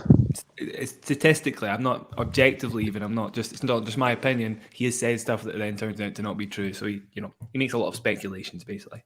Okay, gotcha. Yeah, that's his job, I guess. Sort of, yeah. You're quite right, John. I saw a bit of Andy's interview with Mats Wilander, by the way, and Tim Henman as well. Couple of things that stood out. He talked about the net cord he got on match point. He didn't say quite what Brooksby said. He said it was lucky, but he did say he'd earned it, which I agree with. He definitely earned the net cord in the end after a match like that. And the backhand, he talked about the backhand, and he said that Berrettini missed. And he said he was quite lucky he said he was lucky, basically, again, to get away with that because that was a poor shot. And he also talked about the dive he made as well in the tiebreak, the 4th set tiebreak. The drive? The dive. The dive. Oh, the dive, sorry. The one he just pushed along. Tim Henman asked him if he should be doing that for Metal Hip. He said he'll find out tomorrow. And we've got the fifth set between Shelton and Zhang. Probably going to be a bit of a break. And I'm also going to take a bathroom break. Jane says, does that porridge taste like victory? I definitely feel expended, Jane, so it's filling up something in me that was missing throughout that whole match. So it does taste good, yeah. An interesting match with Zhang there. I'm sure you might have commented on that already. Yeah. And then, the Rusevori one will be really interesting. I think me and Damien had that at about 50-50. Can't quite see what's happening in the Zverev match there. What's Zverev's game score? Go on, take it over, Mario. Okay, so Zverev has held, and he's now 4-3 up, but we're still on serve. And now Varillas has the difficult job to try to handle the pressure, but I think he's doing very well under pressure because he can feel that probably Zverev is not feeling so good on court, and I think that just perceiving this makes you feeling a lot better in difficult situation because you know that your opponent is in your same situation. And I also thought that after winning the fourth set tiebreak, Zverev could have taken an early break, but that has not been the case. And now 30 love on Varillas serve, so he's getting the match is getting really, really close and tight. So Mario, do you know if that fifth set? That sounds like you're saying that, but do you know if there's been any breaks in that fifth set? No breaks so far. Right. Zverev had some chances, but has not been able to go for his shots in crucial moments. I have to say, Varillas is quite dictating the play in many of the rallies, and it was a bit difficult to predict at the beginning of the match, despite Zverev's not good form. He's always been he can be vulnerable to being a bit passive, right? Zverev in rallies on a pretty bad day sometimes can get quite pushy rather than taking the initiative. And I would expect... Yeah, no, you're right. I was going to say I would expect the serve as well to be the rustiest shot, having been off for a while. Normally that's the shot that takes a while to rev back up. And particularly in Zverev's case, it wasn't the most airtight serve in the world as it stood with the big massive toss and stuff. So I'm surprised he's not been broken. No, yeah, you're right. And Varillas has just held at love. So we are 4 games all in the final set. I just realised I could be watching the match. I've just been watching fans talking about Andy. I'll get the Zverev match on. I've also noticed de Minaur and Jabeur have started. Can't see the scores. De Minaur, yes. Jabeur, not yet. De Minaur is 3-1 up in the first set. And the French clash has started. Gasquet against Humbert. That'll be a good one, I think. I think Google need to update some of these pictures. I mean, we've got Alex de Minaur here at about 8 years old. Must be literally about 16 there, right? Yeah. Looks very young. Yeah, we've been streaming for the past 8.5 hours now, and I'm looking at the schedule, and so many matches have not started yet. You're always welcome to take a little break, Damien. I've been enlisted to, let one of you survive. You can. Everyone can. Even we all can. We can all. It is possible to shut down and say, "Sorry, YouTube, we've got to go." We're still going strong, though. Last night. Exactly. Well, last night Yesterday we daytime. went to bed at 3 p.m. So it's still quite a bit, before our bedtime. Zverev is held, so Varillas is currently serving to stay in the match. Well, as I say, John, not implying that the talking tennis is shut down. I can hold the fort if somebody does need their bed. Obviously, is what I mean. You guys have done a pretty good shift so far, haven't you? So it's up to you. I'm okay. Cool. Has it been an all-nighter for all three of you?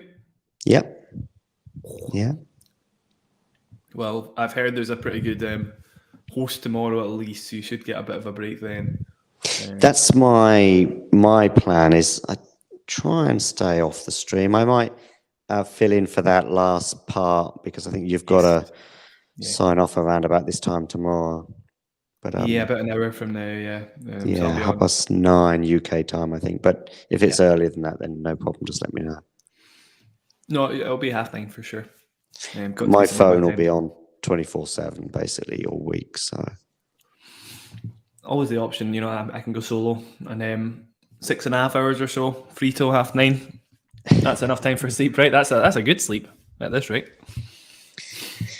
Yeah, I think you'll have various people. I mean, I'm just trying to think. I think I've got at the beginning, Nick will be on for about an hour or so not long, but certainly just get us underway. Jethro will be there for a couple of hours. Maybe Miles, but I need to get back to him.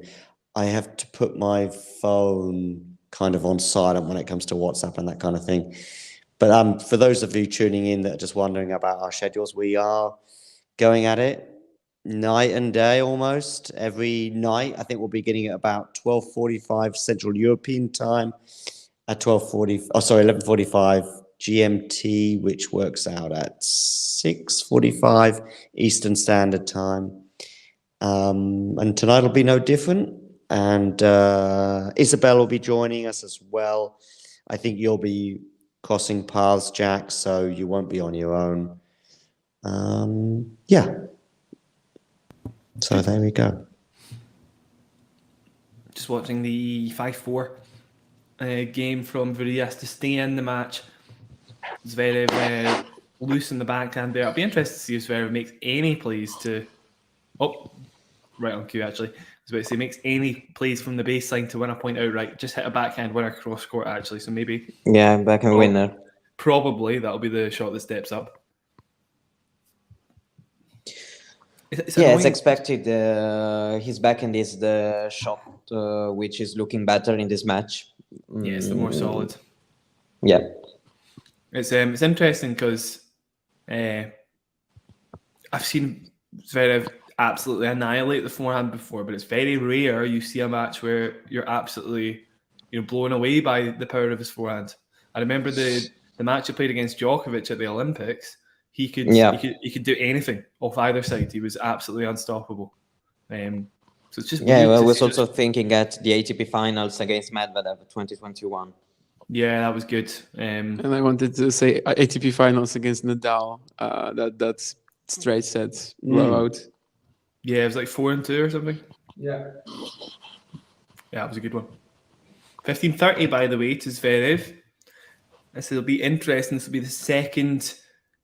No, where did Varillas lose to Felix? That was the French Open, sorry. But he's lost another 5-setter to a top player if he does go on to lose this. 15-40 now. 15-40. Yeah. 2 match points. Yeah. Bit of tension there.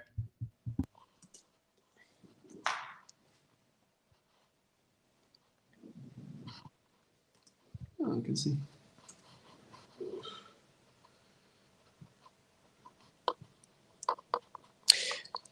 Osorio against Swiatek. Is it Osorio? Are we adding her surname? Just Osorio these days. Changed it Camila Did she? All right. She was Maria Camila Osorio Serrano, but now she's just Camila Osorio. Good, that saves me a few letters. That's obviously not a great matchup, I would say. It really should be Swiatek all the way. It's wide. Yeah, 30-40. Second match point. Yeah, anything but Swiatek straight sets against Osorio would be a massive surprise. Agree.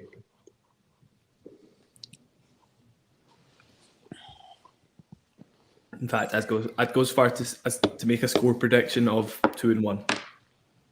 Ooh. Yeah. Although she was quite nervy, so That's right. yeah, maybe Second allow her a serve. few games. And it'll be interesting to see if nerves take hold of Zverev here, sensing quite a big moment. Service in, Zverev with the backhand, and that's it. That was tight. What's Zverev doing? Pointing to his head. Zverev is in the second round. I mean, I don't think that makes you a mental giant. He said, Meaning that.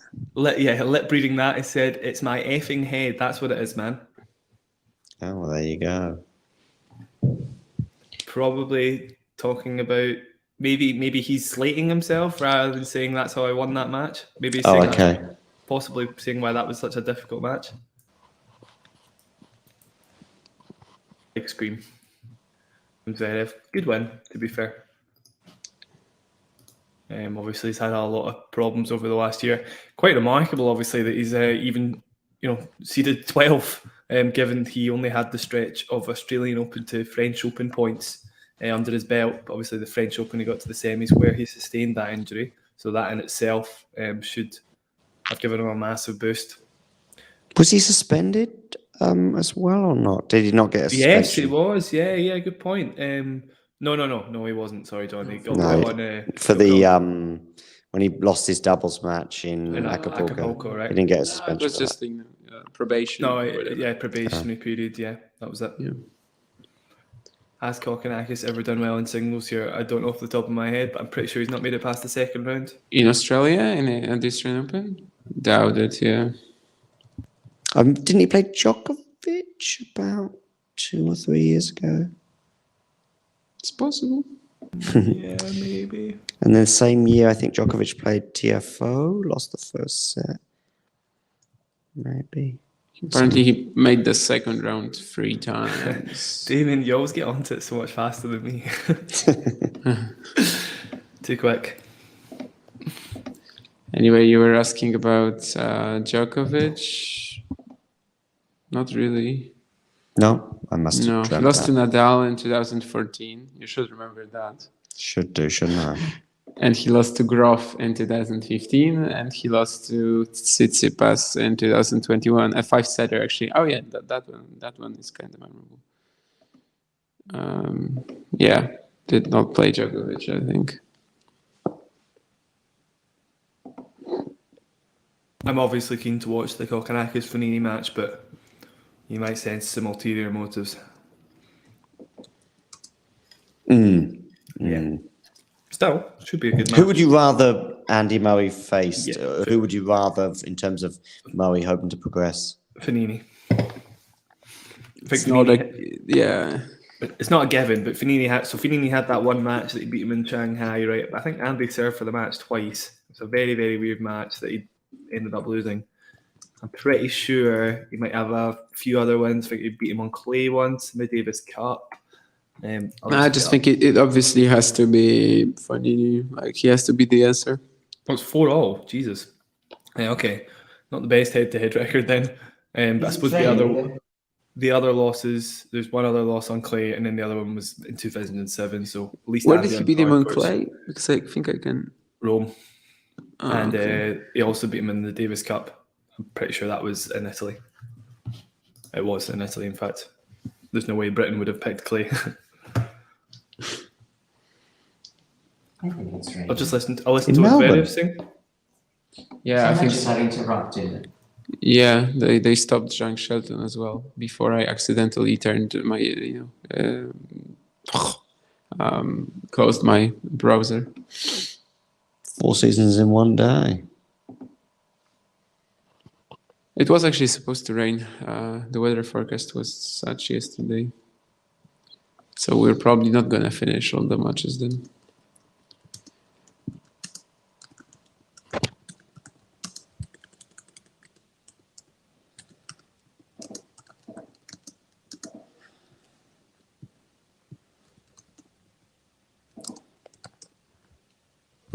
Zverev says no matter what happens, the tournament's already a success for him.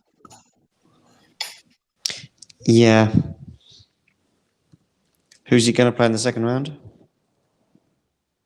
Or locally, or Pretty sure locally was winning. Yeah. But I think Mo is like still alive, holding on, at least. It's actually 6-6 in the third set tiebreak Yes. when they got interrupted. Fairly well poised. I think I'll just tune into that just to see how that one ends. If there is a camera on that court, I there mean, is. if you manage to, I know, yeah. I think I have just got to it. I have. that's not what I mean. I mean, there's rain. Oh, it's rained off. Yeah, I mean, rained off everything at is 6-0. interrupted. Anyway, there's cameras on every court, by the way. Yeah, of course. I was aware of that as I said it. And yeah, but you might have you might struggle to turn into it in time.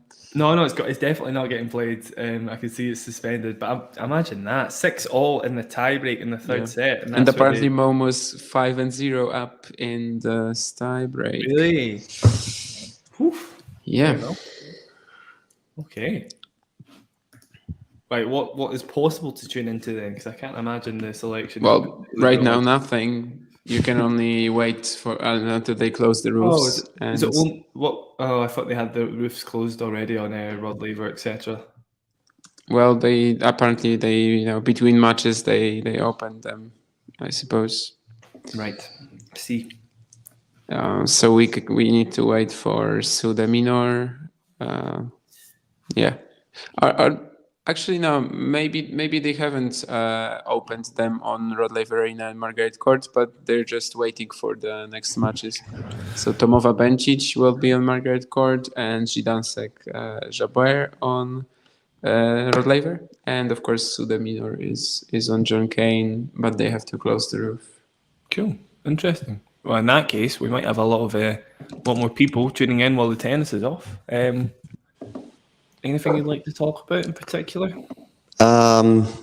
We covered most things last night, didn't we? We did Nuclear physics. nuclear physics, greatest tennis players of all time. Nuclear physics. Yeah, Pete Sampras, Andrey Agassi. It could be totally dead Mullets humor. against moustaches. If you could imagine, having never met him or even heard of him before, but how would you imagine JJ Wolf to look? And he ends up looking like he did a couple of years ago with the mullet. I like the JJ Wolf mullet, honestly. Yeah, not dissing it. It's just that I don't know. Just how would you imagine someone called JJ Wolf would look? Oh yeah, that's it. It's eccentric, anyway. Yeah. Ghibli there saying, is it Rod Laver, Margaret Court, and John Cain? I think it is those three that have roofs. Yeah. What else did we do? The plural of roofs really should be roofs. You're right, John. Yeah, roofs. It should be. It feels like it should be anyway. It should be, shouldn't it? But for some reason, it's not. Is it roofs? No, it's roofs. There's a plural for something else. It is roofs, but the plural of hoof is hooves. The plural of leaves. Is leaves. Yeah, I know. Yeah. Maybe I was thinking of hooves. Yeah. Let's not talk about plurals of innocuous words. I guess we could talk. That's a fine topic. It probably is. That's true. Oh boy, this is going to take a while to dry. I'd have thought. This is John Cain. They must have opened the roof and then they're still not closed it yet. Yeah, and it's coming down in buckets. De Minaur there looks on. I think they might be quicker on Rod Laver and Margaret Court unless they opened it as well. I'll tell you a few of the predictions that I got wrong. Why not embarrass myself a little bit? But Parry Townsend, I got completely wrong. Although in hindsight, I think I definitely overrated Parry's abilities on a hard court. But I've seen her play well. But see, so she lost to Taylor Townsend 6-1, 6-1. Yeah, the extent of the loss is definitely quite shocking. But I know you picked Townsend to win. But yeah, exactly, a little bit surprising. Why do you know that? How do you know it? What's that, sorry? Say that again, Damien. How do you know that I picked Townsend to win? Oh, wait, maybe I'm thinking of Vange. Sorry, I'm getting my podcast mixed up, Damien. Okay. I thought you'd been rifling through your Yeah, predictions. because we never talked Going about through your draw, we never talked about women's, so that's why.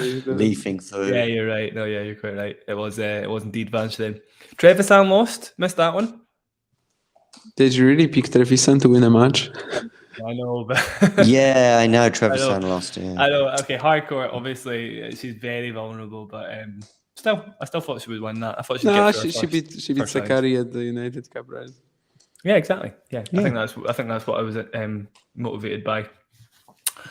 And Pliskova as well, huge win for Pliskova. Just winning against anybody, I can't imagine she'll have won many matches at Slams in the last few years.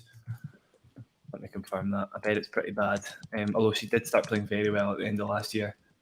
She got to the quarters actually of the US. What am I talking about? There you go. Felt like she was playing worse than that though. And then a few of the other men's results. Brooksby managed to claw it back after dropping a set to Akono. Dropping the opening set to Akono. He's now 2-1 up. And Krajinović getting through catching the straight sets. That's a big result. Not that he won, but getting through the straight sets is tidy. I thought that would be a little tougher. You know, it was 6-7-6, 6-1, 7-6. So Yeah, that's tough. That's true. yeah, That's true. Good point. he shouldn't be losing to Kachin on a hard. No, court no, either. I agree, but I thought maybe matchup wise it might be a little bit difficult to hit through Kachin, who's got really good movement. For somebody like Krajinović to face. Dimitrov as well against Karatsev, that was straight sets. Although yeah, 2 tight sets before 6-2. But yeah, we expected that, right? Did Ons Jabeur get underway? Did she start her match? No. No, not yet. I think yeah, she was just coming onto court, so they must just be waiting for the roof to close. Very So there won't excited. be any shortage of action tonight. I guess some of those matches will have to get carried over. I was going to say if we're dividing our attention, guys, I'm very keen to have one eye on Risk von Drusova, which hopefully, of course, It won't get played probably. It won't get played. mean, I know. According to the forecast, it's probably done for the day. Besides the 3 indoor courts. Right, and in that case, yeah, you were saying that Bencic, Tomova, right, Jabeur, and then Bencic, Tomova, Jabeur, Zidansek on the first slot, also Suda Minor on John Kane, and then we finish with Djokovic-Carballés Baena and Mahac Rud. That'll be interesting to see Novak play, definitely. I'm not. I'll be interested to see Mahac Rud. Fair enough. Do you think Rude might? No, I mean, do you really want to watch Djokovic-Carballés Baena? Yeah. I mean, just to see his level. Yeah, just to see his level. You're not exactly. gonna know. You're not gonna know. I want to know if it'll be love 1 and 2 or if it'll be 3, 4, and 4. You know?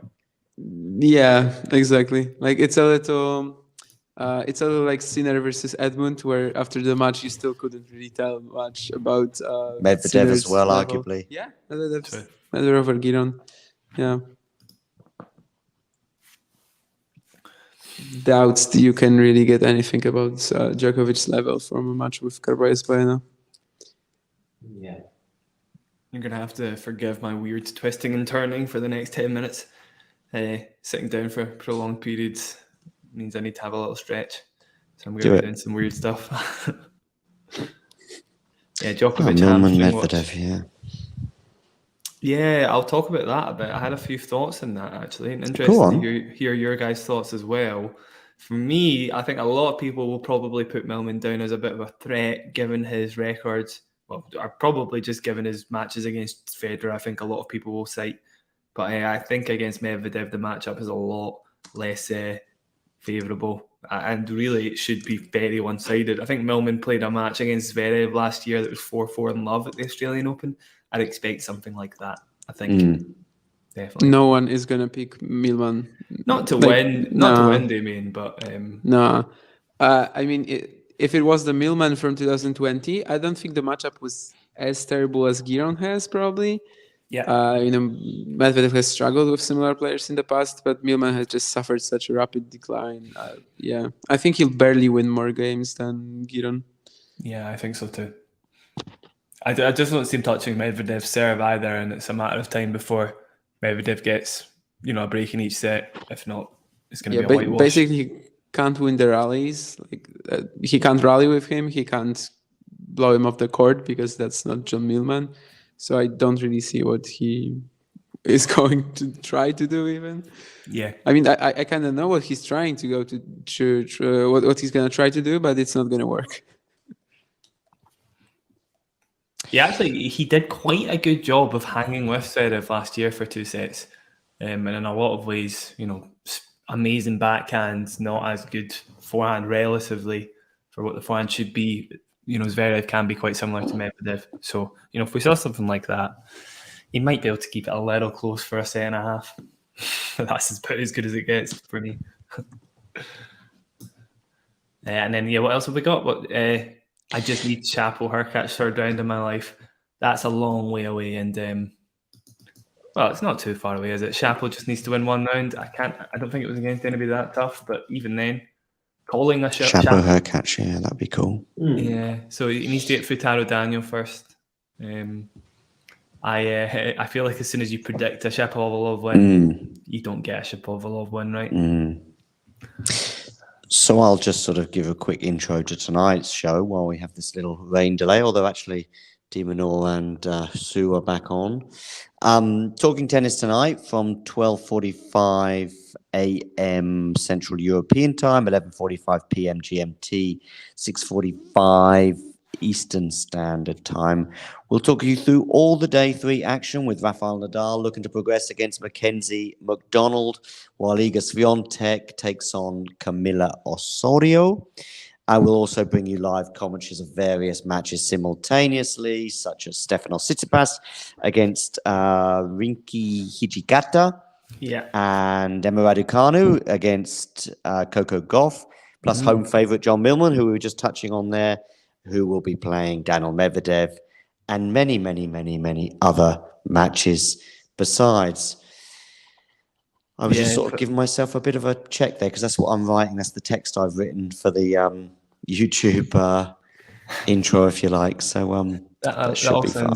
All sounds correct. Is Andrey going against somebody quite exciting? Yes, she is. I might just add that one. Buxa. Yeah, Bukova. Yeah, no, but it's no. Andreescu. Mukova Collins. Yeah, Mukova Collins. Yeah. Mukova Collins. Okay, yeah, that's more promising. I think. I don't think Buxa is really there to challenge Andreescu. So. Maybe it's an Andreescu's third round. Is that Swiatek? That's Swiatek. Yeah. Yeah. Well, could be Swiatek or Osorio. No. And Raducanu, that'll be very good. The Raducanu Gauff match. Well, at least it's a promising match. I'm not sure it'll be promising. Yeah, not sure it'll actually, live up to the billing, but still, promising match, definitely. Gauff, Gauff. I'm just interested to see where Gauff is. She's barely been challenged. In fact, she won all their matches in straight sets this season. I think all 6 or something. I have to look that up. Yeah, because she had a fairly easy run to her title, the 250 that she won in Wellington, was it? Or Auckland? It was Auckland, yeah. So that's 6. Auckland. That's 12 straight sets won.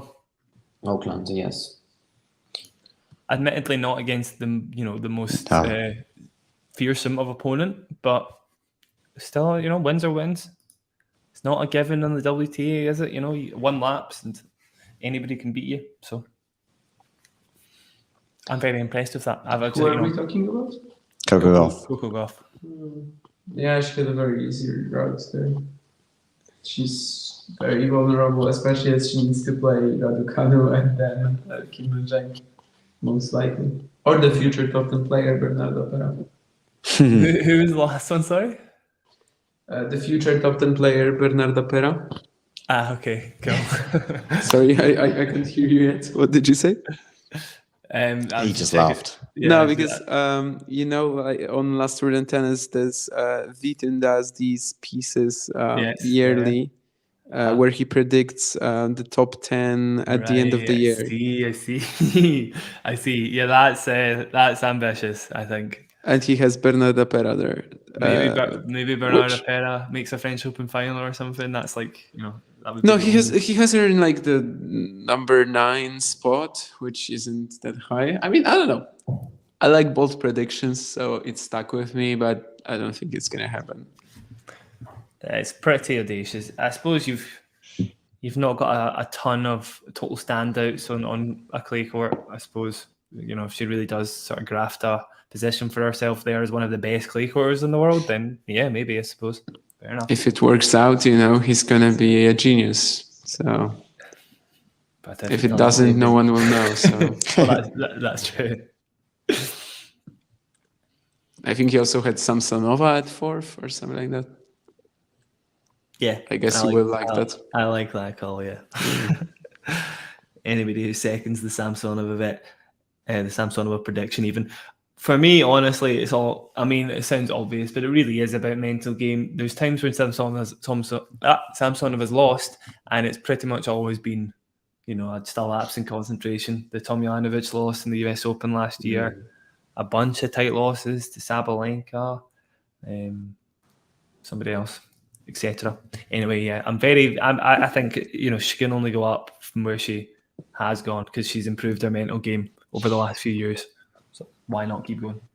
Kim Van could very easily be in the top 10. Yeah, I love Kim Van. She's fun to watch as well. Jesus. Yep. She's got such a good serve. It's unreal. We have a match on Rod.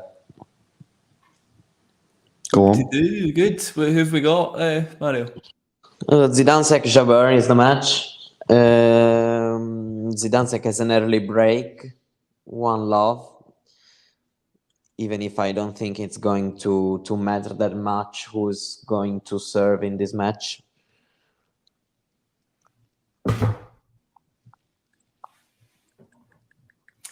That's, you know, all credit to Jabeur. She can sometimes use the serve consistently to her advantage in matches. I think it kind of comes and goes with each match rather than, you know, over the course of a match, it ebbs and flows. It feels like it's either on or it's off for the entirety of some matches. Yeah, Zidansek made Roland Garros semifinals, in 2021, and she lost against Pavlyuchenkova. So you're right. She's fallen a fair way since then, Mario. I think she must be about 87 in the rankings at the moment or so, is my guess. You're right. Was that bang on? Was it actually 87? I'll check it. Anyway, though, yeah. Oh, she's a breakup. Yeah, she's a breakup, 98, by the way. Close. Yeah, she somehow did better in hard courts last year than on clay.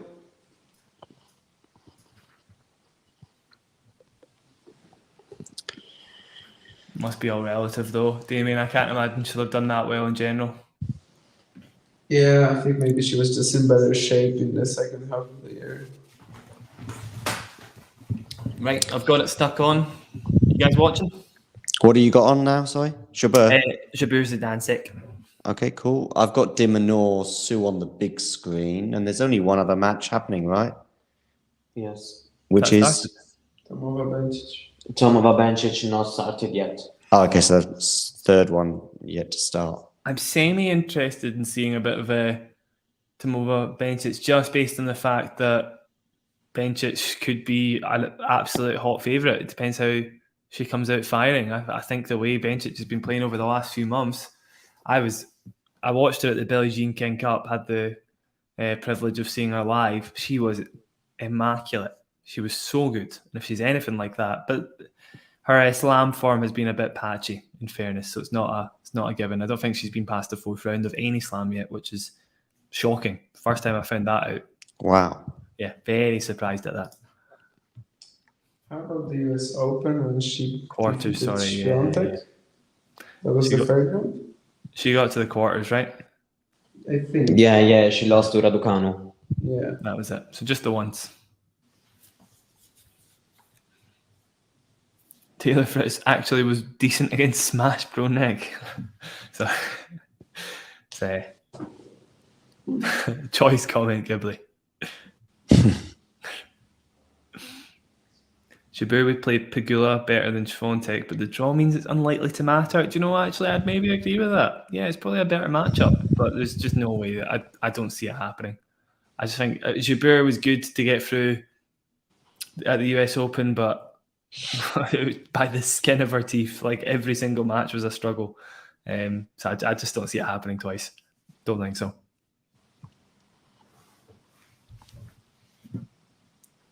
And this is not the match I called the upset, but she's got second, third, fourth rounds. All of those would be about 50-50 at best. Just seems very, very unlikely.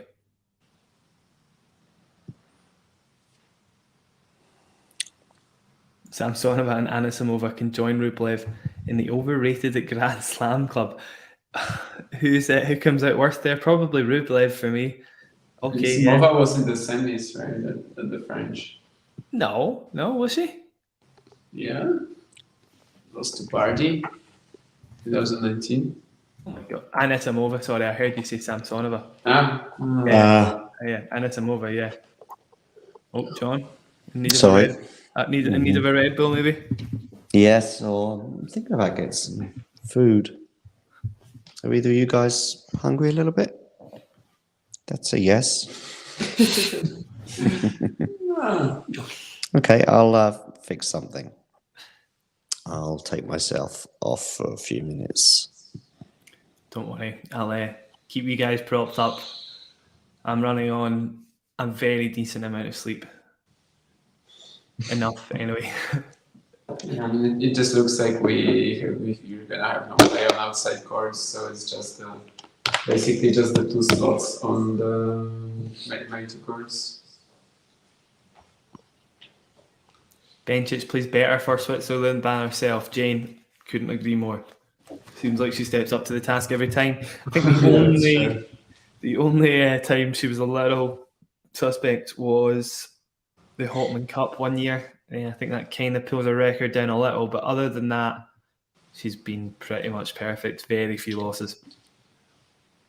Obviously, winner of the Olympics in 2021. Can we cry? Was Muguruza close to winning? I didn't know that. Yeah.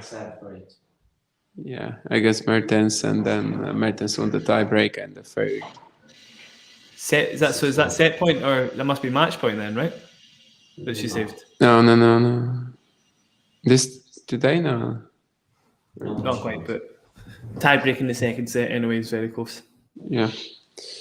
And Ghibli says that Bencic was amazing for herself last week, which is very true. That blowout over Kasatkina in the final, especially. 11-2, right? Yeah, exactly.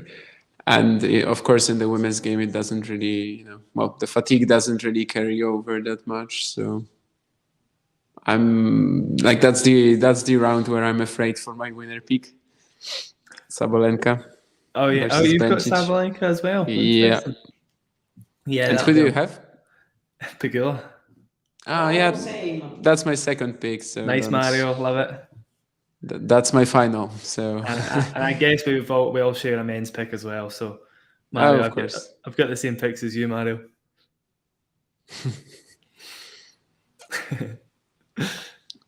Break point for Jabeur, a bit of a hustle, as it always seems to be in a hard court. I can elaborate on that actually. I wonder if you guys agree with me a little. Mm-hmm. But for me, it seems like Jabeur has less options in a hard court compared to natural surfaces. Obviously, all that junk and spin and slice that she puts on her shots is exacerbated by grass, by clay, and on a hard court, she almost has to play more meat and potatoes tennis, and it's not what she naturally tends to go for. So she just, it seems like it's not her. Normally the level averages out a little bit for me for Jabeur against anybody on a hard court. There is some truth in that, I would say, but then again, it's not like she hasn't had so many amazing results on hard courts. Yeah, I know, because obviously, I'm talking about a US Open final only a few months ago, but as I say, if most of those matches were a struggle. Yeah, but I mean, even when she was breaking through and she had that run in like Moscow or something, when she lost to Kasatkina in the final, right? That was all also like indoors or whatever. I don't know. Like she's a probably still like top 20 player in terms of just like serve, forehand, backhand, just normal ground stroke serve combo. But with everything else on top of that, I think that's what makes her 2 in the world. Definitely. I mean, Wimbledon was some of the matches she played at Wimbledon were insanely good, and she just looked in her element now compared to the US Open. I would have to honestly look at her US Open. I can tell you quite a few. So Kudermetova served for the first set, didn't quite make it, lost that first set, lost in straight sets. That's what you remember against your favorite player. Yeah, I definitely remember the Garcia semi. Yeah, that was the best one she had. Shelby Rogers won the first set, couldn't quite close it, lost in 3 sets. Elizabeth Mandlik served for the first set. I did watch that. Yeah, she served for the first set as well. Jabeur clawed it back. She lost that. Might have been one other one that was a bit tight. The 4th round might be the only one I'm missing there, apart from the first. Let me tell you, I had it. No, 4th round was Kudermetova. Okay. So the first one was Brangle, and other than that, you named it also. Tomljanovic, quarterfinals, right? Quarterfinals, yeah. Again, Tomljanovic serves for the first set. For the second. For the second, sorry. Yeah, the second set was very close. No. I think 6-3, 7-6. 6-4, 7-6, yeah. So on paper, she might have only dropped 1 set going into the final, but in reality, they were tough. And I'll just point out all of that stuff I've just said about Jabeur should really be seen as positive, because it kind of shows she's a very gritty player. Doesn't feel as much pressure as players sort of make her out to feel, I guess. I think a lot of players think Jabeur kind of cracks in the pressure moments. But actually, when she's down, she plays incredibly well. Steps up her game a bit. Same pattern happened in the final, right? When she was down 3-love, break point, double break point. Saves that, takes it to a tie break, keeps it incredibly close.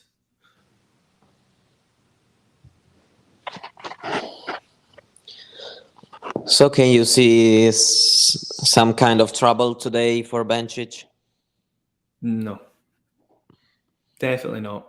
I'm pretty high on Bencic, I'd say, Mario. If she plays 80%, she should win that match. Pretty easily. She's a different breed, Bencic. She's just, takes the ball so early. Yeah, I enjoy a lot watching Bencic. Even the way she returns is pretty impressive when her game is on. Yeah, I agree. Again, early returns, just like our ground strokes. Takes so much time away from our opponents.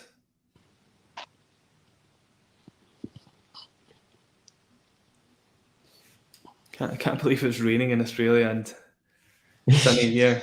Honestly, it's been raining like the last 7 days in Scotland. Bencic, by the way, has 3 quarterfinals at slams, but it's all at the US Open. All right. Yeah, Okay. Quarterfinal 2014, semi 2019, and 2021 quarterfinal. Do you know the stat was? I've got that mixed up. The stat was she hasn't made anything past the 4th round outside of the US Open. Outside the US Open, yeah. Yeah. In 2014, she lost to Shuai Peng. All right, really? That was the huge run for Peng. Defeated Radwanska in round 2 and then went to the semis. Wow. And in 2019, she lost to Andreescu in the semis. In 2021, we were talking about earlier, right? I'm going to answer to the question about Samsonova. She's actually working with an Italian team. Yeah, I know people who are not working in tennis don't even know that Samsonova could have played for Italy. So if you are talking about casual tennis fans, yeah, because they don't know that Samsonova could have played for Italy. So yeah. I didn't know that, Mario. Yeah, because it's first of all, has a surname is Samsonova, so you don't even think that she can have some kind of Italian affiliation, right? yeah, exactly. So yeah, I think that Italians have already forgotten her. That's surprising. Wow. She's probably the best. There can't be that many Italian female tennis players now. I'm saying that actually in the top 100, right? I think you've got Giorgi, you've got Paolini. Never mind, actually. I was about to say Samsonova was the best. Yeah, she speaks Italian very well. That's right, and right. Yeah, she used to represent Italy for a few years when she was very, very young. I did not know that today. 2 break points for Jabeur, having been down a break.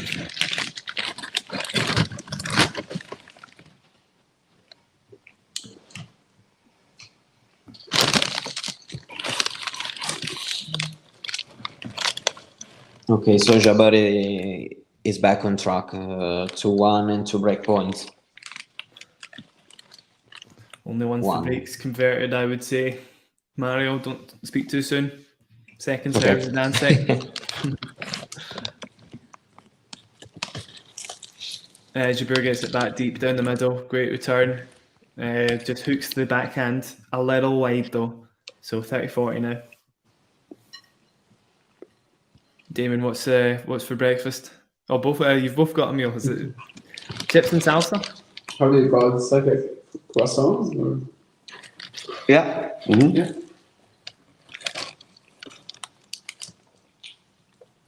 Right, break point.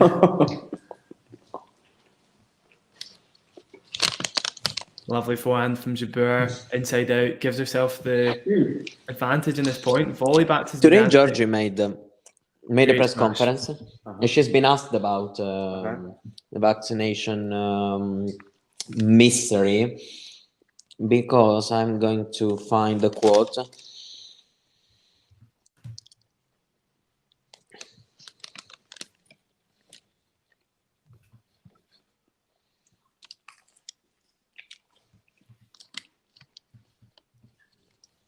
Great point from Jabeur there, by the way, just to break the Dancek serve for the second time.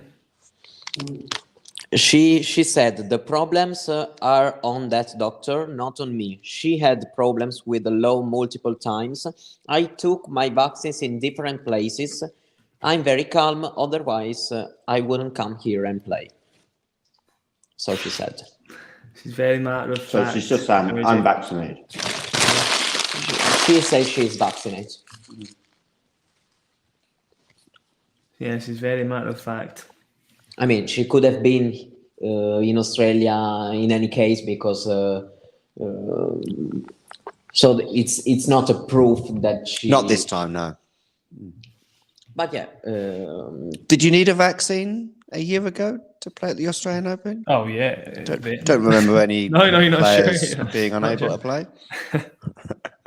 Jack for 5 seconds was like, what? Sorry. You could have gotten a positive test and played, but What about if you have an exemption petition and then tweet about it? Will that give you a better chance? Maybe. Into like a camp for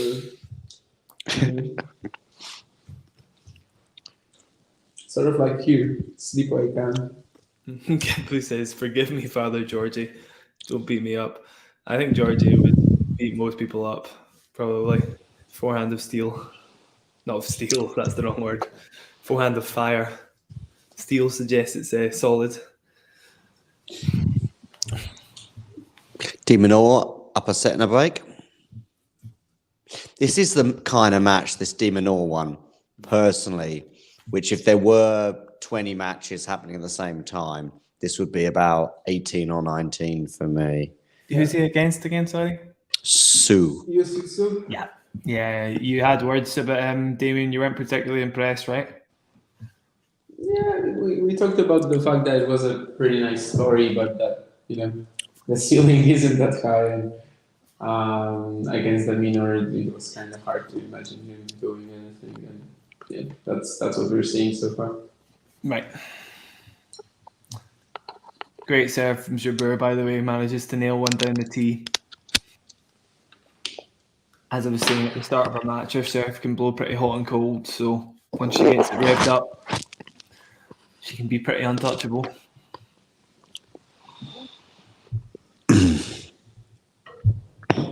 Point for 4-1. If I was Novak, I'd definitely throw a comment. I think probably talking about Georgie.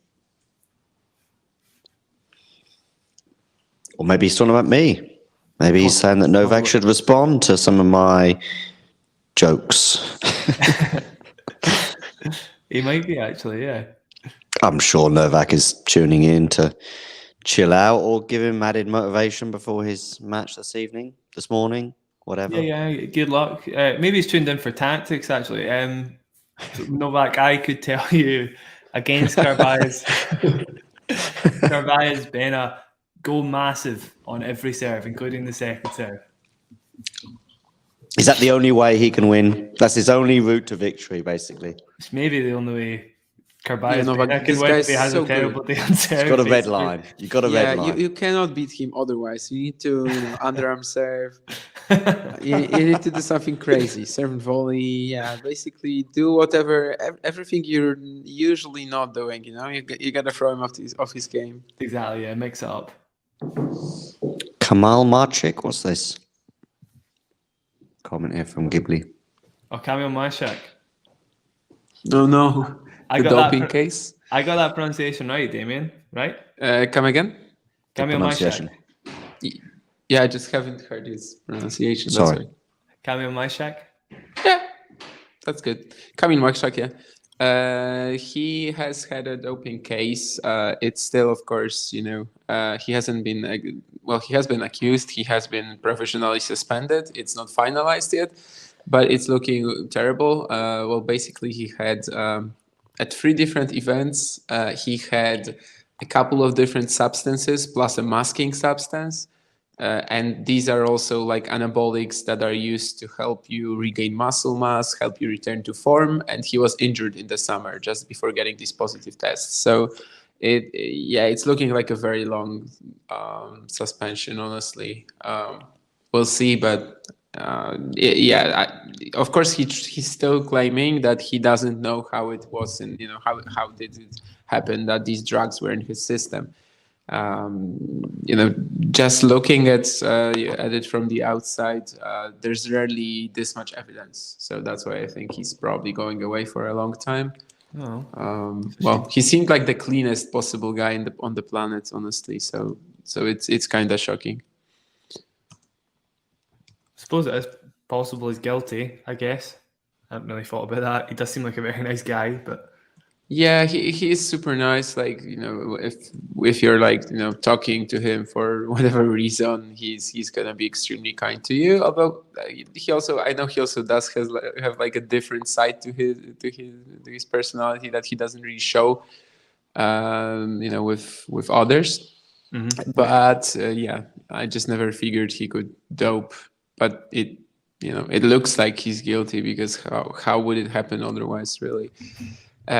Anyway, Ghibli is saying that these people saying RCB should hit the net, but he still got more chance of baseline winning and Novak being injured than if he redlines and hits the net. So it makes no sense to judge his game. No, I suppose so. Yeah, he's actually improved his serve a lot in the past year or so. He's done, on hard courts, he's done a lot of progress, just being a little more comfortable on the offense. We've seen that win against Berrettini. Which was quite excellent in Italy. What was it, Florence, I think. I think he's got a pretty decent chance just playing pretty decent. If he is to have any chance, I think he should stick to what he knows. Don't change that much, but probably play somewhat aggressively. There was a comment there about the rain, I think, higher up, but the rain is basically supposed to stay here for a while. So it's very likely that we're not gonna get any outside courts play today. At least that's what the forecast says. So yes, so we've got de Minaur against Su. We've got Jabeur in action and Bencic. Is that right? Yeah. Bencic's match, Jabeur's match.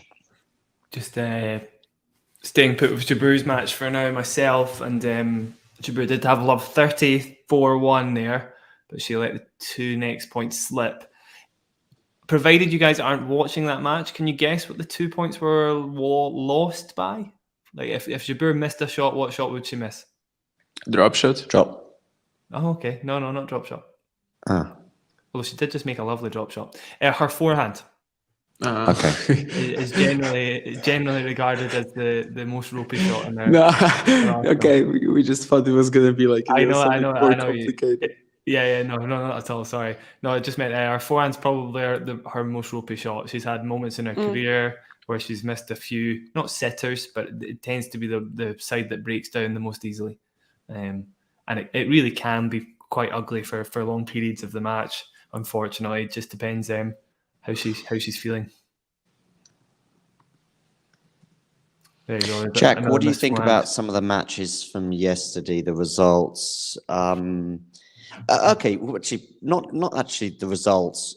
Jack Draper, top 10 player one day. Jack first, and then I'll ask Damien. I think he's got the peak for it potentially. I don't see why not. Like, he's got big enough weapons for me. Both wings super good, super solid. I wonder if Damien will say maybe the forehand's a little passive. I don't know, possibly, but the serve is great, obviously. And he's got a great defense, really great mover for his size. Potentially, I don't see why not. I think he said it himself. It's like he's got the potential for it. Whether or not it'll happen is a different story. But if he believes it, I believe it. I think it could happen. Yeah, I'm not gonna disagree on the forehand. I think he simply has both options. In general, he's got everything he needs. I think. Top 10 potential is probably very fair. I don't know if I see a Grand Slam for him or something like that, but I think top 10 potential is pretty kind of even obvious, maybe. No, it's not meant to, because at the end of the day, a top 10 might not take that many matches won, right? You could happen this year. Exactly, you need a few big upsets at a Grand Slam. You make the quarters or the semis, you're already a fair way there, and then a good Masters run or two, you're probably there. How many points you usually need for a top 10? Like 3,000 probably? Maybe that's even too high. Yeah. 2.5 maybe. It depends on, pretty much everything. Do we think Nadal might, for the first time since 2005, I think 2005, maybe 2004, fall out of the top 10? No, surely not. He's been there just that because long. He's defending so many points, and he might not play a lot of these events, or he might not win them. He's just so good on clay. It's just not, regardless of how he's feeling. Could pick up points at Monte Carlo, Barcelona, Madrid. True. I don't see it happening, John. Don't think so. Fair enough. Even with, obviously, if he didn't drop out the top 10 in 2015, right, then I don't think so. He's still playing well enough. Yeah, that is funny that he didn't drop out. He was like 9th, right? He must have been, I think he might have been about 9th for a while. I think he was even 9th when he won when he was the runner-up at the Australian Open 2017. Was it 9th seed Nadal, 17th Federer? Yeah, something like that. Yeah, because he didn't have the best 2016 either, did he? No. No. Pulled out the French, injured. Yeah.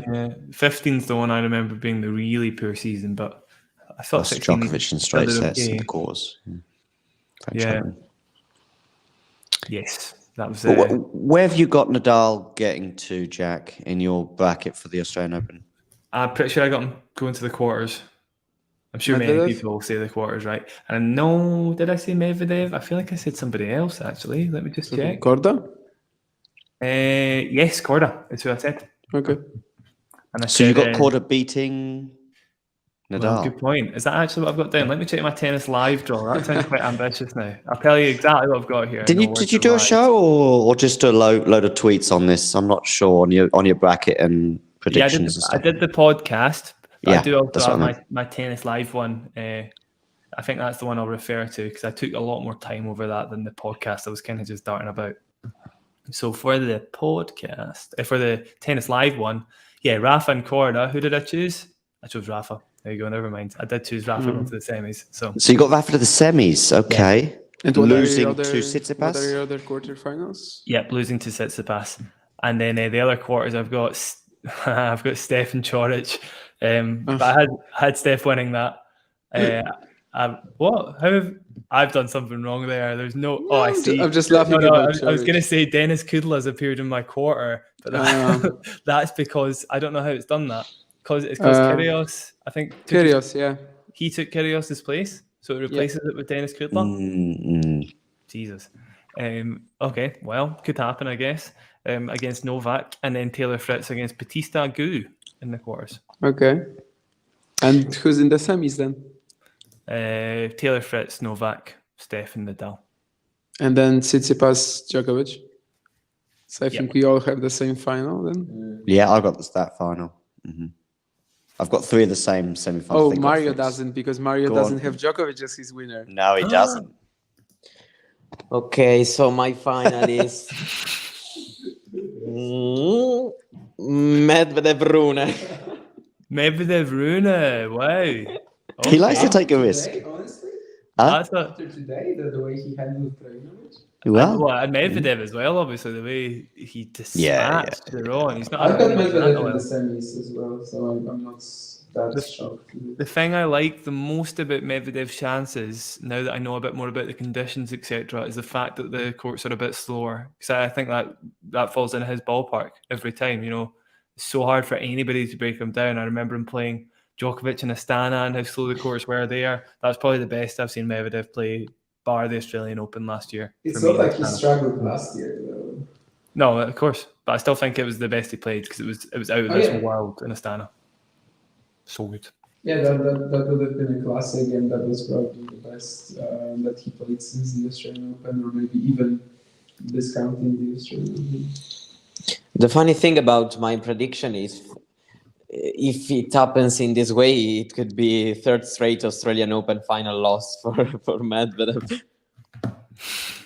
Oh, yeah, right. 21, 22, 23. Lost to Djokovic, that was such a disappointing match. That final, in 21. Am I able to? Let me see if I can share my screen. And then I thought that would be sort of team-esque, if you like, in terms of the nature of it. I thought it would be really close. This is going to be embarrassing, guys, but here you go. I wonder if I can do it. Oh, never mind. I'll come back in a second. Just need to get my preferences changed. While you find that or tweak that, I'll just bring up this thing from Ghibli earlier that I thought was quite interesting. I think he was trying to imagine what we would all be like as tennis players, or what we are like as tennis players. Ghibli here saying that he guesses that Damien is a secret net rusher. So I guess you sort of ghost into the net, maybe. Jack, an all-court player. John, a battling baseliner. Not entirely wrong. I think I've got a bit more variety than that. But my serve, yes. I don't know what secret net rusher means, but I do like, to look for a +1 forehand and go to the net. So I think that's, there is some truth in that, but I don't know why secret. Mario's dropping and spinning, maybe on Super S. Oh. On Jabber. I have on my screen Tomova Bencic. I think Gimi was suggesting that when you play tennis, you play like on Jabber. It kicked me. No. Not exactly. He just said that you're definitely a spinner and a drop shotter. Mm-hmm. But I think it's suggesting that you've got some variety to play. What am I? An all-court player? Looking for the I think that's fair, actually. I prefer doubles to singles. The fact is that I've always played like tennis players. I use tennis angle. I thought you could say you always played like tennis angle. I played that. I'm all over the place.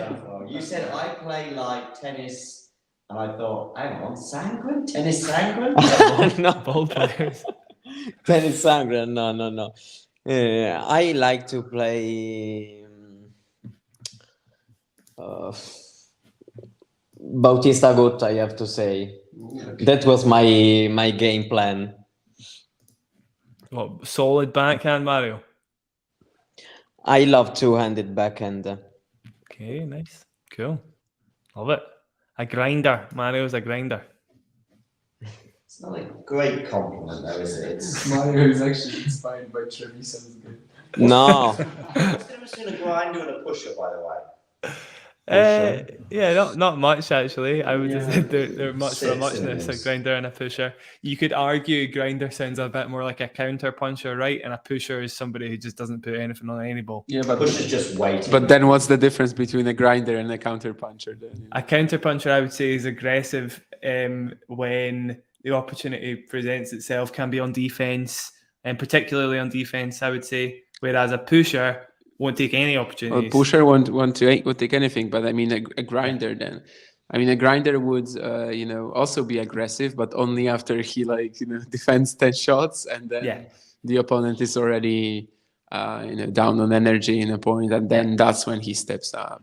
Yeah, I would agree. I'd say something like that. Although it's a pretty loose definition. It is. There's not anything specific.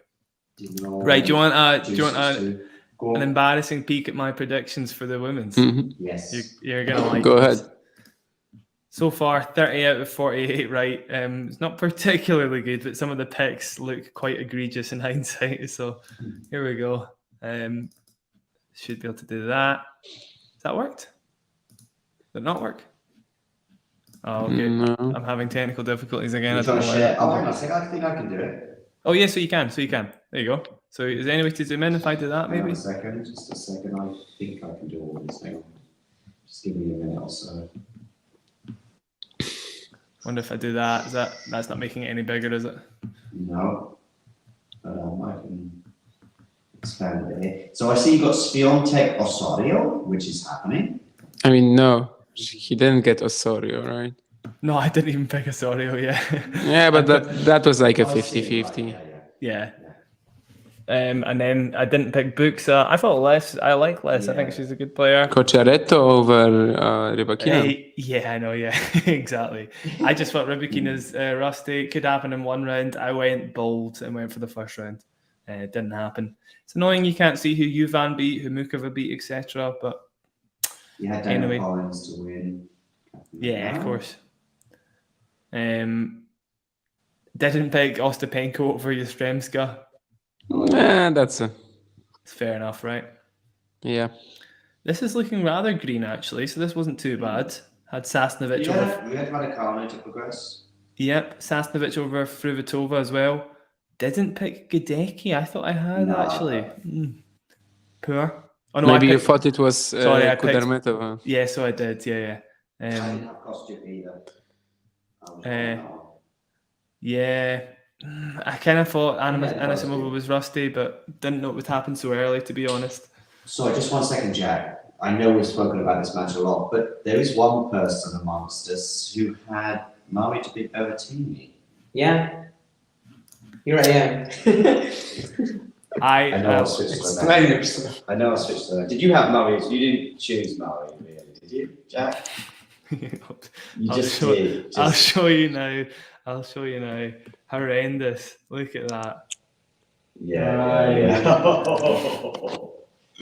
My idea was if there's a moment in which Murray can still make a big upset, I was convinced that it was this moment because playing the first match against a guy like Berrettini, who sometimes needs also a little bit of time to enter in the tournament. I remember even last year he struggled a little bit in the first 2-3 rounds. So I don't know. I had the feeling that Murray could have caused damage to Berrettini, and it paid. The funny thing is, 6 months ago, or a little bit less than that, Jack and I were chatting ahead of the Berrettini-Murray match in New York, and you were pretty optimistic, Jack. I was, yeah. The matchup, and at that time, there were a lot more question marks for me about Berrettini, and we were still thinking there might be a deep run at a slam one day for Murray. Why not now? He looked quite good in the first 2 rounds. So there was all of this sort of thing going, kind of it was now or never then. Whereas this time, I felt that since New York, Berrettini had made a couple of steps forward. United Cup, I thought he played pretty well, especially against Casper Ruud.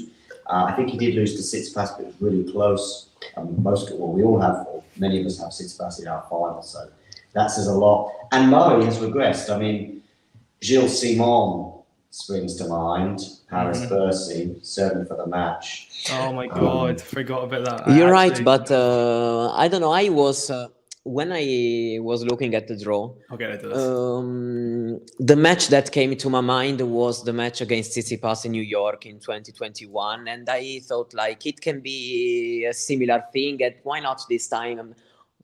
It can be the right time, and I was convinced that sooner or later an upset by Murray was going to happen in a Grand Slam first round, and so I had the chance to make my bold prediction, and yeah, that's it. My prediction had much less thought in it. Mario, I figured if I said Murray lost in my predictions, he'd have a better chance of winning in real life. So the fact is that I had Murray losing in the second round against Kokkinakis. Oh, come on, Mario. Don't say that.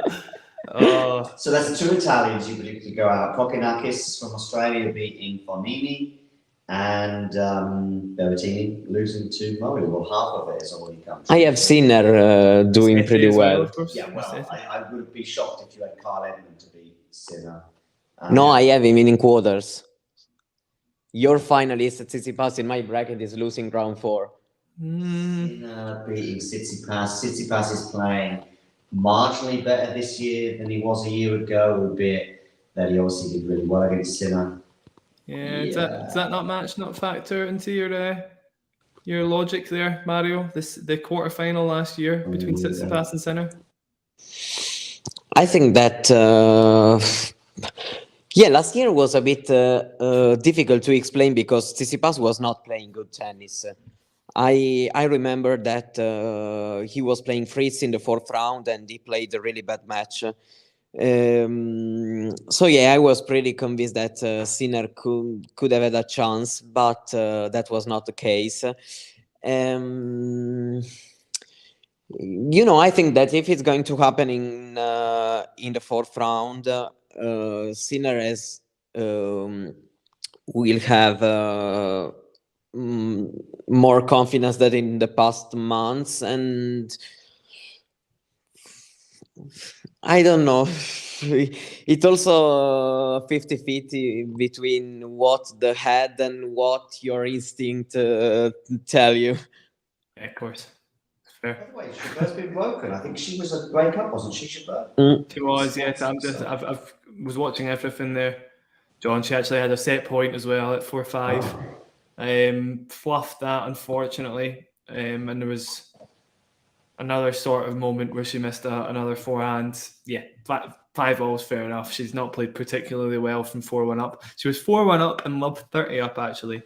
So it's kind of let a lead slip here. What time is it local time right now in Melbourne? Is it 8:45 p.m.? Yes. 10 hours, yeah. PM. So it might be 10 o'clock before Novak starts. Bearing in mind, we all think that's going 5 sets. That could finish quite late. Yeah, RCB in a 5th set super tiebreak. I think he will win more games though than Giron did versus Medvedev. Yeah, but that was 3, wasn't it? Yeah. So. Yes, it's not a tall order. That's true. I mean, not a bold prediction. Okay. Honestly, as I think we want to say that RCB will do pretty well. I think if Djokovic isn't feeling hampered by that hamstring, I mean, why not? Why couldn't it be a total drubbing? Like, he's so good in Australia, and honestly, there's not really anything that I think RCB can hurt him with. So is that a bold prediction to go the triple bagel? I think so. Which is more likely, triple bagel or Djokovic losing? Good question. That's a good question, actually. Yeah, probably Djokovic losing. Losing, probably. Yeah. I think Djokovic losing is more likely. Yeah, I think Carballés Baena is too good not to win a game. Yeah, people. I mean, barely any male professional tennis player has got. In fact, I think Andrey the list of triple bagels is like super short. I think Murray has one. He beat was it Davis Cup? Or? Yeah, it was Davis Cup. He beat He beat over like a Luxembourger. Yeah, I was going to say he beat a coach from Luxembourg who just got drafted in at the last minute, basically the second to Gilles Muller, and he got gubbed. Obviously, Laurent Brown. Yeah. On Wikipedia, they list. Let me tell you, 18 the triple bagels, and most of them are in Davis Cup. 6 of them are in slams, and the last of them was a Wimbledon qualifying in 2001 between Todd Woodbridge and Johan Ortegren. Interesting. Cool. One? Yeah. Love. Yeah. Qualifying round 3 at Wimbledon.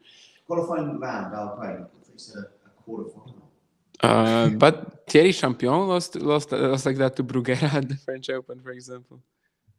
Why? It's never happened in the Australian Open. No.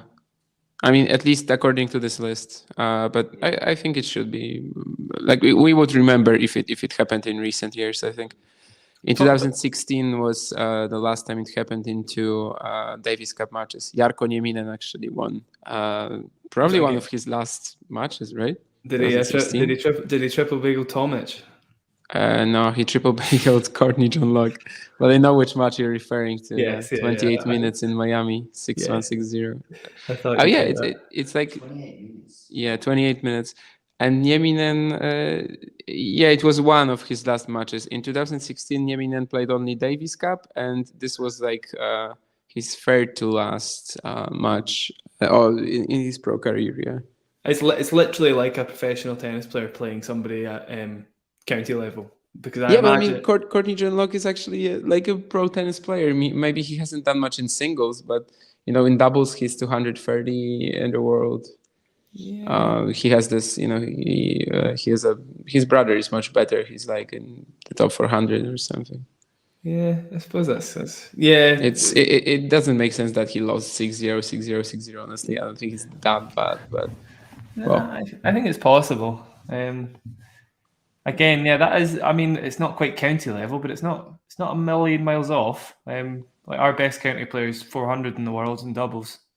I think he'd get triple bageled probably by Nieminen. What's his name? Scott Duncan. Oh, I think I've heard him. Sounds like Scottish to me, that one. Sorry, Scott. Maybe you wouldn't get triple bageled. That's kind of mean. You're a very good tennis player, obviously, but yeah. And when I said getting triple bagel, I didn't mean that exact Scottish. I meant Scott Duncan. He's playing with Marcus Willis. That's why I know. Yeah. He won a few tournaments with Marcus Willis actually quite recently. That's why I know him. Okay. Marcus Willis is not playing anymore, is he? They're playing this week. Just doubles. John. John, by the way, your mic, I think, might be off, possibly. I think you're just getting picked up by their mic. Maybe. 30-all, by the way. Back to the Jabeur match very quickly. 5-6 on Zidane 6 serve. Another chance for Jabeur. All the pressure points. We've not seen the stat, obviously, but all the pressure points seem to be going the way of Zidane 6 so far. So this is a massive point for Jabeur.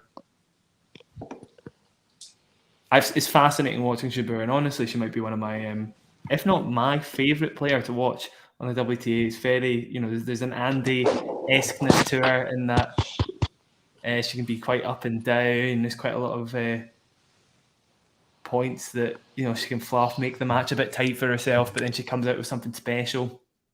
Can you talk us through forehand return these last couple of points? Yeah, it's a great forehand return from her to put her in the front foot from the get-go here. Zidansek defending really well, though. Manages to slice a good backhand from Jabeur back. Jabeur slices down the line. Don't slice to Jabeur. You go into a slice battle. Saying that, she's just netted a slice. And Zidansek is 40-30 up now. Wouldn't have fancied her to win that rally there. Wonderful seeing the shot from Jabeur. This is more of a specific one this time that you don't want to see is the drop shot return. As soon as she starts doing that, yeah. Lexi asking what we're watching, and I did not expect to be on day 2 in Australia, and we would have more commentators than matches, because we have 3 matches on which to talk about, and we are 4, which is fine. Zidansek Jabeur is probably the only one of real interest, just because Bencic is already up a break, the favourite in that match, of course. De Minaur is up 2 sets and a break as well on Su. So Jabeur is where the interest is, and it's at deuce. So Jack is certainly focused on that. Yeah, Jabeur just put away a really great drive volley. The same one that Andy had, by the way, but she landed it down the line. Ah, yeah. Well, he missed 2, didn't he? I can't remember the set. Oh, no, I do. Yeah, of course, you're right. But yeah, I meant the one at the end of the tie break. Yeah. She gets a second serve to look at. She's doing really well on second serve return. Obviously, one of Jabeur's greatest strengths is the return. Very good at returning it with interest. Does so in this case, right down the middle, but Zidansek absorbs it well. Slices cross court to try and get sort of variety battle started.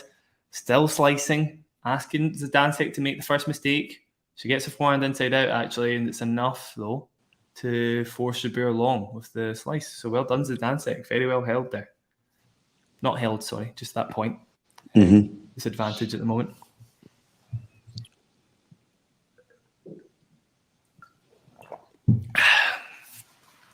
So yeah, another up and down battle, as I was kind of predicting.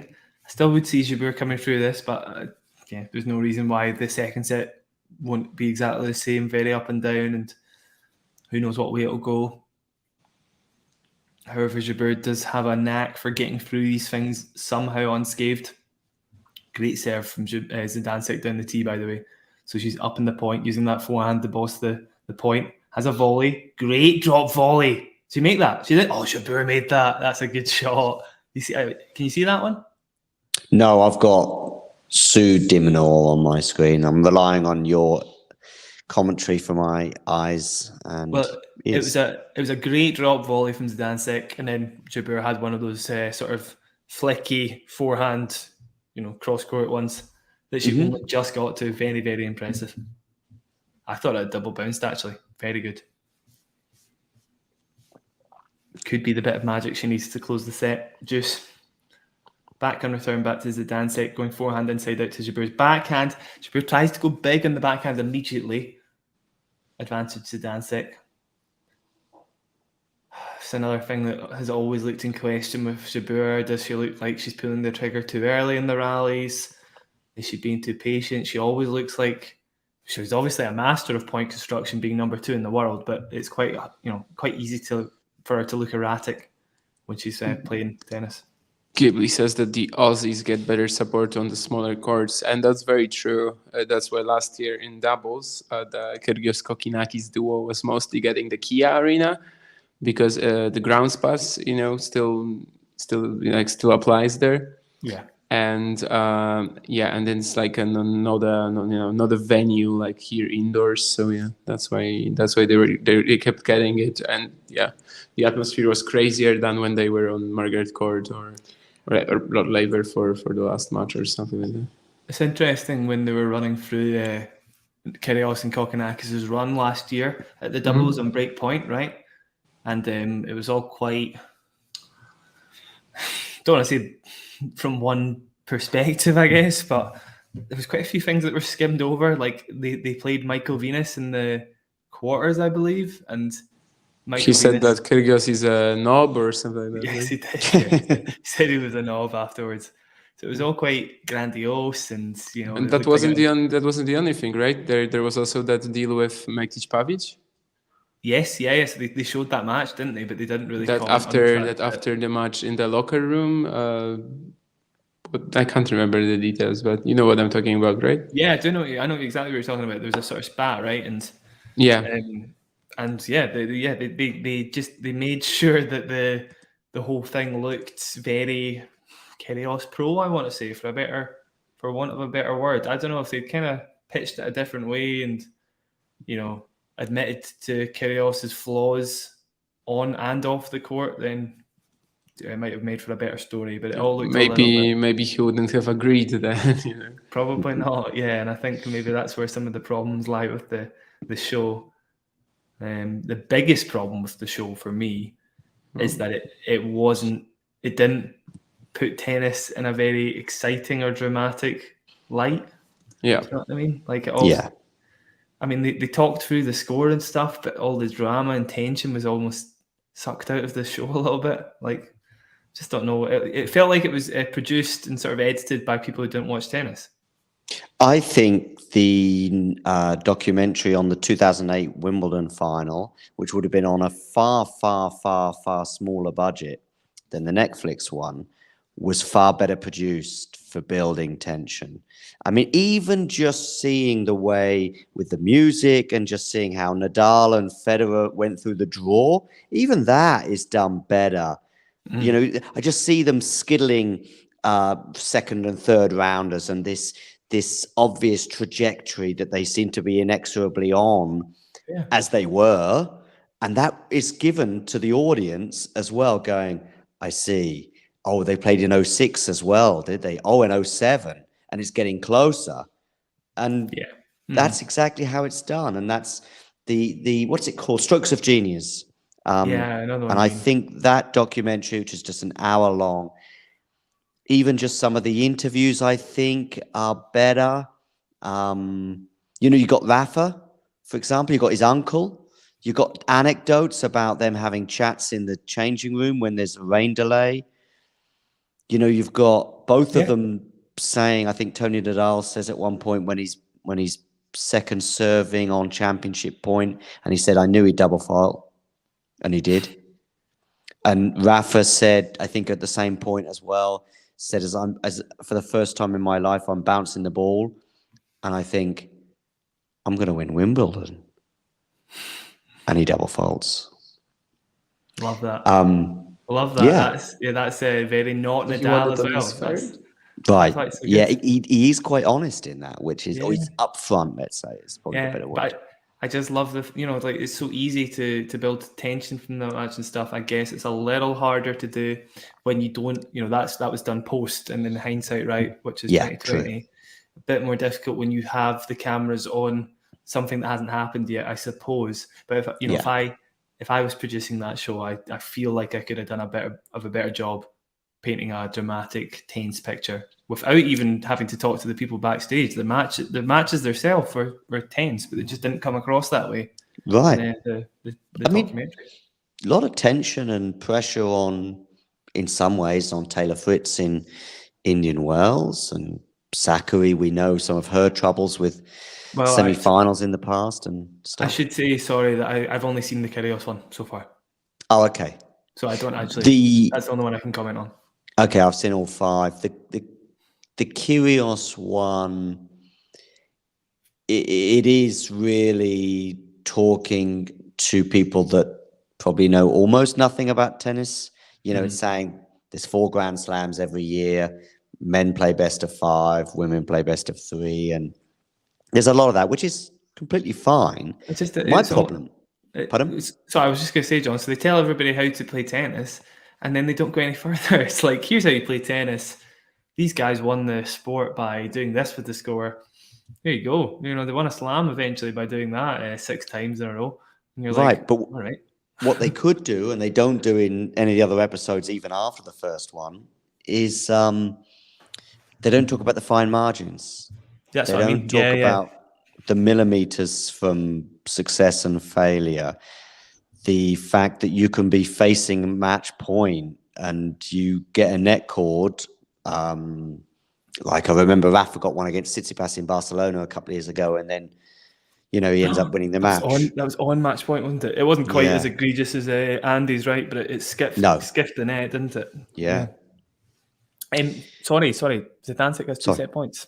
Okay. I'll talk us through that before we resume.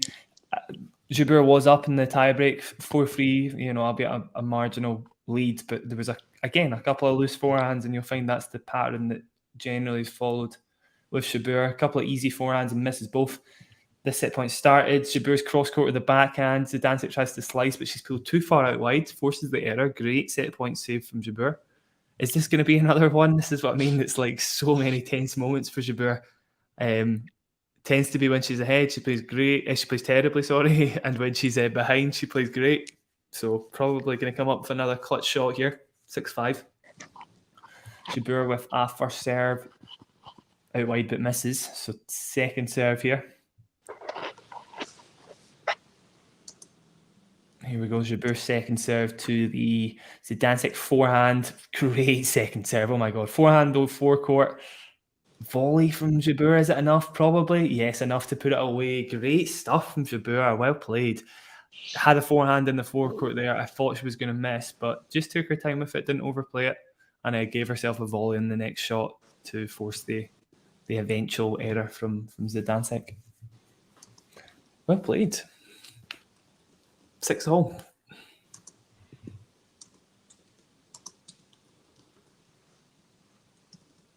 Interesting. Gil Gross and Alex Kruskin did a wee review of each episode, I guess.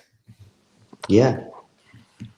Yeah, I think it was a very nice idea, but they didn't realize how shit the show was going to be. Yeah, exactly. I realized that. And now they're sort of stuck reviewing every single episode of it. What they should have done is do what I did and just do it all in one episode, which is what I'm just posting in the live chat right now. I saw that, John. That's probably the smartest way to do it, I think.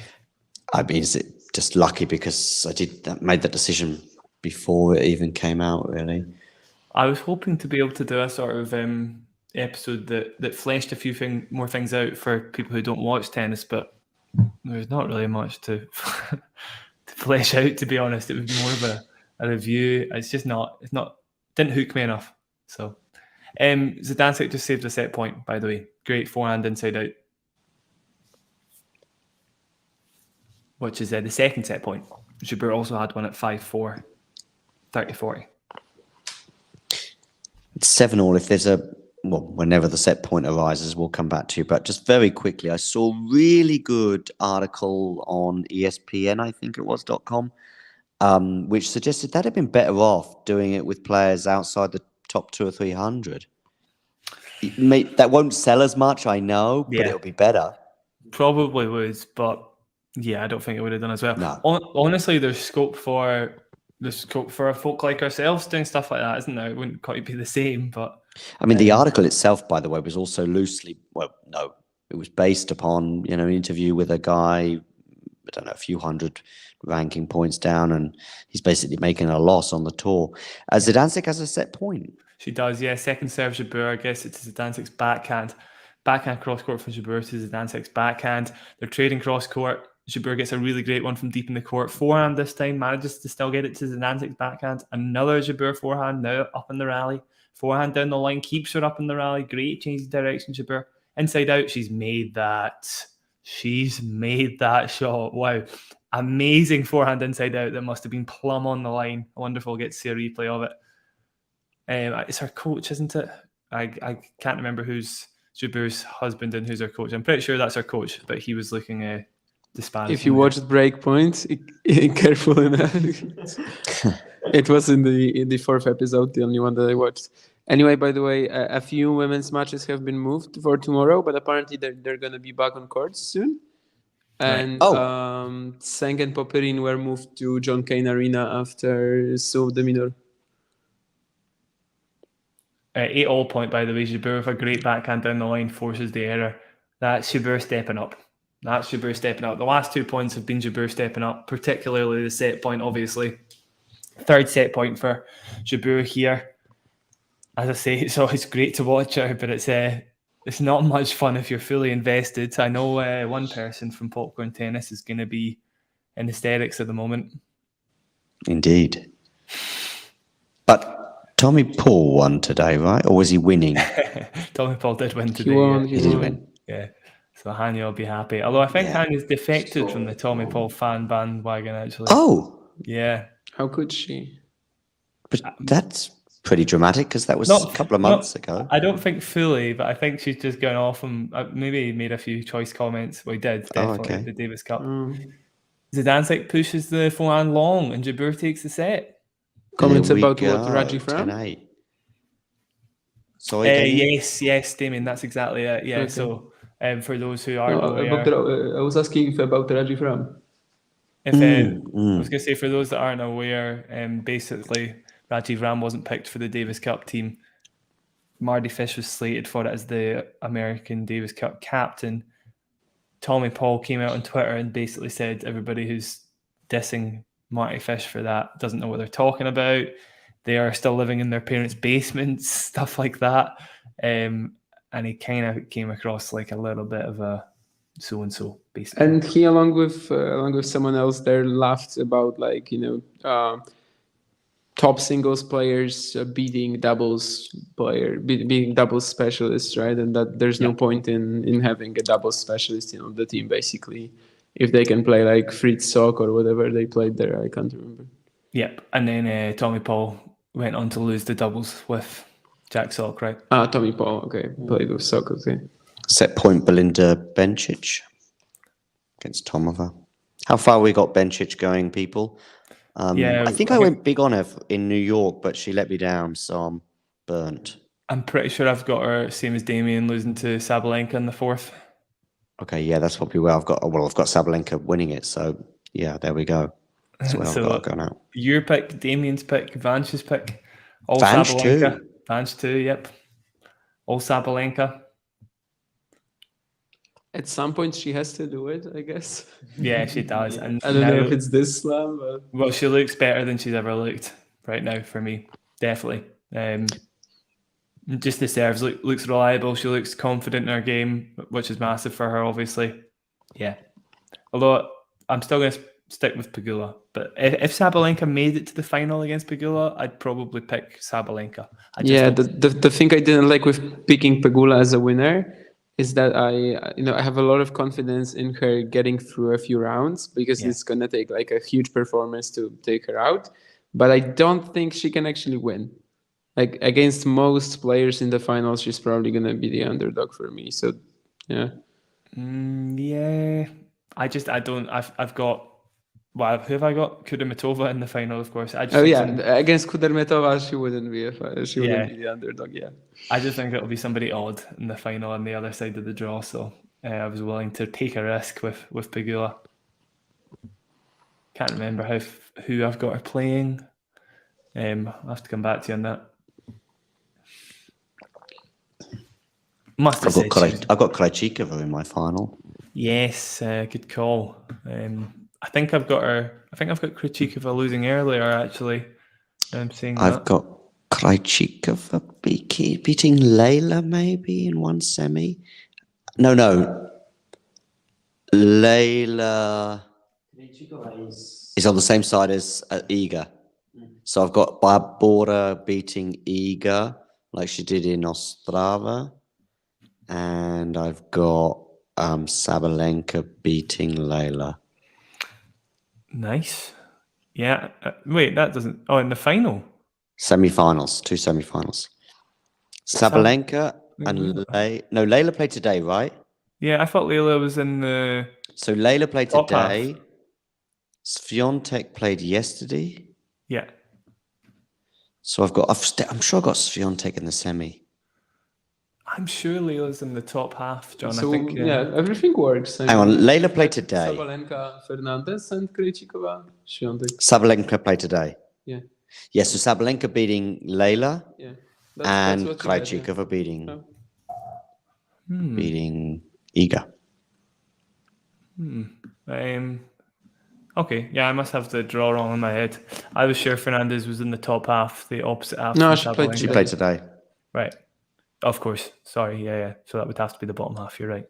Oh, by the way, related to that, we had a discussion earlier, and I have a question for you, Jack. Yeah. So if let's maybe ask it like that. So if you were to say who's more likely to win a slam, like one of the ladies that I'm gonna give you has a slam already, but I mean, of course, a next one for her would it be Fernandez or Raducanu? Fernandez. Okay. For So sure. you agree with John there? I was in the other camp. The question has been framed slightly differently. Yeah, it was. Slightly but different. yeah, the premise is that probably more that will Fernandez ever win a slam? I think I said something like it would be It would be a disappointment, a surprise, a mixture of the two if Leylah never won a slam, bearing in mind her talent, bearing in mind her age. Yeah. And then I think it would be a surprise if Raducanu won another slam. Really? Yes. Okay. I feel completely the other way around on both. The way I think about Fernandez is sort of what you're saying with Jabeur at last year's US Open, where I just feel like her run was so random and so hard fought that it's not really repeatable. I don't think she's really that well suited to like what modern tennis usually expects of you. And Raducanu, just fits my sort of criteria for potentially winning a slam much better.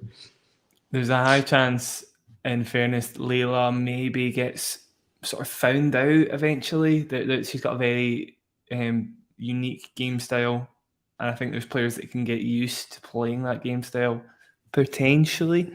But at the same time, I honestly think I don't want to be too harsh, but Raducanu, there was some things that fell her way during that run, right? And it just seems unlikely that'll happen for a second time. What Ghibli said in the chat is basically what I think, that Leylah can go further more consistently, but in terms of winning it, Emma, that's basically what I'm thinking as well.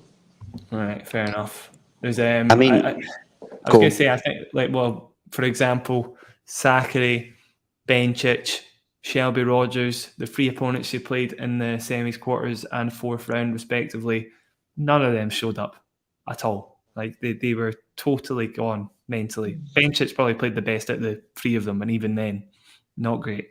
So it's just unlikely that she gets three opponents in the latter stages, including, Fernandez as the final opponent as well is pretty lucky in a way, right? Because it's first-time finalist, total newbie to that sort of round. So even then, 4 rounds in a row, fourth round, quarters, semis, final, that kind of fell her way. It's unlikely to happen again, right? Yeah, and just regarding Fernandez, I think part of, if only a small part of Damien's argument is the fact that Fernandez was just constantly pushed and she kept winning in tight third sets, if you like, coming from behind. I know that one of those was against Osaka, for example. But I see that as a positive. You're not always going to win a Champions League in the last minute of extra time. I get that. But you win it in that nature once doesn't mean you can't win it again the next year, winning it in 90 minutes, 3-0 in the final. I know I'm crossing my sports there, but I don't really see that as a negative, especially as her run was pretty tough. Did she beat Sabalenka in the semi-final? No, that was Fernandez. Sabalenka in the semis. Yeah. Fernandez. I'm talking about Fernandez. Oh, you are? Sorry. Yeah, she did then, yeah.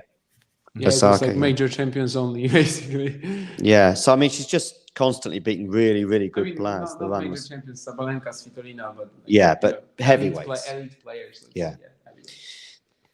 Anyway, we'll see. Maybe in 10 days from now, we'll see. Also, I see earlier that Ghibli said that can we all agree that Fucsovics would be the world's greatest if he practiced his serve for as much time as he hits the gym? I don't know if you guys saw the... Yeah, I saw the pictures of him flexing his muscles. Jesus Christ. He's a big boy. Yeah. It's fair. I didn't realize he was that. I had seen it Yeah. before. I hadn't seen it as badly Yeah, as that. sometimes you could see like his arms, and he would be like that. Although De Minaur's one. standing to him, you're not gonna know it. But when he takes down, standing next to him, you're not gonna know it. But when he takes off the shirt, Yeah. Who did De Minaur beat? You just told me. So Sue. I've tuned into the Bencic match, by the way, although the Jabeur match is very enticing. I just want to see. Djokovic celebration. what from the crowd or from De Minaur? Really? Really? Interesting. Similar. Was it definitely like a homage? I don't think it was a Manuel, or- homage. It wasn't like an intentional copy, or it was just a similar one. No, yeah, Just a similar one. Yeah. Right, okay. Is that Leighton Hewitt? yeah, Yeah, he's been in the De Minaur camp, right? yeah, Okay. he's very often in any Aussies camp. Honestly, here, if Milman when he played Federer, yeah, Okay. he like helps out a lot of Australian players when they're at the Australian Open. Davis Cup captain, of course. Mhm. Oh, yeah, Davis Cup captain. Yeah, sure. I don't know. I mean, I guess there's probably not a clamour for it, but a couple of disappointing Australian campaigns in the United Cup, and then previous to that in Davis Cup final, lost to Canada. Kyrgyz withdrew, so then they were kind of screwed, right? Yeah. Yeah, it's interesting. The Australian men have been doing very well this tournament. Australian women, I'm pretty sure, have been struggling for good results. I think Gadecki might have been the only win, actually. 'Cause I think you had Kimberly Storm- Birrell beat Did she? Kanepi today. All right. I think you also had Gibson going out. You had Thiem-Rublev pulling out before the tournament. You had Storm Hunter going out too. A few Someone. others. Storm Hunter being Storm Sanders, of course, formerly. Yeah. Did she get married or? She did get married, yeah. Okay. Yeah. I wasn't sure. She just thought, Hunter sounds a bit more menacing. That'll take you to a Grand Slam win. Storm Hunter is quite a cool name. Well, exactly. I think Storm Hunter's husband might be the tennis player or somebody, Hunter. Let me check. I think so. But No, hold on. No, it'll take me a while to find out. Oh wait, I could just do that. Never mind. Hold on. No, that didn't work. No idea. Laughlin Hunter. I guess he's not a tennis player. No, not what I'm thinking of, Damien. Jim Courier. I remember him getting to the Wimbledon. Maybe you were just final mixing one it year. up with, Saville and Gavrilova. Potentially. Yeah. I did not know that Tursunov was in Bencic's camp. Yeah. Don't know how I missed that one. I mean, that was a pretty. What's the opposite of smooth? Rough, maybe? Sudden, jerky transition from Raducanu to Bencic. Yeah, one week he's with Raducanu, the next week he's coaching. Yeah, I think Today we big had a guy Bencic. on the stream who played Dimitri Tursunov. Yeah, I Yeah. saw that. That's very cool, actually. Did you catch that, Jack? I did just as he left. Yeah. Yeah. It was Brian Exactly. Rosenthal, yeah. Rosenthal. That's it. Yeah, because he was talking about playing the Orange Bowl in the same year as Federer. And No, Sampras, no? Wasn't it Sampras? No, Federer. Oh, is it? Okay. He was 30. He's 42 or something like that. And basically, he was talking about losing in the qualifying to some from where was this? I can't from Jamaica. Some guy from Jamaica, and didn't know his name, so I just checked the ITF profile, and then randomly I see Dimitri Tursunov on his on the list of his opponents, and I'm like, why didn't you tell us? It's very cool. Apparently, even led Tursunov 3-1 in the opening set before not winning a game until the end of the match. Fair enough. It's very cool. I'm looking him up now. Yeah, so the women's matches, of course, are still going. Zidansek and Jabeur are right now on serve in the second, and Tomova and Bencic Just give me still on two, serve guys. in the second as well. And we're gonna have Vukic and Holt starting up. So it seems like some court has been at least cleared of water. Some outdoor courts are going to be some action. It seems like, because I don't think they're on John Cain Arena unless they completely change something up. Yeah, it is an outside court, yes. Kokinakis, Fognini are also going to be back in a second. Okay. Yeah. Did that match get underway for Kokinakis? 5 points. They literally played 5 points. Yeah. So now is your now's your time, Jack. If you want to watch that Mo Lokoli finish, unless that court is more wet than the rest, then maybe they're not gonna be back for a while.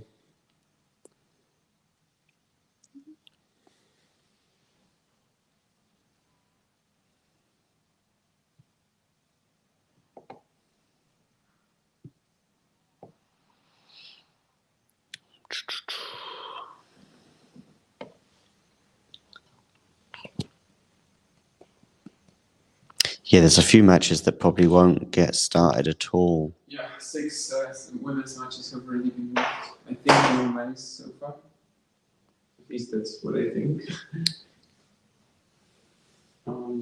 They should let's move Djokovic to tomorrow and let's put someone on what live. Yeah, Yeah, Vukic and Holt getting underway. Yeah, exactly. Yeah, I think every single men's match is still planned. That was planned is still going to happen today if there's no more rain. Women's are easier to move, right? Because they don't need any day of break. They can just play each day as they play best of 3. I'll take another bathroom break. I think it is Ghibli, yes. It is Lachlan, as far as I'm aware.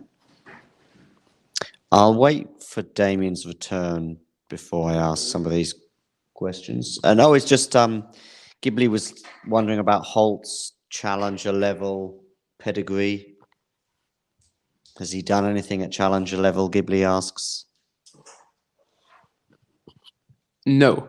The answer is absolutely nothing. I mean, he broke through to the challenger level by winning like 5 ITFs last year. And then at the challenger level, he's got 2 quarterfinals since. So basically, he's doing nothing in challengers and suddenly picking for the slams. I mean, 6-0 in slam qualifying, defeated Fritz. On paper, I don't think he has the game to beat Vukic. But yeah, I mean, I guess he kind of, absorbs power well. Yeah, it's the 10th hour of streaming. Anyway, I even thought he was losing to Trungelliti probably, but Marco did not play as well as he did in the second round. The king of qualifying did not go through this time. At the challenger level, he's been struggling a lot. So it's then very weird that he goes to a Grand Slam qualifying event and he beats the same guys, comfortably, then beats Fritz.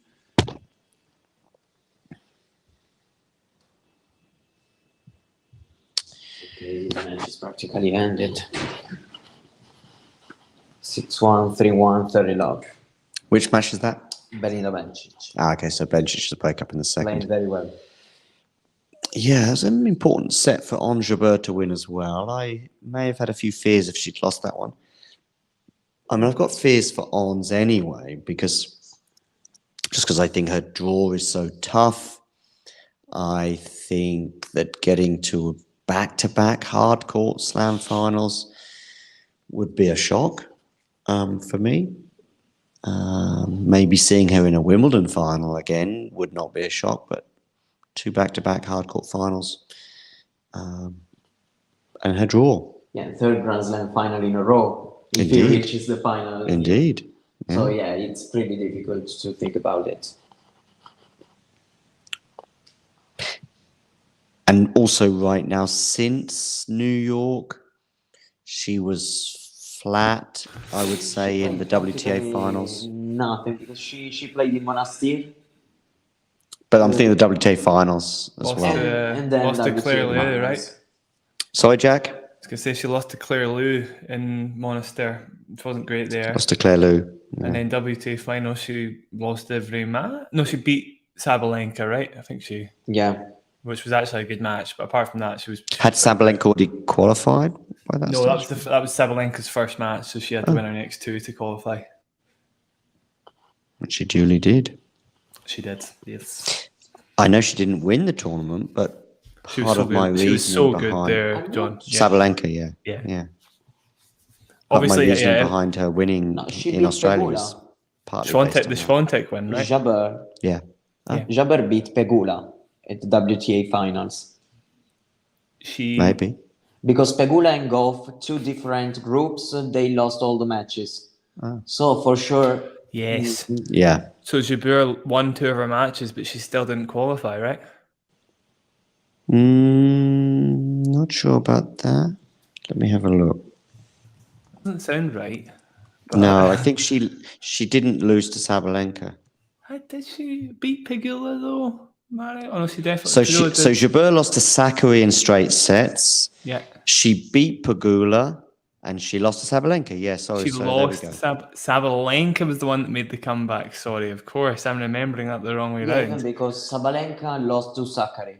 Yeah, because of course Jabeur was up like 4-1, I think, with a break point in the third set, and then Sabalenka comes back 7-5. Yeah, she had a second serve as well, and of course didn't double fault. Just goes to show she's made a lot of progress there under pressure.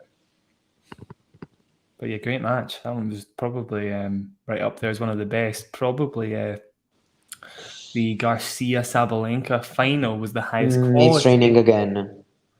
Oh, it's raining again, is it? Yeah, the final as well. So Sabalenka doesn't win the tournament. She has obviously a very impressive win against Sakkari in the semi-final. But that final was high quality. There were no breaks there was one break of serve. Yeah, in the semi-finals.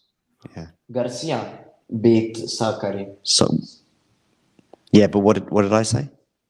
I want to say that Sabalenka Garcia in the final was a really high quality match with only one break of serve. I may well have said something else. It's 11:27 in the morning. No, and you said Sabalenka beat Sakkari in the semis. Oh, I went to say Swiatek. Sakkari lost to Garcia, of course, who went on to win the title. But I just think that put in New York, put in the WTA finals, put in Adelaide, it's a fairly consistent body of work, I would suggest, from Sabalenka. Bearing in mind how the previous 6 months had probably been. Definitely. Her story last year was great. It was so good. She was going through every match with a fight. It was like she had by far the most deciding sets on the tour. And so most of her matches, over 50%, went to a deciding set, right? So even when she was losing, she was still keeping it close, even though she was double faulting all over the place. Everything was a struggle for her. And then finally, it kind of comes good with a decent run at the US Open and a decent run at the WTA finals. Then she gets her first title for a year and a half, since Madrid 2021 in Adelaide. It finally sounds like stuff's kind of like piecing together for her when it was a proper struggle at the start of 2022. Ghibli suggesting as well that her kick second serve is a great new addition to her makeup, interesting. if you like. I hadn't really noticed that as maybe she's hitting it more frequently, I guess.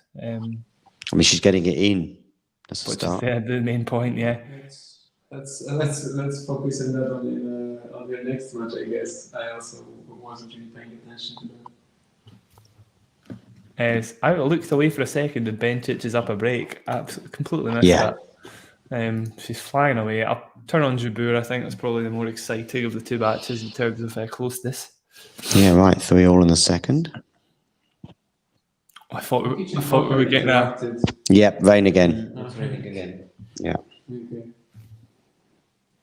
It's got to be the last matches of the day, right? I don't see them starting anything. You'd think that recent return to the court would have been the last throw of the dice as well in terms of the outdoor courts. Yeah, that's what I'd have thought. By the way, we might be waiting quite a while for Novak if this Zidansek-Jabeur match keeps going. Yeah, but at least there's going to be, Mahachrud. Oh yeah, Rude's still to play as well, right? Will he be on after Bencic? Yeah. Yeah, cool. And Popperin second starting now. Fritz will play the win of Seng Popperin. Zhari will play the win of Shelton Zhang. Schwartzman is already due to play Wolf in the second round. And Zverev will play the winner of Mo against someone. Okay. Come to think of it, actually, because we were talking about Fritz having that easy draw, but Mario? the unseeded players, the unseeded players that Fritz is facing. Second round, he could play Popperin, and then third, Zhang, Shelton, or Jari. I mean, that's every single match is rough.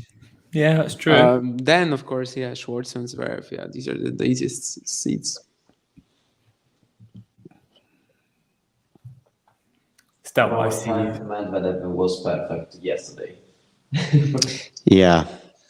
That was quite a dramatic end to the day. We had like 3 match points in probably 1 minute, maybe. Yeah, something like that. As the day finished, it was a really easy decision then to say, right, close the laptops. We can still get it today as well.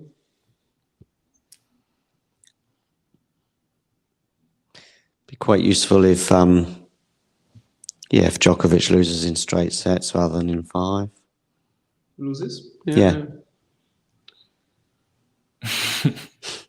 Could happen. Stranger things have happened. Have stranger things happened, actually? I don't know. I don't know. Yeah, I was thinking about it, like whether it would be comparable to Djokovic losing to Istomin, but I don't think so. Like, Istomin is just at least so much more explosive, right? Yeah, he can make upsets. Carballés Baena, it's rare. And Djokovic's reputation has grown since then too. I don't know. How many Australian Opens?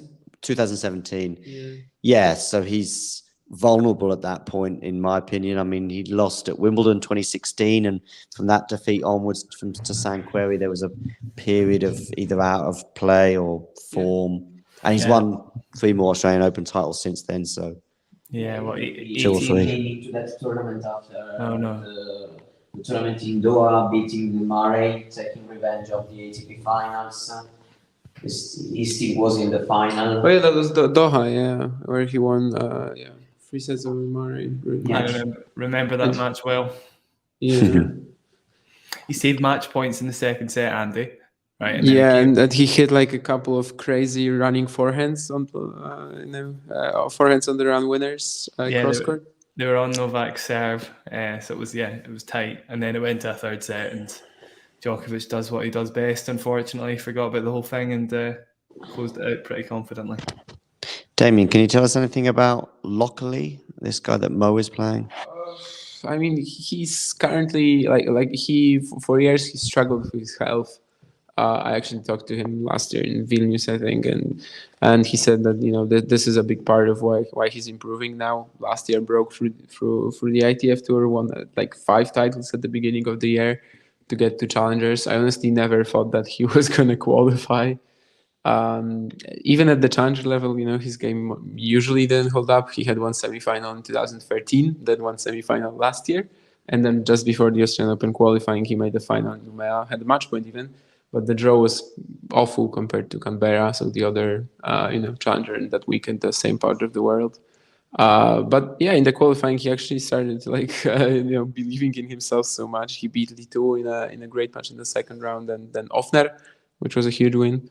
Haven't seen any bits from that Mo match, so I do not know what's happening there. But honestly, if you told me before the match that Mo was going to be so close to losing in straight sets, I would say that's a pretty embarrassing loss for him. But I don't know, maybe it's been Lockley doing something crazy.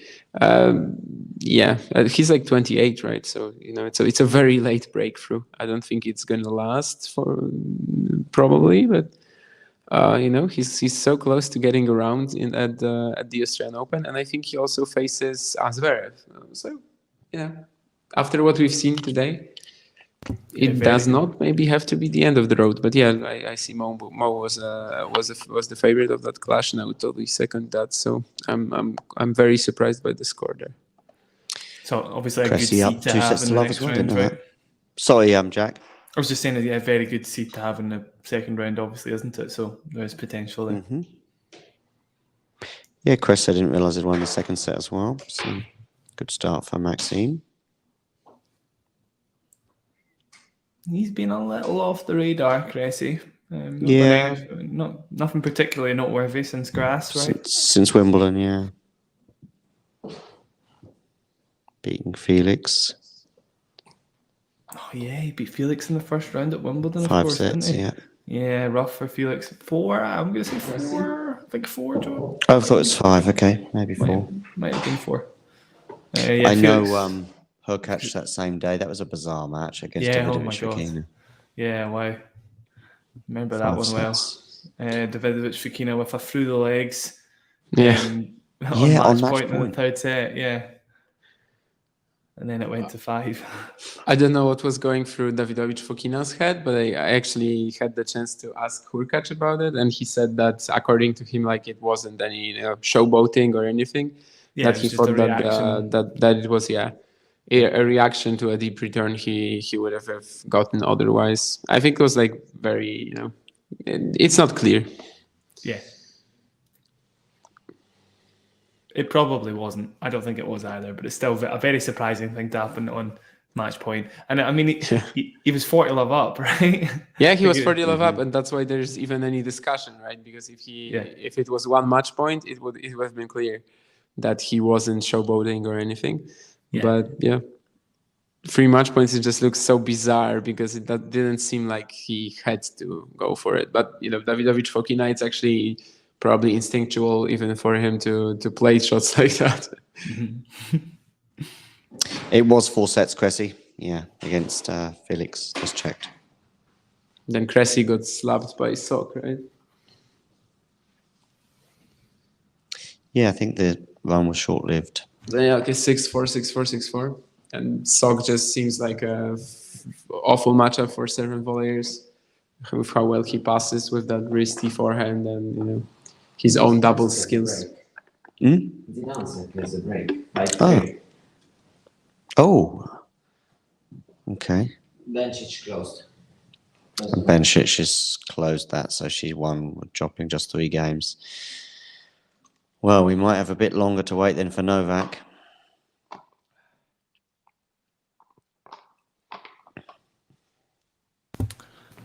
We'll see. Recalling that US Open run that I was talking about earlier, she came back from, somebody serving from the set in 3 of her matches. So we could see the same here. As Jabeur grinds for the first point, Zidansek pushes the backhand long, love 15. Obviously, for those that haven't seen Zidansek play before, the forehand is significantly better than the backhand. I would go as far as to say it's very heavy. Certainly sets her up for very clay-oriented. Yes, very clay-oriented game. That's why she made the semis at the French Open. I think you were saying, ironically, though, she had a better hardcourt season than a clay court season last year. Right? Yeah. Which can still happen with a weapon like that, definitely. But you'll probably see some more traditional. You should see some more traditional tennis. Jabeur just going cross court most of the time to try and find the backhand.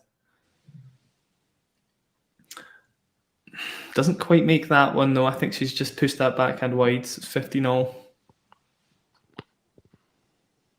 Yeah, Gibley is agreeing with me. She really is like Sir Andy Murray. Yep. I agree with that for sure in terms of how the score fluctuates this way and that. Her ability to employ variety as well. See, that's quite like Andy. Probably Jabeur's a bit better, actually, obviously. But in terms of variety, it's not comparable. No. Well, I like to pick Andy up a bit. No, yeah, you're right. Although, Andy, it's not very common on the ATP to have much variety, and Andy's probably got some of the most relative to the rest of the men's players. Okay. Novak, Rafa. David reluctantly concedes that one. I'm sure you had plenty to say on it. However, we are at a pressure point, so I can talk us through what's happening in the match instead. Second serve, 15-30 for Zidansek. Goes to Jabeur's backhand, straight down the middle, but kind of pushed, so pushed that it gives Zidansek all the time in the world to rifle a forehand winner inside out. So a little bit tentative there.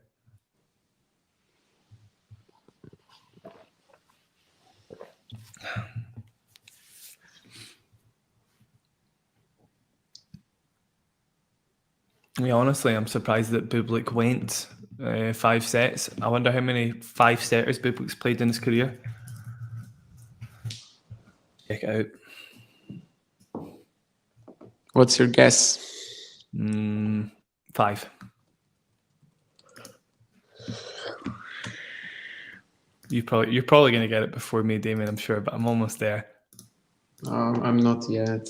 4. He's played 4. Yeah, so there you go. It's pretty close. You were faster. So he's played 4 5-set point, matches in a total of 47 played. Not the biggest. Poor forehand. Beat Fabiano and Giraldo. Giraldo was still playing at the 2019 US Open. What the hell? I thought he was gone for longer. Sorry, I just missed how the set point was saved there. So what Jabeur had a... Oh, okay, just a poor forehand from Zidansek. Really That's what you poor, were saying there, John, yeah. I see. And, Break point. Yes, he just missed another shot. Break point. Here we go. John Isner-Mannarino. I wonder. Do you know, Mannarino's a good player to watch. I quite enjoy him. And I'm not even totally disparaging of Isner. I really enjoyed watching him play Andy, even though he beat Andy at Wimbledon. It's just quite a spectacle seeing it live, I think, that big serve. Yeah, I kind of like that matchup too. Yeah. Not sure if I ever watched it. They last played in 2019, and I'm not sure if I ever saw a match like that. But yeah, it's probably not gonna make my watching list though. Yeah, just fair. because we have so many good matches in the first few days. But I like watching both Mannarino and Isner actually. Although sometimes, of course, in specific matchups, Isner can be, just dreadful if he plays Opelka or. He's going to have to hit the ball off his shoelaces, basically, which will be quite and that's interesting. that's why I thought that he was probably gonna struggle. But it turns out that their head-to-head is just crazy. It's 8-1 for Isner, and the only time Mannarino won. Yeah, Wow. And the only time Mannarino won was after 2 games. Isner retired. Jesus. Yeah, I was like 100%. Yeah, I agree with you. I just thought, flat ball. Isner is gonna have to bend the knees. Yeah, it's a good matchup for Mannarino. And then I see the head-to-head, and now I'm not sure what to think. I'll keep us up to date with what's happening here, by the way. So Jabeur lost a set point, just pushed the forehand inside out long, but she got herself to another one now with Zidansek making the error. And they're currently embroiled in, I said set point, sorry, break point. Zidansek's got a short forehand, goes for the slice, but she pushes it into the net. One of those tough ones that maybe looks to us like quite an easy sort of just bump back into the court from this point of view, but very difficult to dig that out without giving Jabeur the easy put away. So very good from Jabeur. Yep. Spikes back. So what was I saying? Something about him about Jabeur even coming back from somebody serving for the set and like so many Grand Slam matches. There you go. Didn't happen again. She's got a fairly banded up knee there, so I don't know what happened. Maybe it happened today during the match. Yeah. I'm thinking of Andy again. It's like, I'm sure she fell earlier, but no, that was Andy when he did his diving volley, right? He's playing with blood coming out of his knee by the end of the match. Ghibli says, I've not seen much of this Shelton match. Is Zhang good? Yeah, absolutely. I think he's, technically he's extremely sound. And if his mental game just rises to the level of his actual tennis abilities, I think he can certainly make a push for like the top 50 or something like that. Definitely worth watching that fifth set if they get back to it today or if they get back to it tomorrow. Of course, that's that match is not going to escape us. They're going to play it at some point. it's a bit of a shame that they're playing each other in the opening round, but then again, we get a great first round clash. So there's a bit of a silver lining, I suppose. Zhang was the first Chinese player to break the top 100 last year. And perhaps he's gonna be joined soon by Wu and Chang, but he was the first, and he's gonna stay in the history books. You're pretty certain Wu's getting there, right? He's on the cusp, and then Chang just looks like he's good enough. Wu has to, Wu is defending 1 point at like the beginning of February, and then until the end of April, he's not defending anything. It's like in the end of May, June that he starts dropping any points. So Wu is basically certain as long as he keeps playing. And Chang, in the long run, it's pretty much certain with how he's looking. Since the off season, it seems like it should be even this year. Love 30, by the way, on Jabur's serve. She claws back one of the points with an ace down the tee to make 15-30. Only her second ace of the match. First serve down the tee again, but misses. Yeah, I think Wu was a letdown this event. I agree. Did not play a good match against Mute at all. But he did make the third round at the US Open and, felt like a crazy win-loss record last year. I think he also, mentally still has some room to improve. And the tennis IQ, the shot selection, he just kind of overhits the forehand a lot of the time. But, the talent is there. Speaking of overhitting the forehand, 15-30. Jabeur gets slow-balled by Zidansek's return and pushes it along. So it's now 2 set points, 15-40. Zidansek with a great forehand return, probably enough, but Jabeur only just gets it back. She's she's missed that one, unfortunately. Bit too tight an angle, so it's now 6-4 Zidansek going into a third set.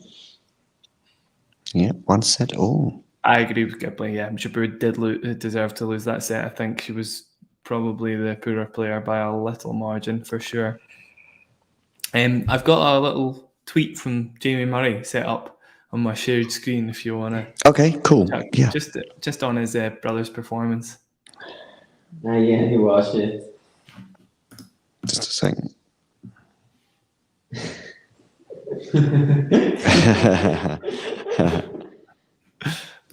Love it.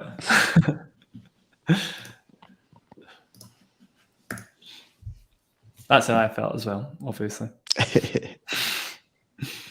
There you go. So Jabeur 48% first serves made. I swear there's loads of similarities between the two because again Jabeur tends to go a little bit off the boil on her first serve. Forehand often poorer than her backhand, although Andy doesn't tend to miss his forehand, I suppose, but still, not many first serves made there for Jabeur. She certainly looked very vulnerable in a lot of the games. Pretty much 50-50 for me going into this final set. Jabeur has been nowhere near world number 2 in the world, for sure.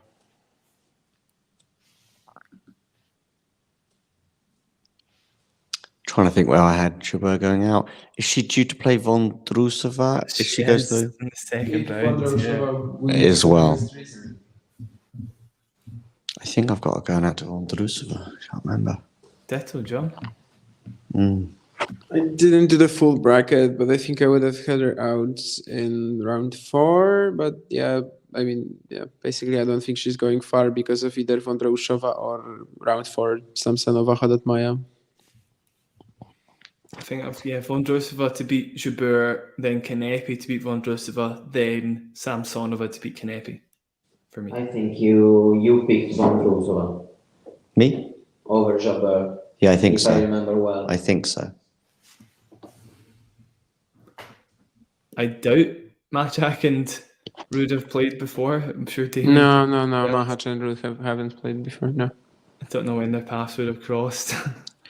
Back on the Challenger Tour in 2018-19, right? All right, so they were playing on the same tour for a while. For sure, but Rude was mostly playing on clay. Machak probably, doing everything. So, yeah.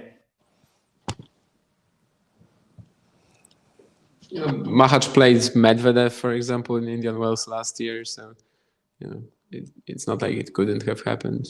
Oh yeah, I remember that. Maybe 3-2, I want to say, but I think 4-2, but it could be 3-2. Yeah, one or the other. Jabeur with her fingers on her forehead. Not sure I can read into the body language.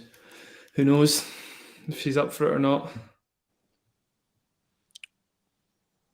Interesting early set point. I think early break point even. I think we were all expecting Poprin to beat Seng though. Yeah, Seng is on like a crazy losing streak already, I think. And yeah, at the ATP level, he just sucked completely, outside of clay at least. He had this great match against João Sousa in Roland Garros round 1, which he lost in 5, but that was one of my favorite Grand Slam matches, I think, of last year. But other than that, I mean, on hard courts especially, yeah, it's been ultra rough, and it's probably gonna continue to be rough. I loved that match actually, Damien. I imagine Seng will probably be conducive of some pretty entertaining tennis, right? Just given how he plays. But he probably won't come out as the winner most of the time. It seems like Vukic and Holta are on the court again. Kokinakis and Fonini as well, yeah. In the Kia Arena. So has that been moved, maybe? Was Kokinakis Fonini always going to be in the Kia Arena? Yeah. Okay. Yeah, that's the one. I think Gimli earlier was saying that the Aussies get some better support at smaller courts. That's the biggest court out of the ones that's the ground space is sufficient for, let's say.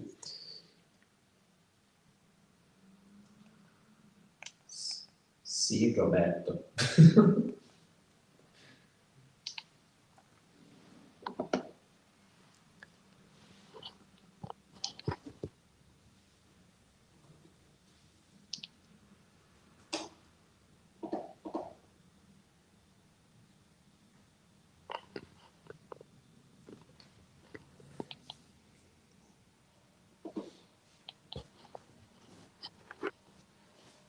Are Machac and Lechečka jealous of the parties the 168 Czech women in the top 100 have? Machac is actually dating Siniakova, so I think he might be attending these parties. Lechečka, no. I was thinking of Klein is with Schmidlova, I think, but that's they're Slovakian, so.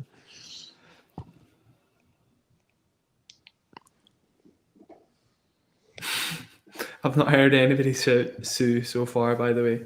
I hope that's gone this year.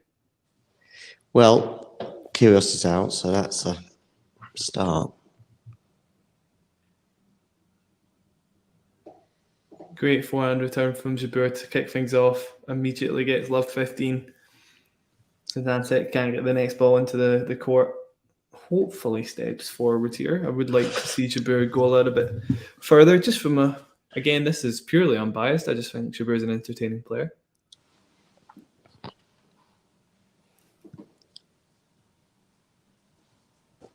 Yeah, I mean, we'd all rather watch Jabeur Vondrousova than Zidansek Vondrousova. Exactly, yes. Double fault from Zidansek to go love 30 now.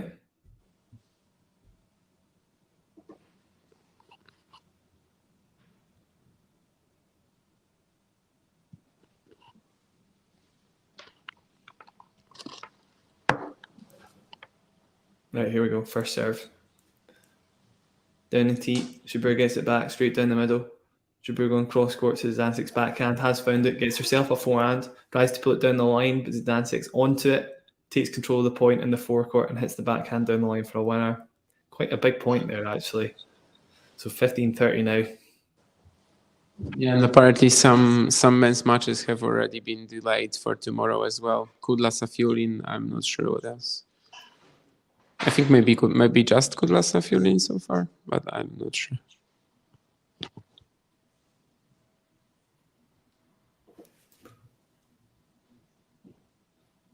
Not wide. Zidansek flirting with the lines there to get 30 all. enough to force the Jabeur backhand error.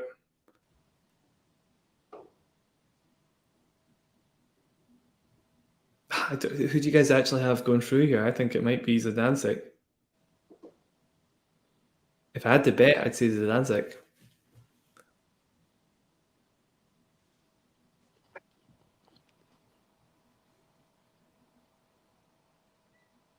Ashinesa forehand in the forecourt, by the way. Yeah, good defense. I agree, Ghibli.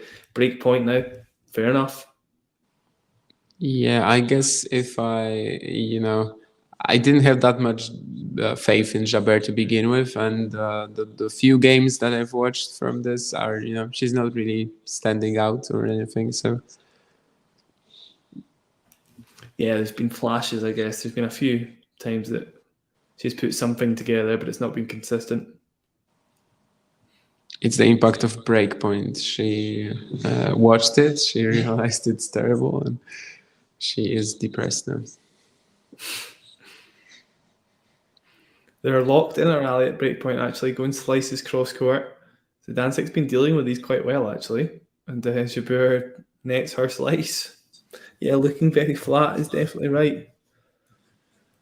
It's just an uphill battle for her on any hardcourt, I think. It's just not easy. She can make the game look very easy on other surfaces, but not hardcourts.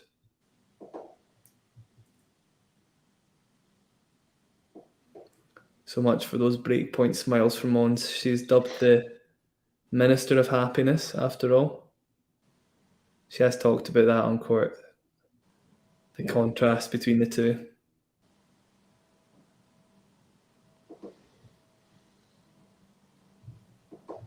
Yeah, I agree, Ghibli. Better to be angry on court and happy off it than anxiety-ridden like some of our colleagues. That's fair.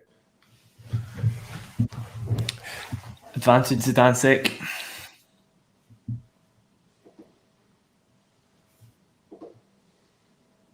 Siniakova in the house.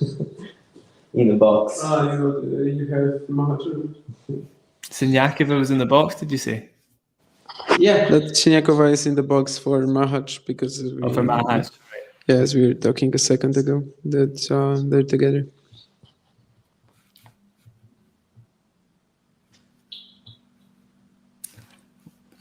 Well held from Zidansek, although admittedly, 3 pretty poor errors from Jabeur in the last 3 points.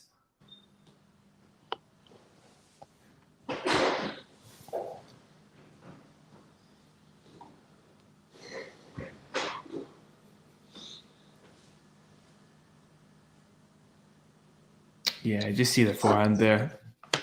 Absolutely no lift on it at all. She does like to hit it very flat. That's why you sometimes see it go absolutely flying. No, Ghibli, I don't think she always ignores the chair at the end swap. So maybe a little impatience there. She did slam down a great first serve, though, straight on the corner of the tee. Enough to force the error immediately. So she's still serving well, which is not a given for Jabeur. Second serve.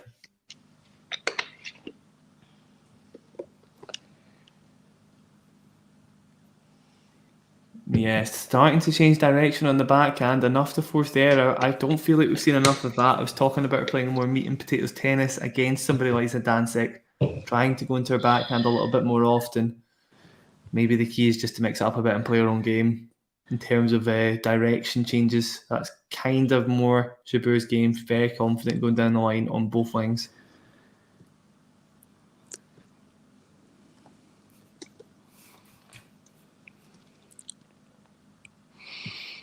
I'm sure the Kokkinakis-Fabio Fognini match will be fairly close.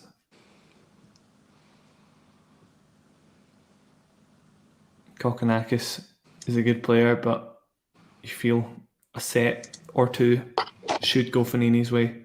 Don't you feel that's like Kokkinakis, his peak, his ceiling, or whatever has been sort of underrated? I mean, overrated recently. Yeah. I constantly read that Tanasi, if he's gonna be healthy for a year, he's gonna be in the top 30 or something. He was healthy for a year, I think, more or less at least. And yeah, he was barely in the top 100 with a 250 title. Yeah, exactly. I mean, he's had good wins, but he really puts more than 2 or 3 of them together. 3's a stretch, obviously. 3's good, but that doesn't happen often for Kokkinakis. He just got to the semi-finals in Adelaide, of course. Lost to RBA in 3, exactly. We did the live commentary for that, didn't we? I think didn't we, Mario? We did a live commentary for that, I think. Feels like a long time ago. It's probably only about 4 days ago. And of course, that's 2 years in a row. He's had good runs there. Last year, he won it and then went out in the first round. Yep, the AO.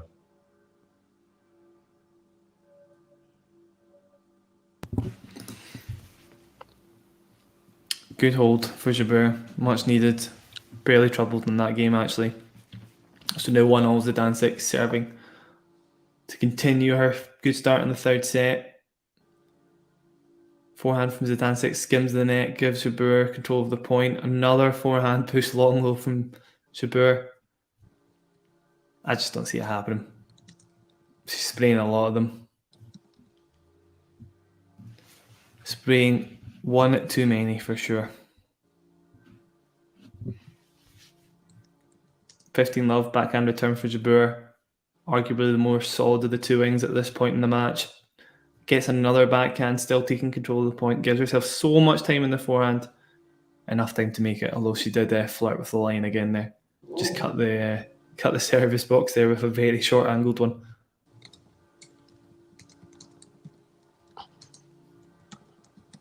Great ball, actually.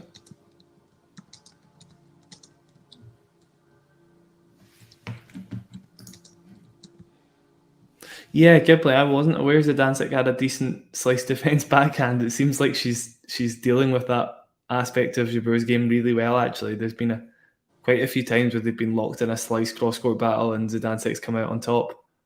Well left, Jabeur.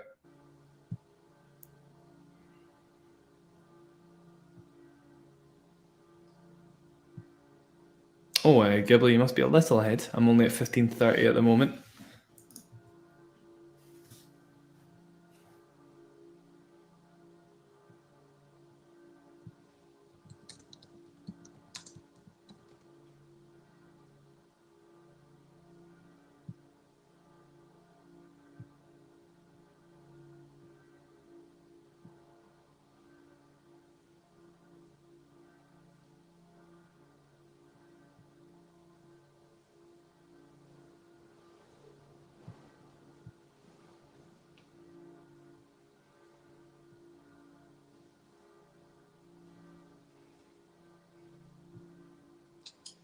Sabalenka, Shelby Rogers. Interesting. Not the easiest of second round matches for Sabalenka. Yeah, by the way, it's really just Kudla-Safiullin which has been moved for tomorrow. That's out of men's matches, of course. There's been like 6 women's that have been moved. But that's quite a disadvantage for Kudla or Safiullin.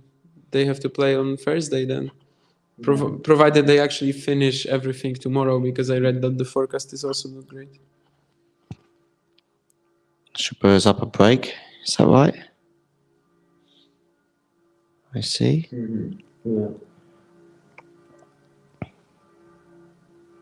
Can't hear Jack. Oh, Jack's on mute. There we go. You're off. Oh, no, you're not. You have to unmute yourself. Can I? Oh, there you go. Oh, I think we both pressed it. That's it. Yeah. That's it now. Has Jabeur's up a break. That was like 3 missed forehands in a row from Zidansek, so she's obviously a little bit match rusty, I would say. Although, I mean, she's been good for most of the match. That was just one hiccup, so I suppose that's a little harsh. Shelby can be a threat, but if Arena serves well, yeah. I also think she could smash Rogers if she's playing well enough. She's just in fine form at the moment. Rogers is like a upset specialist as well, right? She is, that's true. I suppose she got that title for certain after beating Barty. For example. Yeah. At the US Open, I mean, so, Barty hated the balls, but still, yeah. There's been a lot of Shelby Rogers upsets. It's actually crazy that she still doesn't have a WTA title. Yeah, of course. Thiem-Rublev as well. Yeah. Probably the second most surprising. John, again, I think you're the same. Mike has also gone off. I'm pretty sure I can hear you through. I can hear that, to be fair. Speaking in. That's better. Yeah, you're loud now. 1, 2, 3. Yeah. Mm-hmm.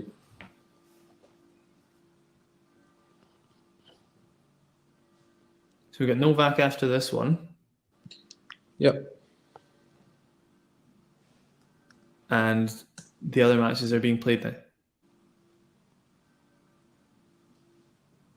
I mean, not yet, mostly. On the outside courts, I think only Kokinakis, Fognini, and Vukic Holt are playing. Most of them aren't ready yet. I'm watching the feed from Shelton Zhang, so court 14, and they're like almost done, preparing the court. Not sure what's going on the other ones, but they're also like officially not moved yet. And it seems like Isner and Manarino are starting as well soon because they did the draw, the coin toss.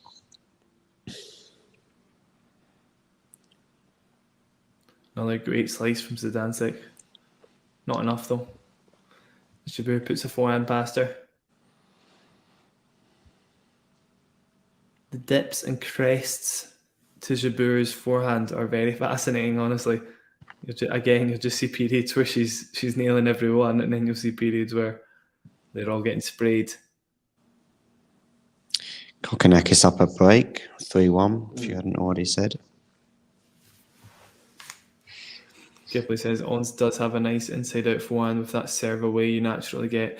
Yes, I agree. However, I don't think I'd ever coach anybody to hit the forehand as flat as Jabeur likes to hit it sometimes. It's not the most extended contact point, put it that way. Comes across the ball, right? That's why you get that swerve. So it's a very weird forehand. It's an unusual backhand return as well. Oh, it's a double fault. That explains why she hit it in a haphazard manner.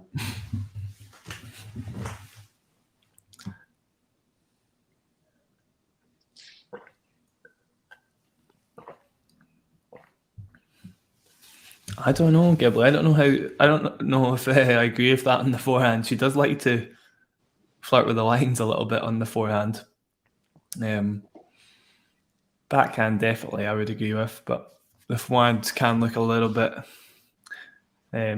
make or break, basically. Love 30, by the way. Hit the like button, people. I have no idea how many likes we're on, but one more can never do any harm.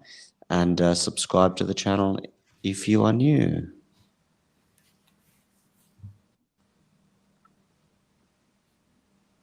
Second serve to Dancek. At love 30. No, sorry, it was the first serve reflect. Jabeur taking control of the point with the forehand, though not enough. And their backhand cross is Dancek with that aforementioned defensive slice. Gets that forehand eventually, but another forehand push long for Zidansek.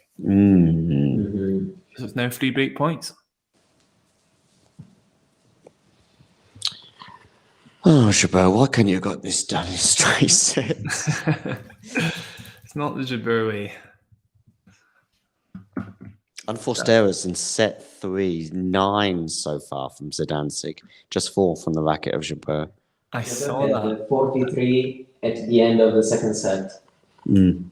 I saw that. 30 at the end of the first, or like 31, 32. It's prompting me to find out how many unforced errors they've hit off the forehand, respectively. Jabeur breaks.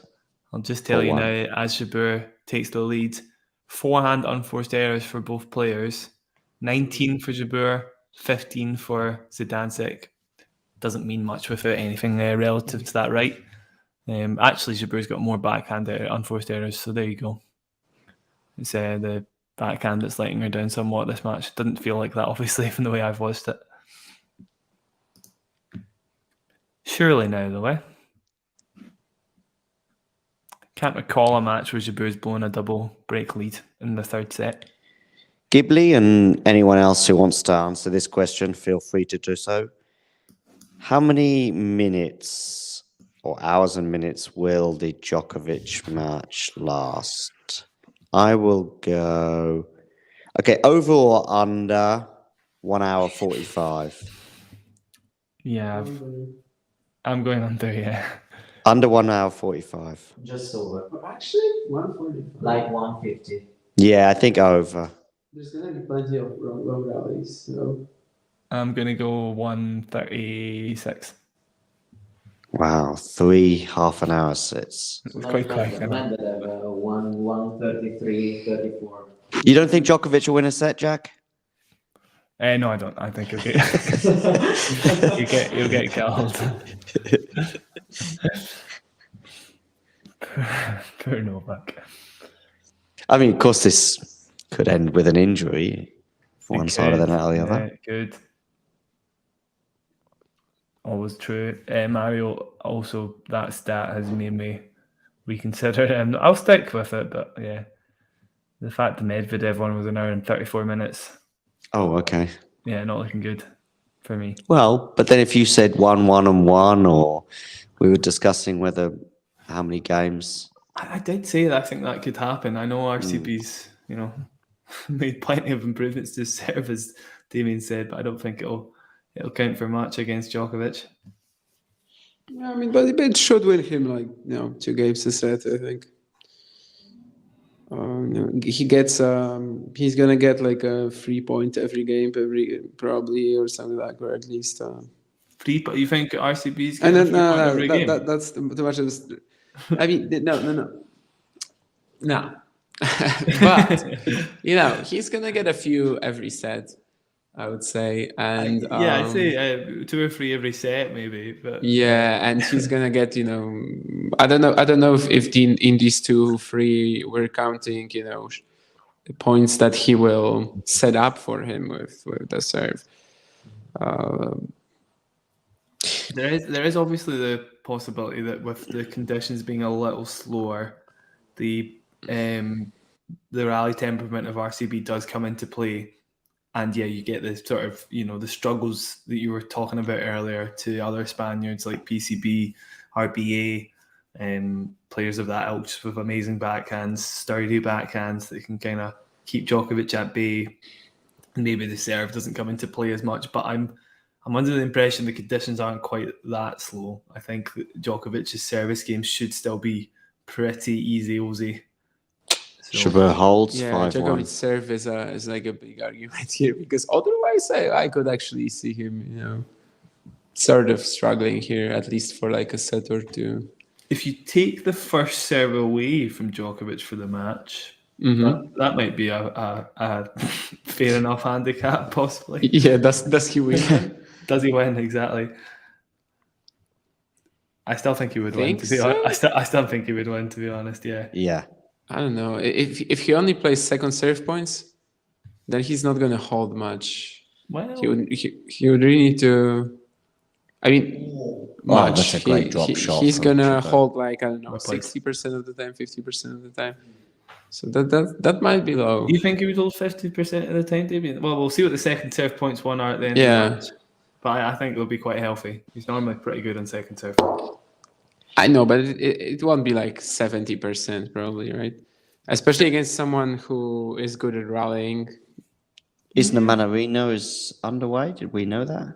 Maybe we did. I mean, I said it was, there was a coin toss there, but, okay. But not that it was underway. Double fault Zidansek, love 30. Casper Ruud is up a break. Okay.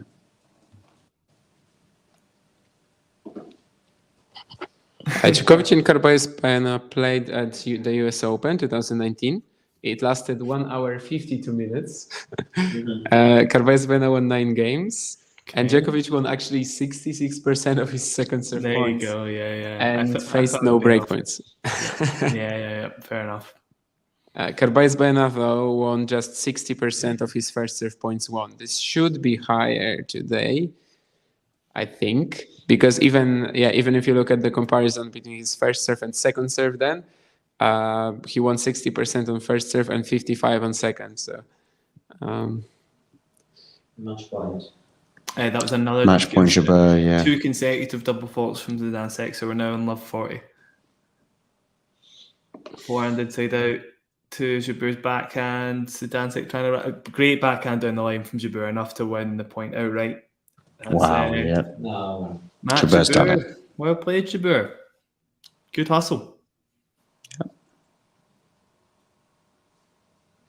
I think Zidansek reached a career high of 22. I just checked it earlier, so. Yeah, but then Zidansek. our points from the 22. French Open semis must have been like, half of Yeah, that, right? 22, something like that. Yeah. She's dropped to 98 now, I think. Yeah, she's a fair way away. Well played, Jabeur. 22. Yeah. I'm trying to find like the data on serve speed for Carballés Baena. For example, against Brooksby in Indian Wells, 2022, he served at average 173 on first serve, on his first serve, and against Berrettini in that big win, he served at 186. Yeah, I've kind of gone off serve speed though, as a stat. It's not very. You know what I mean? You'd have to know specifically where they were serving. Yeah, where they were serving, what they were going for as well. Yeah. But I did see him on a speed gun in Szczecin last year, and like he was clocking in 200 fairly consistently when he was going for a flat serve down the tee. Of course, not when he was going for like something sliced or a kick, but yeah, I mean it's quite interesting. How the serve works for professional players sometimes, because you do get little patches where some sort of lower ranked pros can click with their serve for a few months and it makes a massive difference, and then that consistency in the serve kind of goes again. Like Taro Daniel at the start of last season. Oh yeah, he was great on his serve, wasn't he? That's kind of, we've not really seen that consistency from it. I think it's sort of like he is doing better on serve than most of his career. But yeah, he's not exactly serving as well as he was in Australia. Yeah. But you'll know better than me, Damon. Yeah, well, with his height, I think it was always a bit of an underused thing in his game. But yeah, definitely that Australia start to the year was when everyone started suddenly looking at Taro Daniel's serve, like where's this coming from? Karlovic has retired, Gimble. He retired. Did he play the US as his last? Karlovic, I mean, he hasn't retired officially. Oh, has he not? So he hasn't. He played the US Open, he qualified and lost to Rublev, and then played Indian Wells qualifying, but that was Indian Wells October 2021. And he lost, I think, to Quiros or Gomez, one of these guys in the second round. And hasn't played since. Recently, he won Bundesliga 40 plus. It was like a great team, a lot of retired greats. I can't remember exactly who was there. I think like maybe Starace. A lot of guys who you'd if I found the photo somehow, you would know. Anyway, yeah, he won that. So it's tough to say what he's doing, but I doubt he's coming back. It's just that there was never any retirement announcement. Yeah, but he lives in the States anyway, right? And has kids. Family. I don't think there's any point basically. It's interesting. No, can't remember what I was going to say. You'll have to come back to me. I've actually had sleep as well. Apologies. It'll come back to me in a second. Oh, that was it. Yeah, Bundesliga. I'm so jealous of those events. I think they're like incredibly good opportunity for anybody to get behind tennis players you wouldn't normally get behind. I really wish we had something like that in Scotland. Although, honestly, if we did have it, I don't think we'd have enough people going to it, which is the most unfortunate thing. So it's more about the German tennis community. Seems very budding. You'll know. You mean the Bundesliga? Yeah.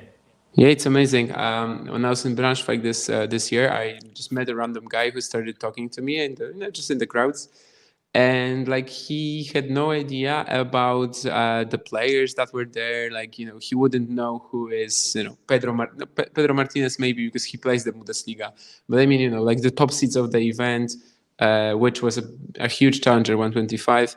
Struff won it. Delbonis was there. Like he would have no idea about these sort of players. But he could tell me anything about Łukasz Kubot, for example, because he played for his Bundesliga team. And he literally, would just name the roster of his Bundesliga team from 2014, like, off the top of his head. And but at the same time knew pretty much nothing about pro tennis. So very cool. I like that. Ghibli's telling me to set it up in Scotland, but it's not quite that easy. As I say, you need you need people to want it first. Otherwise, it doesn't really. You won't get anybody going to it. The event will sort of be considered a failure, and you might not get another chance to do it. So it's about generating the want for it first, definitely.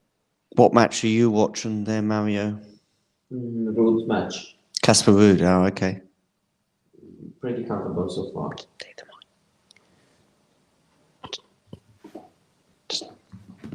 No microphone. Yeah. Don't worry. What's going on then? So what's the score and how's The it going? score is Maciek is serving 2-5 down, and he's saved 3 set points, but now he has a chance to hold this game. I have to say that for now it's business work for Casper Ruud so far. Yeah, I can see for the moment how Casper can have some real issues in this match, because even the backhand side he's doing a good job so far. Now Maciek has all his game, and so Ruud is going to serve for the set. 27 minutes, so also a quick match, 8 game, 27 minutes. Indeed. Thank you very much for that. Mario, I did see a bunch of matches sort of now underway, some of them on the outside courts, so they did reconvene with some of those matches.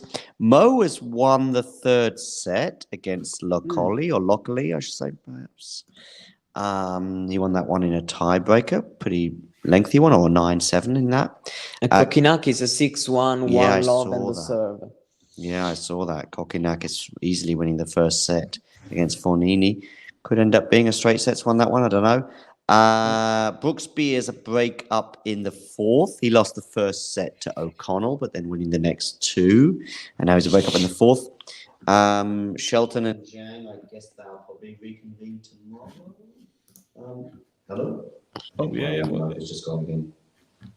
No, I can hear you.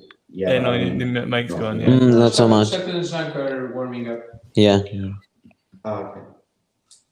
Can you give me the mic for a second? Yeah, I'll yeah. just say one thing, because I did find that photo, and it was like Karlovic, Stefan Robert, Iji Novak, Bogdan Ulichrach. I think that's Jaroslav Pospisil, Martin Sinner, Vasquez. What was Vasquez's name? I can't remember. But anyway, yeah, all these guys just played, over 40s Bundesliga together and won it. But yeah, looks like Karlovic is probably not coming back. Shame. Quite a likable guy. I loved it, but so for me it's not sarcastic. I like watching him as well. Honestly, I think he's quite entertaining. I don't mind serve bots. One person here has seen him live. You haven't seen him live, have you, Damien? Karlovic? You didn't watch Karlovic live, right? No, I didn't get to. I always wanted to, but there was no. I never had a chance. But Somebody saw him live, and somebody saw him win his biggest match of his career. So here the first set is finished. 6-3 in 29 minutes, 29 points to 19. Yeah. Ghibli also saw Karlovic at the same event I saw him at, but I would be surprised if it was the same match. I saw him beat Leighton Hewitt in 2003, first round at Wimbledon. And I knew it was the first time a reigning champion had lost at Wimbledon in sort of 35 plus years. And I also knew or remembered that Hewitt won the first set, and I just thought that'd be a comfortable win for the reigning champion, but anything but. And Karlovic won in 4 sets. But what I didn't know was what Damien told me yesterday, which was that so it was the only times in the Open era, is that right, that the reigning champion has lost at Wimbledon in the first round? So there you go. Yeah, and only the second time after Manuel Santana. Yeah, Hewitt had another heartbreaking round 1 loss. I remember, I think Australian Open, the first slam as world number 1. He lost in the first round.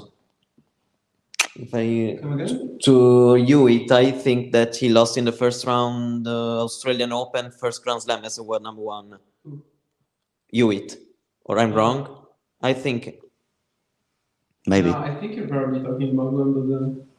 About him losing to Karlovic. But Ghibli, by the way, did see Dustin Brown beat Rafa, and he says it's less cool than Evo, but that's still pretty cool. That's a fantastic memory for sure.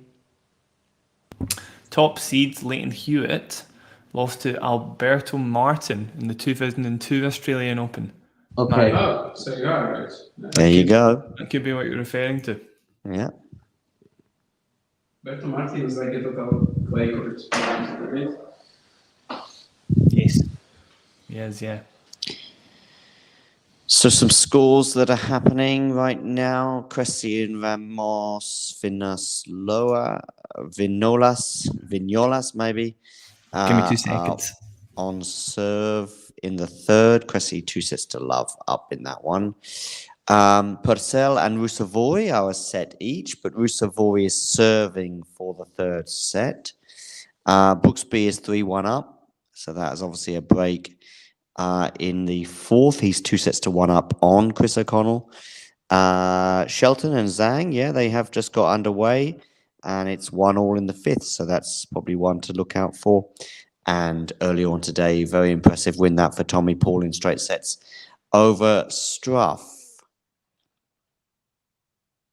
Zverev prevailing in 5 sets today as well. Other matches, for example, on the women's side, Leylah Fernandez beating Cornet in straight sets. In fact, let's have a little minute to remind ourselves of some of the matches that occurred earlier on today.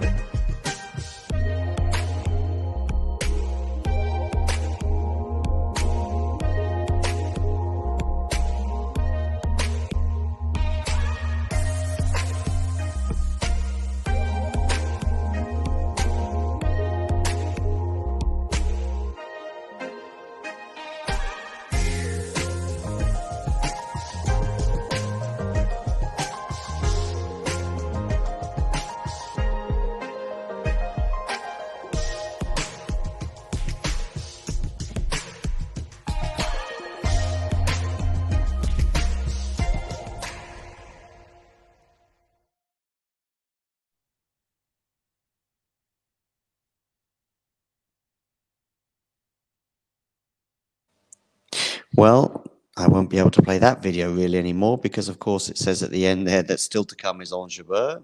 And yet, of course, she has finished. Djokovic is taking the court, and maybe the only remarkable thing from this match, even though it's still 15 minutes away, is the fact that Djokovic is strapping on that hamstring. So, I don't know, it's a bit heavier than I imagined it might be. I think I saw it a couple of days ago looking very similar.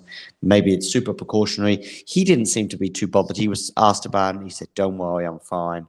And I'll see you tomorrow on court," when he was asked it, as opposed to in court, which is where he was just over a year ago.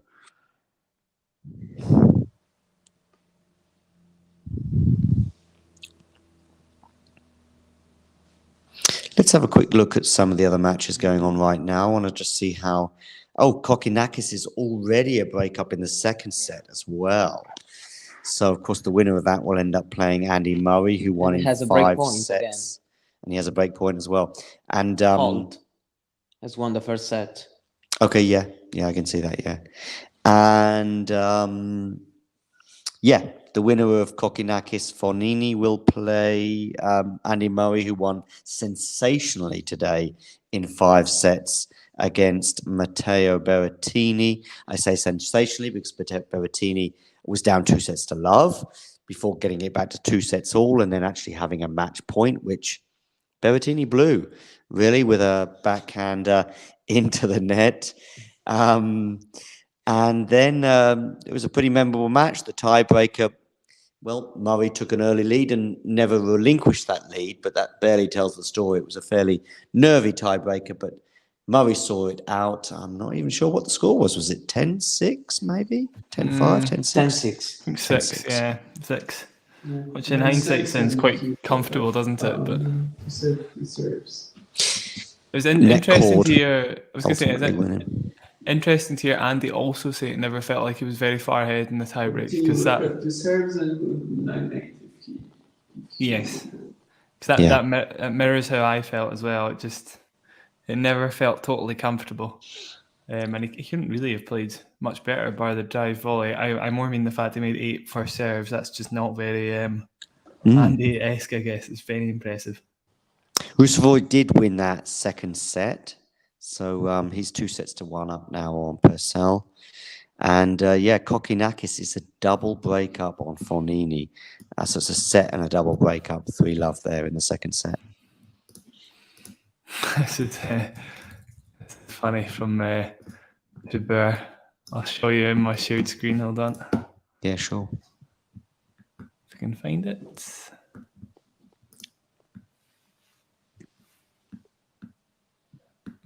Okay, wait, never mind. Hold on. Back in a second. Yeah, no problem.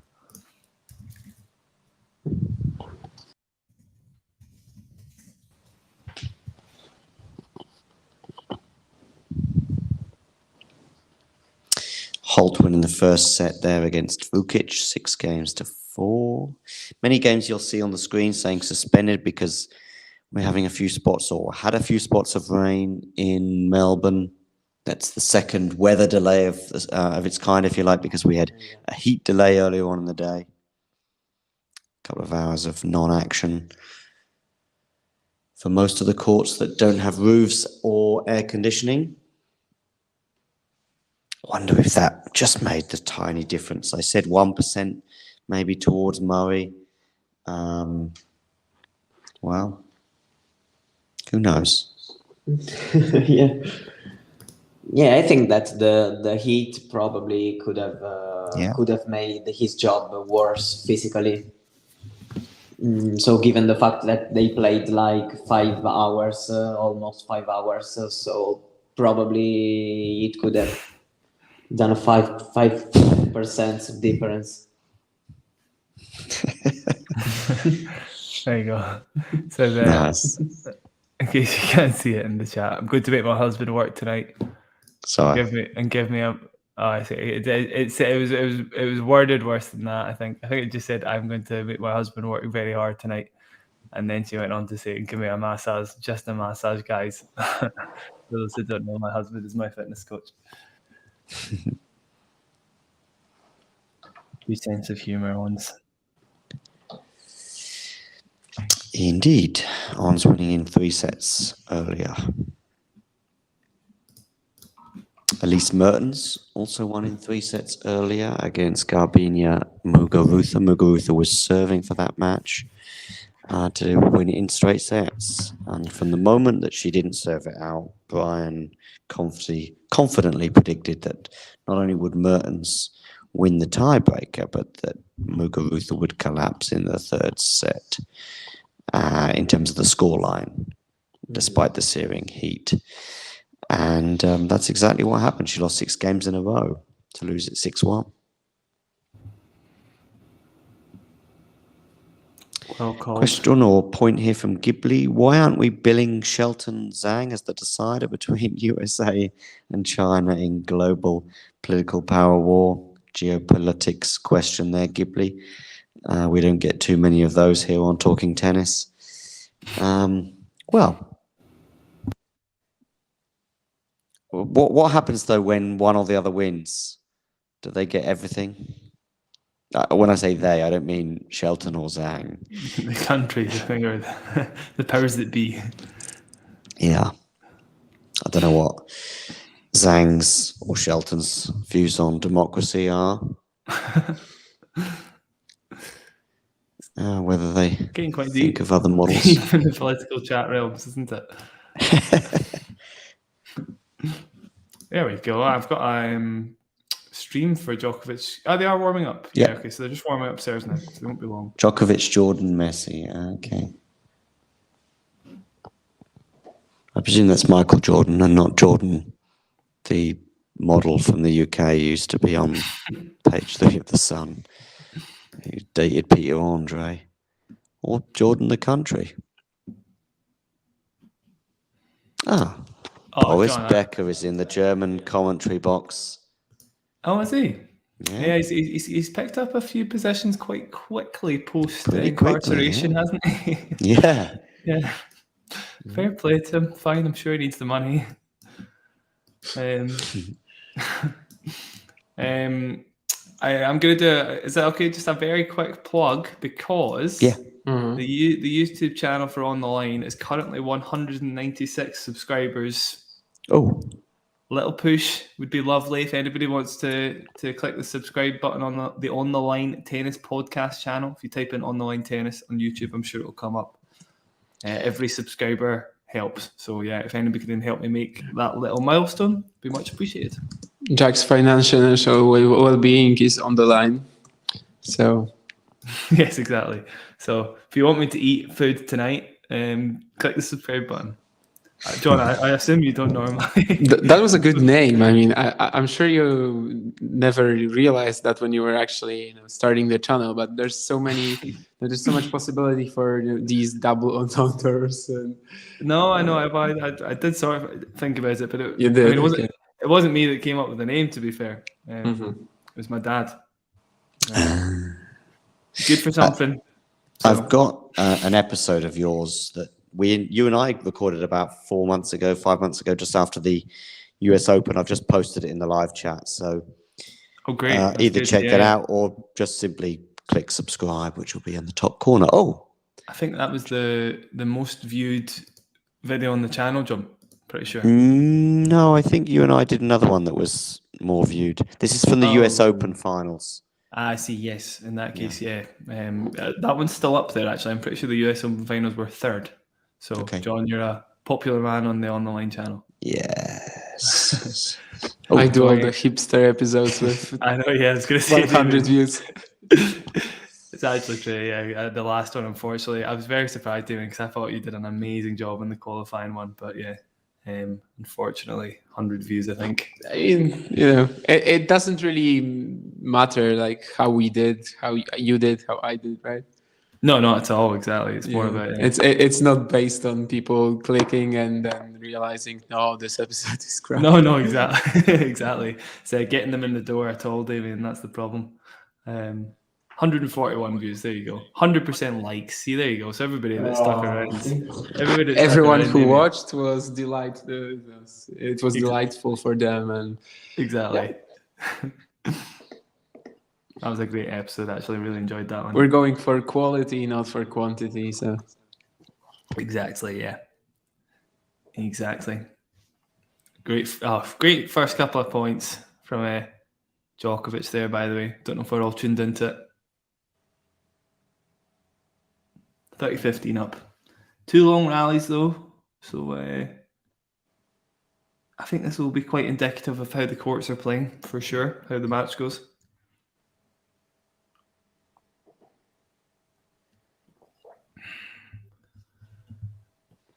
That crazy Mo Lokoli match, by the way, after they resumed, there was a match point for Lokoli, but Mo won the set, and now they're on serve in the fourth. So still, everything is still very much in play. Brooksby is serving for a 3-1 win over O'Connell.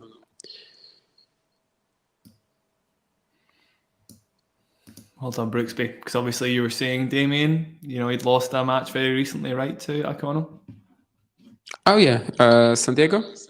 San Diego, yeah. Did I get you in the advance mixed up again? I thought it was yourself that had mentioned it. I'm pretty sure it was, Damien. No. I mean, where would I mention it? Like, in which... but maybe O'Connell... Is O'Connell a wildcard? You might be. Not 100% sure.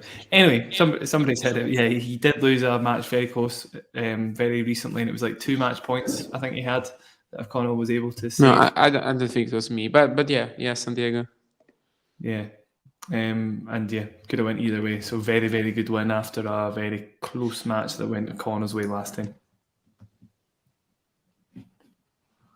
He has not won yet, although he is 5-2 up and 30-all in the last game. Sorry, yeah, of course. Could have jinxed him possibly. Great first game from Djokovic there. Just the 1 point dropped on serve in that first one. Now we see what's important. Now we see how the Carballés Baena serve is clicking or not. Yeah, I mean, that had some bite to it for a wide serve there. However, second serve put back into play naturally. Djokovic slices. Great forehand from RCB. Well defended from Djokovic.